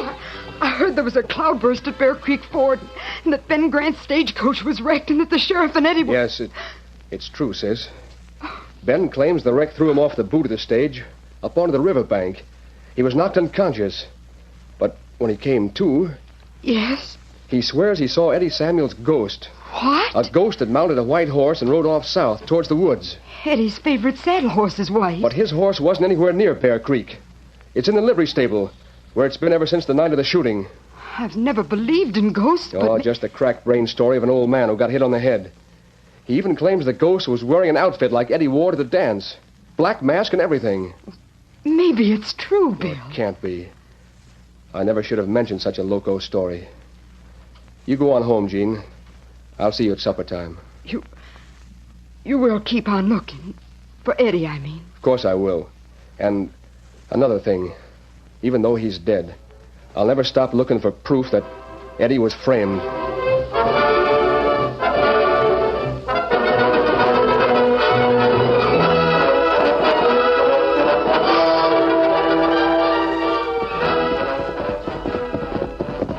Oh, Scout, oh, fella, oh.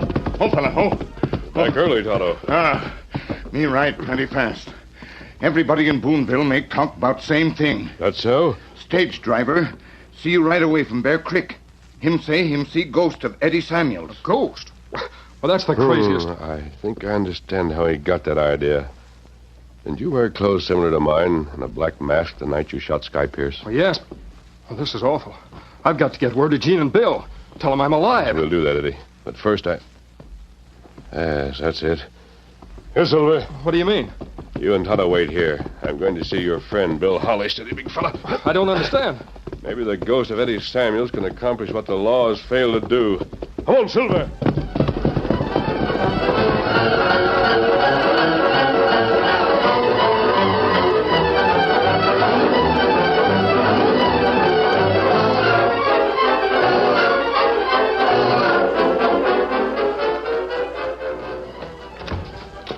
What? Hello, Bill. What? Mask, I'll show you. A gun isn't necessary, Sheriff. I'm here to help you and to help Eddie Samuels. Eddie? Well, he was drowned in Bear Creek this afternoon. I've got a search party out now. The only thing wrong with Eddie is a broken arm. You mean he's alive? Well, where is he? Resting in my camp a few miles south of here. But the cloudburst. It wrecked the stagecoach. We found Sheriff Gibbs' body. And Ben Grant said he saw Eddie's ghost. Isn't that right? Yeah. I mean, he swears Good. Bill, I think both of us are interested in the same thing. Proving that Eddie was framed into shooting Sky Pierce. Why, sure. I've always And by working together, we can discover who was behind it. I don't know who you are, mister. I don't care. Because what you're saying right now makes sense. How'll we do it? By using a ghost. Now listen carefully. This is what I have in mind.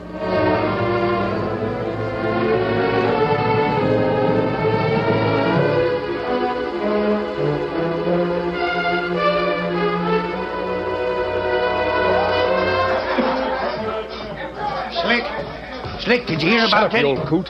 Haven't I told you never to do any talking out here? Come back in the office.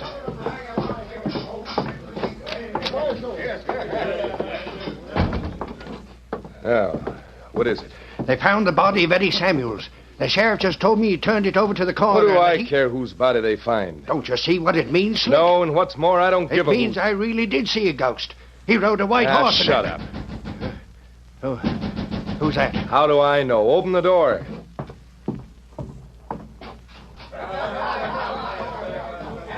Hello, Ben. Slick? Oh, evening, Sheriff. I'm glad you dropped in. Been wanting to have a talk with Boonville's new law dog. That's so? Mm-hmm. You see, I got a few games running here in the El Dorado that, well, you know how it is. A lot of crazy cowpunchers don't know how to handle their money anyway, so... You take it away from them. Sheriff Gibbs and I had a little, well, sort of arrangement. $200 a week. I'm not interested. All right, I'll make it $300. I'm easy to get along with. All I want from you, Slick, is the reason why you framed Eddie Samuels. Me? Frame anybody? You're loco. And I'll tell you the reason. There's been a lot of beef rustled around here lately. I think you're behind it, and Sky Pierce was working for you. You're dreaming, Sheriff. Eddie saw Sky hazing some cattle, so he reported it to the law. Pierce began to worry because he didn't want to take all the blame. This is all news to me. So you decided to put them both on a spot at the same time. It didn't matter who did the killing or who got killed. You and Gibbs knew you could hide the dead man's gun and be pretty sure the other one would hang for murder. Say, you accusing me of... Sheriff! Slick, look! What's wrong with you? The window. See you standing there looking at us? It's that kid, Eddie Samuels. He's wearing the mask, the white Stetson, just like the ghost. What are you talking about? I don't see anything. It's a ghost, Slick. A ghost. He's come back just like he said he would. Come Now, back. bless the critic. Hey, what's all that for? He's gone. Come on, we'll see. Nobody out here now. You You can't kill a ghost. And you can't square a guilty conscience by shooting at an empty window. You mean to say you didn't see anybody standing here? Of course not. Well, I've got some work to do. I'll see you later. Well, Remember what he said to you in the courtroom, Slick? He said, I'll come back from this side of the grave or the other and get even for what you... Go out to the bar and bring me a drink. I got some thinking to do.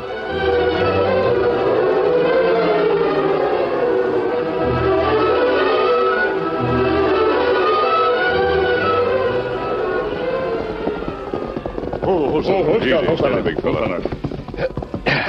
That's that arm, Eddie. Here, I'll help you down. Steady, boy. Thanks. Why, this is... we're right in back of the furniture store. What's the idea? Bill has what's supposed to be your coffin resting on a table in here. Well, he said he'd leave the back door open. Come on. You too, Tonto.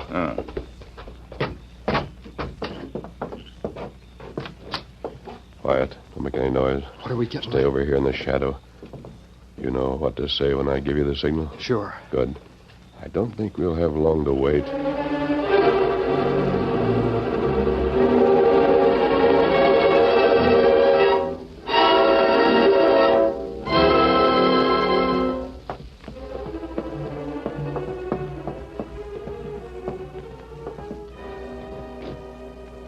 This is the furniture store. I got a key that'll fit the lock. Come on. Let's wait till tomorrow, Slick. I don't like to go poking around in the dark, looking in coffins to see if dead men... Shut up. If he's really dead, I want to know it. Here. Here's the coffin. Don't touch it, Slick. That's the only way to find out. I told you I'd come back, Slick Humphrey. Hey, what the... It's the ghost of Eddie Samuels. I'll riddle that coffin till it's kindled. Now, what are you gonna do? Your gun's empty. He ain't in the box. He's a ghost. See, he's standing right over there, and he's... I got another gun that'll do a bit of good. Oh, my arm! Don't shoot anymore. Please don't shoot anymore. To you, Slick. Will you tell the truth? Sure we will. Can't argue with the ghost that slings real lead. Yeah, I had to get rid of you and Sky Pierce, Did you hear that, Sheriff? Yep, every word. Keep him covered till I make a line. There we are. Bill Holly. Say, what is this? A confession that's going to hang you, Slick, and put Ben Grant in prison. But I thought he was dead. Oh, Eddie. Jean. Oh, darling, Bill told me the whole story, but I couldn't believe it until I really saw you. I don't think you'll have any more trouble, Sheriff. Not a bit. And I want to thank you. Forget it. Come on, Tonto. Wait, you can't leave without... Two of them. I don't see how they You'll could have be... plenty of time to figure it out in territorial prison. I don't understand it either, Eddie. Who is that man that they think is a ghost? He's the livest ghost you'll ever see. He's the Lone Ranger.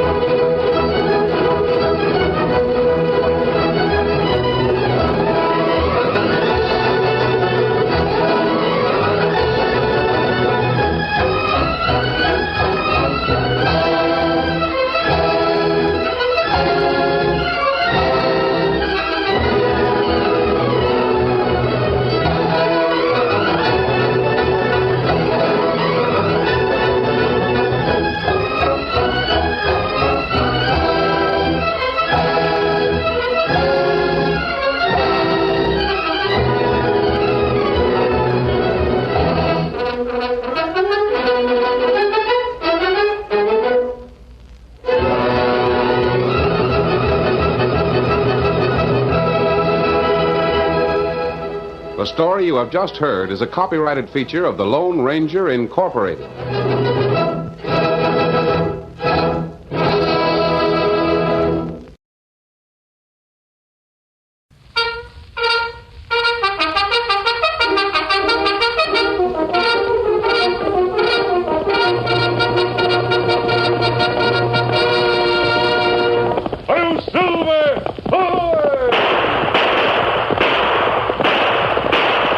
Fiery horse with the speed of light, a cloud of dust, and a hearty hi-yo Silver, the Lone Ranger.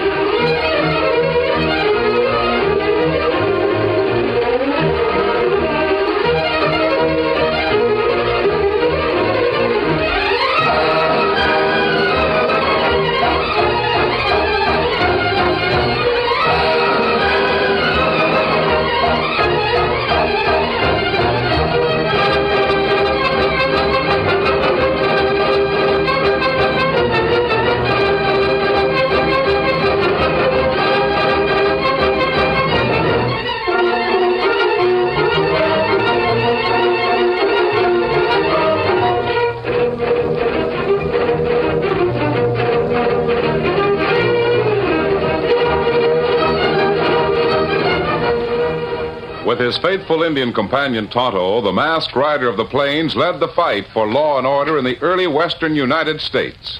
The stories of his strength and courage, his daring and resourcefulness have come down to us through the generations. And nowhere in the pages of history can one find a greater champion of justice. Return with us now to those thrilling days of yesteryear. From out of the past and the thundering hoofbeats of the great horse Silver, the Lone Ranger rides again. Come on, Silver. Let's go, big fellow. I'm Silver.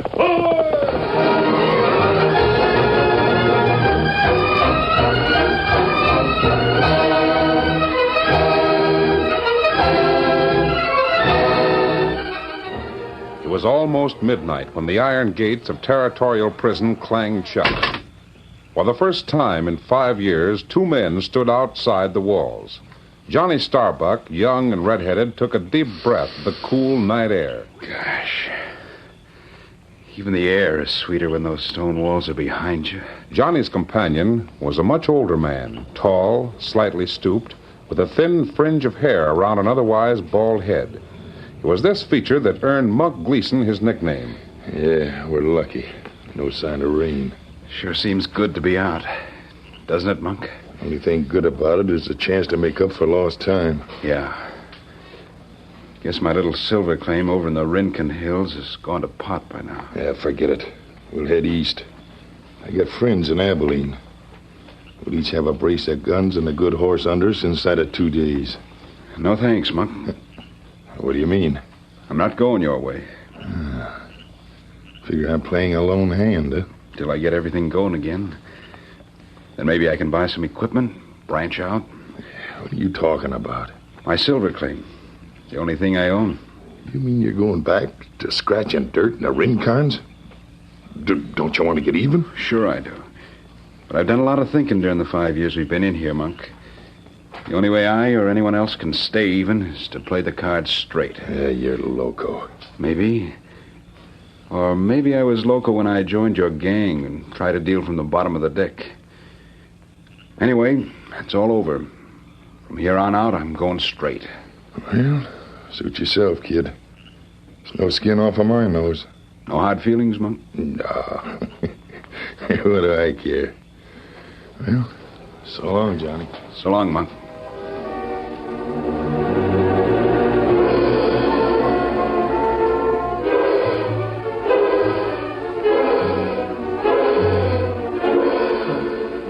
2 years passed. Johnny Starbuck worked industriously, mining his one-man silver claim.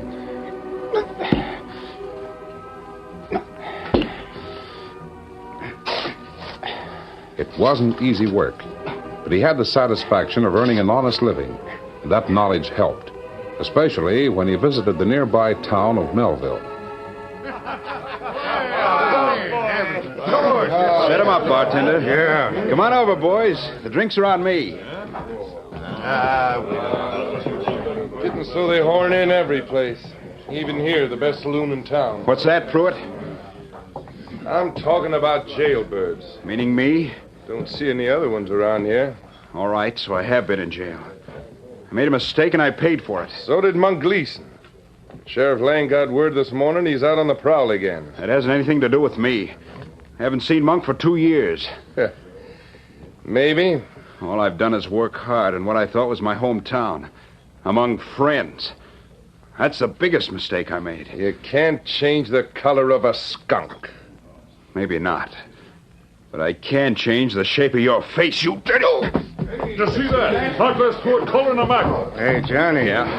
Landing the haymaker on the deputy sheriff's jaw ain't gonna make you any more popular around here. He asked for it. You heard what he said. Sure. But if I were you, I'd skin out of that side door before Pruitt comes to and starts yelling for blood. But I haven't done Save yourself a lot of trouble.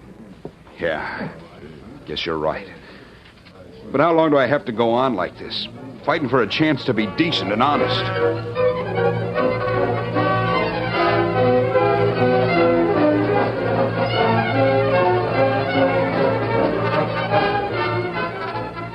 Meanwhile, the cashier and the customers of a small bank several miles east of Melville were startled by a sharp command. It's a hold-up, folks. Heist him. Get him high.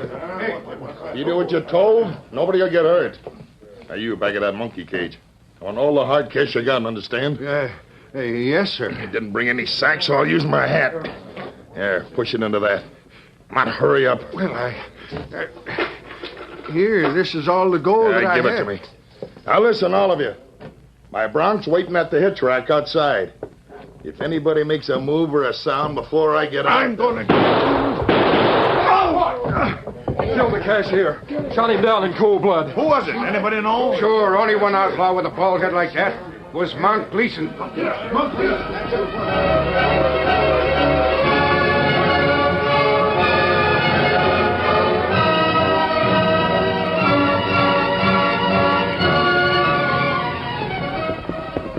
Less than an hour after the bank robbery, Tonto reined up sharply at the Lone Ranger's camp. Oh, Scout. Oh, fella. Oh, fella. Oh, you've been riding hard. What's wrong? Me in town. See outlaw hold up bank. Kill bank fella. What's that? A bank holdup? And you saw the man who did it? Him tall fella. Wear bandana over face. Not wear hat.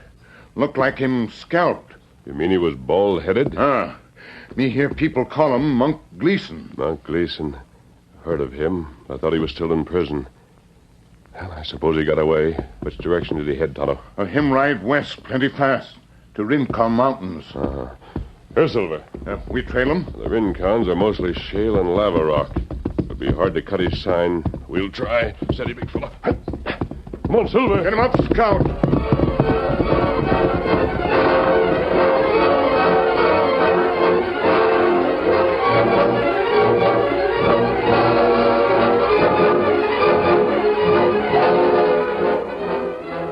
It was late the following afternoon when Johnny Starbuck made a sudden decision.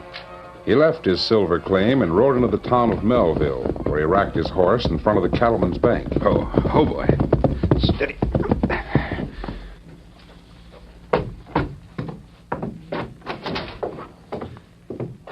I want to see Mr. Harding. Just a minute now, Father. Never mind, I know where his office is. Well, Johnny Starbuck. How are you? Not so good, Mr. Harding. What's wrong? Sit down, Johnny. Sit down. When I got out of prison 2 years ago and came back home, you were the only person who spoke to me. You're still the only one. Well, you even loaned me a little money so I could buy some tools and get my claim started. But you paid that back long ago. Sure. I've worked hard trying to prove that I'm just as honest and decent as anybody else. What are you trying to say, Johnny? And I'm through. I'm giving up. It's no use bucking a whole town. I don't understand. Try living by yourself for 2 years and see how it feels. Whenever I come to town, everybody shies away from me like I had smallpox or something. It can't be that bad. Yes, it is. They'll never let me forget I was once tied up with Monk Gleason. Every cowpuncher or miner for miles around will ride 10 miles out of his way to keep from coming near my claim up at Boxwood Canyon. I'm poison to everybody. Yes, I've heard about them avoiding your claim. And I could tell them plenty of things they'd like to know, too. What do you mean? Where some of the cattle goes. It's been rustled off the valley ranches for the past year. Oh. Do you know? Sure. Most of it's grazing up the other end of Boxwood. If the sheriff or any of his deputies ever came to my shack, they could see it. Well, why don't you tell them? Oh, it's none of my business. They'd probably blame me for stealing it. No, I've had enough of the poison treatment. Think I'll head north or maybe west. You sell my claim for me, Mr. Harding, or rent it to somebody. I don't care which. Now, wait a minute, Johnny. I'm afraid you've been a little too sensitive about You'll be things. sensitive, too, if somebody threw Monk Gleason's name in your face every time you turned around. Yes, I suppose I would. Oh, by the way, speaking of Monk Gleason, I hear he's operating in this territory again. Held up a bank east of here yesterday. Killed the cashier. Yeah? Well, then it's a good thing I've decided to leave town. Sheriff Lang or his deputy Les Pruitt would blame that job on me. Well, I guess I'll be... Johnny, you said I'd been a friend of yours. I want you to do something for me. Sure. If I can. Don't leave town for a few days. Maybe things will change. Don't see how they could. Working your mind for a little while longer won't hurt. Do it as a favor to me. Well, all right. But I'll be back before the week is out. Oh, maybe not, Johnny. Who knows?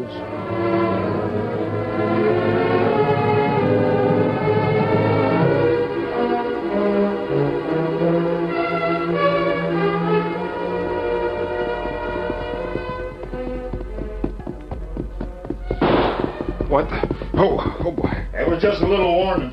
Now reach, stranger. Get him up. I'll show you. Reach. And not for that gun you're packing. Monk. Well, I'll be... If it ain't my old prison partner. Monk, what are you doing up here? I'm on my way to a hideout. The horse went lame and I had to shoot him. That's why I need the cayuse you're riding. You can't have Hit my the horse. dirt. But, this canyon trail is still quite a ways from my mine. Listen, kid, I'm in a hurry. And I ain't interested in where you live. Now, light down. All right. That's better. And just to be on the safe side, I think you'd better reach down and lift that smoke pole out of your holster. I wouldn't shoot you. You won't get the chance. I lift it by the butt and with 2 fingers. Throw it over the cliff into the river. Anything you say. I suppose you were too weak to throw it over the cliff like I told you. Threw it as far as I could. Well, it's out of your reach anyhow. Now walk around to the off side of your bronc. I'm going to mount him. Maybe that won't be as easy to... You double-crossing little... Don't reach for that gun or I'll plug you. I'll take the chance. Sneaking Watch little... out, Monk. If you back up any further, you'll go over the cliff. Don't tell me what to...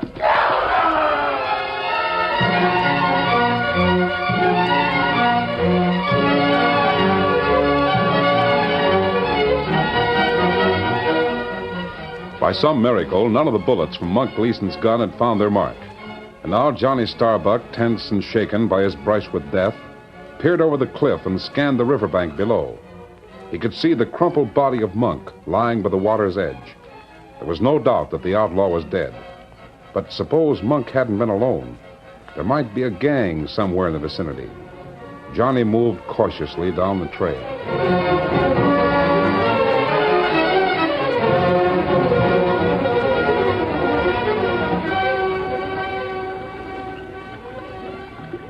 Those shots came from somewhere on that upper trail, Tonto. Ah.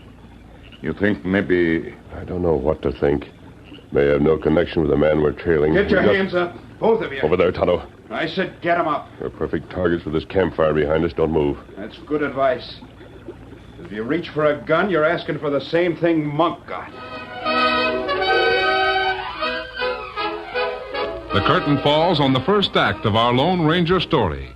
Before the next exciting scenes, please permit us to pause for just a few moments.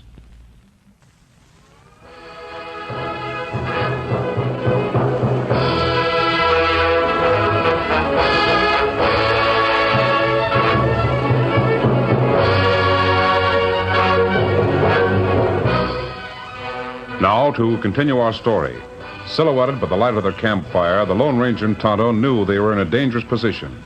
Although the masked man's hands were raised, he played for time. All right, our hands are up. Now what do you want? Just keep them that way till I... Masked. Part of Monk's gang, just like I figured. Monk Gleason? Who else? Is he around here?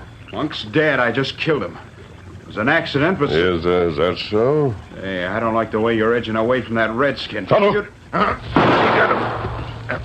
It isn't hard to trip someone who's trying to hold a gun on two people at the same time. Give me his gun, Tonto. There, gun. All right. Go on, plug me. Why?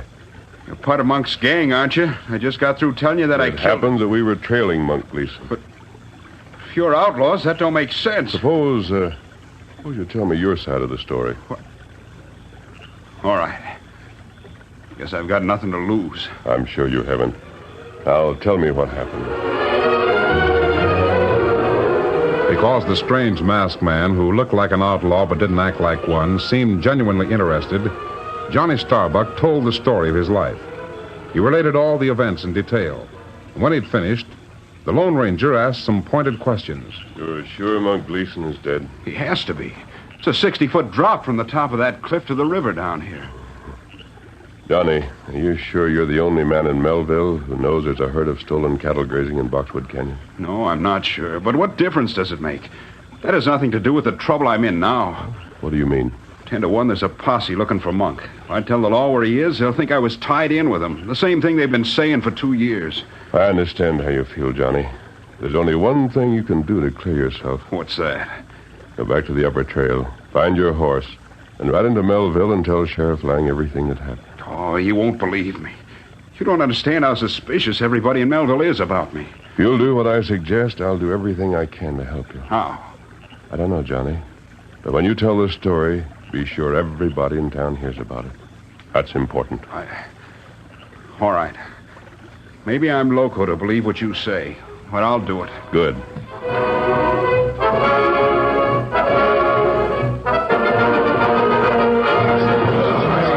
Monk kept on backing away from me. Next thing I knew, he'd backed over the cliff. It's the truth, Sheriff. Sounds kind of fishy to me. Where'd you say all this happened? Up on the river trail, about a quarter mile this side of my place. He's lying, Sheriff. I'll bet Monk Gleason ain't within 100 miles of here, dead or alive. Why, you... Hold it, you two. If Gleason is around here, I want to know it. I'll round up a posse and check on your story. Pass the word around, Les. We'll leave from the liver stable in about an hour. I'll tell him. I'll go with you. You, Johnny Starbuck, stay right with me until I find out the truth. At least this is one way to get you hombres to talk to me. Johnny. Hello, Mr. Johnny, Hardy. what's this I hear about you killing Monk Gleason? Well, I didn't exactly kill him. It was an accident. But he's lying near the creek at the bottom of a cliff on the river trail. Are you sure, Johnny? I don't blame you for not believing me, Mr. Harding. Nobody else does. We'll know soon enough. Taking a posse up there. Good. How soon, Sheriff? About an hour. Soon as Les rounds up a few gents with good saddle horses. You want to ride with us? Oh, no thanks, Sheriff. I have some work to do at the bank. I'll see you all later. There goes the only real friend I've got in this town. You'll have less than that if this tale you're telling ain't true. Come on with me.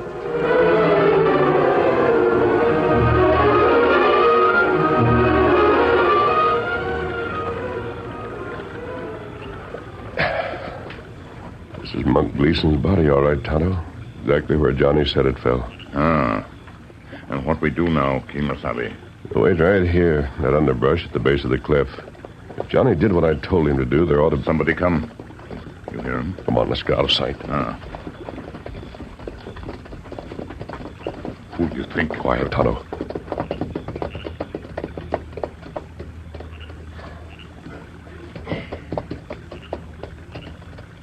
Me not see. Sky plenty dark. Luck's against us.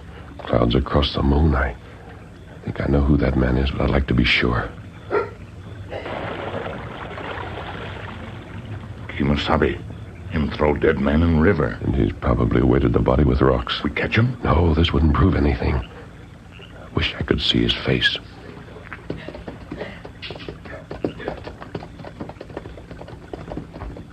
All right, come on.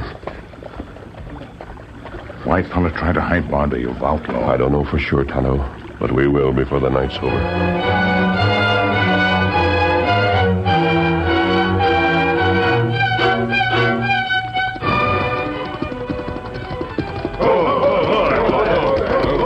This the place, Johnny? Yeah. Monk Gleason's body is right over... What's the matter? Isn't here. It's gone. Jailbird's stolen, Sheriff. No, you've got to believe me. I shot at Monk up there, and he fell right over this cliff. I saw him. Please, Sheriff, let's search both sides of the creek. I know we'll find Mike's body someplace along here. How about the money from the bank robbery? I don't know anything about it. He must have it on him. Please, Sheriff. Well, I guess we can't overlook any bets. Plenty of moonlight so we can see well enough.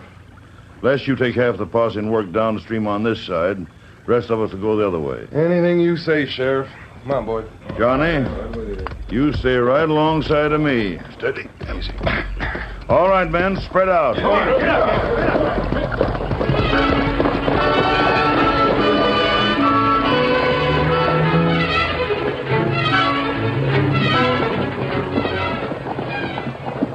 For 3 long hours, the sheriff's posse searched both sides of the river and found no sign of the dead outlaw.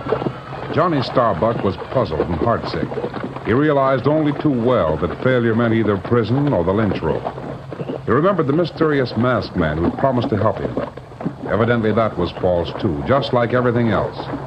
Suddenly, the sheriff called a halt. Rein up, boys. Well, Johnny, we've spent 3 hours and haven't found a thing. Got any answer for that? I can't understand it. Honest, I can't. I can. Let's string up this lying varmint and go home. No, there won't be any lynching. Wait a minute. There's somebody coming. Hiding from the bank and half people from town. Sheriff, thank heaven we found you. What's the trouble? Less than an hour ago, Monk Gleason held up the bank. Gleason? So that's what happened while Johnny Starbuck has been leading us on a wild goose chase. I was working at my desk alone. This bald-headed outlaw walked in and forced me to give him all the money in the safe. Then he went out the side door, right on the main street. I shot at him. That's right, Sheriff. Me and a dozen other people heard the shots. We saw Monk Gleason duck around the bank and into the alley. You're sure it was Monk Gleason? I'm positive. I've seen his picture in your office. He's a gent about the size of Mr. Harding, only he's bald-headed. That's right. Well, Johnny Starbuck, looks like you've played out your string. No, there must be some mistake. Monk's dead, I tell you. Sheriff. Look at what's coming this way. 2 riders. Johnny, grab my arm. Get ready to jump. I'm ready. Up you come. Hey, he's got Johnny Starbuck lifting him right out of the saddle. Use your gun, fellows. Cover us. Drill those spinners. Blast them down. It's too dark. Can't see enough. Dig your spurs, boys. Come on, get it.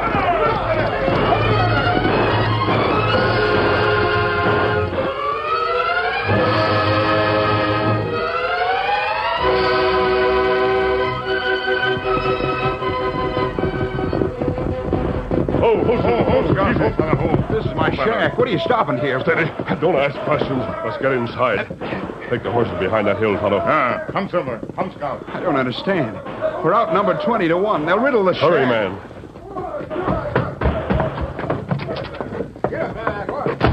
These walls aren't thick There enough. won't be any gunfire. Do exactly as I say.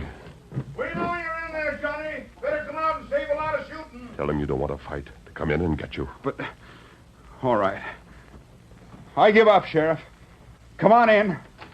No tricks now. You're covered.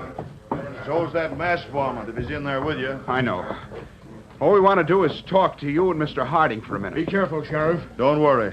Someone get a light going. There's a lantern over there. I'll get it. Rest of you men stay back there and keep your guns handy. All right, Sheriff. Hello, Sheriff. Here's your light. What? By Juniper, you are wearing a mask. That's right. You outlaw critters got a lot of nerve sitting here. Well, it's certainly a disappointment to me. I trusted you, Johnny. But Mr. Harding, What you I really didn't- mean, Harding, is that he trusted you. What? Another outlaw like Monk Monk Gleason. Gleason didn't rob the Melville Bank tonight, and you know it.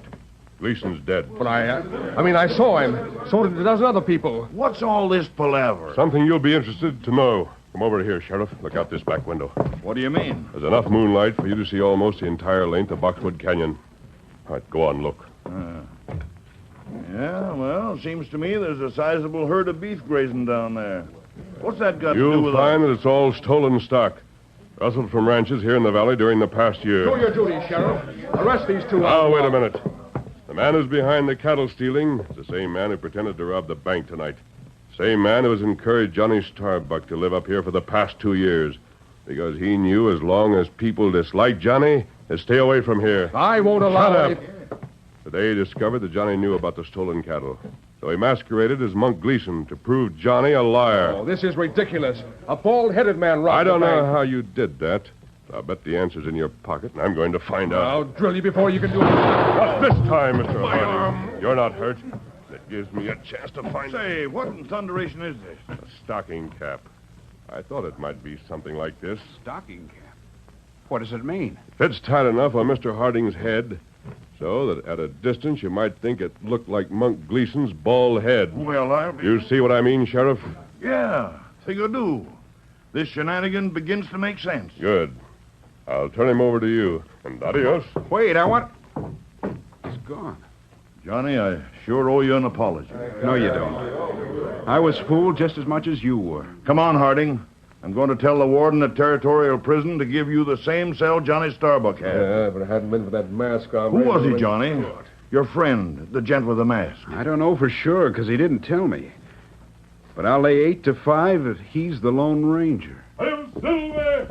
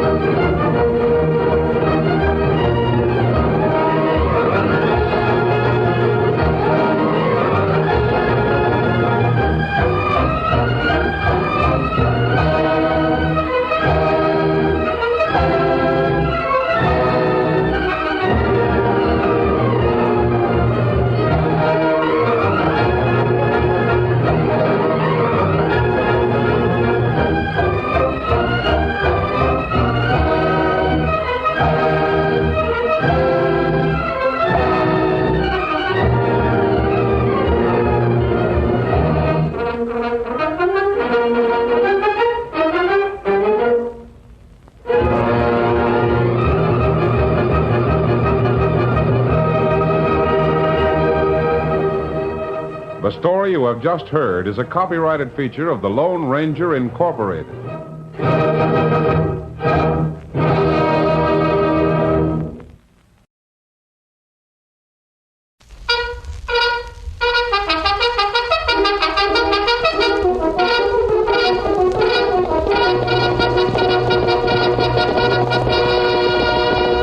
Hail Silver!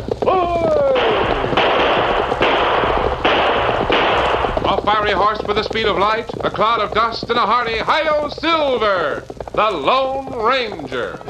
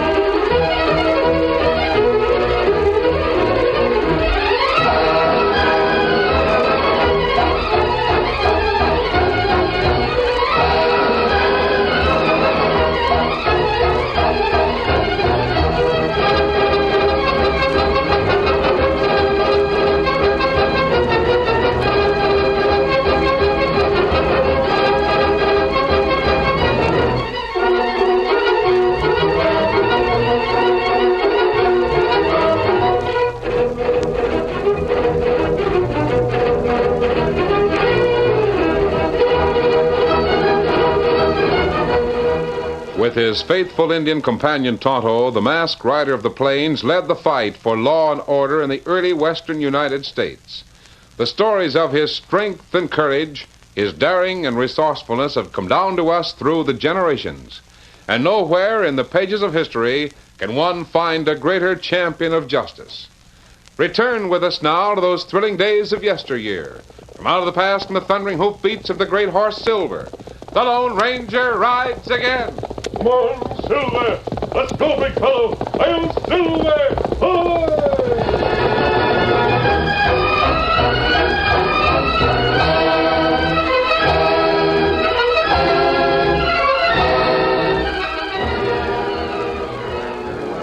The boys in the bunkhouse of the Box D Ranch have been talking about famous fighting men of the frontier. And then, when Windy Still got started, everyone else gave up. Windy was a tall, slim cowboy, perhaps 35 years of age, and the boys would admit grudgingly a rather handsome fellow. But as Windy Still paced back and forth along the bunkhouse floor, the boys exchanged sly winks among one another. I want to tell you, gents, right here and now, that he was the only man, the absolute one and only, who could ever match Windy Still on the draw. If you was to tell us about some fella that shaded you on running off the mouth, we wouldn't believe that either. Why, Skeeter, are you meaning to insinuate I was stretching the, facts? Oh, shucks, no, Windy. I wasn't incinerating. I was just telling you. Now, boys, I ask you, is that any way to look upon your old saddle partner? Do you think for 1 minute I'd be standing here looking you homely buzzards right in the teeth and lying to you? Yeah! Oh. Well, then I guess you don't want to hear my story. Oh, go on, tell it, Windy. Oh, thanks, Tommy. Sure, he's going to tell it anyway, and we might as well listen to it. Personally, though, I don't believe a word of it. Well, you ain't even heard it yet. And what's more, I don't believe there is such a gent as a Lone Ranger. Oh, yes, there is. Oh, wait a minute. Wait a minute, you fellas. There's some of you that's been more than 5 miles away from home, I reckon. And you fellas know there's a Lone Ranger, don't you? Yeah, and the rest of you, them that ain't hardly dry behind the ears yet. You think there ain't no such fella as the Lone Ranger, huh? That's right. And we don't believe there was such a train robbery as you mentioned. And we don't believe that you and this Lone Ranger fella broke it up. And we don't believe Now, that... wait a minute, Skeeter.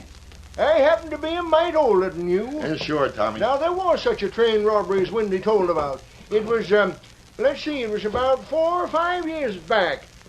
Union Pacific passenger train. And the holdup took place at, let me think now. It was just west of Fort Benner. That's right. You're right about that part of it, Windy. Well, the way it happened, I was a deputy United States Marshal at the time, and I just happened to be riding the train to Skeeter, throw a chunk of wood in the stove, will you? Yeah, sure, Windy. Go ahead with your tale. Well, anyway, I was on the train, and though I didn't know it at the time, so was the president of the Union Pacific. And you know who else was on that train? No. Well, sir, the most beautiful young woman I ever laid eyes on in my life. And today, that same young lady is known the world over as... I suppose you saved her life, huh, Windy? And then she fell in love with you and begged you to marry her. And you said no, huh? Well, no, not exactly, Skeeter. But you're partly right. That train used to stop regular about 10 miles west of Fort Benner to take on a load of wood. What was that beautiful young lady's name, Windy? Well, her real name was Clementine Brown. Yeah, but she was better known as Molly Mayfair. Yep, Molly Mayfair. And I reckon even you ignorant cusses have heard about her. Well, the train was stopping to take on fuel, like I said. And like I said, I was just riding there in the coach, when all of a sudden the door busts open, and these 4 fellas come into the car. All right, you folks, this is a stick-up. Don't nobody make a move, it'll be your last. Hey, Red, you keep that other door covered. Pete, you and Rand start collecting. No, don't, please. Don't take my purse, please. Get your hands off that girl, you mangy buzzard. Look out, Pete! Why, you... Oh! Red, get that Jasper, get him. Hey, come on. Come on, fellows, this way. There's another one wearing a mask. And an Indian. Take it, you buzzard. Hey, what the...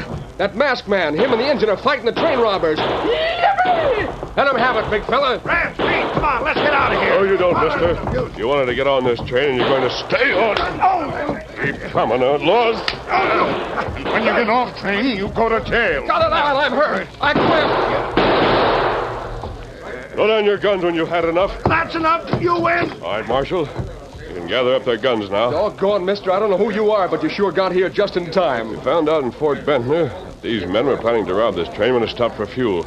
They made it our business to be here when they tried it. Come on, Tonto. Oh, but hey, wait a minute. You'd better have some of these men help you take care of your prisoners, Marshal. Huh? Oh, sure, yeah.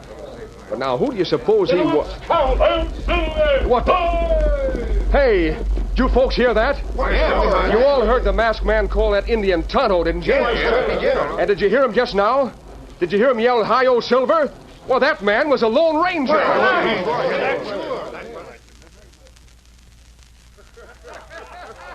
Doggone, Windy. You ought to go on the stage. You're that kind of a good storyteller.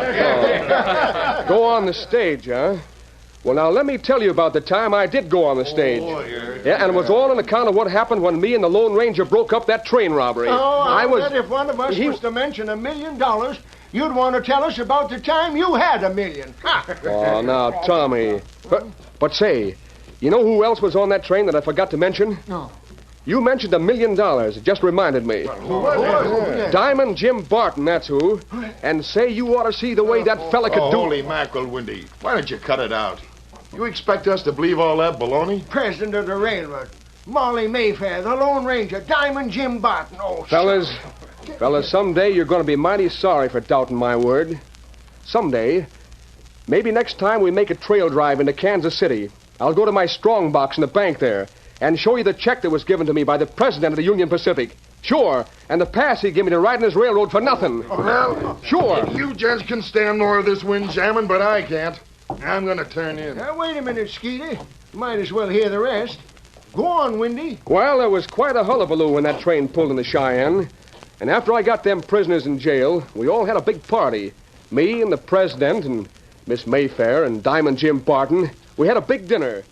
And that fella from the railroad said to me, Mr. Still, you've done the Union Pacific a great service, and I want to reward you. Oh, I was just doing my job. Anyway, if it hadn't been for the Lone Ranger, well, someday, perhaps, I can reward him, too. But right now, I'm going to offer you a job with the Union Pacific for life. You'd better take that offer, Still. The Union Pacific is going to be a big outfit one of these days. Well, I reckon you're right, Mr. Barton, but I don't feel like getting tied down to no steady job. You're making a big mistake. Don't you think so, Miss Mayfair? You know, I'm just as grateful to Mr. Still as you are. And so am I. They wouldn't have gotten as much from me as from you, Mr. Barton, but I was carrying nearly $1,000 in cash. Every cent I have in the world. Now, tell you what, Still. If you won't take the job with us, I'm going to give you a check on the Union Pacific for $5,000. $5,000? Yes, and a pass to ride on the UP anytime, anywhere, as long as you live. Well, I'll be doggone. And Mr. Still. Yeah, Miss Mayfair? I'm going to be at the Opera House in Omaha for the next 2 weeks. If you should happen to be in Omaha, I'd love to have you come to the theater as my guest. Well, gee willikers. Well, that's just exactly where I was heading for. Omaha. Yes, sir. Yes, sir. Oh, that's what I call a mighty strange coincidence. I was going to turn in, but doggone my hide, Windy, I'm going to hear the rest of this yarn if I have to sit up all night. Well, there ain't much more to tell, gents. I went on into Omaha and seen Miss Mayfair, and she throw another hunk of wood in the stove, will you, Skeeter? Yeah, sure. What was you saying? She what? She was mighty nice, fellas. Mighty awful nice. Was that where you went on the stage and started play acting?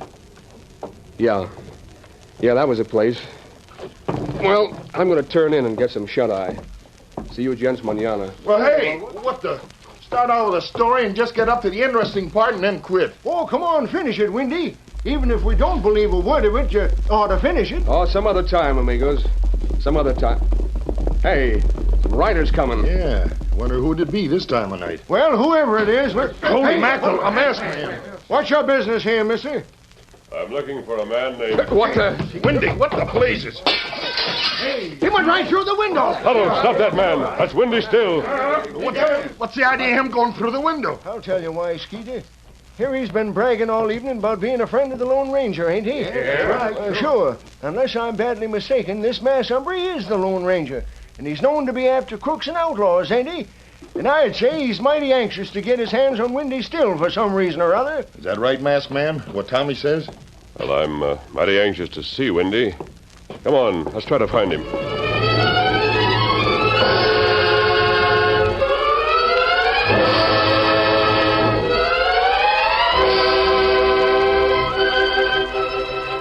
For nearly 2 hours, the Lone Ranger, Tonto, and the cowboys of the Box B had searched the vicinity of the ranch house for some sign of Windy Still.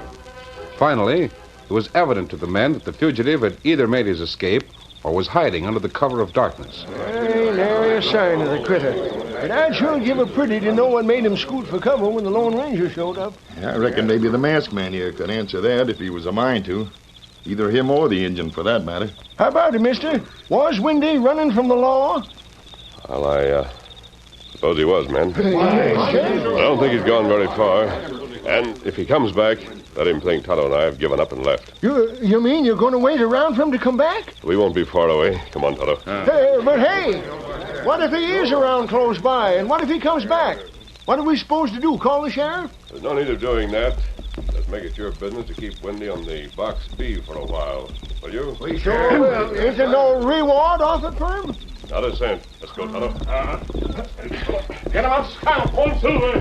Hey, I just thought of something. You know, that big fella never said he was a Lone Ranger. Maybe we just thought he was. Well, maybe he didn't say it to you, but he said it to me, Skeeter. Yeah? You mean he said he was a Lone Ranger? Yeah, not in just so many words, but look. Look what the masked man give me, and then figure out who else it could be. A real silver bullet. Doggone. Ain't no question about who the masked man is. Not in my mind. Thing I'm wondering is, who's this Jasper we know is Windy Still? Yeah, one thing's certain. He's the biggest windjammer that ever come down the road. I know that I never in my life heard one man who could talk as fast as that. Now listen, you fellas. You keep mum to Windy when he comes back. What the Lone Ranger said about Windy running from the law, you hear? Yeah, sure. I ain't so sure, but what somebody ought to go into Big Bend and tell the sheriff. Later, maybe, but first, let's find out what in thunder this is all about.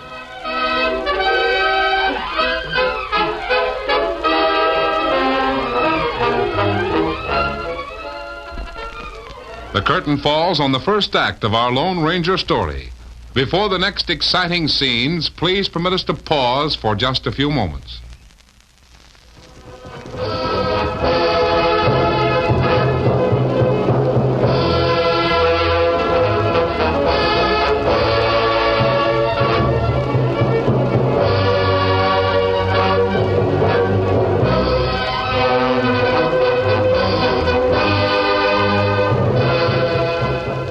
Now, to continue our story. The Lone Ranger's sudden appearance at the bunkhouse of the Box B Ranch caused a great deal of surprise and speculation as to why he wanted Windy Still. A short time after leaving the Box B, the Lone Ranger went to the local telegraph office. Yes, sir. What can I do? Mask. A masked outlaw. I'd like you to send this message to St. Louis. But there's nothing illegal about it. It means a lot to certain people. But who the blazes are you? My signature's on the message. Here's $1 for sending it. And here's another one to forget the signature after you sent it. Adios. Wait just a minute until I finish reading this message and see if I want to say... Well, I'll be... Wait. It's signed the Lone Ranger. Mon Silver.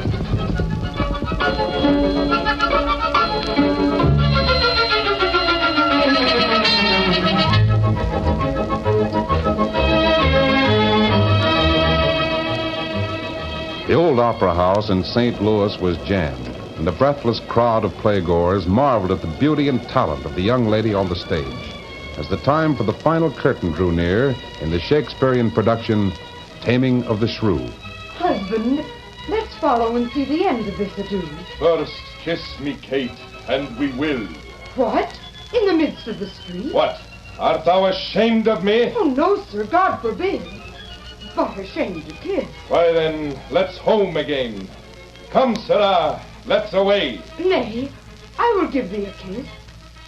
Now pray thee, love, stay. Is this not well? Come, my sweet Kate. Better once than never, or never too late.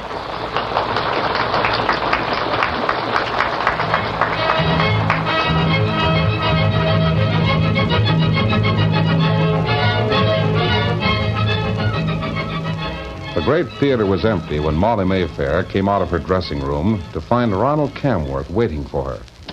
Ah, you were magnificent tonight, my dear. Magnificent. Thank you, Ronald. I have a carriage waiting, Molly. Will you dine with me? I think I'll go to the hotel if you don't mind. Ah, but I do mind. Molly. Yes? Why do you avoid me, darling? Why must I constantly tear my heart into bits please, Ronald. Save your romantic emotions for the footlight. Next week we open in New Orleans, and I'm sure the ladies there will appreciate your ardor more than I. Ah, New Orleans. Truly a garden spot. A paradise of hyacinth, wisteria, magnolia blossoms, and foghorns. They keep me awake every night. Dear, dear New Orleans. How well I remember my last triumph there, as Hamlet. It was during that glorious season of the Mardi Gras, and throughout that beautiful city the name of Ronald Camworth flashed about from lip to lip, and... Oh. Telegraph message from Miss Molly Mayfair. Just a moment, Ronald. Over here, Billy. Yes'm. Here you are, ma'am. Here, Billy. And thanks for bringing it up. Oh, thank you, Miss Mayfair. Telegraph, hmm? This is to advise you that... Why, Molly, what in the world is the matter, darling? You're trembling, child. Here, let me see that message. No. Well, why, I'm sorry to disappoint you about the wisteria and hyacinth and magnolia blossoms, Ronald. But why, I don't understand. We're not going to New Orleans after all. Not going? But we've got The opening will have to be canceled or postponed. Perhaps later you'll get your chance to triumph in New Orleans with a different leading lady. Good heavens, Molly. Well, please tell me what's the meaning of this mysterious talk. What does it all mean? It means that we open next Monday in a place called Big Bend, Texas, for my last appearance on any stage anywhere. Big Bend? Big Bend. It's a cattle town in Texas. And for your Molly, what in heaven's name do you mean, your last appearance? I'll not try to explain to you, Ronald. But Molly, this horrible place you mentioned, Big Bend. What, Molly, why? Why not New Orleans, Molly? Because I don't like foghorns, that's why.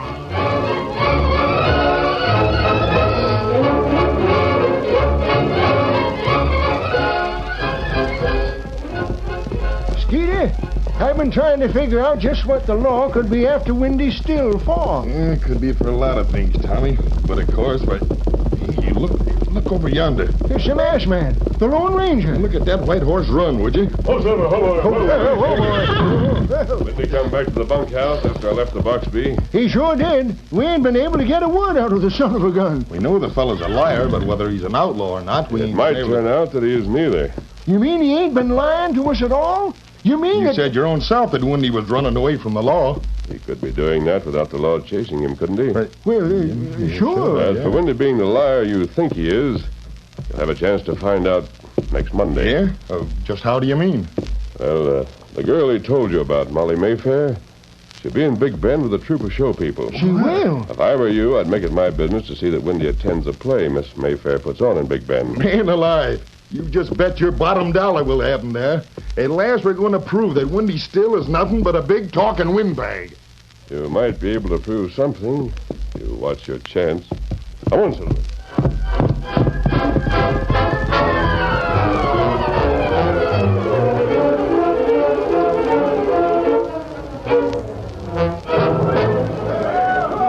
From behind the heavy curtains backstage, Ronald Camworth surveyed the group of noisy cowboys, prospectors, and townspeople were jamming into the small theater. Molly, I tell you this appearance before these hoodlums is positively a disgrace to your career. I'm not thinking in terms of a career tonight, Ronald. I can't understand what's come over you. Throw away a 2 weeks engagement in New Orleans to play a one-night stand in Big Bend, Texas. If it weren't for you, I wouldn't condescend to stay overnight in this awful place. Excuse me. I must speak to the stagehands. What? I say, a masked outlaw. This gun is loaded, Camworth. Keep walking. Just what is the meaning of this outrage? Do you think... I think it can be arranged for the great Ronald Camworth to avoid lowering himself in such an awful place as Big Bend. But what do you intend? Keep moving, mister.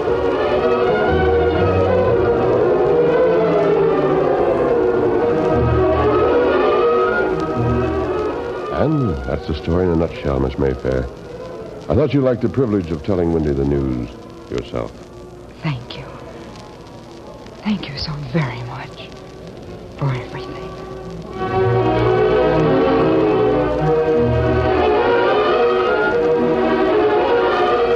And now, may I introduce the lovely star of our show, Miss Molly Mayfair.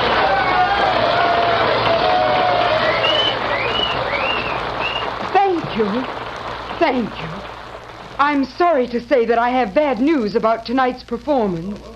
My leading man, Mr. Ronald Camworth, has failed to appear. Miss Mayfair, that ain't no reason why the show can't go on.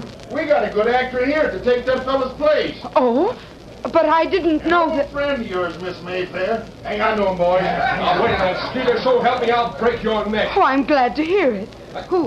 Who is this old friend? His name is Wendy Still. And I know that he'll be proud to help you out on your show. Wait. How about him, Wendy? Cut out. All right, you buzzard. But when this is over, I'm still going to break your neck, amigo.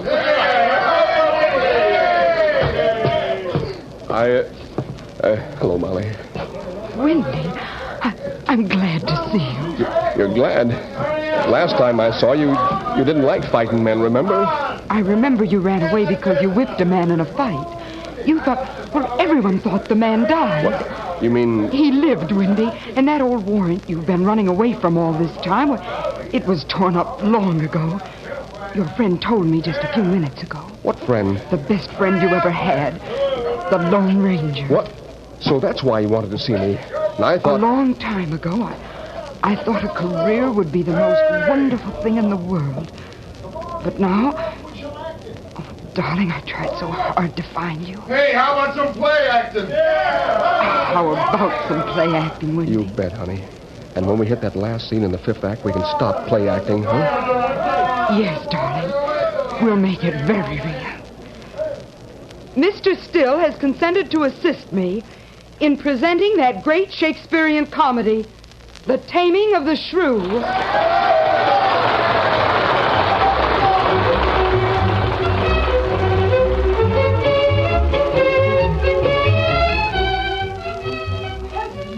Let's follow and see the end of this adieu. First, kiss me, Kate, and we will. What? That windy fella play that part, would you? After tonight, amigo, that fella could tell me the moon was made of green cheese, and I'd believe it. Just listen to him. All right, then, let's home again. Come, sinner. Away. Nay, I will give thee a kiss. Now, pray thee, love, stay. Is this not well? Come, my sweet Kate. Better once than never, for never too late.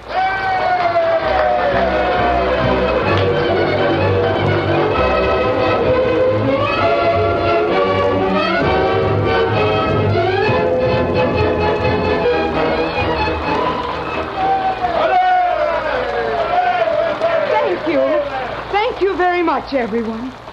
I've never played before a nicer audience.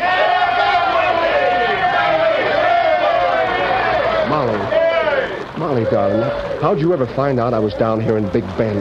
The Lone Ranger sent me a telegraph message in St. Louis, and... Oh, good heavens. What's the matter? Camworth. The great Ronald Camworth. He's bound and gagged in his dressing room. Let's go untie him, shall we?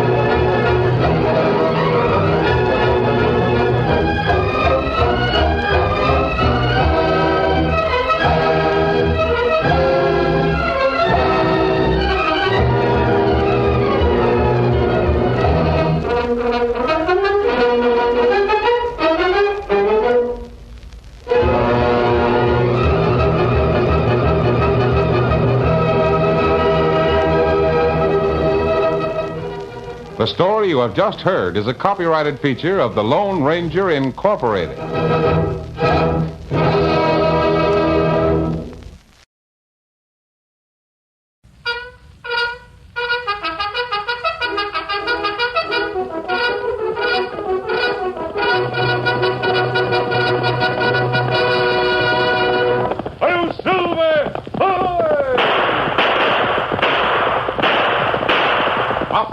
With the speed of light, a cloud of dust, and a hearty hi-yo Silver, the Lone Ranger.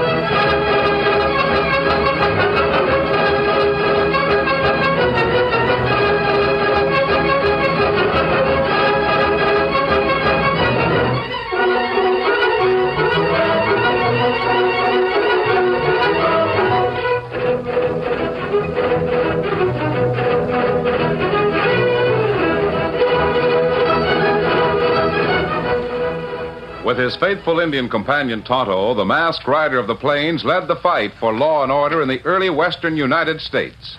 The stories of his strength and courage, his daring and resourcefulness have come down to us through the generations. And nowhere in the pages of history can one find a greater champion of justice. Return with us now to those thrilling days of yesteryear. From out of the past and the thundering hoofbeats of the great horse Silver, the Lone Ranger rides again. Come on, Silver. Let's go, big fellow. I'll Silver.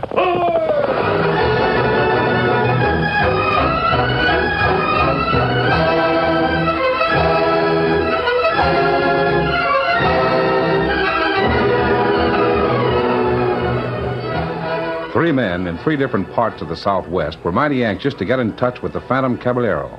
Traveling at steady, mile-consuming speed, the Lone Ranger came from the New Mexico Territory, accompanied by the Indian Tonto and the boy Dan Reed. From the east of Texas rode Smiley Royson, the manhunter wearing the bright star of a United States Marshal.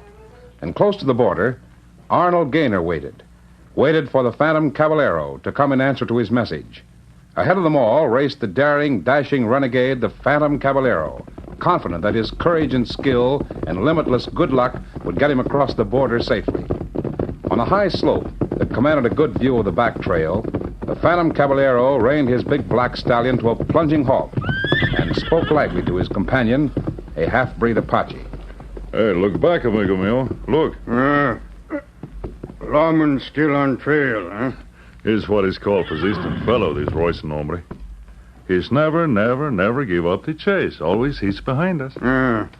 And always we see to it that he stays behind, eh? Lawman stay on trail long time. I see. But soon now we go into the hills beyond.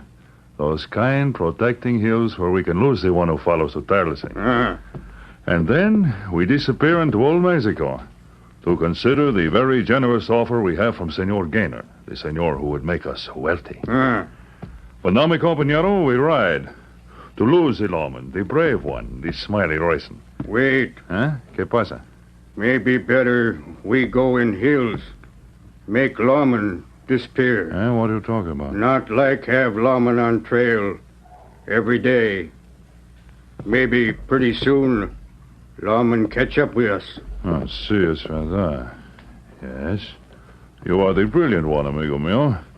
Come, we'll ride into the hills beyond. To wait for law, feller? See, to wait for the brave Senor Royson. And then, instead of riding to Mexico, we journey to the place where we meet Senor Gaynor, eh? Yeah. Let's go, my clever one. Vámonos! Ándale.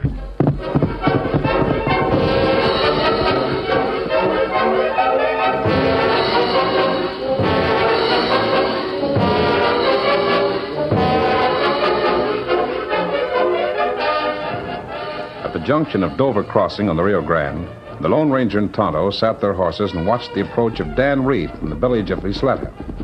The masked man knew by the expression on Dan Reed's face that the boy was returning with bad news. Whoa, Victor, whoa. What did you learn in town, Dan? It's true, sir. Everyone is talking about it. They found Smiley Royson's body up in the foothills 2 days ago. Murdered by the Phantom Caballero. And Phantom fella have plenty time to make getaway. Yes, Tonto. We have plenty of time to follow him. We'll stay on his trail until we catch up with him. And maybe that's what him want. Maybe him try to lead us into ambush. He knew that Royson was on his trail. I think he knows that we're after him, too. Golly, he certainly doesn't act afraid of you or Tonto. He's been seen in half a dozen border towns in the last 2 days, bragging about how anxious he is to meet up with you. We'll try not to keep him waiting, Dan. When Smiley Royson was after him, he was heading down into Old Mexico. But now that he doesn't have Royson to worry about, they say he stopped running. I even heard rumors that he was heading for Laredo country to join up with Arnold Gaynor's gang. The Phantom Caballero? Joining Arnold Gaynor? That not sound good, Kimasabi. It doesn't sound good. It doesn't make sense, Tonto. How you mean? Why, Gaynor is known to be the most powerful outlaw in the Southwest. Every man in his gang is especially picked. Everyone is a specialist in crime. Golly, it'd be bad if they got together, this outlaw Gaynor and the Phantom Caballero. It still doesn't make sense. For 2 reasons, Dan. In the first place, Arnold Gaynor has a renegade white man to run his gang. A man by the name of Maury Nolan. The Phantom Caballero wouldn't take orders from Nolan. Oh. If the rumor does happen to be true, why should the Phantom advertise the fact that he's going to Laredo? That not sound very smart. Not unless, as Tonto said before, the Phantom is hoping to lead us into a trap. The same as he did Smiley Royson. Come on. We may be riding on a wild goose chase, or we may be riding into a trap. We're starting after the Phantom Caballero right now. Let's go. Come on, get him up. Come on, Silver.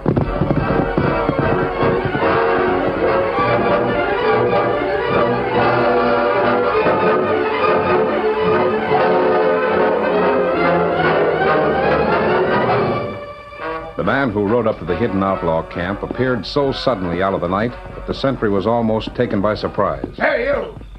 Right up there. Right where you are. Hold it. Oh, Diablo. Si, senor. You act much surprised, eh? Surprised? Sure I'm surprised. You riding that black horse and all dressed in black yourself. Huh. Mighty fancy trappings you got on there, fella. Gracias, senor. Now, who are you? What's your business? My business, which is none of yours, compadre, I will discuss with the Senor Gaynor. Gaynor, huh?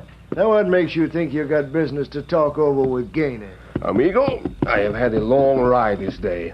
I am so weary of sitting in this saddle. Well, that ain't answering my question. Also, amigo mio, I am so weary of listening to you. When it is the Senor Gaynor I would speak with... Hey, what the... For the guard, my friend. You're not very clever, no? Let go my arm. No. See, I will let you go, compadre. And you will allow me to go, too, eh? But you can't go in there, fella. You can't. You are jesting. Gaynor will break my neck if I let you get by. And if you do not let me pass, then I shall break your neck, eh? But fear not, my weak one. I will explain to the Senor Gaynor that you have let me pass. That you realized he was waiting to speak with the Phantom Caballero. The Phantom... Oh, no wonder you moved so fast. No wonder I didn't see you hear you come until you was right on top of me. Another time you will be more careful, eh? Buenas noches, amigo. Come, Diablo. Ándale.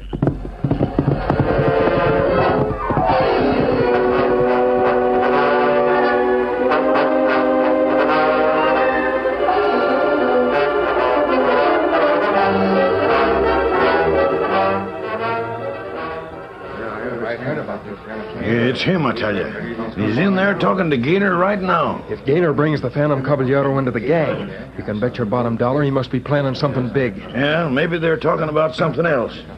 I always heard that fellow was strictly a lone wolf. Maybe he ain't even interested in joining with it. Hold it. Go ahead with what you were saying. Howdy, Maury.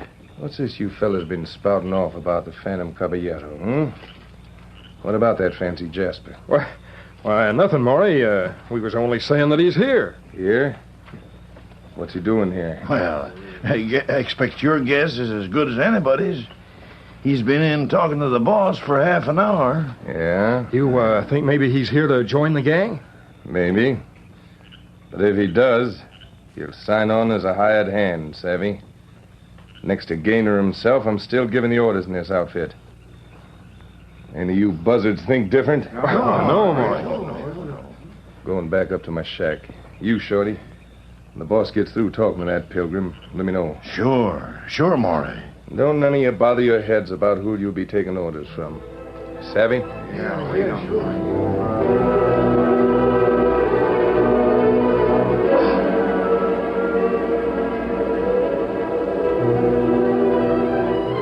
Inside the outlaw leader's cabin, Arnold Gaynor faced the man dressed in black. I've been hearing about you for a long time. You ain't as big as I figured you'd be. No, senor. But it ain't always size that counts either. See, that is wisely spoken. If you're big enough to handle the job I got in mind for you, you can prove it in short order. What is this job, senor? I'm offering you Maury Nolan's place in the gang. Oh, and what is to become of the Senor Nolan, That is entirely up to you, amigo. He's up in his shack right now, I reckon. If you're good enough to handle his job, I reckon you can also figure out what's to become of Nolan.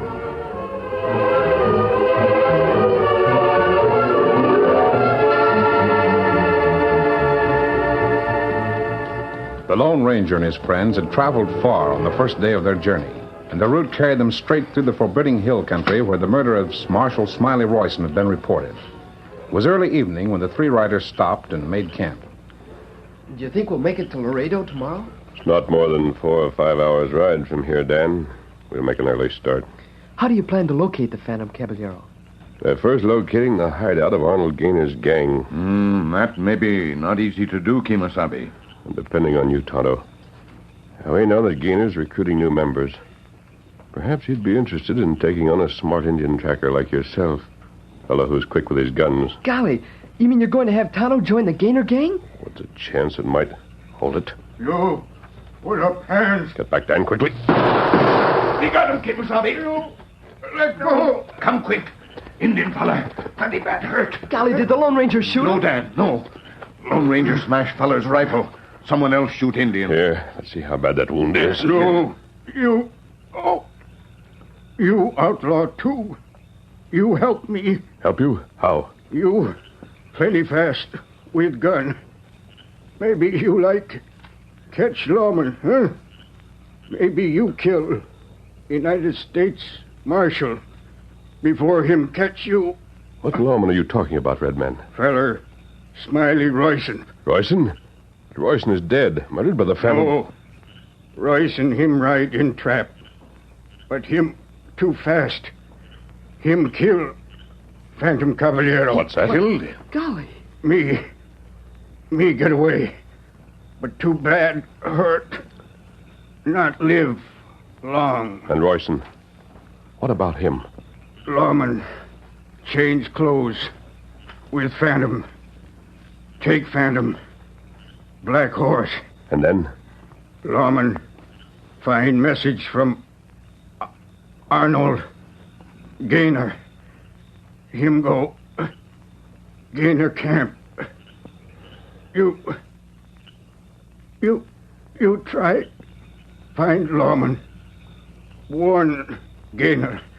Him not real Phantom. Here map. Show where kept.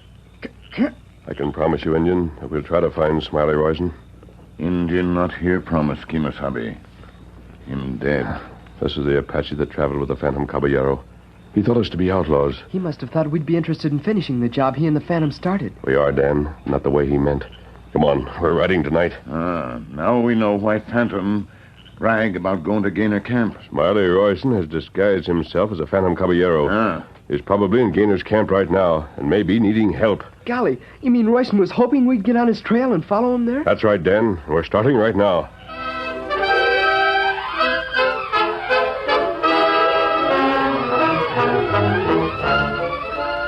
The curtain falls on the first act of our Lone Ranger story. Before the next exciting scenes, please permit us to pause for just a few moments.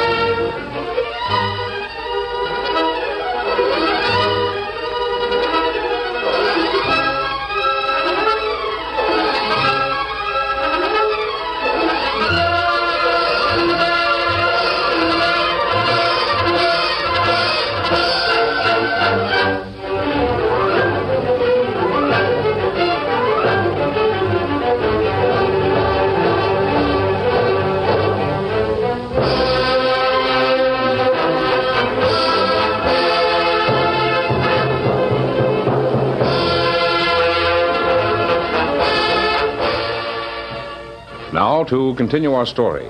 The Lone Ranger, Tonto, and Dan Reed, following the directions on the map given them by the dead Apache, had arrived close to the scene of Arnold Gaynor's secret camp. Here, the masked man outlined his plan to his friends. Smiley Royson is playing a desperate game by posing as a Phantom Caballero. That's right. Golly, if Gaynor should find out who Royson really is. Smiley knows the chance he's taking. That's why he did so much bragging about joining the Gaynor gang, hoping that we'd follow him here. But how are we going to help? Gaynor and his men must know the Caballero always traveled with an Indian. We could send Tonto into Gaynor's camp as the Phantom's friend. Hey, that's perfect, because Smiley Royson knows Tonto. And that way he'd know we're close by, ready to help. And me be plenty glad to help lawman. Here's a job for you, Dan. Mighty important job. What is it, sir? I want you to get into Laredo as fast as you can. Tell the sheriff what's going on out here. Tell him to hurry back with the posse. I'll start right now. You better get started, too, Steady, Tonto. Victor. Easy. No telling how badly Royson may be needing help. Come, Scout. Here, fella. You get a chance to talk with Royson alone, let him know that we're here, that Dan has gone after the sheriff. You wait for Tonto here? Right. Get him up, Scout. Come on, Victor.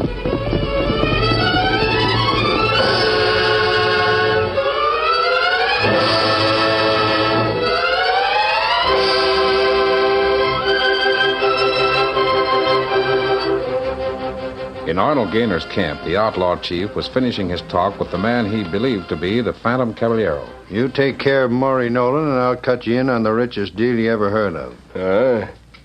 What is this rich deal, senor? Never mind. You go take care of Nolan, and then I'll give you all the... Yeah? What do you want? I gotta talk to you, boss. Alone. Yeah, what about?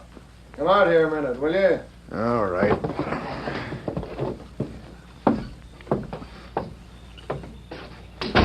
Well, what... Who's this hombre? This redskin claims he's a friend of the Phantom Caballeros, eh? Says he's here. Yeah. I remember hearing about the Caballero traveling with the redskin. Say, what's the idea of calling me out here to tell me that? Well, I wasn't sure you could trust this Phantom fella yet, boss. You always put a new man through a kind of probation period.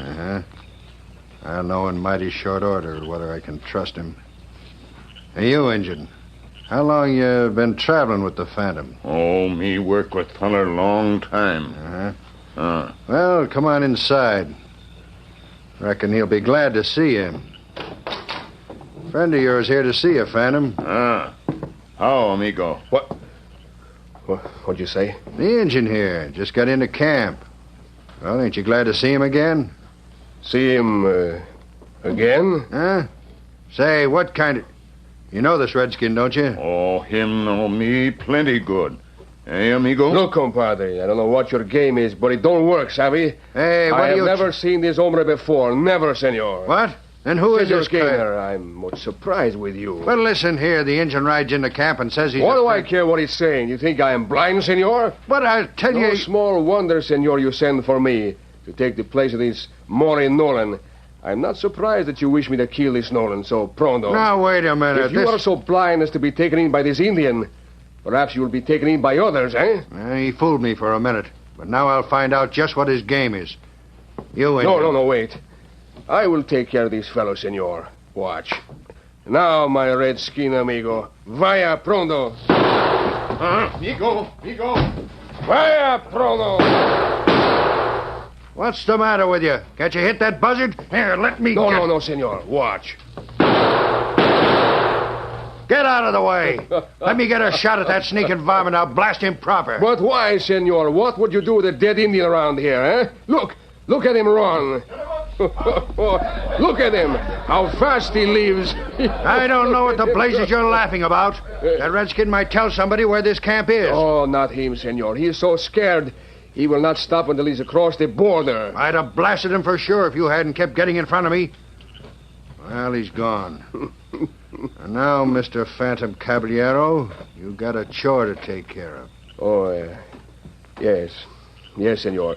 You wish me to find the unfortunate Senor Nolan and to show you if I cannot shoot straighter than I did at the Indian, eh? Just take care of Maury Nolan and you'll be tops on my list. Otherwise... See? Otherwise, what, senor? I ain't so sure what. You going to get started? Oh, see. But first I am to take the short siesta, eh? You mean you're going to sleep? But not for long, amigo. For 1 short hour. To rest and prepare for to meet the Senor Nolan for 1 short hour. And then, I bring you his scalp, senor. Well, I'll be... You're plenty cool about it. Oh, but see, of course. Fixing to kill a man inside of an hour, and instead of getting nervous, you're going to go take a nap. See.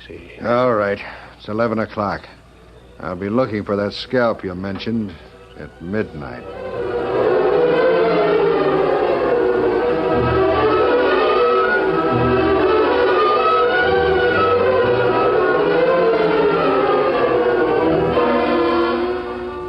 After riding at breakneck speed, the Indian Tonto reached his rendezvous with the Lone Ranger quickly, and he related to the masked man what had happened. Tonto's sure that Royson feller up to something, Kimasabi. He must have had a reason for refusing to recognize you. Me hear him say that Gaynor want him to kill Nolan feller. I see. That explains why Gaynor sent for the Phantom Caballero. He wants to get rid of Nolan and doesn't care to tackle the job himself. Huh. Well, it's getting close to midnight, Tonto. Dan should be on his way back from Laredo with the sheriff. We wait here for him? No. I'm certain that Smiley Royson needs help. The sheriff may not arrive in time. Come on, we're riding into that camp to lend a hand. Here, Silver.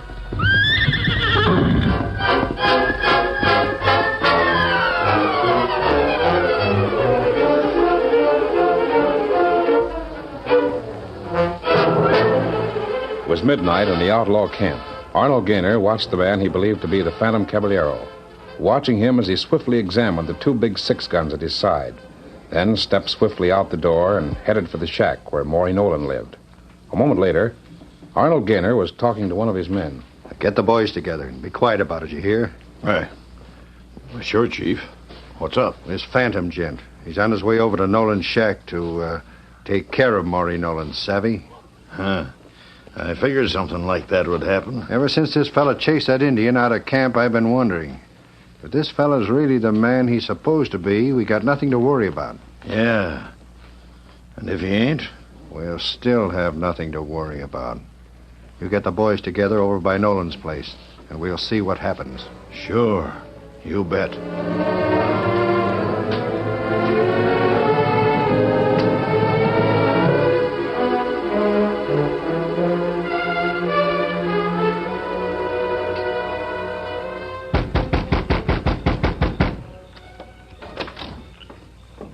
Oh, it's you, huh? What's on your mind, Mr. Phantom Caballero? I would speak to you privately. Inside, senor. Come on in. I have heard so much about you, Senor Nolan. Yeah? Well, what about it? Now, this man, Gaynor, he's telling me to come kill you, take your job.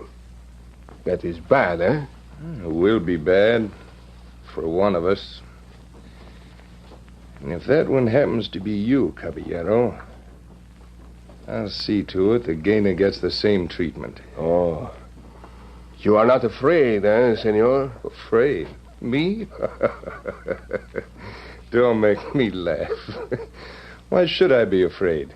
Because I've got a murder warrant against you in my pocket, killer, and a 6-gun in each hand to back it up. Hey, what the... You was talking Mexican, and now... Hey, who the blazes are you? Name is Royson, Mr. Nolan. United States Marshal. United States Then that Phantom Caballero, He died, mister, for making the same mistake you're thinking of making right now. So don't try it. Why, I'm giving you one choice. Either you ride out of here with me and furnish the evidence we need to convict Arnold Gaynor, or... what? What? Mr. Smiley Royson? Oh, you sure got here just in the nick of time, Chief. This law dog had Shut the up, drop on Nolan. me and was... You're no better off than you were. Except Royson would have given you a chance to squeal your brains out. And I won't. Decided to kill your own snakes, huh? What do you think, badge man? I think you're pretty stupid, Gaynor. What? You didn't suppose I'd tackle this job without help, did you? What help you talking about? Remember the Injun I chased out of camp? Well, he'll be back, fella. And he'll be back with plenty of shooting power. Yeah? Well, it won't do you any good because you won't be around to hear the shooting. You're going down the long trail right now, Royson. And you can take this Nolan Jasper with you. All right, boys. Let him have it, Tonto. This way, Royson. Stop that fella! Stop him! Stop him!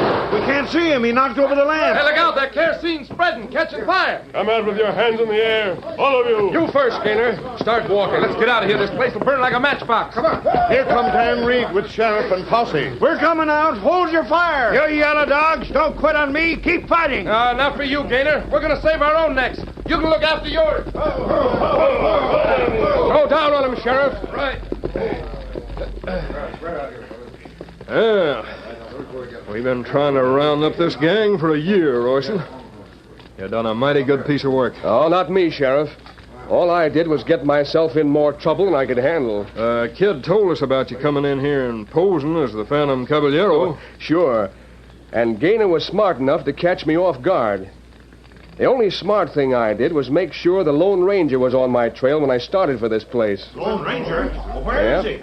You'll have to look fast to see him. That's him over yonder, on a big white stallion. There he goes, riding off with the redskin and the kid. Get him up, Scout.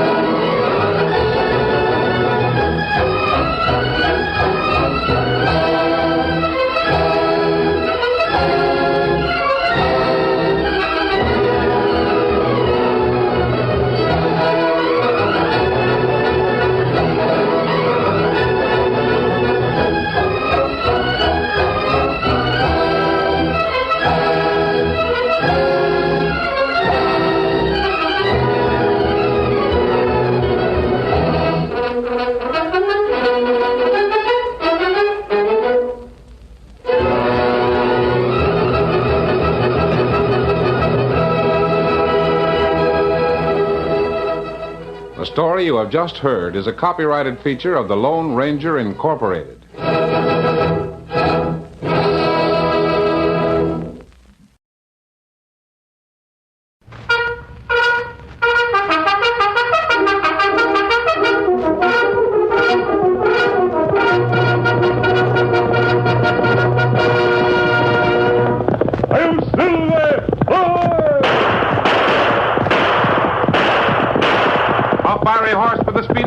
A cloud of dust and a hearty hi-yo Silver, the Lone Ranger.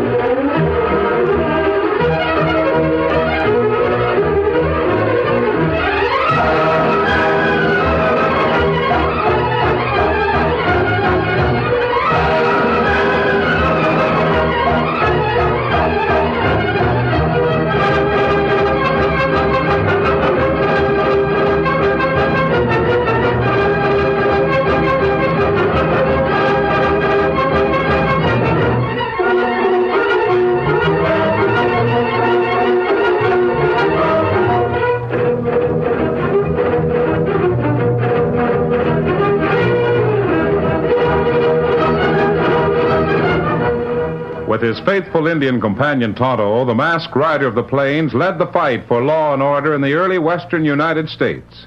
The stories of his strength and courage, his daring and resourcefulness have come down to us through the generations. And nowhere in the pages of history can one find a greater champion of justice.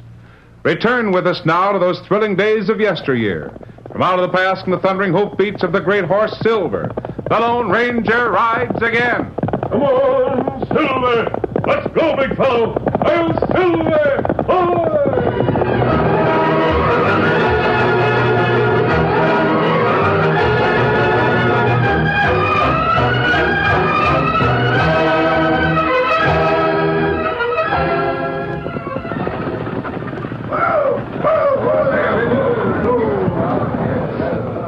There were two important events in the border town of El Paso when Trader James arrived.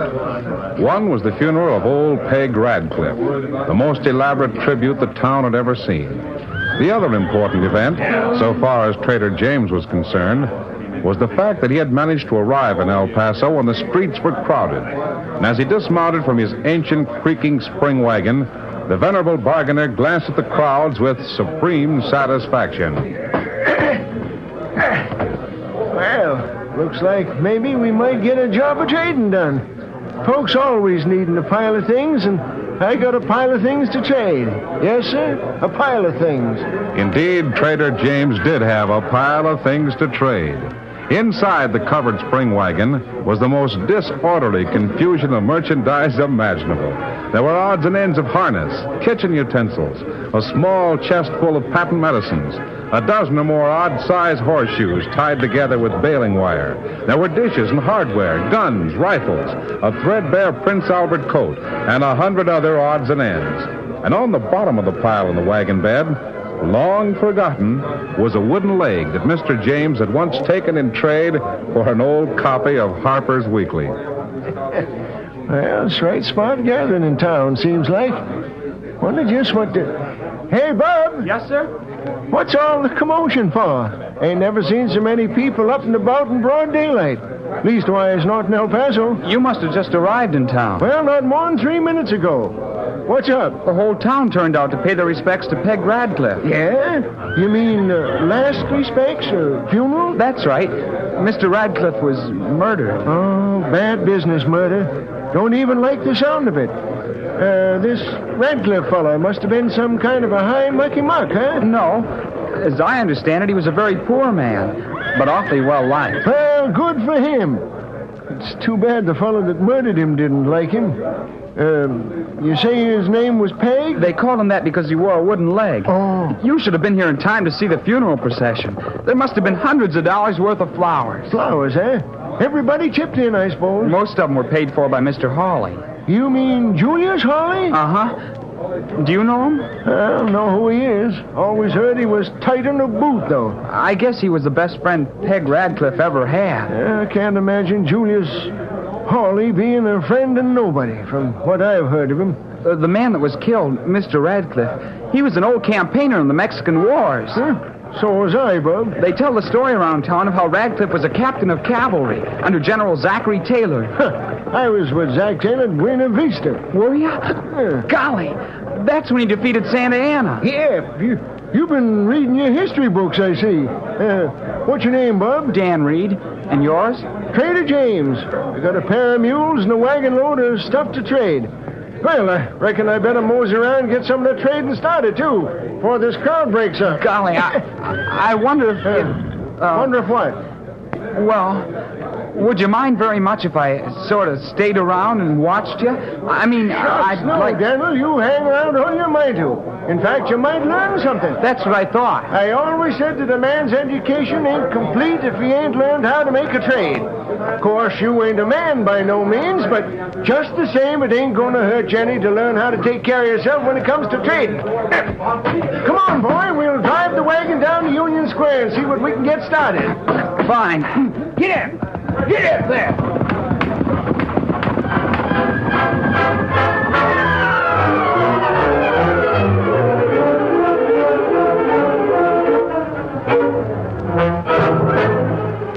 It was late afternoon when Dan Reed returned to the Lone Ranger's camp. After helping the masked man and Tonto with the evening meal, the boy related his experiences in the city that day. And I told him I had a couple friends I wanted to bring over to meet him. Gee, he's such an interesting old-timer. Where old trader make camp, Dan? Just a couple miles from here, close to the river. We can ride over and visit him this evening if you'd like to. That'd Dan. be swell. I've heard about Trader James.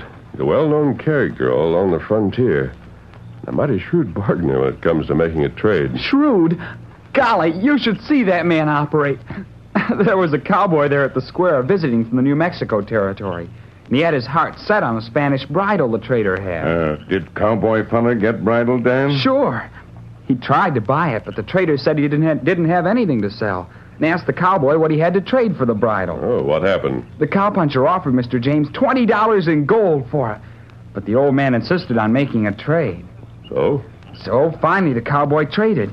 He just bought a brand new Stetson for $35, and he traded that for the bridle. And within 10 minutes, Mr. James had traded the Stetson to another man for a gold watch. Mm-hmm. And then he traded the watch to a Mexican for a beautiful tapestry. James fella not lose time, huh? And did he still have the tapestry when you left him? Golly, no. He traded it to a woman, a Mrs. Hawley, for a whole attic full of junk. You certainly had a large day of education with Trader James, Dan. Wait till I tell you about it. Right after he got that tapestry from the Mexican, Mrs. Hawley came along. And the minute she saw the thing she tried to buy it from... Excuse me, but may I look at that tapestry? Yes, indeed, ma'am. You surely may. Look it over to your heart's content. Now, I don't rightly know the fancy words for describing that thing, but it sure is pretty, ain't it? Oh, it's beautiful. It's the most exquisite pattern I've ever seen. I see you've got an eye for quality, ma'am. Will you sell it to me? Lady, I could sell off the whole kit and caboodle of what I got here if I was a mind to. But Trader James don't sell. He just trades. If you've got anything you'd like to trade for this tapestry... But why can't I just buy it? I'll pay you a good price. Why, if I was to start selling off my wares, ma'am, first thing I knowed, I'd be stranded someplace with a pocket full of gold. No wagon, no team, no merchandise, no nothing but gold. Of course, once in a while I make a trade and take in a little cash to boot, but... Listen, come to my home this afternoon. I'll find something to trade you for that tapestry. Well, now, I reckon I might do that. My name is Hawley, Mrs. Julius Hawley. Oh, well, now, I'll sure make it my business to be there, ma'am. And whatever you do, don't let anyone else trade you out of that lovely tapestry. That's a promise, ma'am. Dan, how would you like to go along with me over to Miss Hawley's place? What did you think of the Hawley place, Dan? Golly, it's almost like a mansion.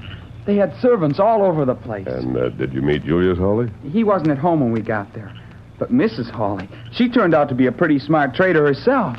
She said she had lots of odds and ends up in the attic, so Trader James and I went up to look around. What happened? Well, personally, I think she was even more pleased to get rid of the stuff in that attic than she was to get the tapestry. What happened was, after looking over that awful pile of junk in the attic, Mr. James traded her the tapestry for everything up there. Oh, that sounds like trader fella. Get worse to bargain, eh, Kemosabe? Well, depends on what the junk consisted of, Tonto. There may have been something he especially wanted. I don't know what it could have been. Old lace curtains and a silk parasol and a trunk full of old clothes, a couple pairs of boots. I helped him carry the stuff out of the attic, and you know what we found in that old trunk? I can't imagine. A wooden leg. Huh? Honest, a brand new wooden leg. That's something Trader James will probably have a hard time peddling. Mrs. Hawley told us how her husband had been a good friend of the man that was killed in El Paso, Peg Radcliffe. Radcliffe used to hobble around on a crutch. And about a year ago, Mr. Hawley bought him a wooden leg. You know, I've often wondered about the friendship between Radcliffe and Julius Hawley. So did everyone else in El Paso, I guess. Because after they got to be friends, Mr. Hawley had an artificial leg fitted for Radcliffe. And then he had an extra one made, just in case Peg would ever need it. Was that the one you found in the trunk? Uh-huh. According to Mrs. Hawley, her husband just bought it and kept it at his house in case of emergency, I guess. No, there's something strange about the murder of Peg Radcliffe. From what Tonto and I have been able to learn, well, the man was well liked by everyone. That's right, Kemosabe. Him not have enemies. Well, golly, he must have had at least one enemy. Then, when a man is well liked, especially a poor man like Radcliffe, it's hard to establish a motive for murder. But we do know that he was murdered, and if we can, we're going to find out why.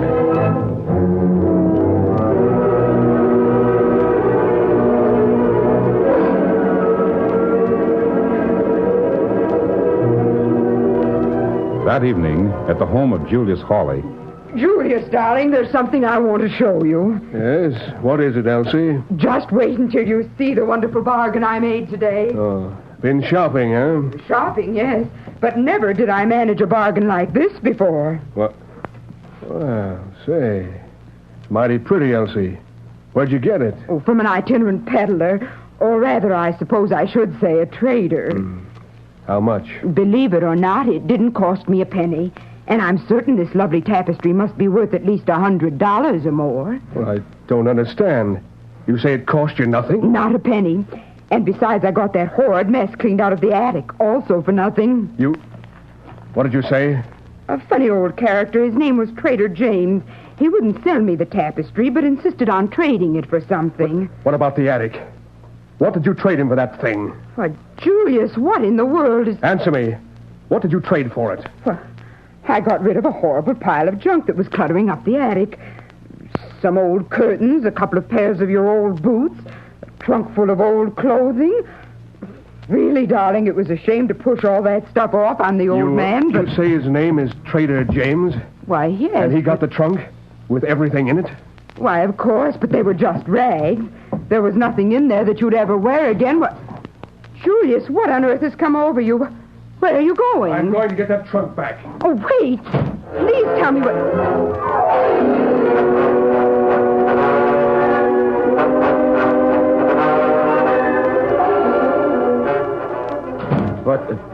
Hello, Mr. Hawley. What brings you here at this hour Shut up of the and night? listen to me. You ever hear of a peddler named Trader James? James? Oh, sure. He was in town today. I know that. Listen, Moore. You've got to find that man. You've got to, you hear? Sure, I can find him without too much trouble. Why? My wife gave him a trunk out of the attic today. Yeah? So you want the trunk back, is that it? There was a package in that trunk, Moore. A package you know all about. It's worth $60,000 to us. What? You mean to say... I mean to say you better get busy and find this traitor James and get that package back, one way or another. The curtain falls on the first act of our Lone Ranger story. Before the next exciting scenes, please permit us to pause for just a few moments.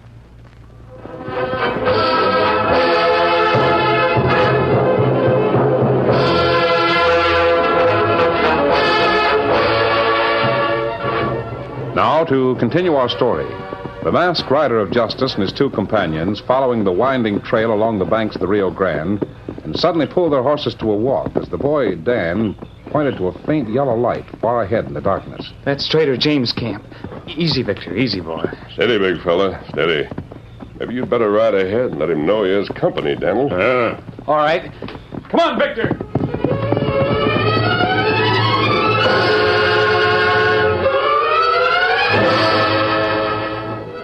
Meanwhile, in the camp ahead, Trader James was already having company, and mighty disagreeable company, in the person of Al Moore, who was attempting to carry out the orders of his boss, Julius Hawley. Now, you listen to me, old-timer.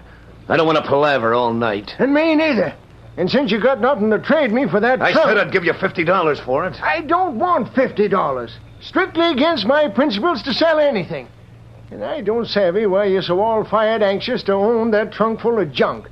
But you go find something to trade for it, and I'll talk with you. Otherwise, you can... All right, you old goat. What's the matter? You gone loco? What are you dragging a gun on me for? Oh, you want to trade, huh? Well, I got nothing to trade, see? Nothing except a .45 slug. Why, you doggone ignoramus, I'll... Hold it. Now, which do you want? 50 in cash or 45 in lead? Make up your mind. Oh, that shooting iron don't scare me. You can go to blazes. All right, if that's the way you want it. Oh, no, you don't. Let go my arm, you crazy old coot. Hey, what the... Somebody coming this way. Think you can come into a man's camp and... Go! I gotta hurry now. Find that trunk in the wagon. Crazy old fool putting up a fight like that when he don't even know what he's fighting for. It's gotta be someplace right here in the trunk. Gotta be here someplace. That's it. Right where Hawley said it would be. Now to get out of here. Steady. There, steady. Get up. Come on, get up, boy. Oh, Victor. Oh, boy. Oh, steady, fella. Oh, Silver. Oh, easy, big fella. Easy. Someone rode away just as I got here. We heard a shot. Where's the old trader, Dan? Here he is, lying on the ground. Tonto, quickly. Try to follow the man who just left here. I'll see what I can do for Trader James. He was heading toward town, Tonto. Maybe you can catch him. I'll follow you in a moment, Tonto. Get up, Scout. Look around for a pail of water, Dan. I'll see how badly the old man's hurt. Right. Easy. Here, old-timer. Let's find out what happened to you. Confounded pilfering varmint. What happened? We heard a shot. Doggone robber tried to steal trunk. Take it easy now. Here's some water. Good, thanks. Here, try to drink this. Sure. Good thing I grabbed his gun arm. Reckon he missed me. What the... A masked man. Another crook. Not this time, Trader. Try to describe the man who was here. We'd like to help you. Dan Reed. What you doing traveling with this masked man? This man is one of the friends I said I'd bring over this evening, Mr. James. Huh. Doggone if I... Give me that lantern, boy. I gotta see if he got the trunk. At least find out what he took from it. I hardly think anyone could have taken your trunk away on horseback, Trader. Well, maybe he couldn't, but... There was sure something in that trunk that he wanted powerful bad. Well, the trunk's here all right, and everything's thrown every which way around the wagon. Don't seem to be, but... Well, I'm a son of a gun. Is there something missing? Of all the low-code stunts to hold a man up for a thing like that. Oh, what is it? A pig leg. There was a pig leg in that trunk, and now it's gone. Of all the worthless things... I remember seeing it when we carried the trunk out of Mrs. Hawley's home. Evidently, it was worth something to the man who came here. Well, I'd have given it to him if he'd said so. I'd give him two of them, as a matter of fact. Got another one somewhere in the bottom of my wagon. Been carrying it for years. Quickly get it for me, will you? What? You two? What in tunkus you want with a peg leg? Maybe I can make a trade with the man who was Hey, here. now, don't you try and make any trade with me. I'll get it for you, but don't offer me nothing for it, because all I got for the last one I had was a splitting headache. Well, here it is, and if that's all you want, take it and welcome. Thanks. Dan, you stay here with the trader. Easy, big fella. I'm going to town after Tonto. I'll be here when you get back. Good. Come on, Silver. Well, I've seen men fight over a lot of things in my time, but doggone if I've ever seen so much bother about something as worthless as a wooden leg.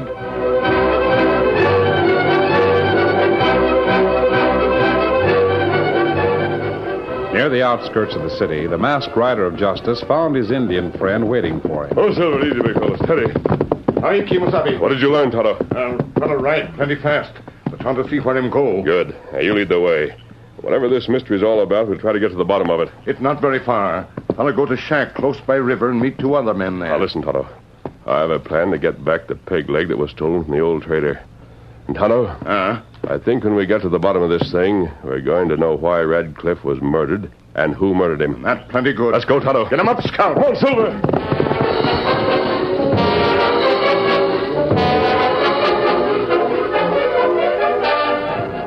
In the weather-beaten shack where Julius Hawley had called on Al Moore earlier that evening, 3 men were talking in low tones. Boss ain't never fooled with this stuff before. And now that old Radcliffe's dead, How many times do I have to tell you to shut up about that? I was only going to say that the boss ain't likely to try fooling with something like this again. It's too risky. Yeah, too risky for us, you mean? The boss don't take any risk. Just what are you gents leading up to? You ain't got any idea, huh, Al? Never mind beating around the bush. Talk plain. All right, I will. Me and Joe decided to take the stuff and clear out. We want you to go along with us, Al. Someplace up north. Oh, double-cross the boss, huh? A couple of nice gents you are. We ain't trying to double-cross you, are we? That stuff's worth a lot of money, Al. We could split it 3 ways. Hey, There are 2 6-guns here. 2 more at the window covering you. Don't make a move. What's the mass for? Who are you? What do you want here, mister? I want that stuff you were planning to split 3 ways. I don't move. I'll get it myself. What the... Now, listen, mister, that thing ain't worth nothing to you. It's just an ordinary peg leg. Sure, that's all it is. And I'll trade you one that's more ordinary. There you are. Hey, wait a minute. Well, you don't know what that thing's worth. Well, that is... Well, what makes you think I don't? Well, look, maybe we could fix it to cut you in on something pretty good, say? Meaning you'd like to split 4 ways instead of 3? Sure, we could split 4 ways. Why should I split 4 ways? Maybe I'd rather split 2 ways. 2? What you mean, mister? Figure it out for yourself. You didn't think the boss was asleep? Or you 3 were planning to double-cross him, did you? You mean... Now, wait a minute. You trying to tell us the boss sent you here? I'm not telling you anything. But you ought to be smart enough to figure out a few answers for yourself. But if you were the boss and knew what he knows, what would you do? What do you mean? Know what he knows? Adios, amigo. Wait, just a minute. Yes? You can tell Hawley for us. We'll be around to see him. Tell him that, mister. Never mind, Hawley. Here's the man that's got the stuff we want. Get him! Now, you yellow buzzards! Why don't you help me nail that critter? Come on, fellow, let's go. Sure, and get a gun hand smash for our trouble the same as you. I'm saving my shooting for Julius Hawley. So am I. Only I ain't saving it no longer than it takes to get from here to where he lives.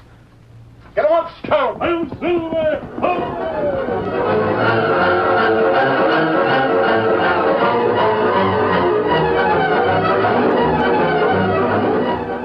Jim Fletcher, sheriff of El Paso County, awakened at the sound of insistent pounding at the door.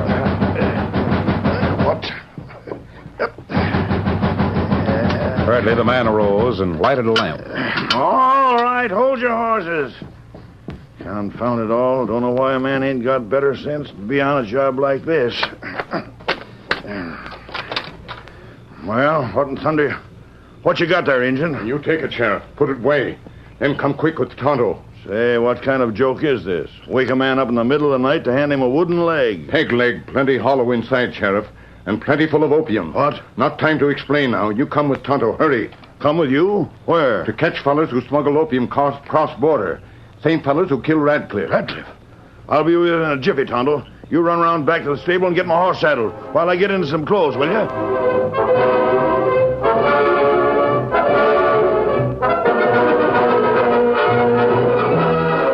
Julius Hawley heard the sound of footsteps on the porch of his home and went forward eagerly to answer the door. Before he'd reached it, however, the door was thrown open and 3 grim-faced men walked into the room. More. I've been up all night, waiting for you. You don't have to wait no longer, Hawley. Well, where's the... You didn't get it. Never mind putting on an act, Hawley. We're here to settle up with you. Settle? You'd better explain yourself, and quickly. You sent the masked man after the dope. You figured on double-crossing us. Figured we'd be afraid to do anything about it. Ah, quit jabbering about it. Let's get the stuff and get out of here. Where is it, Hawley? You miserable Never mind that.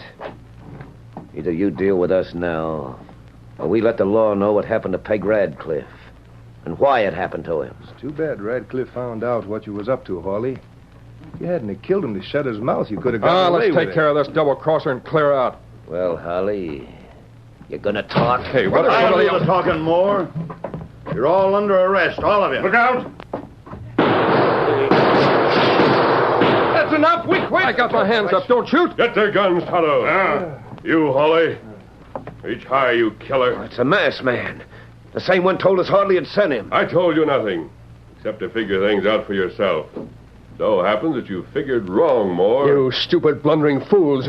To let yourselves, all of us, be caught like rats in a trap. The sheriff has the opium, Hawley. And he knows now that you sent Radcliffe across the border the night before you killed him. And had these 3 buzzards over there waiting for him. They got him all liquored up and switched his peg leg for the one that was full of opium. Well, maybe you can prove that.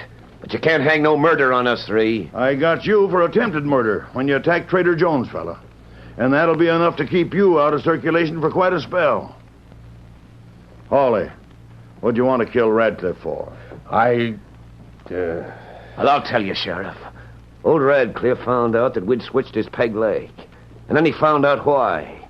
He was bound and determined to hand us over to the law. Yeah, it's too bad old Peg ain't here this minute.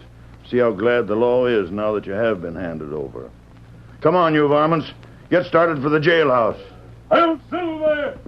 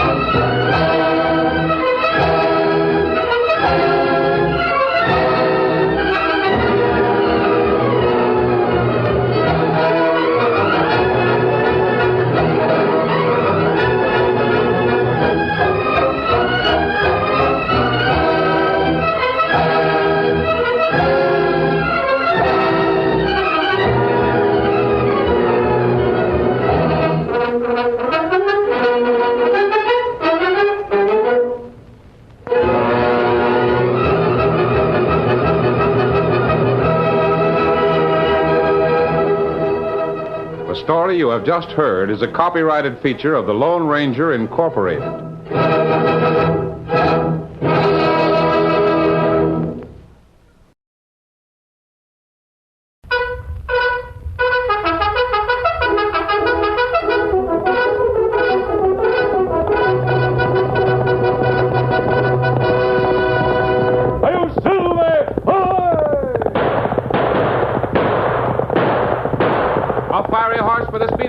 A cloud of dust and a hearty hi-yo Silver, the Lone Ranger.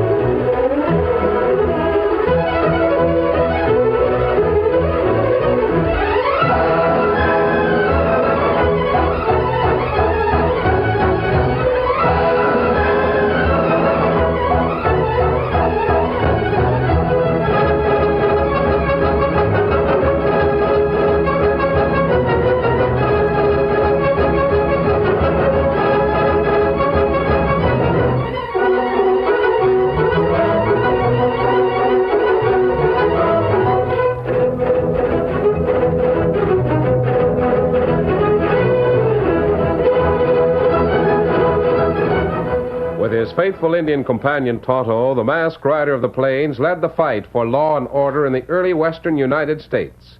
The stories of his strength and courage, his daring and resourcefulness have come down to us through the generations. And nowhere in the pages of history can one find a greater champion of justice. Return with us now to those thrilling days of yesteryear. From out of the past and the thundering hoofbeats of the great horse Silver, the Lone Ranger rides again. One, Silver! Let's go, big fellow! I'm Silver!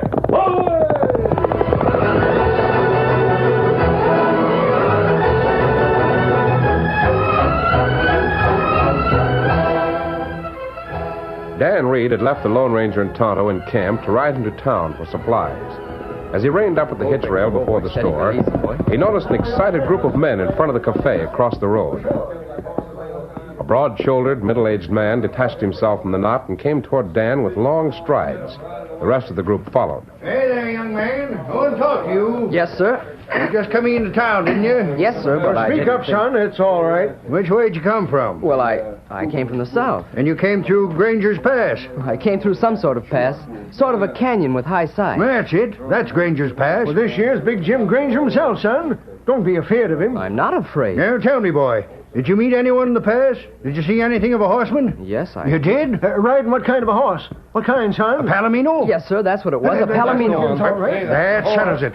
The sneaking skunk that stole my horse is heading south. I've got to get after him. I can ride over to the county seat and get the sheriff, Mr. Granger. By the time you get back, the thieving buzzard will be in Mexico. I'll go after him myself.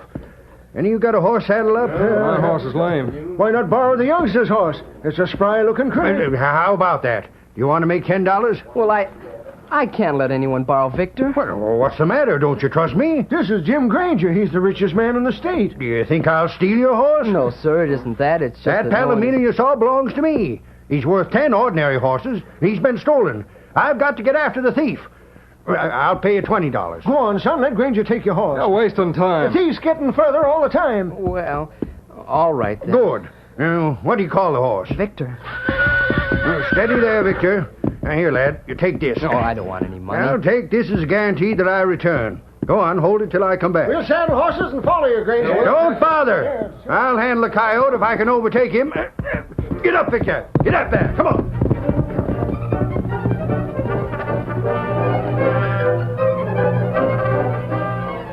Later that day, when Dan Reed joined the Lone Ranger and Tonto in their camp a couple of miles south of town, he had an exciting story to tell. And when he came back to town, he was riding the palomino and leading Victor. And what do you think he said about Victor? What? What him say, Dan? Him like Victor? He said that Victor was the first horse he'd ever ridden that he liked as well as his palomino.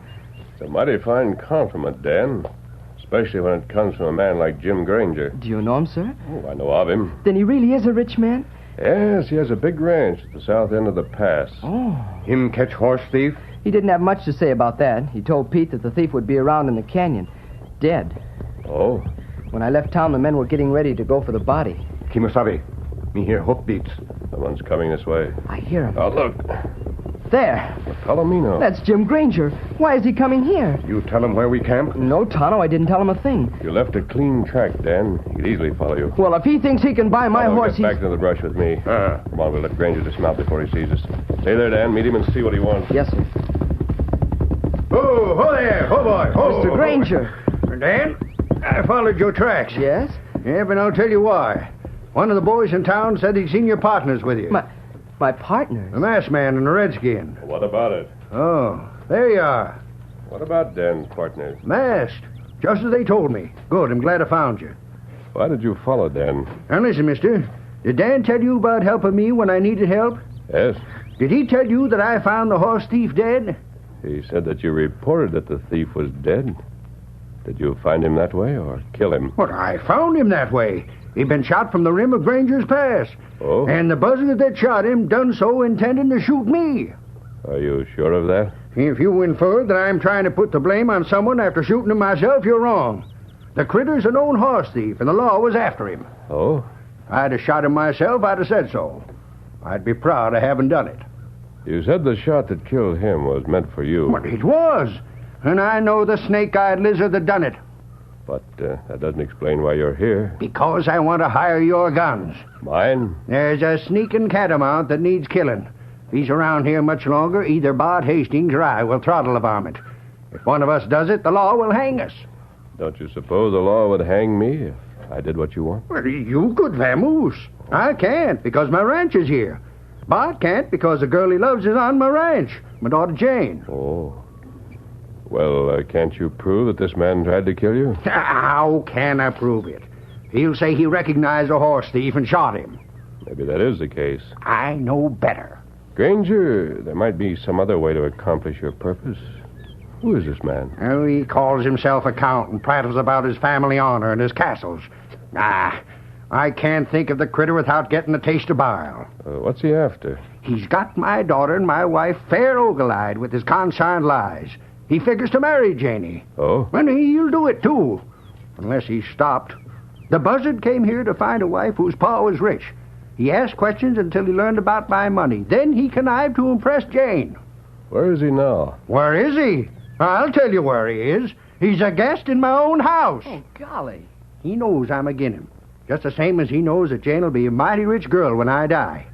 He's playing his cards two ways. While he's fixing to marry Jane, he's fixing to kill me. And Jane is too moon-eyed that she won't listen to a thing I say. All she does is sit around and listen to that overdressed, underfed gopher.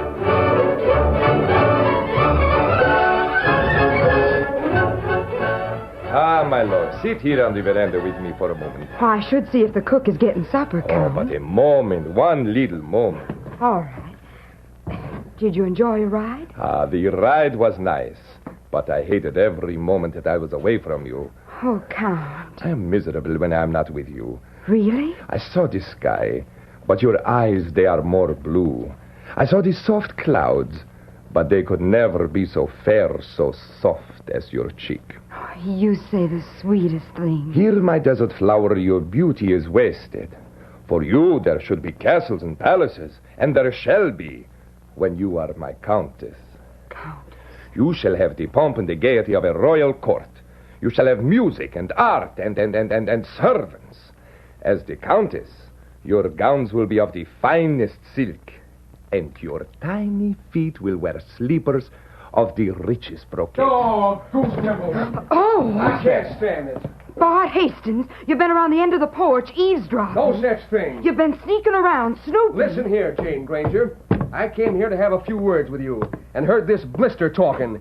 I just stopped for a minute because I didn't want to interrupt. You are calling me names. You are insulting me. You ought to hear what some of the ranch hands around here call you. Mr. Hastings, I'll thank you. Jane, for the love of Mike, wake up. This four-flush and Don Juan ain't for you.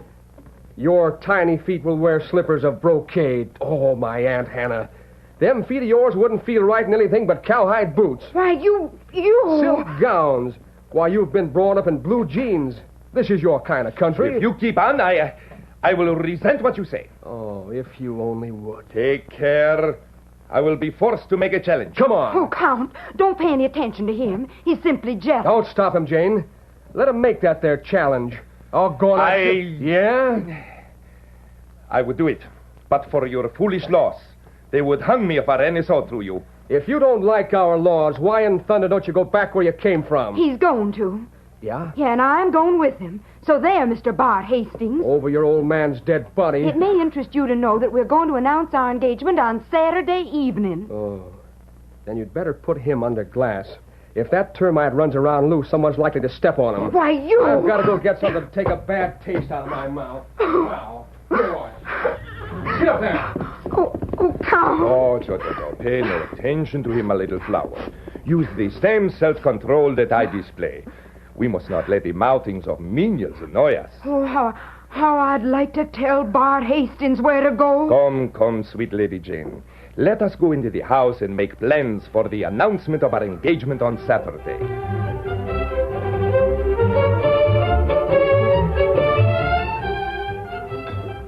Now, see here, Bart. This is the only bottle I got. Fill my glass, Pete. Feet in brocade. 4 drinks in a half hour since you come into the bunkhouse. Why don't you go back to your own ranch to drown your sorrows? Gowns of silk. Pete, I sure wish he'd start a duel or something. Instead of sitting around here moping, you better figure a way to get that no-good count off from this ranch. If you don't, you'll lose your girl for keeps. Wait. Huh? Open that door a little wider, Pete. Hey, that's the Count leaving Granger's house. Yeah? Who's that with him? A new cowhand? Yeah, he don't work here. Looks like an Indian. It is an Indian. My sight might be a little blurry, Pete. Are you sure that's the Count? I couldn't mistake that skinny neck no matter what the distance. Where are they going? Well, looks like they're heading for Sugar Bush. Right over there, them big maples. Pete, you come with me. Where to? We're going to powwow with that Count. Oh, no, Bud. He's hankering for a duel, huh? Look, if you mess him up, Jane will be madder than ever. She can't be any more mad at me, no matter what I do. Come along. Now, Bud. I know what I'm doing. Oh, I'll go along just to see that you stop short of being hangman's meat. Tiny feet in brocade slippers.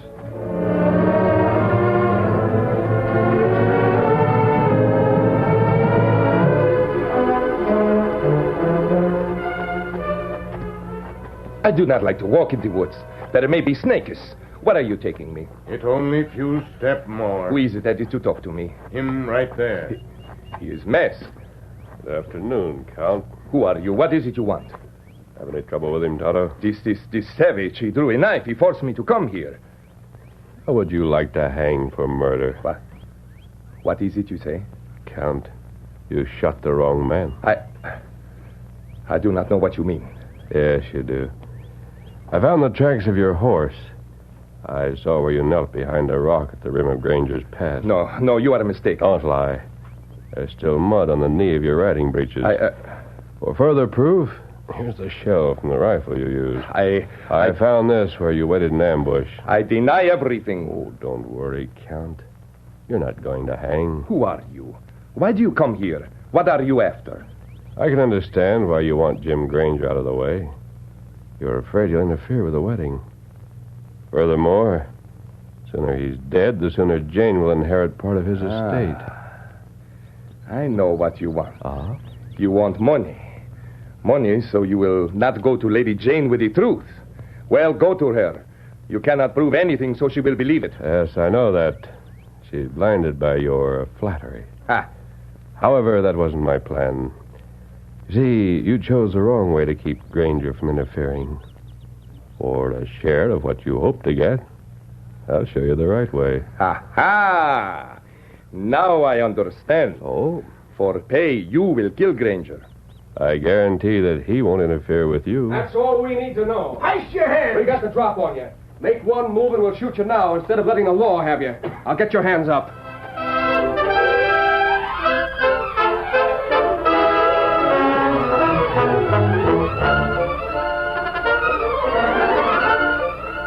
The curtain falls on the first act of our Lone Ranger story.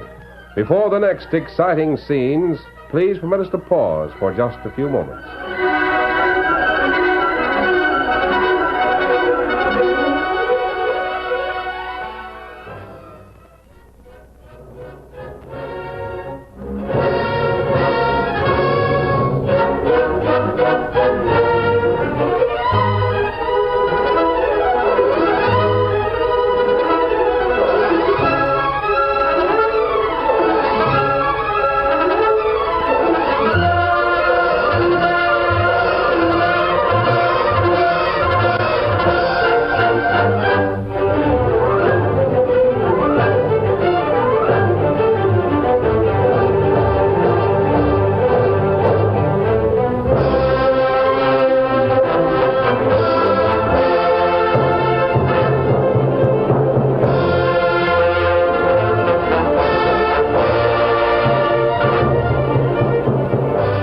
To continue our story, Bart Hastings and the Granger cowhand named Pete kept close enough to hear the last part of a conversation between the Lone Ranger and the Count. Ice your hands! We got the drop on you.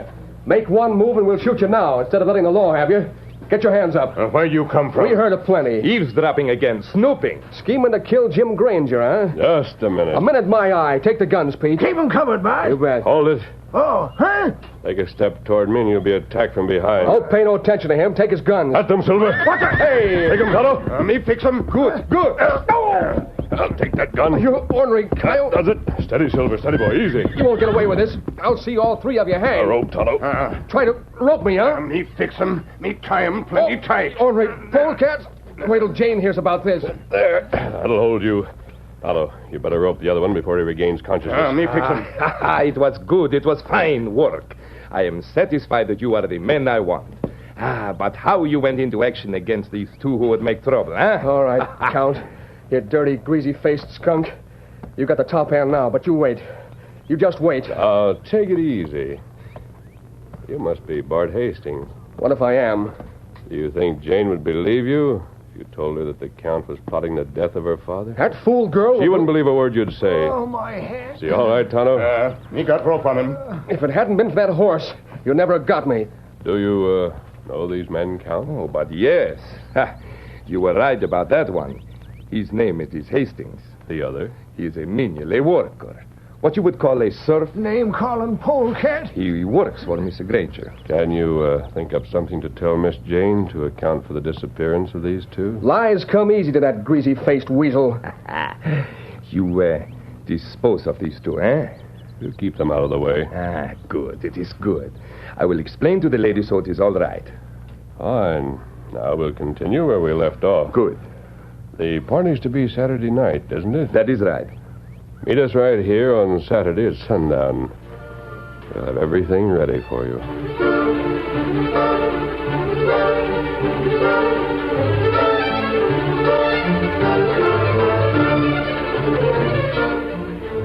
My sweet dog, he knows when he is defeated. It isn't like Bart Hastings to run away. I told you, my flower, that I saw him and your cow handler go away together. But that was 2 days ago. May they never return.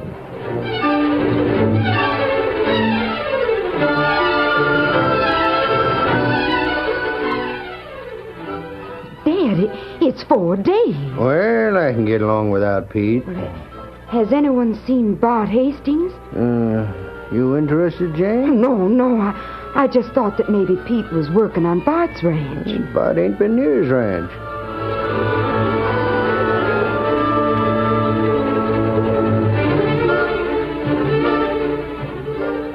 Mother, you invited Bart Hastings to the party, didn't you? Of course I did, Jane. But the invitation couldn't be delivered. There was no one at Bart's ranch. He's been gone 5 days. Do you suppose anything has happened to him? Not that it matters.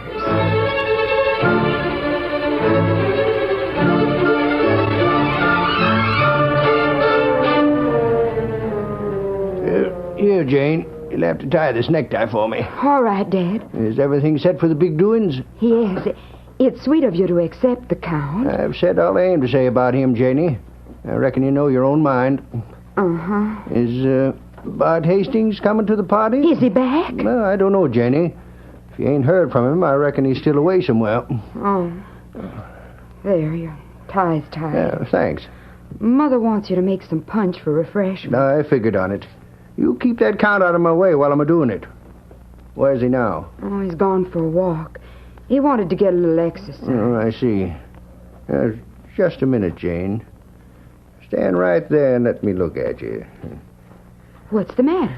Pretty as a picture with the setting sun shining on your hair. Pretty as a countess.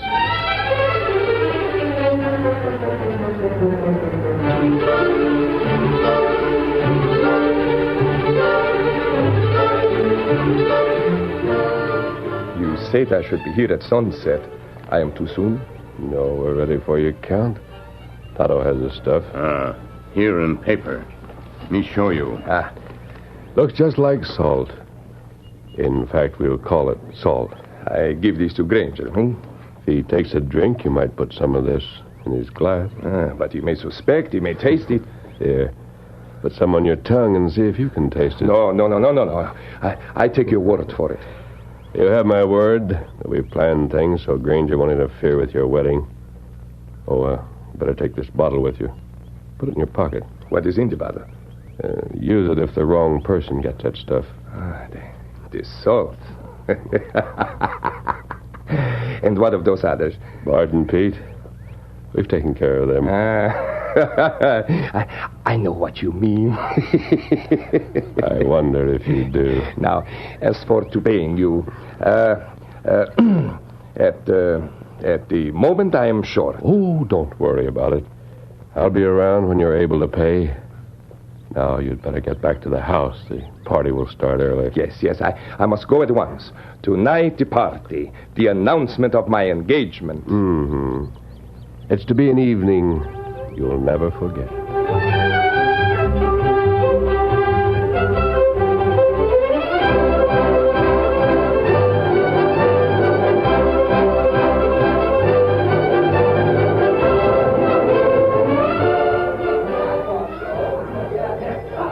Ah, my sweet, my flower, this is an evening we shall always remember. Are you not happy? Oh, yes.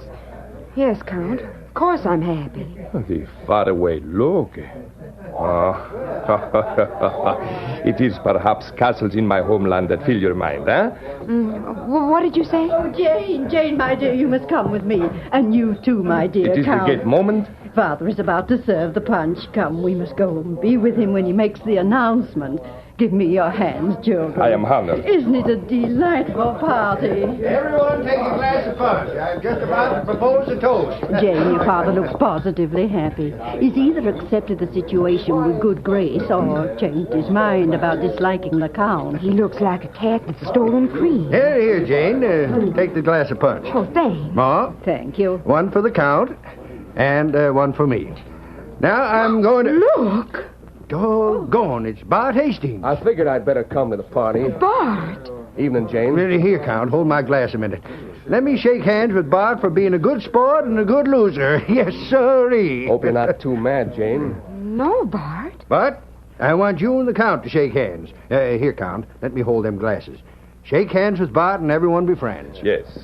Yes, I am happy to shake hands. Oh, Jane, isn't this simply perfect? Uh-huh. Yeah, there. That's the ticket. Now the two of you have got a drink to Jane's happiness. Here, Bart, take this. Thank you. Yeah, here you are, Count. To Jane's happiness. A moment, please. You got the glasses mixed. What? This is the drink that was to be yours. You gave Bart my glass of punch. Well, what in Sam Hill is the difference? They're like as two peas in a pod. Sure thing. Well, here's your happiness, Jane. Yeah. Thank you. Say, that's right smart punch, Mr. Granger. Well, what's the matter with you, Count? You ain't drunk to my girl's happiness. I do not feel well. Oh, that punch will set you up. I never touch fruit mixtures. That is... You drink to my toast. I thunder, Count, you're going to drink to Jane's happiness if it kills you. Oh, do drink, Count. Well, what's the matter with I you? refuse. You what? I cannot explain. You'll swallow that if I have to open your face and pull it down. By darn, Bart, that ain't a bad idea. No. I got him. Let me go. Open your face. Can you open it, Bart? Same as I would a cantankerous horse. Now swallow this, you polecat. Jane, Quiet, Ma. I want to hear this. That's it, Bart. It's all in his mouth. Tap his face till he swallows it. Just like treating a sick horse. He swallowing? Yep, it's down. I'm poisoned. I will die. Poison? Let me out of here. Let me go. You ain't going nowhere. Jane, do you hear him? You figured I'd take that drink. Oh, wait, please. Let me take these. Let me take these bottles. Ain't that true? Didn't you put something in Granger's drink? I must take these. Let me drink it. You'll get to drink it when you confess, not a minute before. I confess. Oh, Mother. How about trying to shoot me from ambush? Confess to that, too. It is true. It is true. I admit it all. While you're at it, admit that you lied about all those castles in Europe. Let me drink the antidote. Those castles. I lied about them. And those silk gowns and fancy slippers. Tell the truth now, you fake. You ain't got a nickel, have you? No. I am penniless. I shall die. Let him go, Bart. All right. Now you can guzzle the stuff in that there bottle. Go on, drink it. It is awful. What's the matter? Why, it ain't nothing but castor oil. Oh, castor oil. Now drink the rest of it. Empty that bottle. I cannot. Drink or I'll pour. I will. Good work, Bart. Make the four-flusher drain the bottle. I cannot drink no more. Still a third of the bottle left. Please, I tell you, Drink it, I your can. white-livered, fancy-talking polecat. Give me that gun, Bart. Sure thing. Thanks. My flower. Don't use any more fancy talk on me. Drink that oil or I'll knock an inch off your height. That's Texas talking, Jane. Now drink. I drink. There, it is gone. Now let me out of here. Well, he had it coming to him. Bart, what a fool I was. He might have killed my father. Dad, you're all right, aren't you? Shucks. All he had in that drink was plain table salt. Oh. We had to make you see him in his true colors, honey. But I don't understand. Salt. And you, Bart, where have you been? Bart's been spending a few days in hiding with Pete. Yep. And we had some mighty good friends in hiding with us. To think that I figured that masked man for a murderer. Masked man? What masked man? It all started, Jane, when I borrowed a horse called Victor. Well, it's too long to tell right now. I've got to announce an engagement. But the Count has left. I ain't talking about the Count. Am I, Jane? Come on with me, Ma. Well, the Count. Jane, you got any objection to letting the party go on? Do you hear me objecting?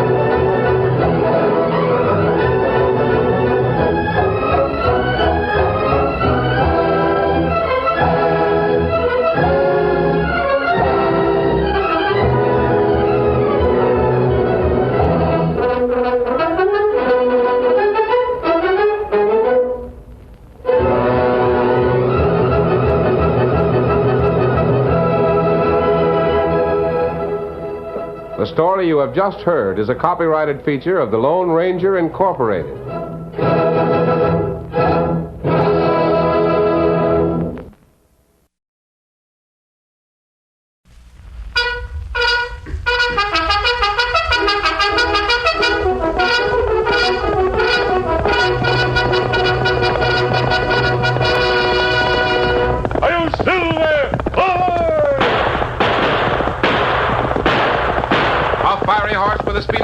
A cloud of dust and a hearty "Hi-Yo Silver!" The Lone Ranger.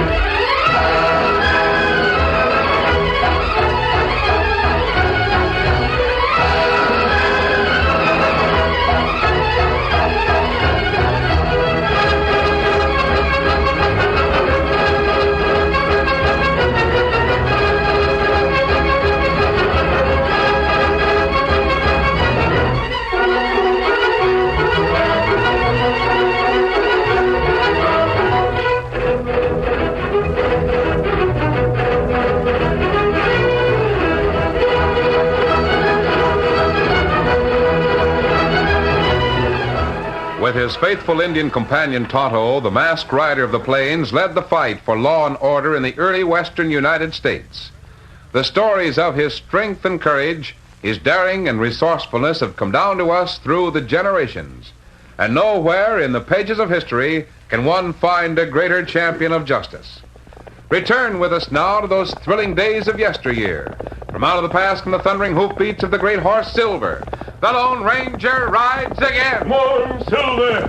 Let's go, big fellow. I'll Silver! Ahoy!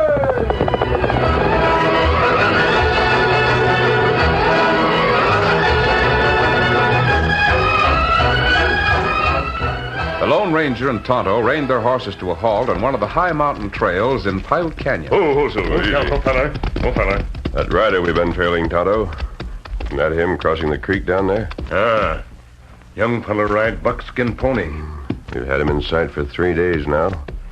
Only a few miles from here to El Cinco. You got there all right. Ah.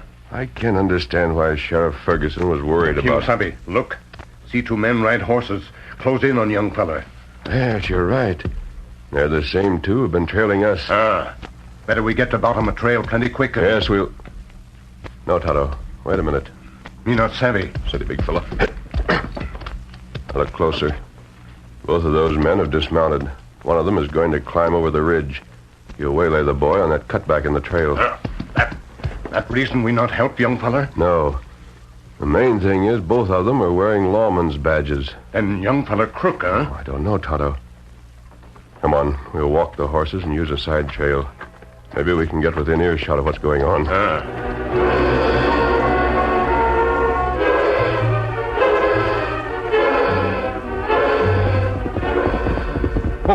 Oh, boy. Oh.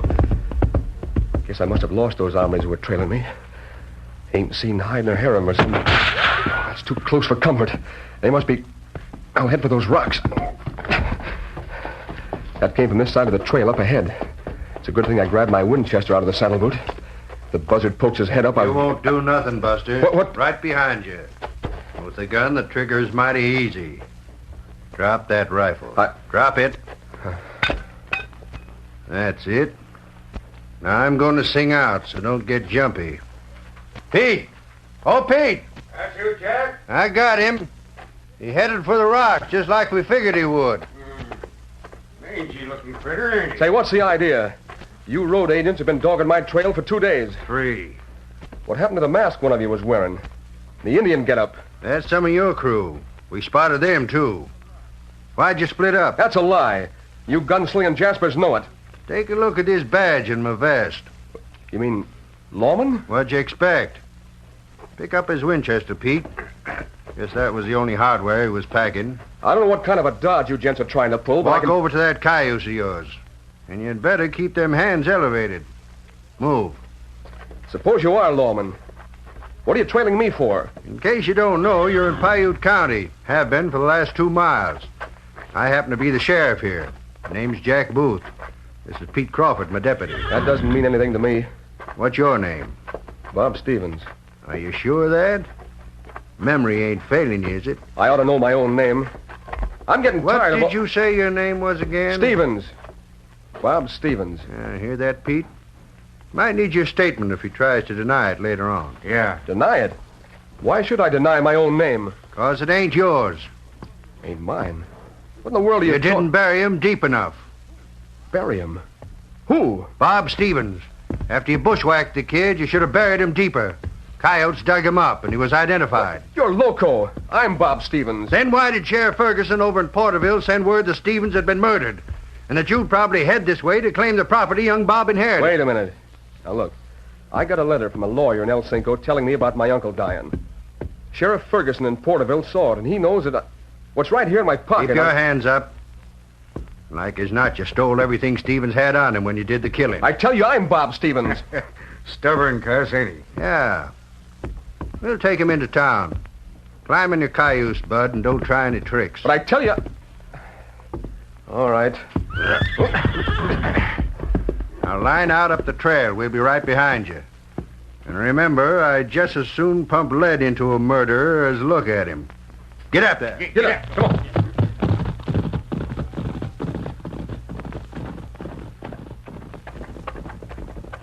What you think, Kimasabi?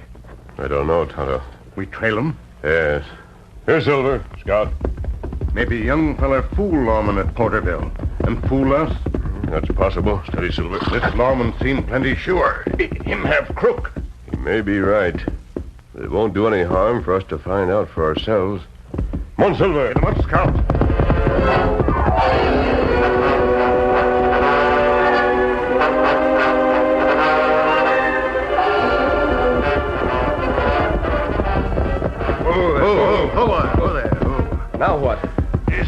best jail we've got. Hit the dirt. Guess it won't do any good to tell you again that you're making a mistake. Not a bit. Take the horses down to the stable, Pete. Yeah. Get up. Come on. Get up.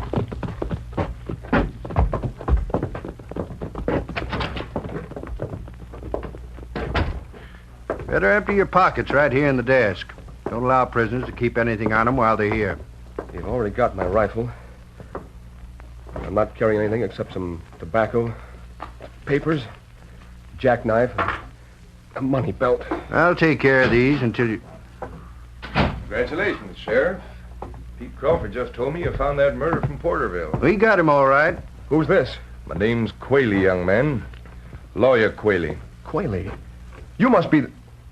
You wrote me a letter. I wrote to Robert Stevens, the nephew of the late Amos Stevens. Yeah, that's me. You see, Qualey, he's one of them hombres who goes right on line, even when he knows he's beat. Yeah, I can see that. Here's Clay Fisher. Hear the news, Clay? Yeah. Here's another one of them telegraph messages for you, Sheriff. Just come in down at the depot. You're the brass pounder. You must have riddled it out. What does it say? A description of the Jasper Sheriff Ferguson thinks must have murdered Bob Stevens. Let me see it. About 5'10". Medium weight. Brown hair. Blue eyes. Carrying a Winchester, riding a buckskin pony. This is him. There's no doubt of it. Real name's Johnny Harper. So that's your handle, eh? How many times do I have to tell you my name is Bob Stevens? Clay, you go back to the depot and send Sheriff Ferguson a message. Yeah. Tell him I've arrested this varmint and... What's the matter, Jack? Who's that redskin standing out there? Redskin? Oh, they all look alike. What difference? Hey, Injun, what you hanging around here for? Me hunt for feller make talk on wire. Talk on what? Oh, you mean the telegrapher? Customer for you, Clay. You want to send a telegram, Injun? No. Me not do it now. Come, Scout. What do you mean? No like wire that talk. Get him up, Scout. Well, I'll be... The Injun's local. One look at you, Clay, and he changed his mind. Yeah, shut up. Yeah, come on, Bub. Back in the cell for you. Move.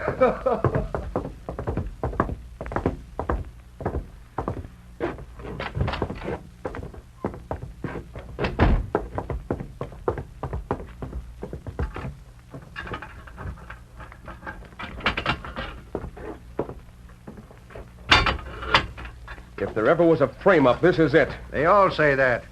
Every critter that's ever been in the same place you are. Think it over, Bub.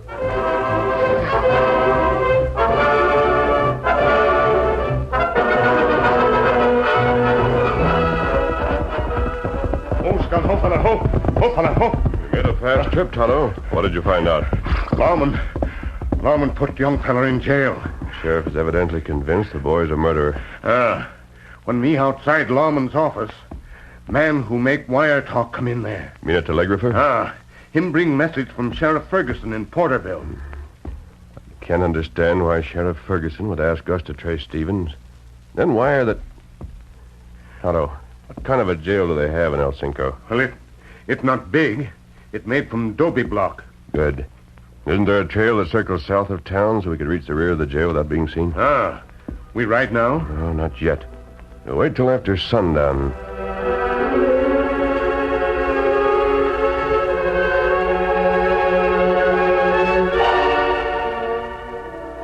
I don't know, Qualey. Everything's got to be strictly legal. Would I suggest anything that wasn't legal? Well, all right. Pete! Hey, Pete! Yeah? Mr. Qualey wants to talk to that varmint we've got penned up. Take a lantern and show him the way back there. Sure. That isn't necessary, Sheriff. I know the way. Give me the lantern. Be careful. He's kind of tricky. So am I.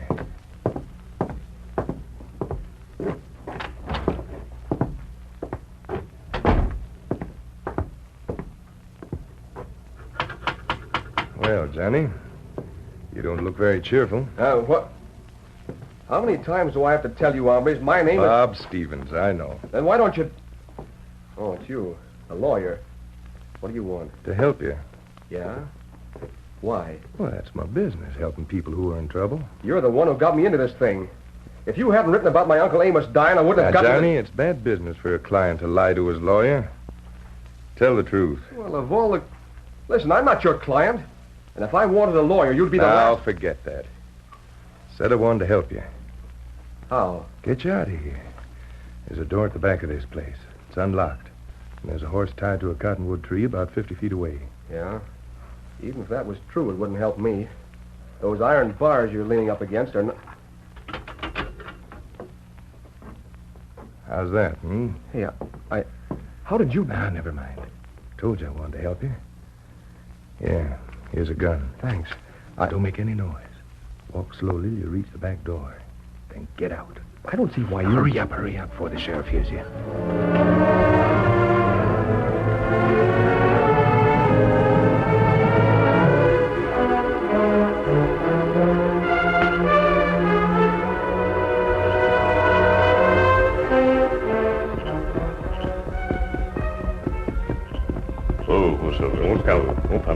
Oh, at the jail, Tonto? I'll walk over to the side first, and then I... Wait a minute. Somebody coming out the back door. That young fella, Bob Stevens. He's heading for a horse, hitched to the tree. Maybe him a Sir, too. he's getting away. Sonny Harper's getting away. Where is he? I see him. There he goes. Command the meat. You've done them. We'll never talk to Stevens unless we keep him alive. Use your gun, Tonto. Not there, Sheriff. Over this way. We're at the Cape Gang. That masked guy we were trailing. Got him. Let him have it. Oh, got a slug in my arm. He's heading south, Tonto. We've got to catch him before the law does. Follow the boy. Get him up, Scout Silver. Wait, where are you? What do you want? Spread the word. I want a posse. Every man in town. We'll nail them kid in his old hoot pods. They're heading out the South Trail. Bring every man here and we'll get him.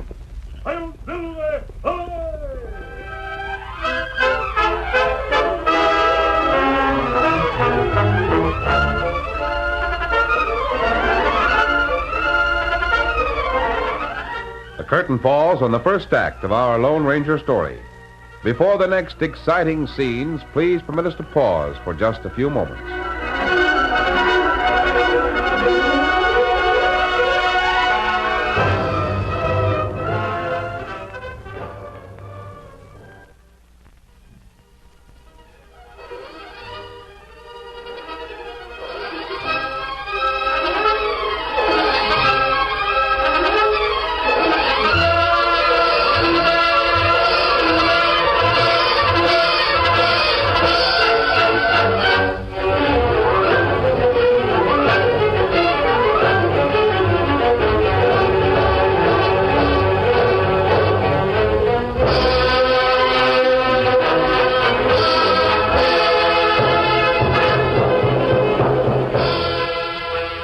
Now, to continue our story. Urging their horses at top speed, the Lone Ranger and Tonto quickly overtook the escaping prisoner. Wait! Wait up! No! I'm not going to!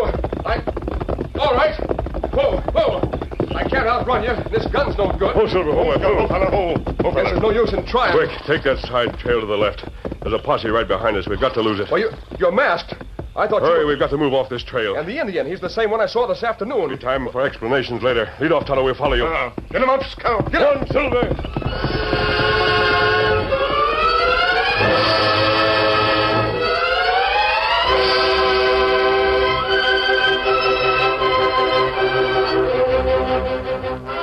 With Tonto leading the way, the Lone Ranger and Bob Stevens urged their horses along a half-ridden back trail that led through tangled mesquite and chaparral. The sudden disappearance of 3 horsemen that apparently vanished into thin air baffled the sheriff's posse. Angrily, they gave up the pursuit and returned to El Cinco, unaware that less than half a mile away in the Lone Ranger's secluded camp, Bob Stevens had finished telling his story. That's all I know about it. The sheriff, Jack Booth, and his deputy picked me up on the trail east of here late this afternoon. They arrested me for killing myself. Yes, I know. Tonto and I were there. There? Well, I didn't see... I mean, how Tell me, you are Bob Stevens, aren't you? Sure. I swear I am. I believe you, Bob. That's why Tonto and I helped you to dodge the posse. Yeah. I'm sure grateful to you for what you've done. But I don't see why... If for no other reason, because I'm a friend of Sheriff Ferguson in Porterville. You? A masked owl hoot, a friend of Sheriff Ferguson? Well, I guess there's no use in me trying to figure it out. More important to discover the reason for the trouble you're in. Yeah. Where can you start? The whole thing's so mixed up. Did you say it was Quayle, the lawyer, who unlocked your cell and gave you a gun? Yeah. An empty one. If you hadn't been there, they would have drilled me. It was a double cross. Yes, I know. That seems as good a place as any to start. What do you mean? With the lawyer. Tonto, you go ahead and find out where he lives. Bob and I'll meet you at the edge of town in about an hour. You do it.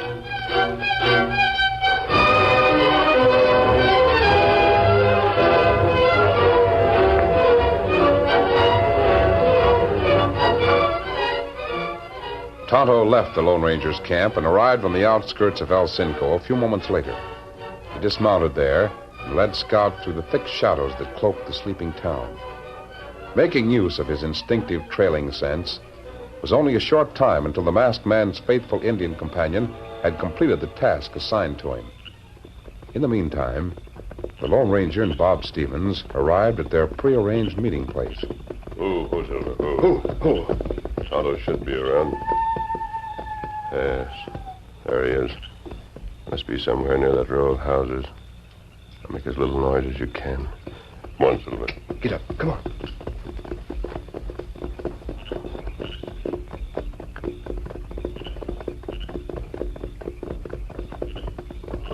Steady.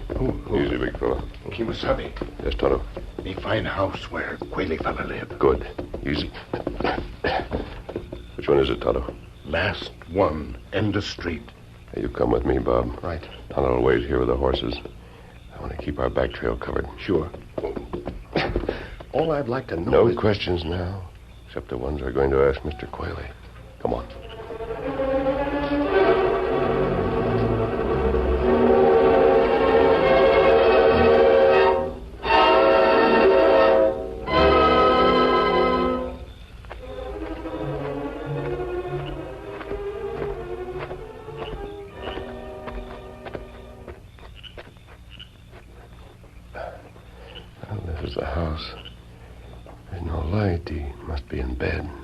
You going to bust right in the front door? I think one of the windows will be quicker.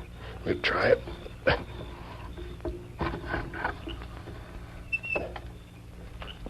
Here we go. Give me your hand. I'll help you up. Sure. There you are. You got a match? I'll see. Yeah. Here's one they didn't take away from me at the jail. Good. Strike it. We'll risk a light. Nothing here. Must be the bedroom over there. We'll try that.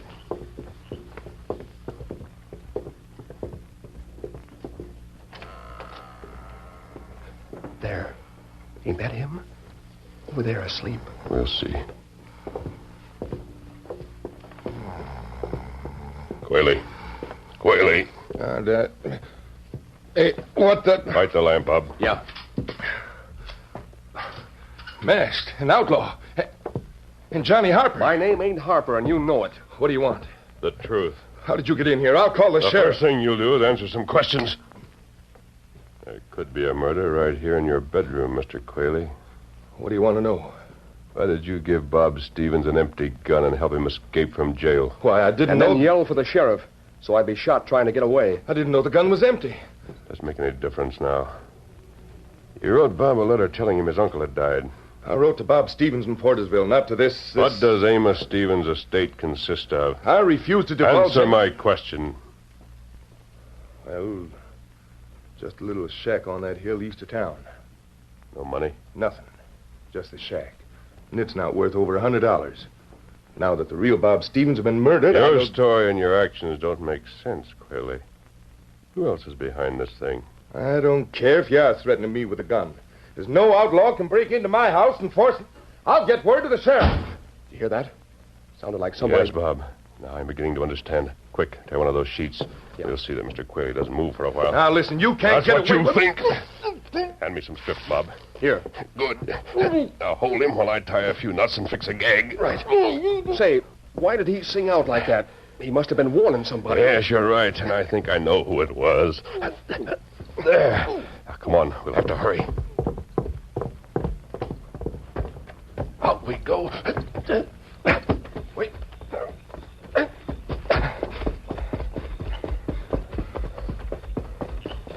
Tonto, did you see anyone leave the house while Bob and I were inside? Two fella run out back door plenty fast. I thought so. Did you see anyone? Which way are we heading? The railway station. How do you figure that? I may be wrong, but I...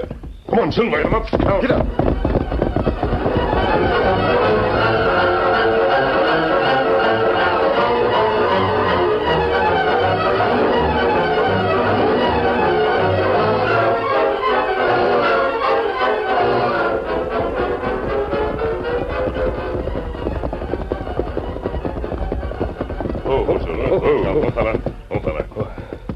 This place is all locked up. Nobody here. Yes, I'm afraid they beat us to it. Steady. To what?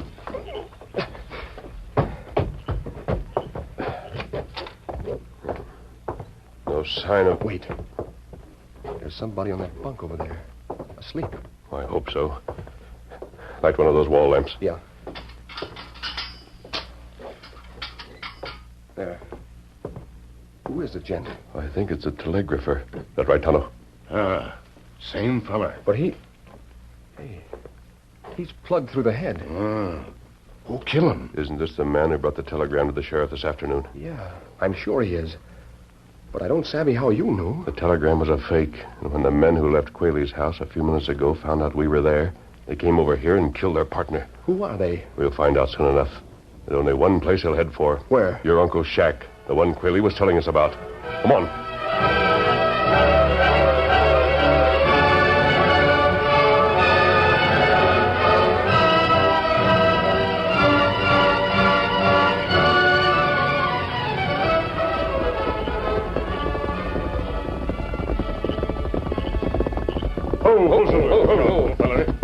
Hey, really is a broken down looking place. Uncle Amos Steady. must have... Maybe a different story on the inside, Rob.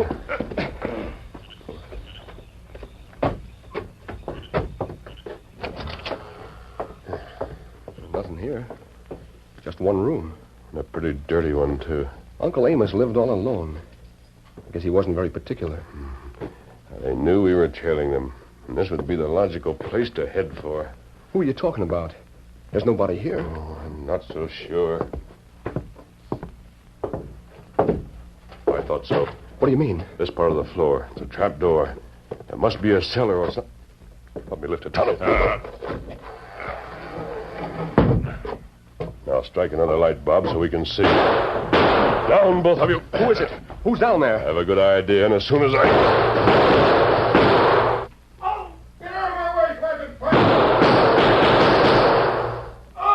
I think that did it. Come up out of there, both of you. And come up with your hands above your heads. Why, it's the sheriff. Yes, and his deputy. Now, listen here. I'm the sheriff of this county. You mean you were the sheriff? When the United States Marshal hears about this, you'll have a different title. So these law dogs were double-crossing me all the time. Even before they picked you up and accused you of murdering yourself. But why? It don't make sense. The answer must be down here in the cellar. Keep them covered, Tonto. Here, all right. What? Uncle Amos left you in a state. Why, you mean this shack? No, it's underneath it. A good-sized gold mine. What? A gold mine? Well, I'll be... And these buzzards were trying to cheat me out of it. Pretty obvious. Qualey, the lawyer, knew about it. When your uncle died, he willed it to you. Qualey worked with the sheriff here. But why trail me for 3 days? They wanted to get rid of you legally. When you didn't try to shoot it out and give them an excuse for a killing, they locked you up. Then the lawyer thought of that double-cross escape. Probably. Would have worked if you hadn't stepped in and stopped it. You and Tonto keep them covered until I can ride into town. I'll bring back some horses, so the sheriff and his deputies can ride to jail. Boy, I never figured a thing like this would happen to me. You feel plenty good, huh? Sure. Who wouldn't? I've just inherited a gold mine and... But I still don't understand why an outlaw goes to all this trouble to help somebody he's never laid eyes on before. Oh, no. No, you make big mistake. Yeah? What do you mean? A man who help you, him not outlaw. Him Lone Ranger. I'm Silver! Hoy!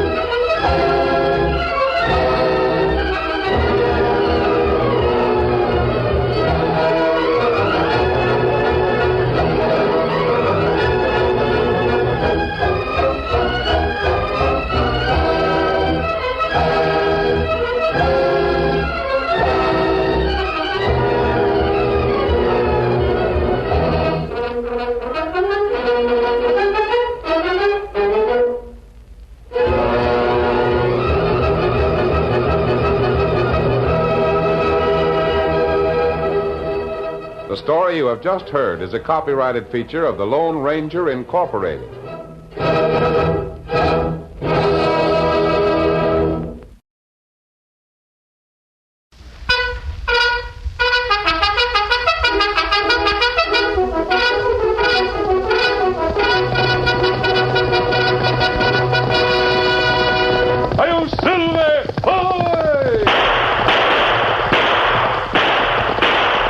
Fiery horse with the speed of light, a cloud of dust, and a hearty "Hi-Yo, Silver!" The Lone Ranger.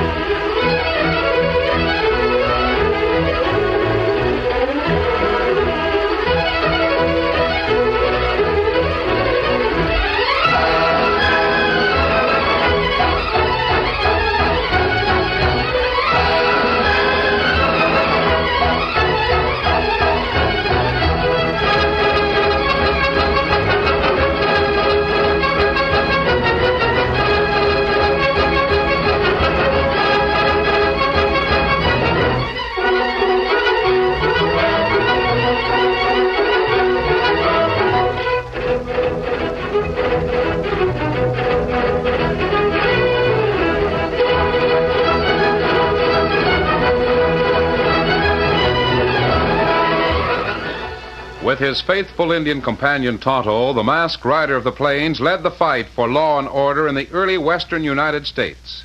The stories of his strength and courage, his daring and resourcefulness have come down to us through the generations. And nowhere in the pages of history can one find a greater champion of justice. Return with us now to those thrilling days of yesteryear. From out of the past come the thundering hoofbeats of the great horse Silver. The Lone Ranger rides again. Come on, Silver! Let's go, big fellow! I'm Silver! Ahoy!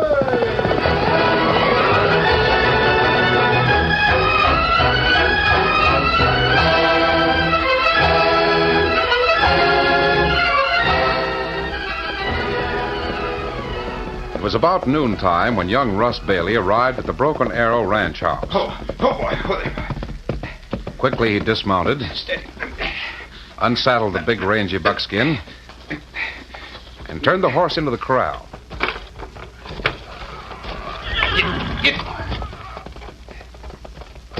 Closing the gate, young Bailey placed his big stock saddle on the top rail and made his way across the yard. As he came up to the big sprawling veranda, the door of the house opened, and Jeannie Lawrence came out to greet him. Hello there. Jeannie. Well, looks as though you didn't waste any time getting out here. Or haven't you heard? Of course I've heard. Everybody in the valley's heard, but... Jeannie, you're not going to stand there and tell me it's true. Come on inside, Russ. Maybe you'd like to get it straight from Dad himself. But listen, Jeannie, what about us? I mean... Oh, hello, Mr. Lawrence. Howdy, Russ. You look some upset. Upset? Well, golly, if you... Sit down, son. Sit down. Everybody in town is saying how you went to Banker Allen, and he turned you down No, you just hold on a minute, boy. There's nothing wrong with Allen. If I know this ranching business as well as he knows the banking business, I wouldn't need a loan in the first place. But they said you'd put the place up for sale. That you were selling out, going back east. That's about the size of it, Russ. But, Mr. Lawrence, what about Jeannie and me?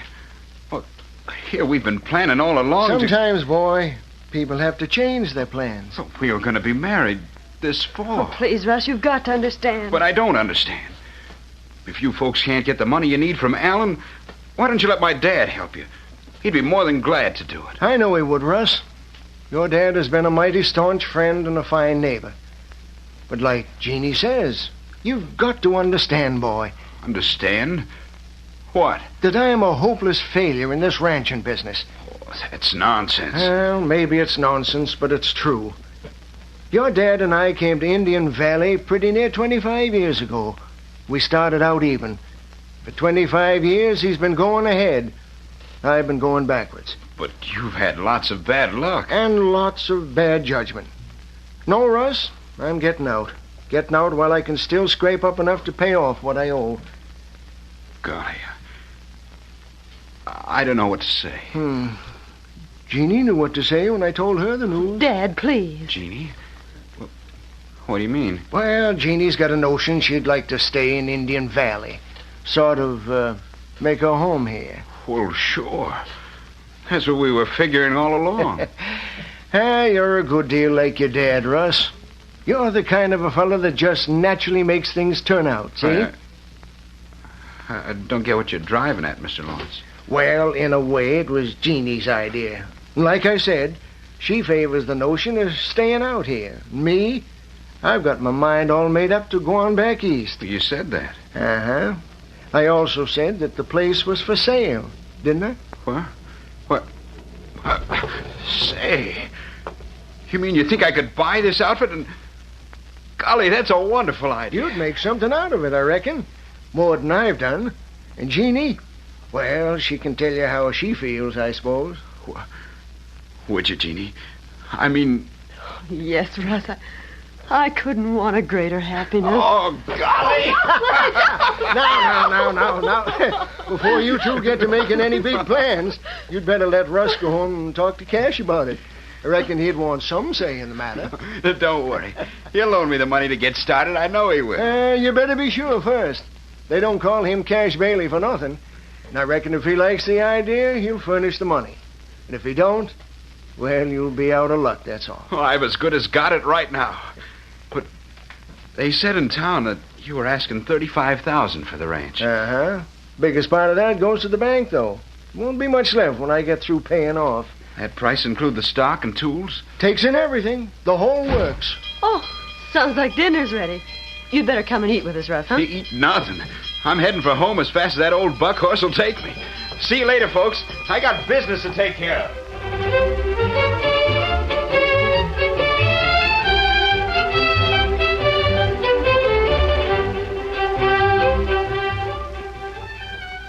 But, Dad, gee whiz, for that kind of money, it's a bargain. Yeah, I reckon maybe it is.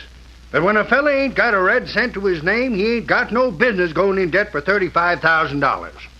You don't figure I'd make a go of it any more than Jim Lawrence did, huh? Didn't say that. Then why won't you loan me the money? You don't seem to realize how much it takes to stack up $35,000, boy. Oh.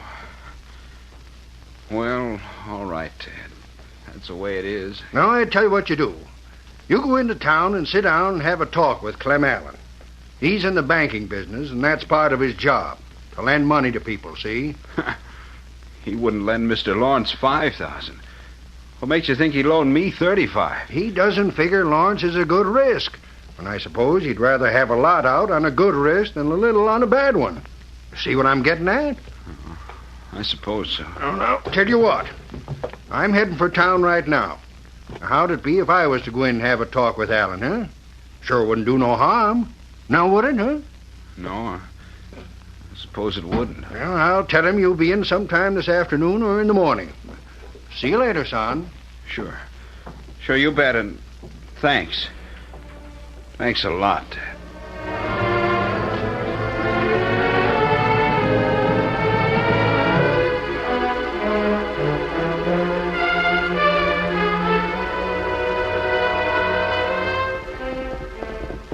It was nearly sundown when the Lone Ranger met his young friend and nephew, Dan Reed, at the bend in the river. Oh, Victor, steady, boy. Easy, fella. Easy, fella. Easy, Silver. Steady, big fella. Where's Tonto, Dan? I left him in town. He said he'd be along in just a few minutes. You came up pretty fast. Wondered if anything were wrong. Not with Tonto or me, but there's something wrong just the same. There's been a killing, and Tonto wanted to check up on something before joining us. Tell me what happened. I couldn't get all the details because everyone was pretty excited. A rancher by the name of Cash Bailey was murdered from ambush. Bailey? Yes, do you happen to know him? Know who he is. One of the original settlers in the valley. They were getting a posse together to hunt for the killer. Do they have any idea who to look for? Look, sir. A rider coming this way. Are we going to get out of sight? No, Dan. He must have seen us while we've been talking here beside the trail. I'll wait and see who it is. You said the townsmen were getting a posse together. What else did you learn? Not very much, but I think Tonto may have found out something. He told me to ride out here fast and meet you and that he'd be along soon.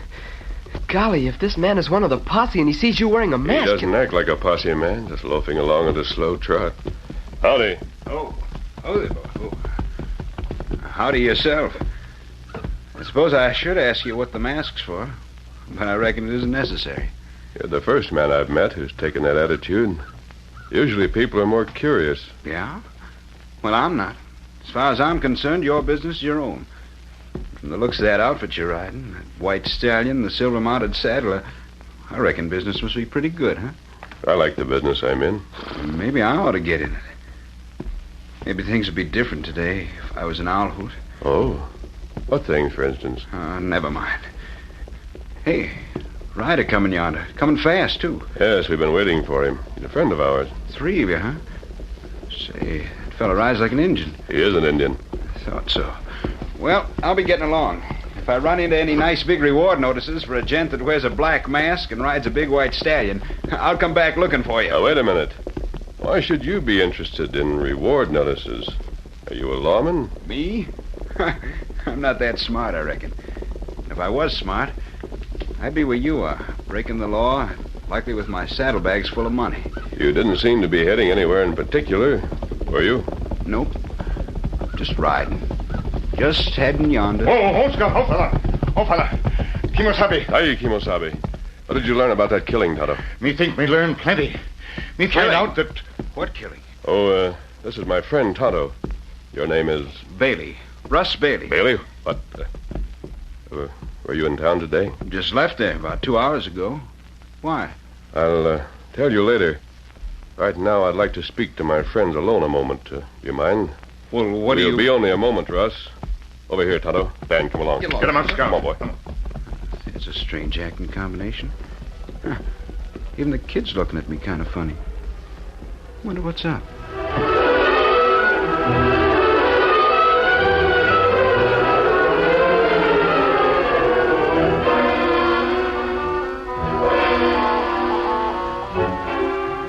For perhaps 5 minutes, the Lone Ranger talked with Tonto and Dan Reed by the trail side. Then the trio returned to the spot where young Russ Bailey was waiting patiently. Well, what are you gents giving me the once-over for? What kind of funny business you been cooking up over there? Say, what about that killing you mentioned? I'll answer your questions in just a moment, Russ, but first I'd like to ask you a couple. Yeah? About what? Steady, boy. My friend Tonto heard about you and the Lawrence girl. How you'd plan to be married. Oh. Well, I suppose that's common knowledge now.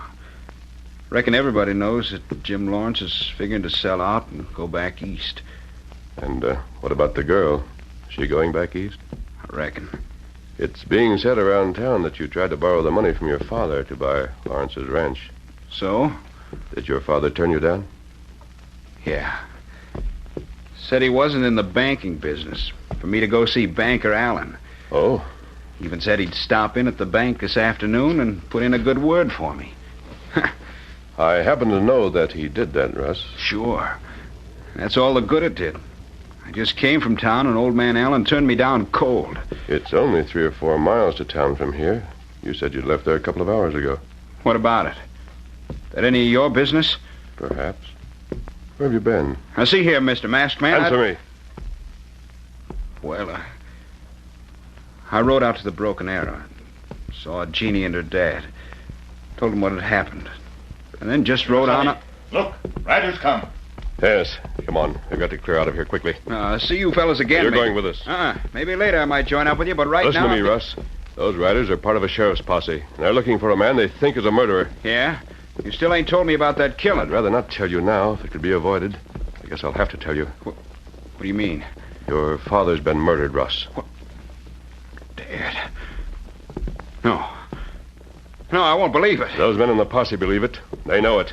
They know he was killed from ambush, and every man in that posse thinks you killed him. Come on, I'll tell you the rest later. Get on, Silver!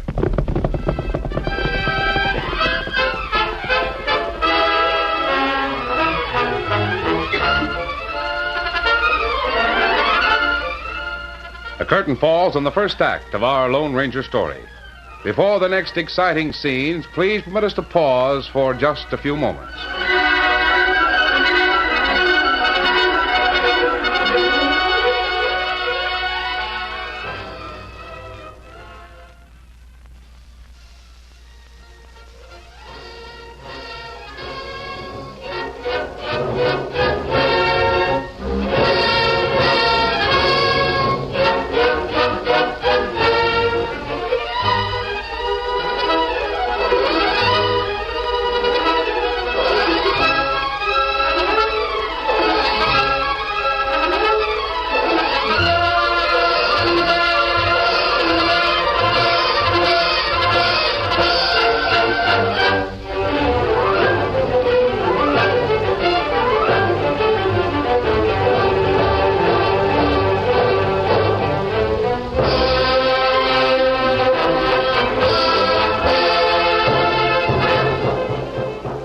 Now, to continue our story. Darkness had fallen over the hill country. By hard riding and the skilled tactics of the Indian Tonto, the Lone Ranger and his friends, accompanied by young Russ Bailey, had eluded the sheriff's posse. A little later, the party of horsemen reined up at the Lone Ranger's campsite. Oh, fella. Pretty slick spot you got for a camp. Steady, big fella. I think you'll be safe enough here until Tonto and I return. Safe enough? I don't care about being safe. Don't you suppose I'm just as interested in finding whoever killed my dad as you are? Yes, I know you are.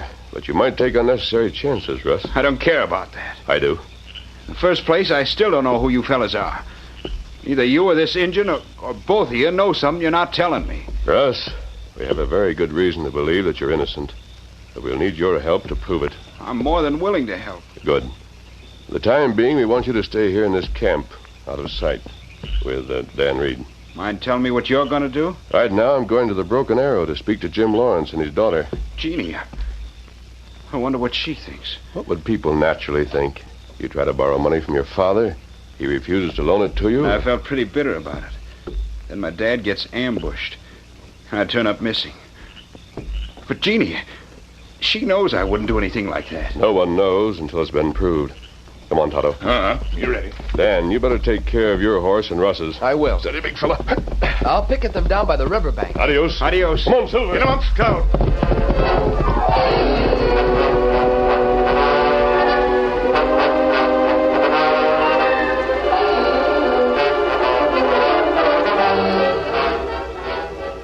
As the Lone Ranger and Tonto rode away, Dan Reed unsaddled the horses he and Russ Bailey had ridden into camp and led them off toward the riverbank. A few minutes later, returning to the camp, the boys stopped suddenly at the sound of strange voices ahead in the darkness. Cautiously, the boy crept closer to the camp. If you ain't guilty, then what was you running away for? You're talking like a pack of crazy fools. Everybody knows how you tried to borrow money from old Cash and how he turned you down. And you got turned down at the bank, too. All right, I admit that. But that doesn't prove I killed my father. I reckon that won't be hard to prove. Now, come on, you're going to town with us right now. But first, what about them friends of yours? Where'd they go to? I gotta get out of here. You had a pretty good hideout here, but... Hey, listen. Somebody running away, down towards the river. Come on, let's get him. Right, come on, Victor! There he is. Let him have it.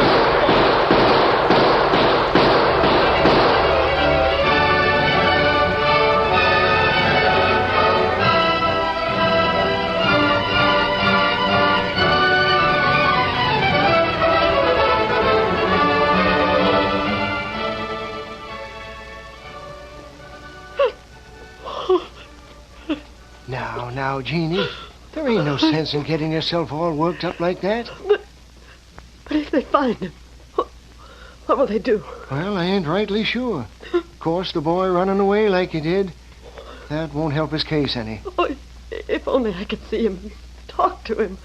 I know he'd tell me the truth. Yeah, I reckon it. What the? Oh, a masked man. Please don't be alarmed. I wanted to talk with you about Russ Bailey. What do you know about Russ? Not very much, Mr. Lawrence. But I think I can prove that he didn't kill his father. You mean you know who did? I think I do. but it may be difficult to prove. Wouldn't it be a good idea for you to identify yourself first? I can do that to your satisfaction if it becomes necessary, but... Listen. There's someone riding up to the house. I'll step back here. Please don't mention my being here until I finish what I wanted to tell you. Jeannie, be careful what you say. It might be the sheriff after the masked man. He's probably got us covered from the next room. Come in. Where's the masked man? Where's the Lone Ranger? I've got to find him in a hurry. The Lone Ranger? What's wrong, Dan? I got here as fast as I could, sir. It's the sheriff's men. They found our camp and captured Russ Bailey. Oh. What did they do? They said they were going to take him to town, to jail. Lawrence, we've got to get there in time to stop that crowd from taking the law in their own hands. But how can we stop him? Everyone knows that the kid has a hot temper. Everyone believes that he did kill Cash Bailey. I don't believe it. With your help, perhaps we can prove who the real killer is. Oh, Dad, please go along with the Lone Ranger. Do something, anything, to stop that crowd from... Come on, Lawrence. I'll tell you what I have in mind while you saddle a horse. Let's go.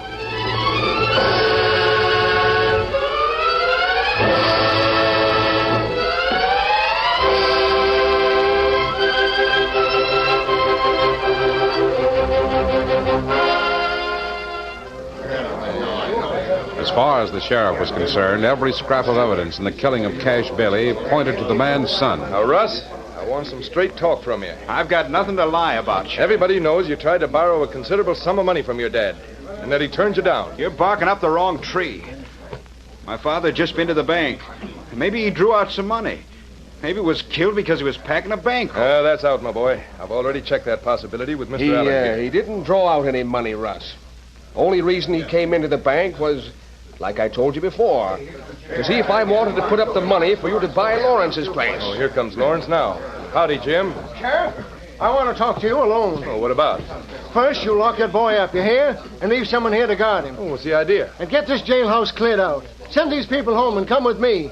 I've run onto something that will probably answer all the questions you've been asking.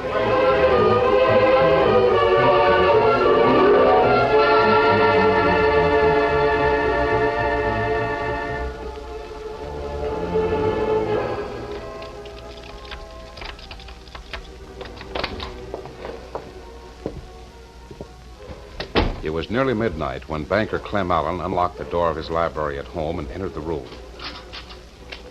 As the man lighted the oil lamp on the table, a quiet voice spoke from the corner of the room. Alan, I want to talk with you. What? Sit down at your desk. Masked? Who are you? Sit down. I happen to be one of the men who knows the murderer of Cash Bailey. What? What are you talking about? Everybody knows who killed Bailey. Everybody knows it was Everybody thinks it was Russ Bailey, with the exception of two men who know the truth. Why, what two men? As I said, I'm one of them. You're the other one, Alan. You're talking crazy. What did you do with the money Bailey turned over to you? The money he wanted you to loan to Russ. Now listen here, outlaw. You can't talk to me like that. I can and I will. What did you do with the $35,000 Cash Bailey gave you to turn over to his boy? Now, see here, Mr. Masked Man. I'm not going to be insulted in my own... If I can't talk to you, then perhaps I can talk to the sheriff. He might be interested enough to check up on certain things. I don't care who you talk to. I'm not going to... Well, what do you mean, certain things? There was one slight incident which you couldn't foresee, Alan. It spoiled your perfect plan. Yes? You've told the sheriff and everyone else that Cash Bailey didn't draw out any money at the bank. That's right, he didn't. You're a liar, my murdering friend. Why, you... Shut up. He withdrew $35,000 from his account and left it with you.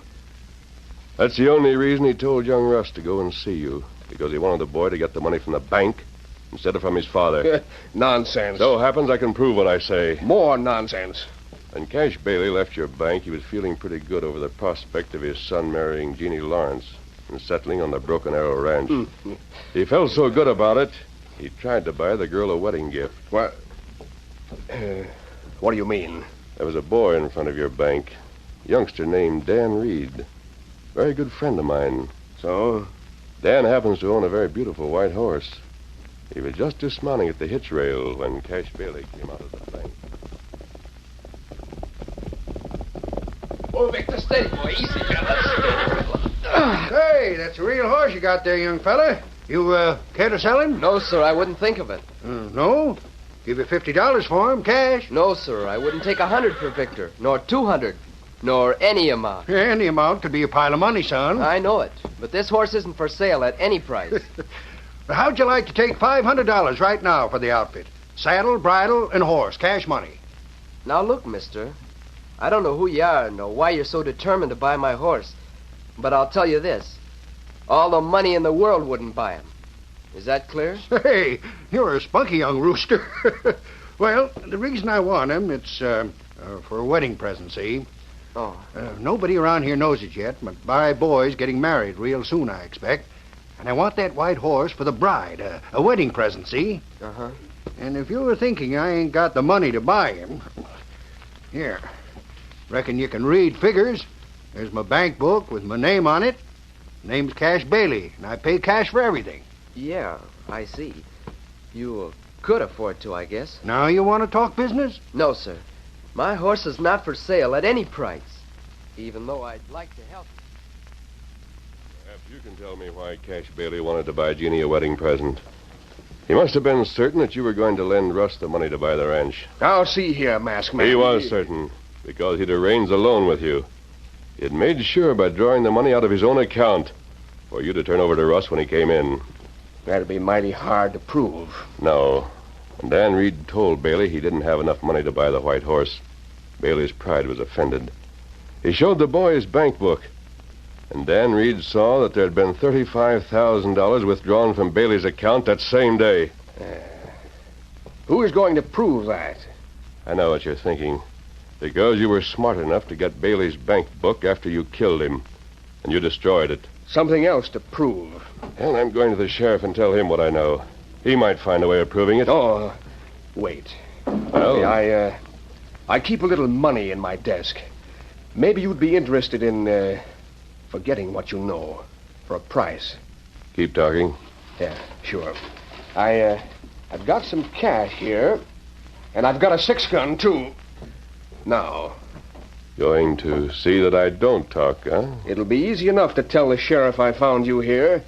A masked outlaw going through my desk. Naturally, I killed you in self-defense. Go on, killer. You can hang only once. Yes, that's right. And you're only going to die once. Right now. What the? I took the liberty of unloading your gun while I waited for you, Alan. Have you heard enough, Sheriff? Sheriff! You've heard of plenty, I reckon. Alan, you murdering coyote. Why, he'd have let young Russ hang for that killing. No one would ever have known the difference if it hadn't been for the Lone Ranger. The Lone Ranger? You mean... You thought you were dealing with an outlaw who wanted part of that $35,000, eh? Let's go, Alan. I'm anxious to let young Russ Bailey out of jail and to put you in his place.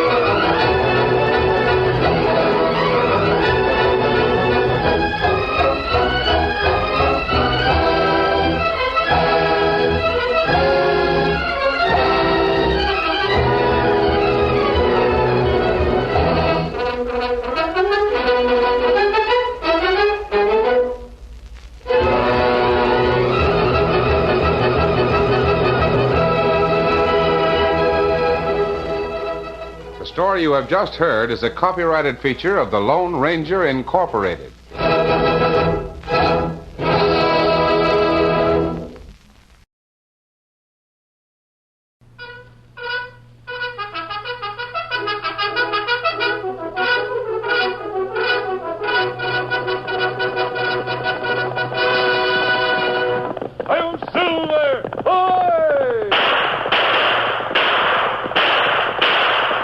fiery horse with the speed of light, a cloud of dust, and a hearty hi-yo silver, the Lone Ranger.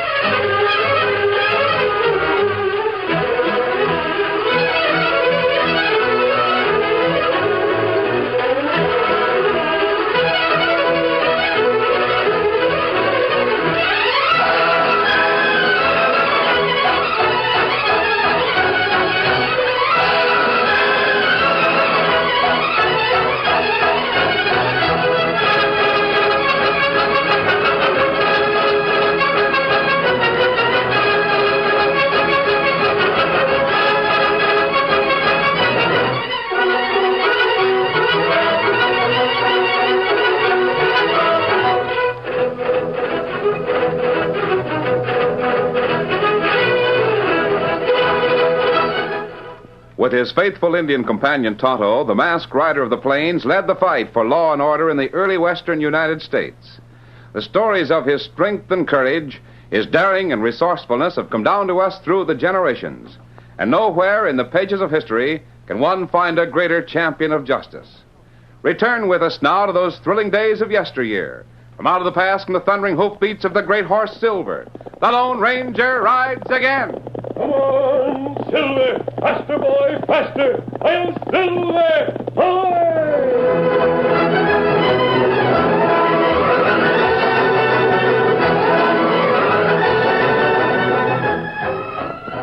Half a dozen riders, their faces concealed by bandanas, swept into Simmons' corners.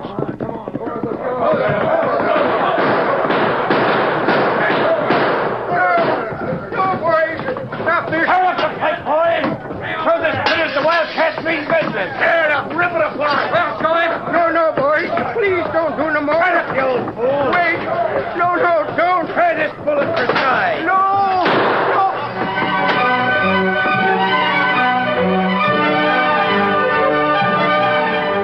Simmons' Corners was the first community to know the fury of the Wildcats, but it wasn't the last. Other towns were hit. Other shopkeepers were wounded. The terrorists came suddenly, pillaged and destroyed, then rode away before the stunned townspeople could organize resistance. The Wildcats came to Medicine Bend.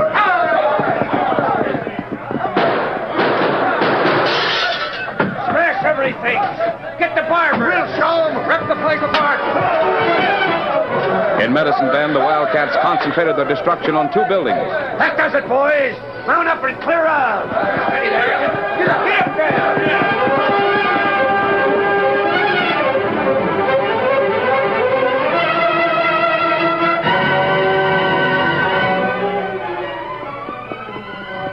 Dan Reed and Tonto hadn't heard about the raids of the Wildcats. The Lone Ranger's nephew was curious about the damaged buildings he saw as he rode slowly into Medicine Bend. Golly, Tonto, how do you suppose they got that way? Well, me not know, Dan. You think a tornado hit Medicine Bend? No, it not work a tornado. We stop here, Dan. Oh, Victor, oh, boy. We go to store, get supply. Maybe that old man in front of the store can tell us what happened. Maybe. I'll ask him. Say, mister. Hey there, Bub. Stranger in town? Yes, sir. We noticed the barber shop and the harness maker's place, and I thought Can't help seeing them. What caused the damage? Wildcats. Wildcats? Yeah, two-legged ones. Hard-riding critters that are worse than liquor-soaked redskins. Them's good horses there, Bub. You bet they are. You ought to guarantee them. Guarantee them? Yeah. What do you mean? Guarantee that you won't lose money if they die, stray, or get stole. Now, see that tall, slick-dressed gent in front of the hotel over there? Yeah? Well, that's Guarantee Jackson. He'll guarantee anything and everything. Guarantee it won't rain. Guarantee that it will. Guarantee a horse won't get stole or cow get poisoned. Guarantee a house won't burn. And guarantee the wildcats won't bust up any place. But how can you guarantee a thing like Money that? back guarantee. You're sort of a gambler. Now, you pay him 2 bits or so a week, and he guarantees your horse. If the critter dies or something, he pays you the value of the horse. Oh, I see. Now, take the barber shop, for instance. He'd have guaranteed it for about $10 a week. If Cephas Smith had signed up, he'd get back all he lost on account of the wildcat smashing his place. Well, we only in town short time. I guess our horses will be all right until we leave. We're just here to trade. Well, look out for them 2-legged wildcats I mentioned. We will. Good morning, gents. Was that old coot trying to persuade you to deal with Guarantee Jackson? No, ma'am, not exactly. He just told us how Mr. Jackson guarantees against loss if a horse is stolen or dies or something. Best way to protect your horses is to keep them out of town. Do your trading and vamoose. Jackson's a crook. He's hand in glove with the Wildcat gang. He is? You bet he is. You sure? I'm dead sure, but I can't prove it. No one can prove it. That's the trouble. Now, what do you want? Oh, here list. We need quite a few supplies, Mrs. Martin. I'll get them together right away. Here's the salt. Jackson's been trying to make me sign up and pay him $10 a week. You? Yep. Package of tea, pound of soda. Ornery buzzard hinting around that if I don't pay him $10, the Wildcats will smash my store. Him say that? Oh, no. Not in so many words. He's too smart to say anything like that. All he said was that Barber Smith didn't want to go in with them. Neither did the harness maker. Now, let me see what else you want. It's Jackson. Good morning, Mrs. Martin. It was all right until you came in. What do you want here, Guarantee Jackson? There's a little matter of business. I'm busy waiting on customers. Won't take long. You know my proposition. There's a rumor that those wildcat hoodlums are in this vicinity, Mrs. Martin. You know what happened to the places they visited? I know this, Jackson. I know I ain't going to pay you no $10 a week so you won't set them buzzards on my store. It's extortion or something. It's tribute, that's what it is. Suit yourself. You bet I'll suit myself. Now get. I'll be hanged if I'll pay tribute to a pack of crooks. Adios, Mrs. Martin.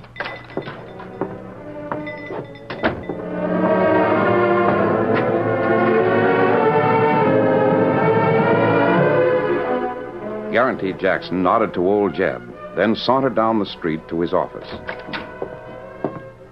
The hard-faced individual in Jackson's office looked up with a puzzled expression. Well, what's the verdict, Guarantee? Sometimes, Zeke, it takes an awful lot to convince people that they can't do business without certain running expenses. You mean to say that Kate Martin ain't willing to pay? Kate Martin is a very stubborn woman. After what happened to the barber and the harness maker? I'm afraid the Wildcats will have to make another appearance in Medicine Bend. Jackson, I don't like it. You don't like what? Well, it's dangerous to appear too often in any one community. Dangerous or not, you're to get busy right away. If you say so. When you go to work on the Martin store, make a thorough job of it.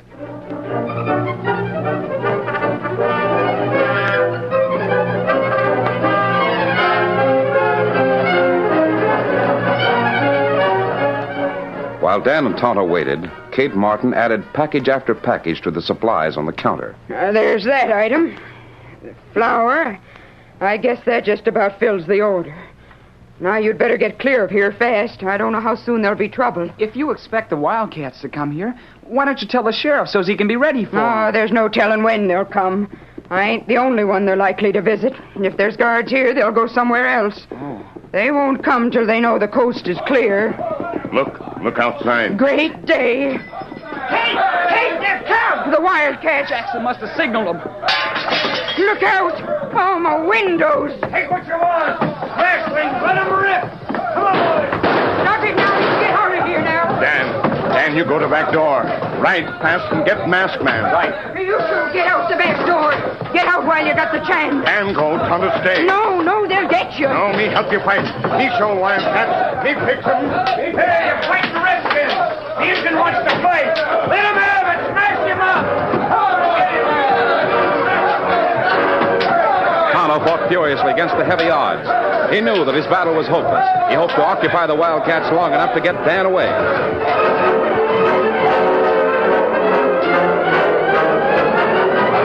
Dan had obeyed orders in the emergency. He dashed out the rear door of the store, scooted along the side of the building, and leaped to the saddle. Come on, Victor!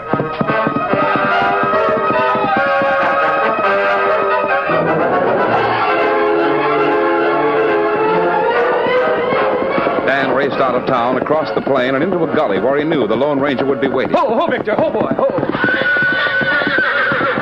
The Lone Ranger knew by Dan's manner that there was trouble. He was in action before the boy could speak. I'll saddle up while you talk. Where's Tonto? In town. He's fighting the Wildcat gang in Mrs. Martin's store. Wildcat gang? Steady, Silver. What's a Wildcat gang? They smash up the stores that won't pay money to Mr. Jackson. Jackson? Dan, is that Guaranteed Jackson? Yes. Do you know him? I've heard of him and his methods. Is he in Medicine Bend? Yes, sir. We saw him. Dump that water on the fire. That does it, Silver. Steady, big fella. We'll have to hurry or they'll get Tonto. Go on, Silver. Get up, Victor.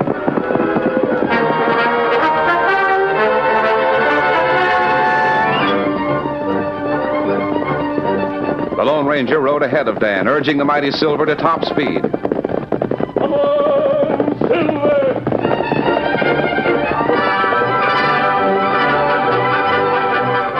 Kate Martin's store was a total wreck. The door was gone. The windows were smashed. The inside was a shambles. Several townsmen eyed the ruins while the sheriff stood guard to prevent looting. There was a stir when the masked man dashed up. Man! Maybe one of the Wildcats. Where's the Indian who fought here? Now, hold on there, stranger. You give an account of yourself. Sheriff, he ain't a wildcat. They wore bandanas. An Indian friend of mine fought the Wildcats. Where is he? He won't talk, Sheriff. I'll show him. I'll put up... I changed my mind. See here, if that masked man's a friend of the Indian, he's all right. Did you see the Indian? You bet I did. He was fighting again the Wildcats. Where is he? Well, he got beat up. Some of the boys carried him to Kate Martin's house after the Wildcats had gone. Where's Kate Martin's house? Now, hold on. As the sheriff Wait here... a minute, Sheriff. Where does Kate live? Over there, the white place, next to the meeting hall. Thanks. There'll be a young rider here in a few minutes. Now, look here, mister. Tell Dan where I've gone. Come on, Silver.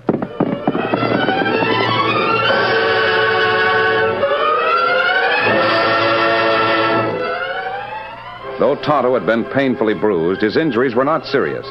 The Lone Ranger found him in the rear room in Kate Martin's house. In half an hour, the masked man had the facts. Told me enough, Tonto. Now you'd better rest. Where's Dan? He's in the other room with Mrs. Martin. You stay here until I need you. And what you do? We've got to prove that Guaranteed Jackson hires the Wildcats. Then we've got to get the Wildcats.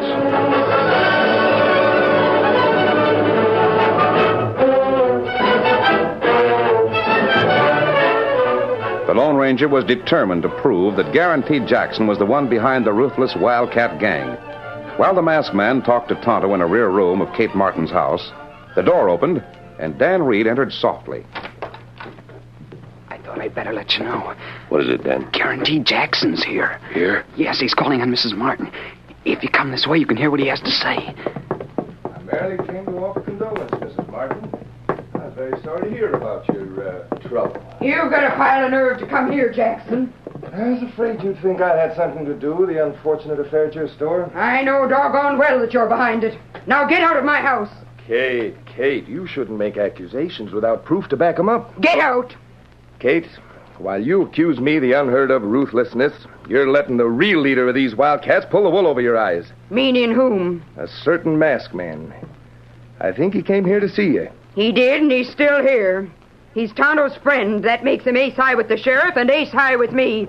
Now you get out of here. Mrs. Martin, I had nothing to do with... Oh, there you are. Mrs. Martin told you to leave. Is your gang with you? I won't need a gang for this. Let me go. You're going. Open the door, Kate. It's open. You'll pay for this. Let me go. Put me down. Dan, follow me and bring the horses. The masked man's got Jackson. Those boys in the street will have to I won't need help. You'll regret this. I know the law. I'll get this. We're going to talk, Jackson. We're going to talk in your office.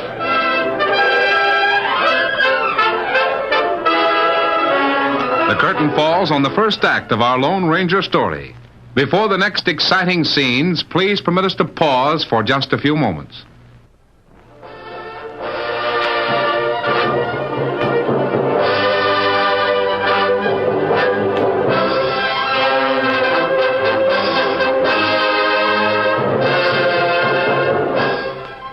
Now to continue our story. The men on the street were delighted to see Jackson struggling and squirming in the grip of the tall masked man. The Lone Ranger carried the howling, infuriated schemer down the street, shoved open the door of Jackson's office, and went inside. Now I'll put you down. Oh, you wait. You just wait. I'll get you for this. Get off the floor. Sit down at that desk. I'll have the law on you. You see if I don't. Sit down there. That's better. My day's coming. So you're the one they call Guarantee Jackson. If people pay you, you'll guarantee that the Wildcats won't bother them. That's the game, isn't it? No one can prove I work with those Wildcats. I'm not here to talk about proof. You've got a good game, Jackson. It's a game that I can play. What? The only trouble is, you're a piker. Now, see here. I'm going to sell some guarantees in Medicine Bend. I think I'll start with you. Who are you, anyway? You'll know me when I come to collect. It's your turn to play. I'll be darned. Jackson, this is Wednesday. I'll be here in this office 1 week from tonight. Collect from you. You'd better be ready to pay up. Before I pay There'll be no you, discussion. Just remember this. The price will be high. How high? More than you'll want to pay. Now, wait a minute. Next Wednesday night, Jackson.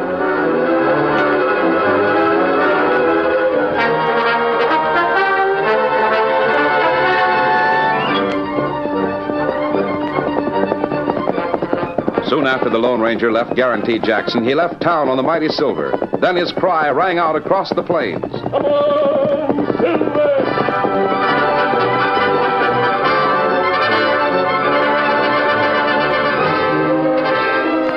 He went to Simmons Corners, then to Turkey Run. He paused in both communities to talk to certain men, then dashed on his way. He went to Red Rock, and from there to the town of Meredith before returning to Medicine Bend.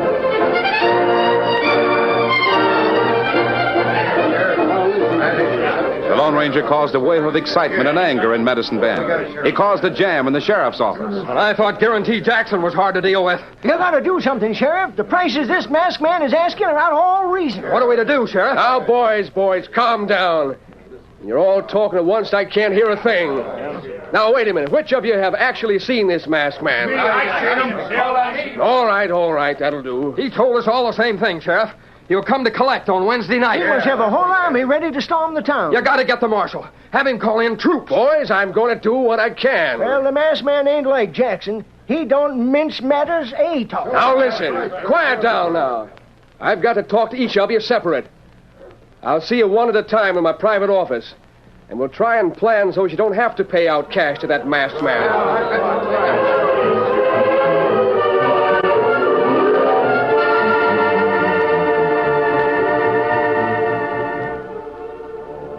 In the meantime, Guarantee Jackson and a scar-faced man were in a serious conference. Guarantee. You don't mean to tell me that this masked man came to you? Sure he did. That's why I sent for him. Lavalda. I knew there must be something big if you wanted me to come to your office, but... Well, I never suspected this. I talked to the sheriff. Well, he's got to protect you. You're an honest businessman. Sure, but the sheriff can't have men everywhere. No, he can't have men everywhere. So he tried to send a guard here. A guard? You... One man? Yeah. Why, the blame fool. What good's one man? No good, and I told him so. Also told him not to bother. Zeke, you've got to bring the boys here. Well, that's just the way I figure. This country is too small for that masked man and me. One of us has to go. Meaning the masked man? Right. Well, Jackson, just what are the plans? You and the rest of the boys have got to be here in my office on Wednesday night. Oh, I don't know about that, Guarantee. You what? It's dangerous. Well, what's dangerous about it? Is there a law that says I can't have some of my friends here to protect me against that masked man? Well, if we're seen... You won't wear your bandana, Zeke, so you'll not be identified as a wildcat. I don't know about that. We could be. Now, listen to me. The sheriff is going to have his hands full on that night. He's deputizing everyone that he can trust. He's going to put guards in places where the masked man might go. All you and the boys have to do is to come here, wait in the back room until I give the signal, and then come out and take charge of things. Wonder how big a force we'll have to meet. Whatever it is, you'll have the advantage. You'll be able to size up the situation from the inside room. You'll know just what you got to do. Well, I don't know. That's that or we're through. Well, all right, Guarantee. The Wildcats will be here.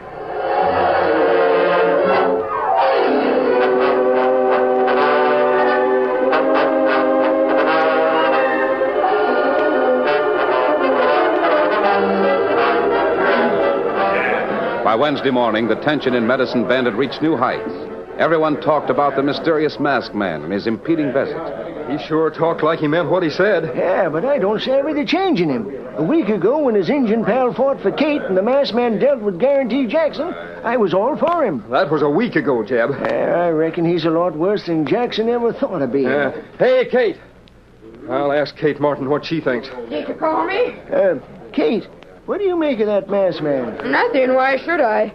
The place is already wrecked. I got nothing to lose. When did the redskin leave your place? Yesterday. Seen anything of him today? Nope. Nor the masked man either. What about that lad? What was his name? Dan? I ain't seen him either. Doggone, there'll be a hot time in Medicine Bend tonight.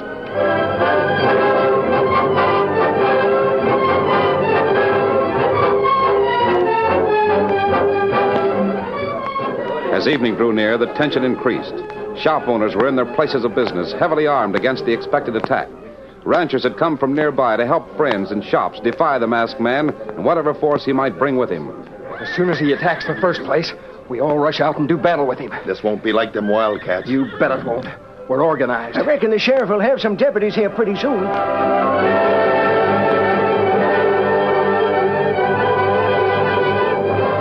Trusted men, sworn in as deputies, met in the sheriff's office. As soon as everyone gets here, boys, I'll give you some extra special instructions. Well, I think we're all here right now, Sheriff. All right, then. Close the door.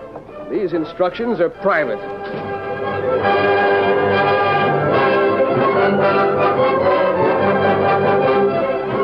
Guarantee Jackson's gang was grim and ready for action, but Guarantee seemed to be relieved about the whole affair. He stood by the window, looking out at the darkness. Zeke, I don't think we have a thing to worry about. I wish I felt the same. Every place on both sides of the street is filled with armed men. Yeah, I know that. As soon as that masked man and his army appear, everyone will be watching him. When he makes his first move, the whole town will be down on him. Maybe me and the other wildcats won't have to fight at all. You won't. If our masked friend makes his first move against another building. I'd just as soon we didn't get spotted by anyone. I wonder where the sheriff is. Haven't you seen him leave his office yet? No. Of course, he could have left by the rear door. Might be waiting with his men to sweep down on the masked man. Hey, wonder how many there'll be. I don't know. Well, I'd better check in the other room and make sure my boys are all set. Yeah, go ahead. Well, I'll tell the boys what you said, Hold it. Garrett. What? You? Stay right where you are. I'm here to collect, Jackson. But you... I guess you were expecting an army to come with me. You came in the back door. It's easy for one or two men to slip into town. I hope you've got your gang here. You bet I have. And there's half a dozen guns on you right now. The Wildcats, huh? Who said I was associated with them? It'll be easy to prove. You see, Tonto marked a couple of them when he fought. Others can be identified by the barber who heard the leader speak. By 3 men from Simmons Corners. What are you talking about? I'm talking about the Wildcats. In addition to the men from Simmons Corners, are men from other towns. They, too, heard the Wildcats' voices. Jackson, this man's... Did you come here to talk? No, I came to collect... Let go of me! I'll get the boys. Let me down! Let me down, I said! Come on, boys, get him! Let me down! As the outlaws burst in the inside room, the Lone Ranger lifted Jackson bodily. Let me down! Here's a present for you, Wildcats. Now, let's shoot it out. Start with the lamp.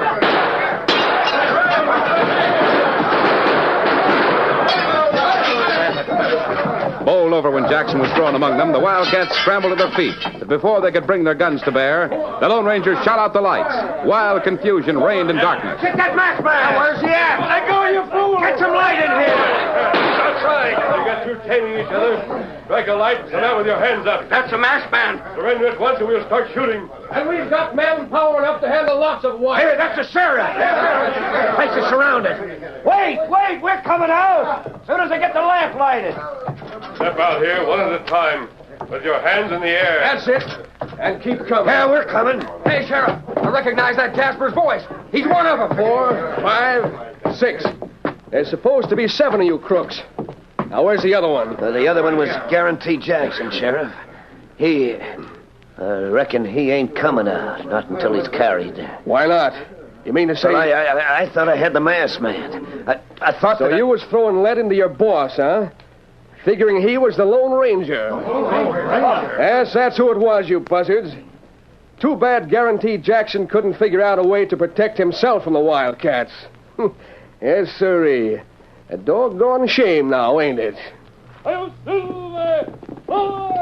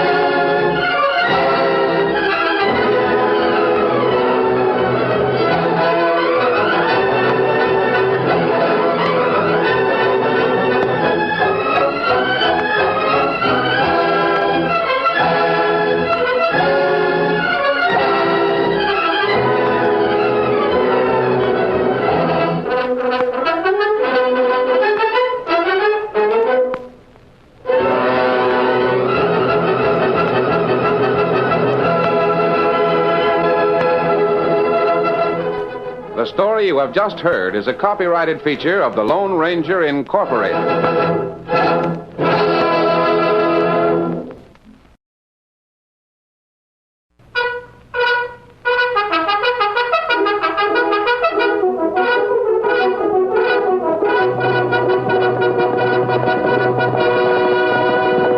Hail Silver!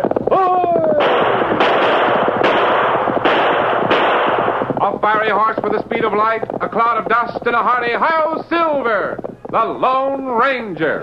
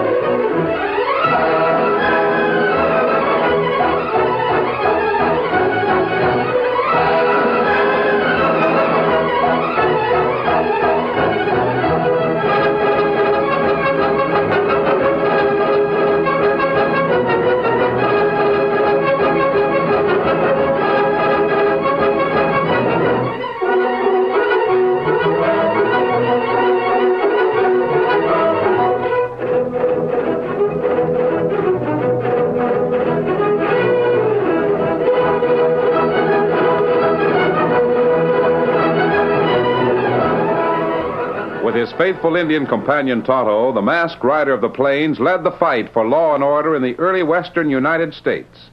The stories of his strength and courage, his daring and resourcefulness have come down to us through the generations.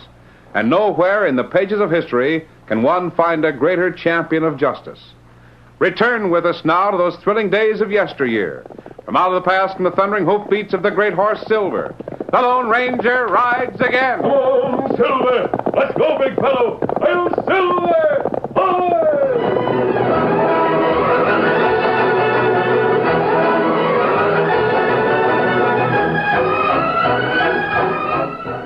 By nature and disposition, Luther Jones was the ideal assistant bookkeeper for the Cliff City Bank. His calm insistence that long rows of figures must have correct answers was as much a part of Luther as his shy smile and neat blue serge suit. But the calm was ruffled and the smile was missing late one afternoon when he knocked on the door to the president, J.B. Atwood's private office. Yes, come in. Oh, Luther, it's you. I thought everybody had gone home hours ago. It's almost dark. Supper time. Yes, sir. I mean, I know it, Mr. Atwood, but I've just discovered something that isn't right. Is that so? Ordinarily, I'd report it to Mr. Quigley, the head bookkeeper. But he's already left for the day. Oh, report what, Luther? As you know, sir, this is the end of our fiscal year, and I'm balancing the books. Nothing unusual in that? Oh, I'm afraid there is. I've discovered a shortage. Shortage? Are you sure? There's no doubt of it. I struck a trial balance early this morning. Then I checked and rechecked my figures all day long. The final balance is short.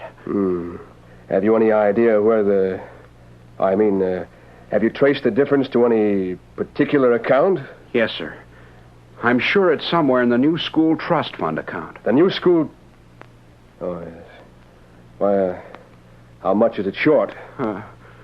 3 cents. What? 3 cents? Well, Luther, this is really funny. Imagine anybody worrying about 3 cents. The amount may be small, Mr. Atwood, but the fact remains I can't balance the books until I find out where the mistake has been made. Yeah, well, here's 3 cents. Now, is everything all right? No, sir. We can't do that. It would be dishonest. Just covering up a mistake. Well, I'll be... With your permission, Mr. Atwood, I'll take the large ledger home with me tonight and go over the figures again. Sure, you can do that. I must have made the mistake somewhere, an addition or subtraction. I've gone through the checks written on that account. You're the treasurer, aren't you? Well, yes, I believe I am. But I can't find invoices to match the checks. Well, they must be around here someplace. So I took the liberty of writing a letter to the Acme Supply Company in Plainfield, asking them to send duplicates. You wrote to the... Isn't that the company from which you're buying all the wagons and building material for the new school? Oh, yes. Yes, of course. Well, I should have an answer from them by tomorrow. Then it'll be easy to recheck the figures. Luther, you're a smart boy. But you're working too hard. No, what sir, you need is a vacation. Come to think of it, aren't you engaged to marry that pretty red-headed girl I've seen you with? Melissa King? Yes, sir. Melissa and I intend to get married when I'm making more money. And you are making more. I've just raised your salary. A big enough raise to get married on and take a long honeymoon. Thank you, Mr. Atwood. And your vacation starts right this minute. Don't come to work tomorrow. Take off 5 or 6 weeks. Oh, I couldn't do that, sir. I couldn't leave until the books are balanced. I've got to find that shortage. Well, of all the ideas... What's that? Oh, I'm sorry, Mr. Atwood. It's my watch. It has an alarm bell. I set it to remind myself of important appointments. I have a date with Melissa tonight. We were going to a dance. But now Then why don't you leave? Get out of here. Yes, sir. Sol Quigley will be at my house tonight. I'll tell him about your discovery of a 3-cent shortage. I'm sure he'll be interested. Yes, sir. And if you want me, I'll be in my room at Mrs. Lane's boarding house. Good night.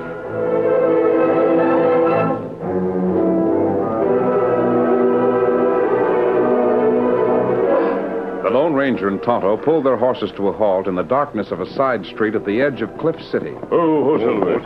Steady, big fella. Boarding house you told me about is somewhere near here, isn't it, Tonto? Steady, big fella. Big house at end of street. Good. We'll leave the horses here and walk the rest of the way. Come on. You know, a lot depends on what kind of a boy Luther Jones really is. Well, me see him in town today, and think him plenty good feller. I hope so. There's the house, Tonto. I'll go ahead. You wait here.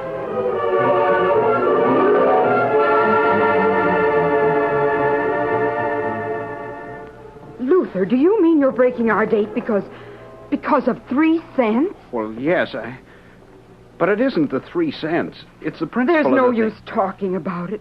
Any man who would do something like this is a nincompoop, a jellyfish. Even if I am engaged to him. Oh, now, Melissa, don't cry. I suppose Mr. Atwood asked you to work overtime, to spend hours and hours trying to find 3 miserable little cents. No, so it was my idea. The books have got to balance, or I'm not a good bookkeeper, that's all. Oh, Luther, I guess you'll never change.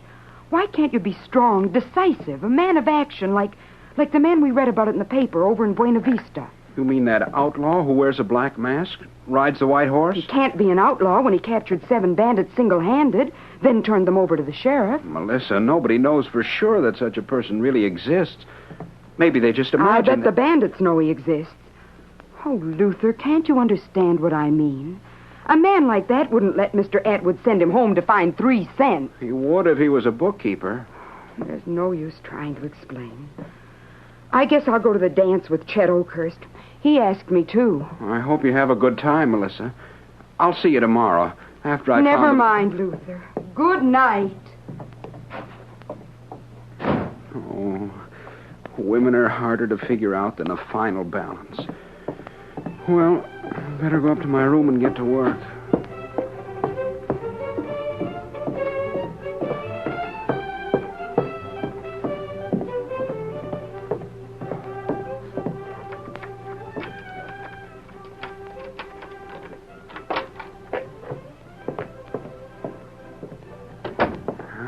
Hello, Luther. What? Masked? An outlaw? What are you doing here? I'm not an outlaw. I'm here to see you. Why, how do you know my name? An Indian friend of mine made some inquiries. That's how I knew where you lived. Oh, it's that book you have under your arm. It's a ledger. I use it at the bank.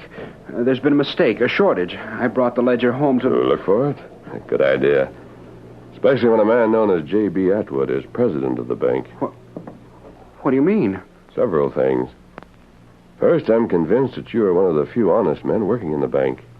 Second, a man who answers Mr. Atwood's description perfectly robbed a number of people back east not so long ago.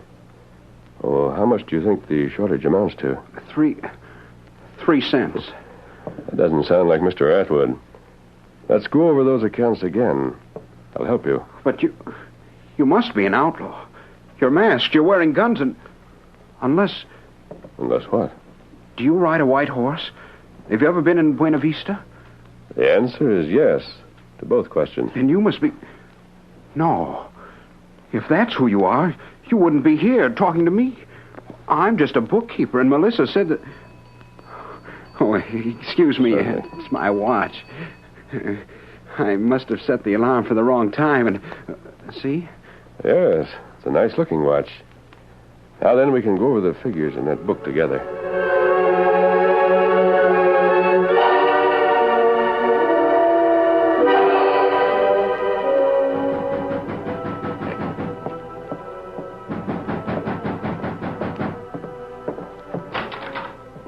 Oh, hello, Saul. I did what you told me, J.B. Brought Sheriff Peters and Judge Bittner along. So I see.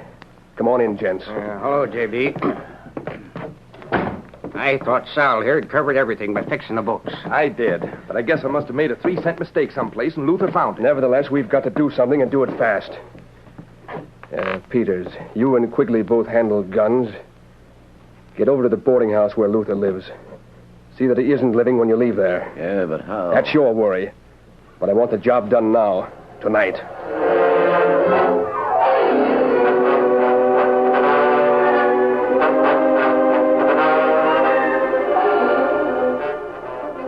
Here's the subtotal of the final entries.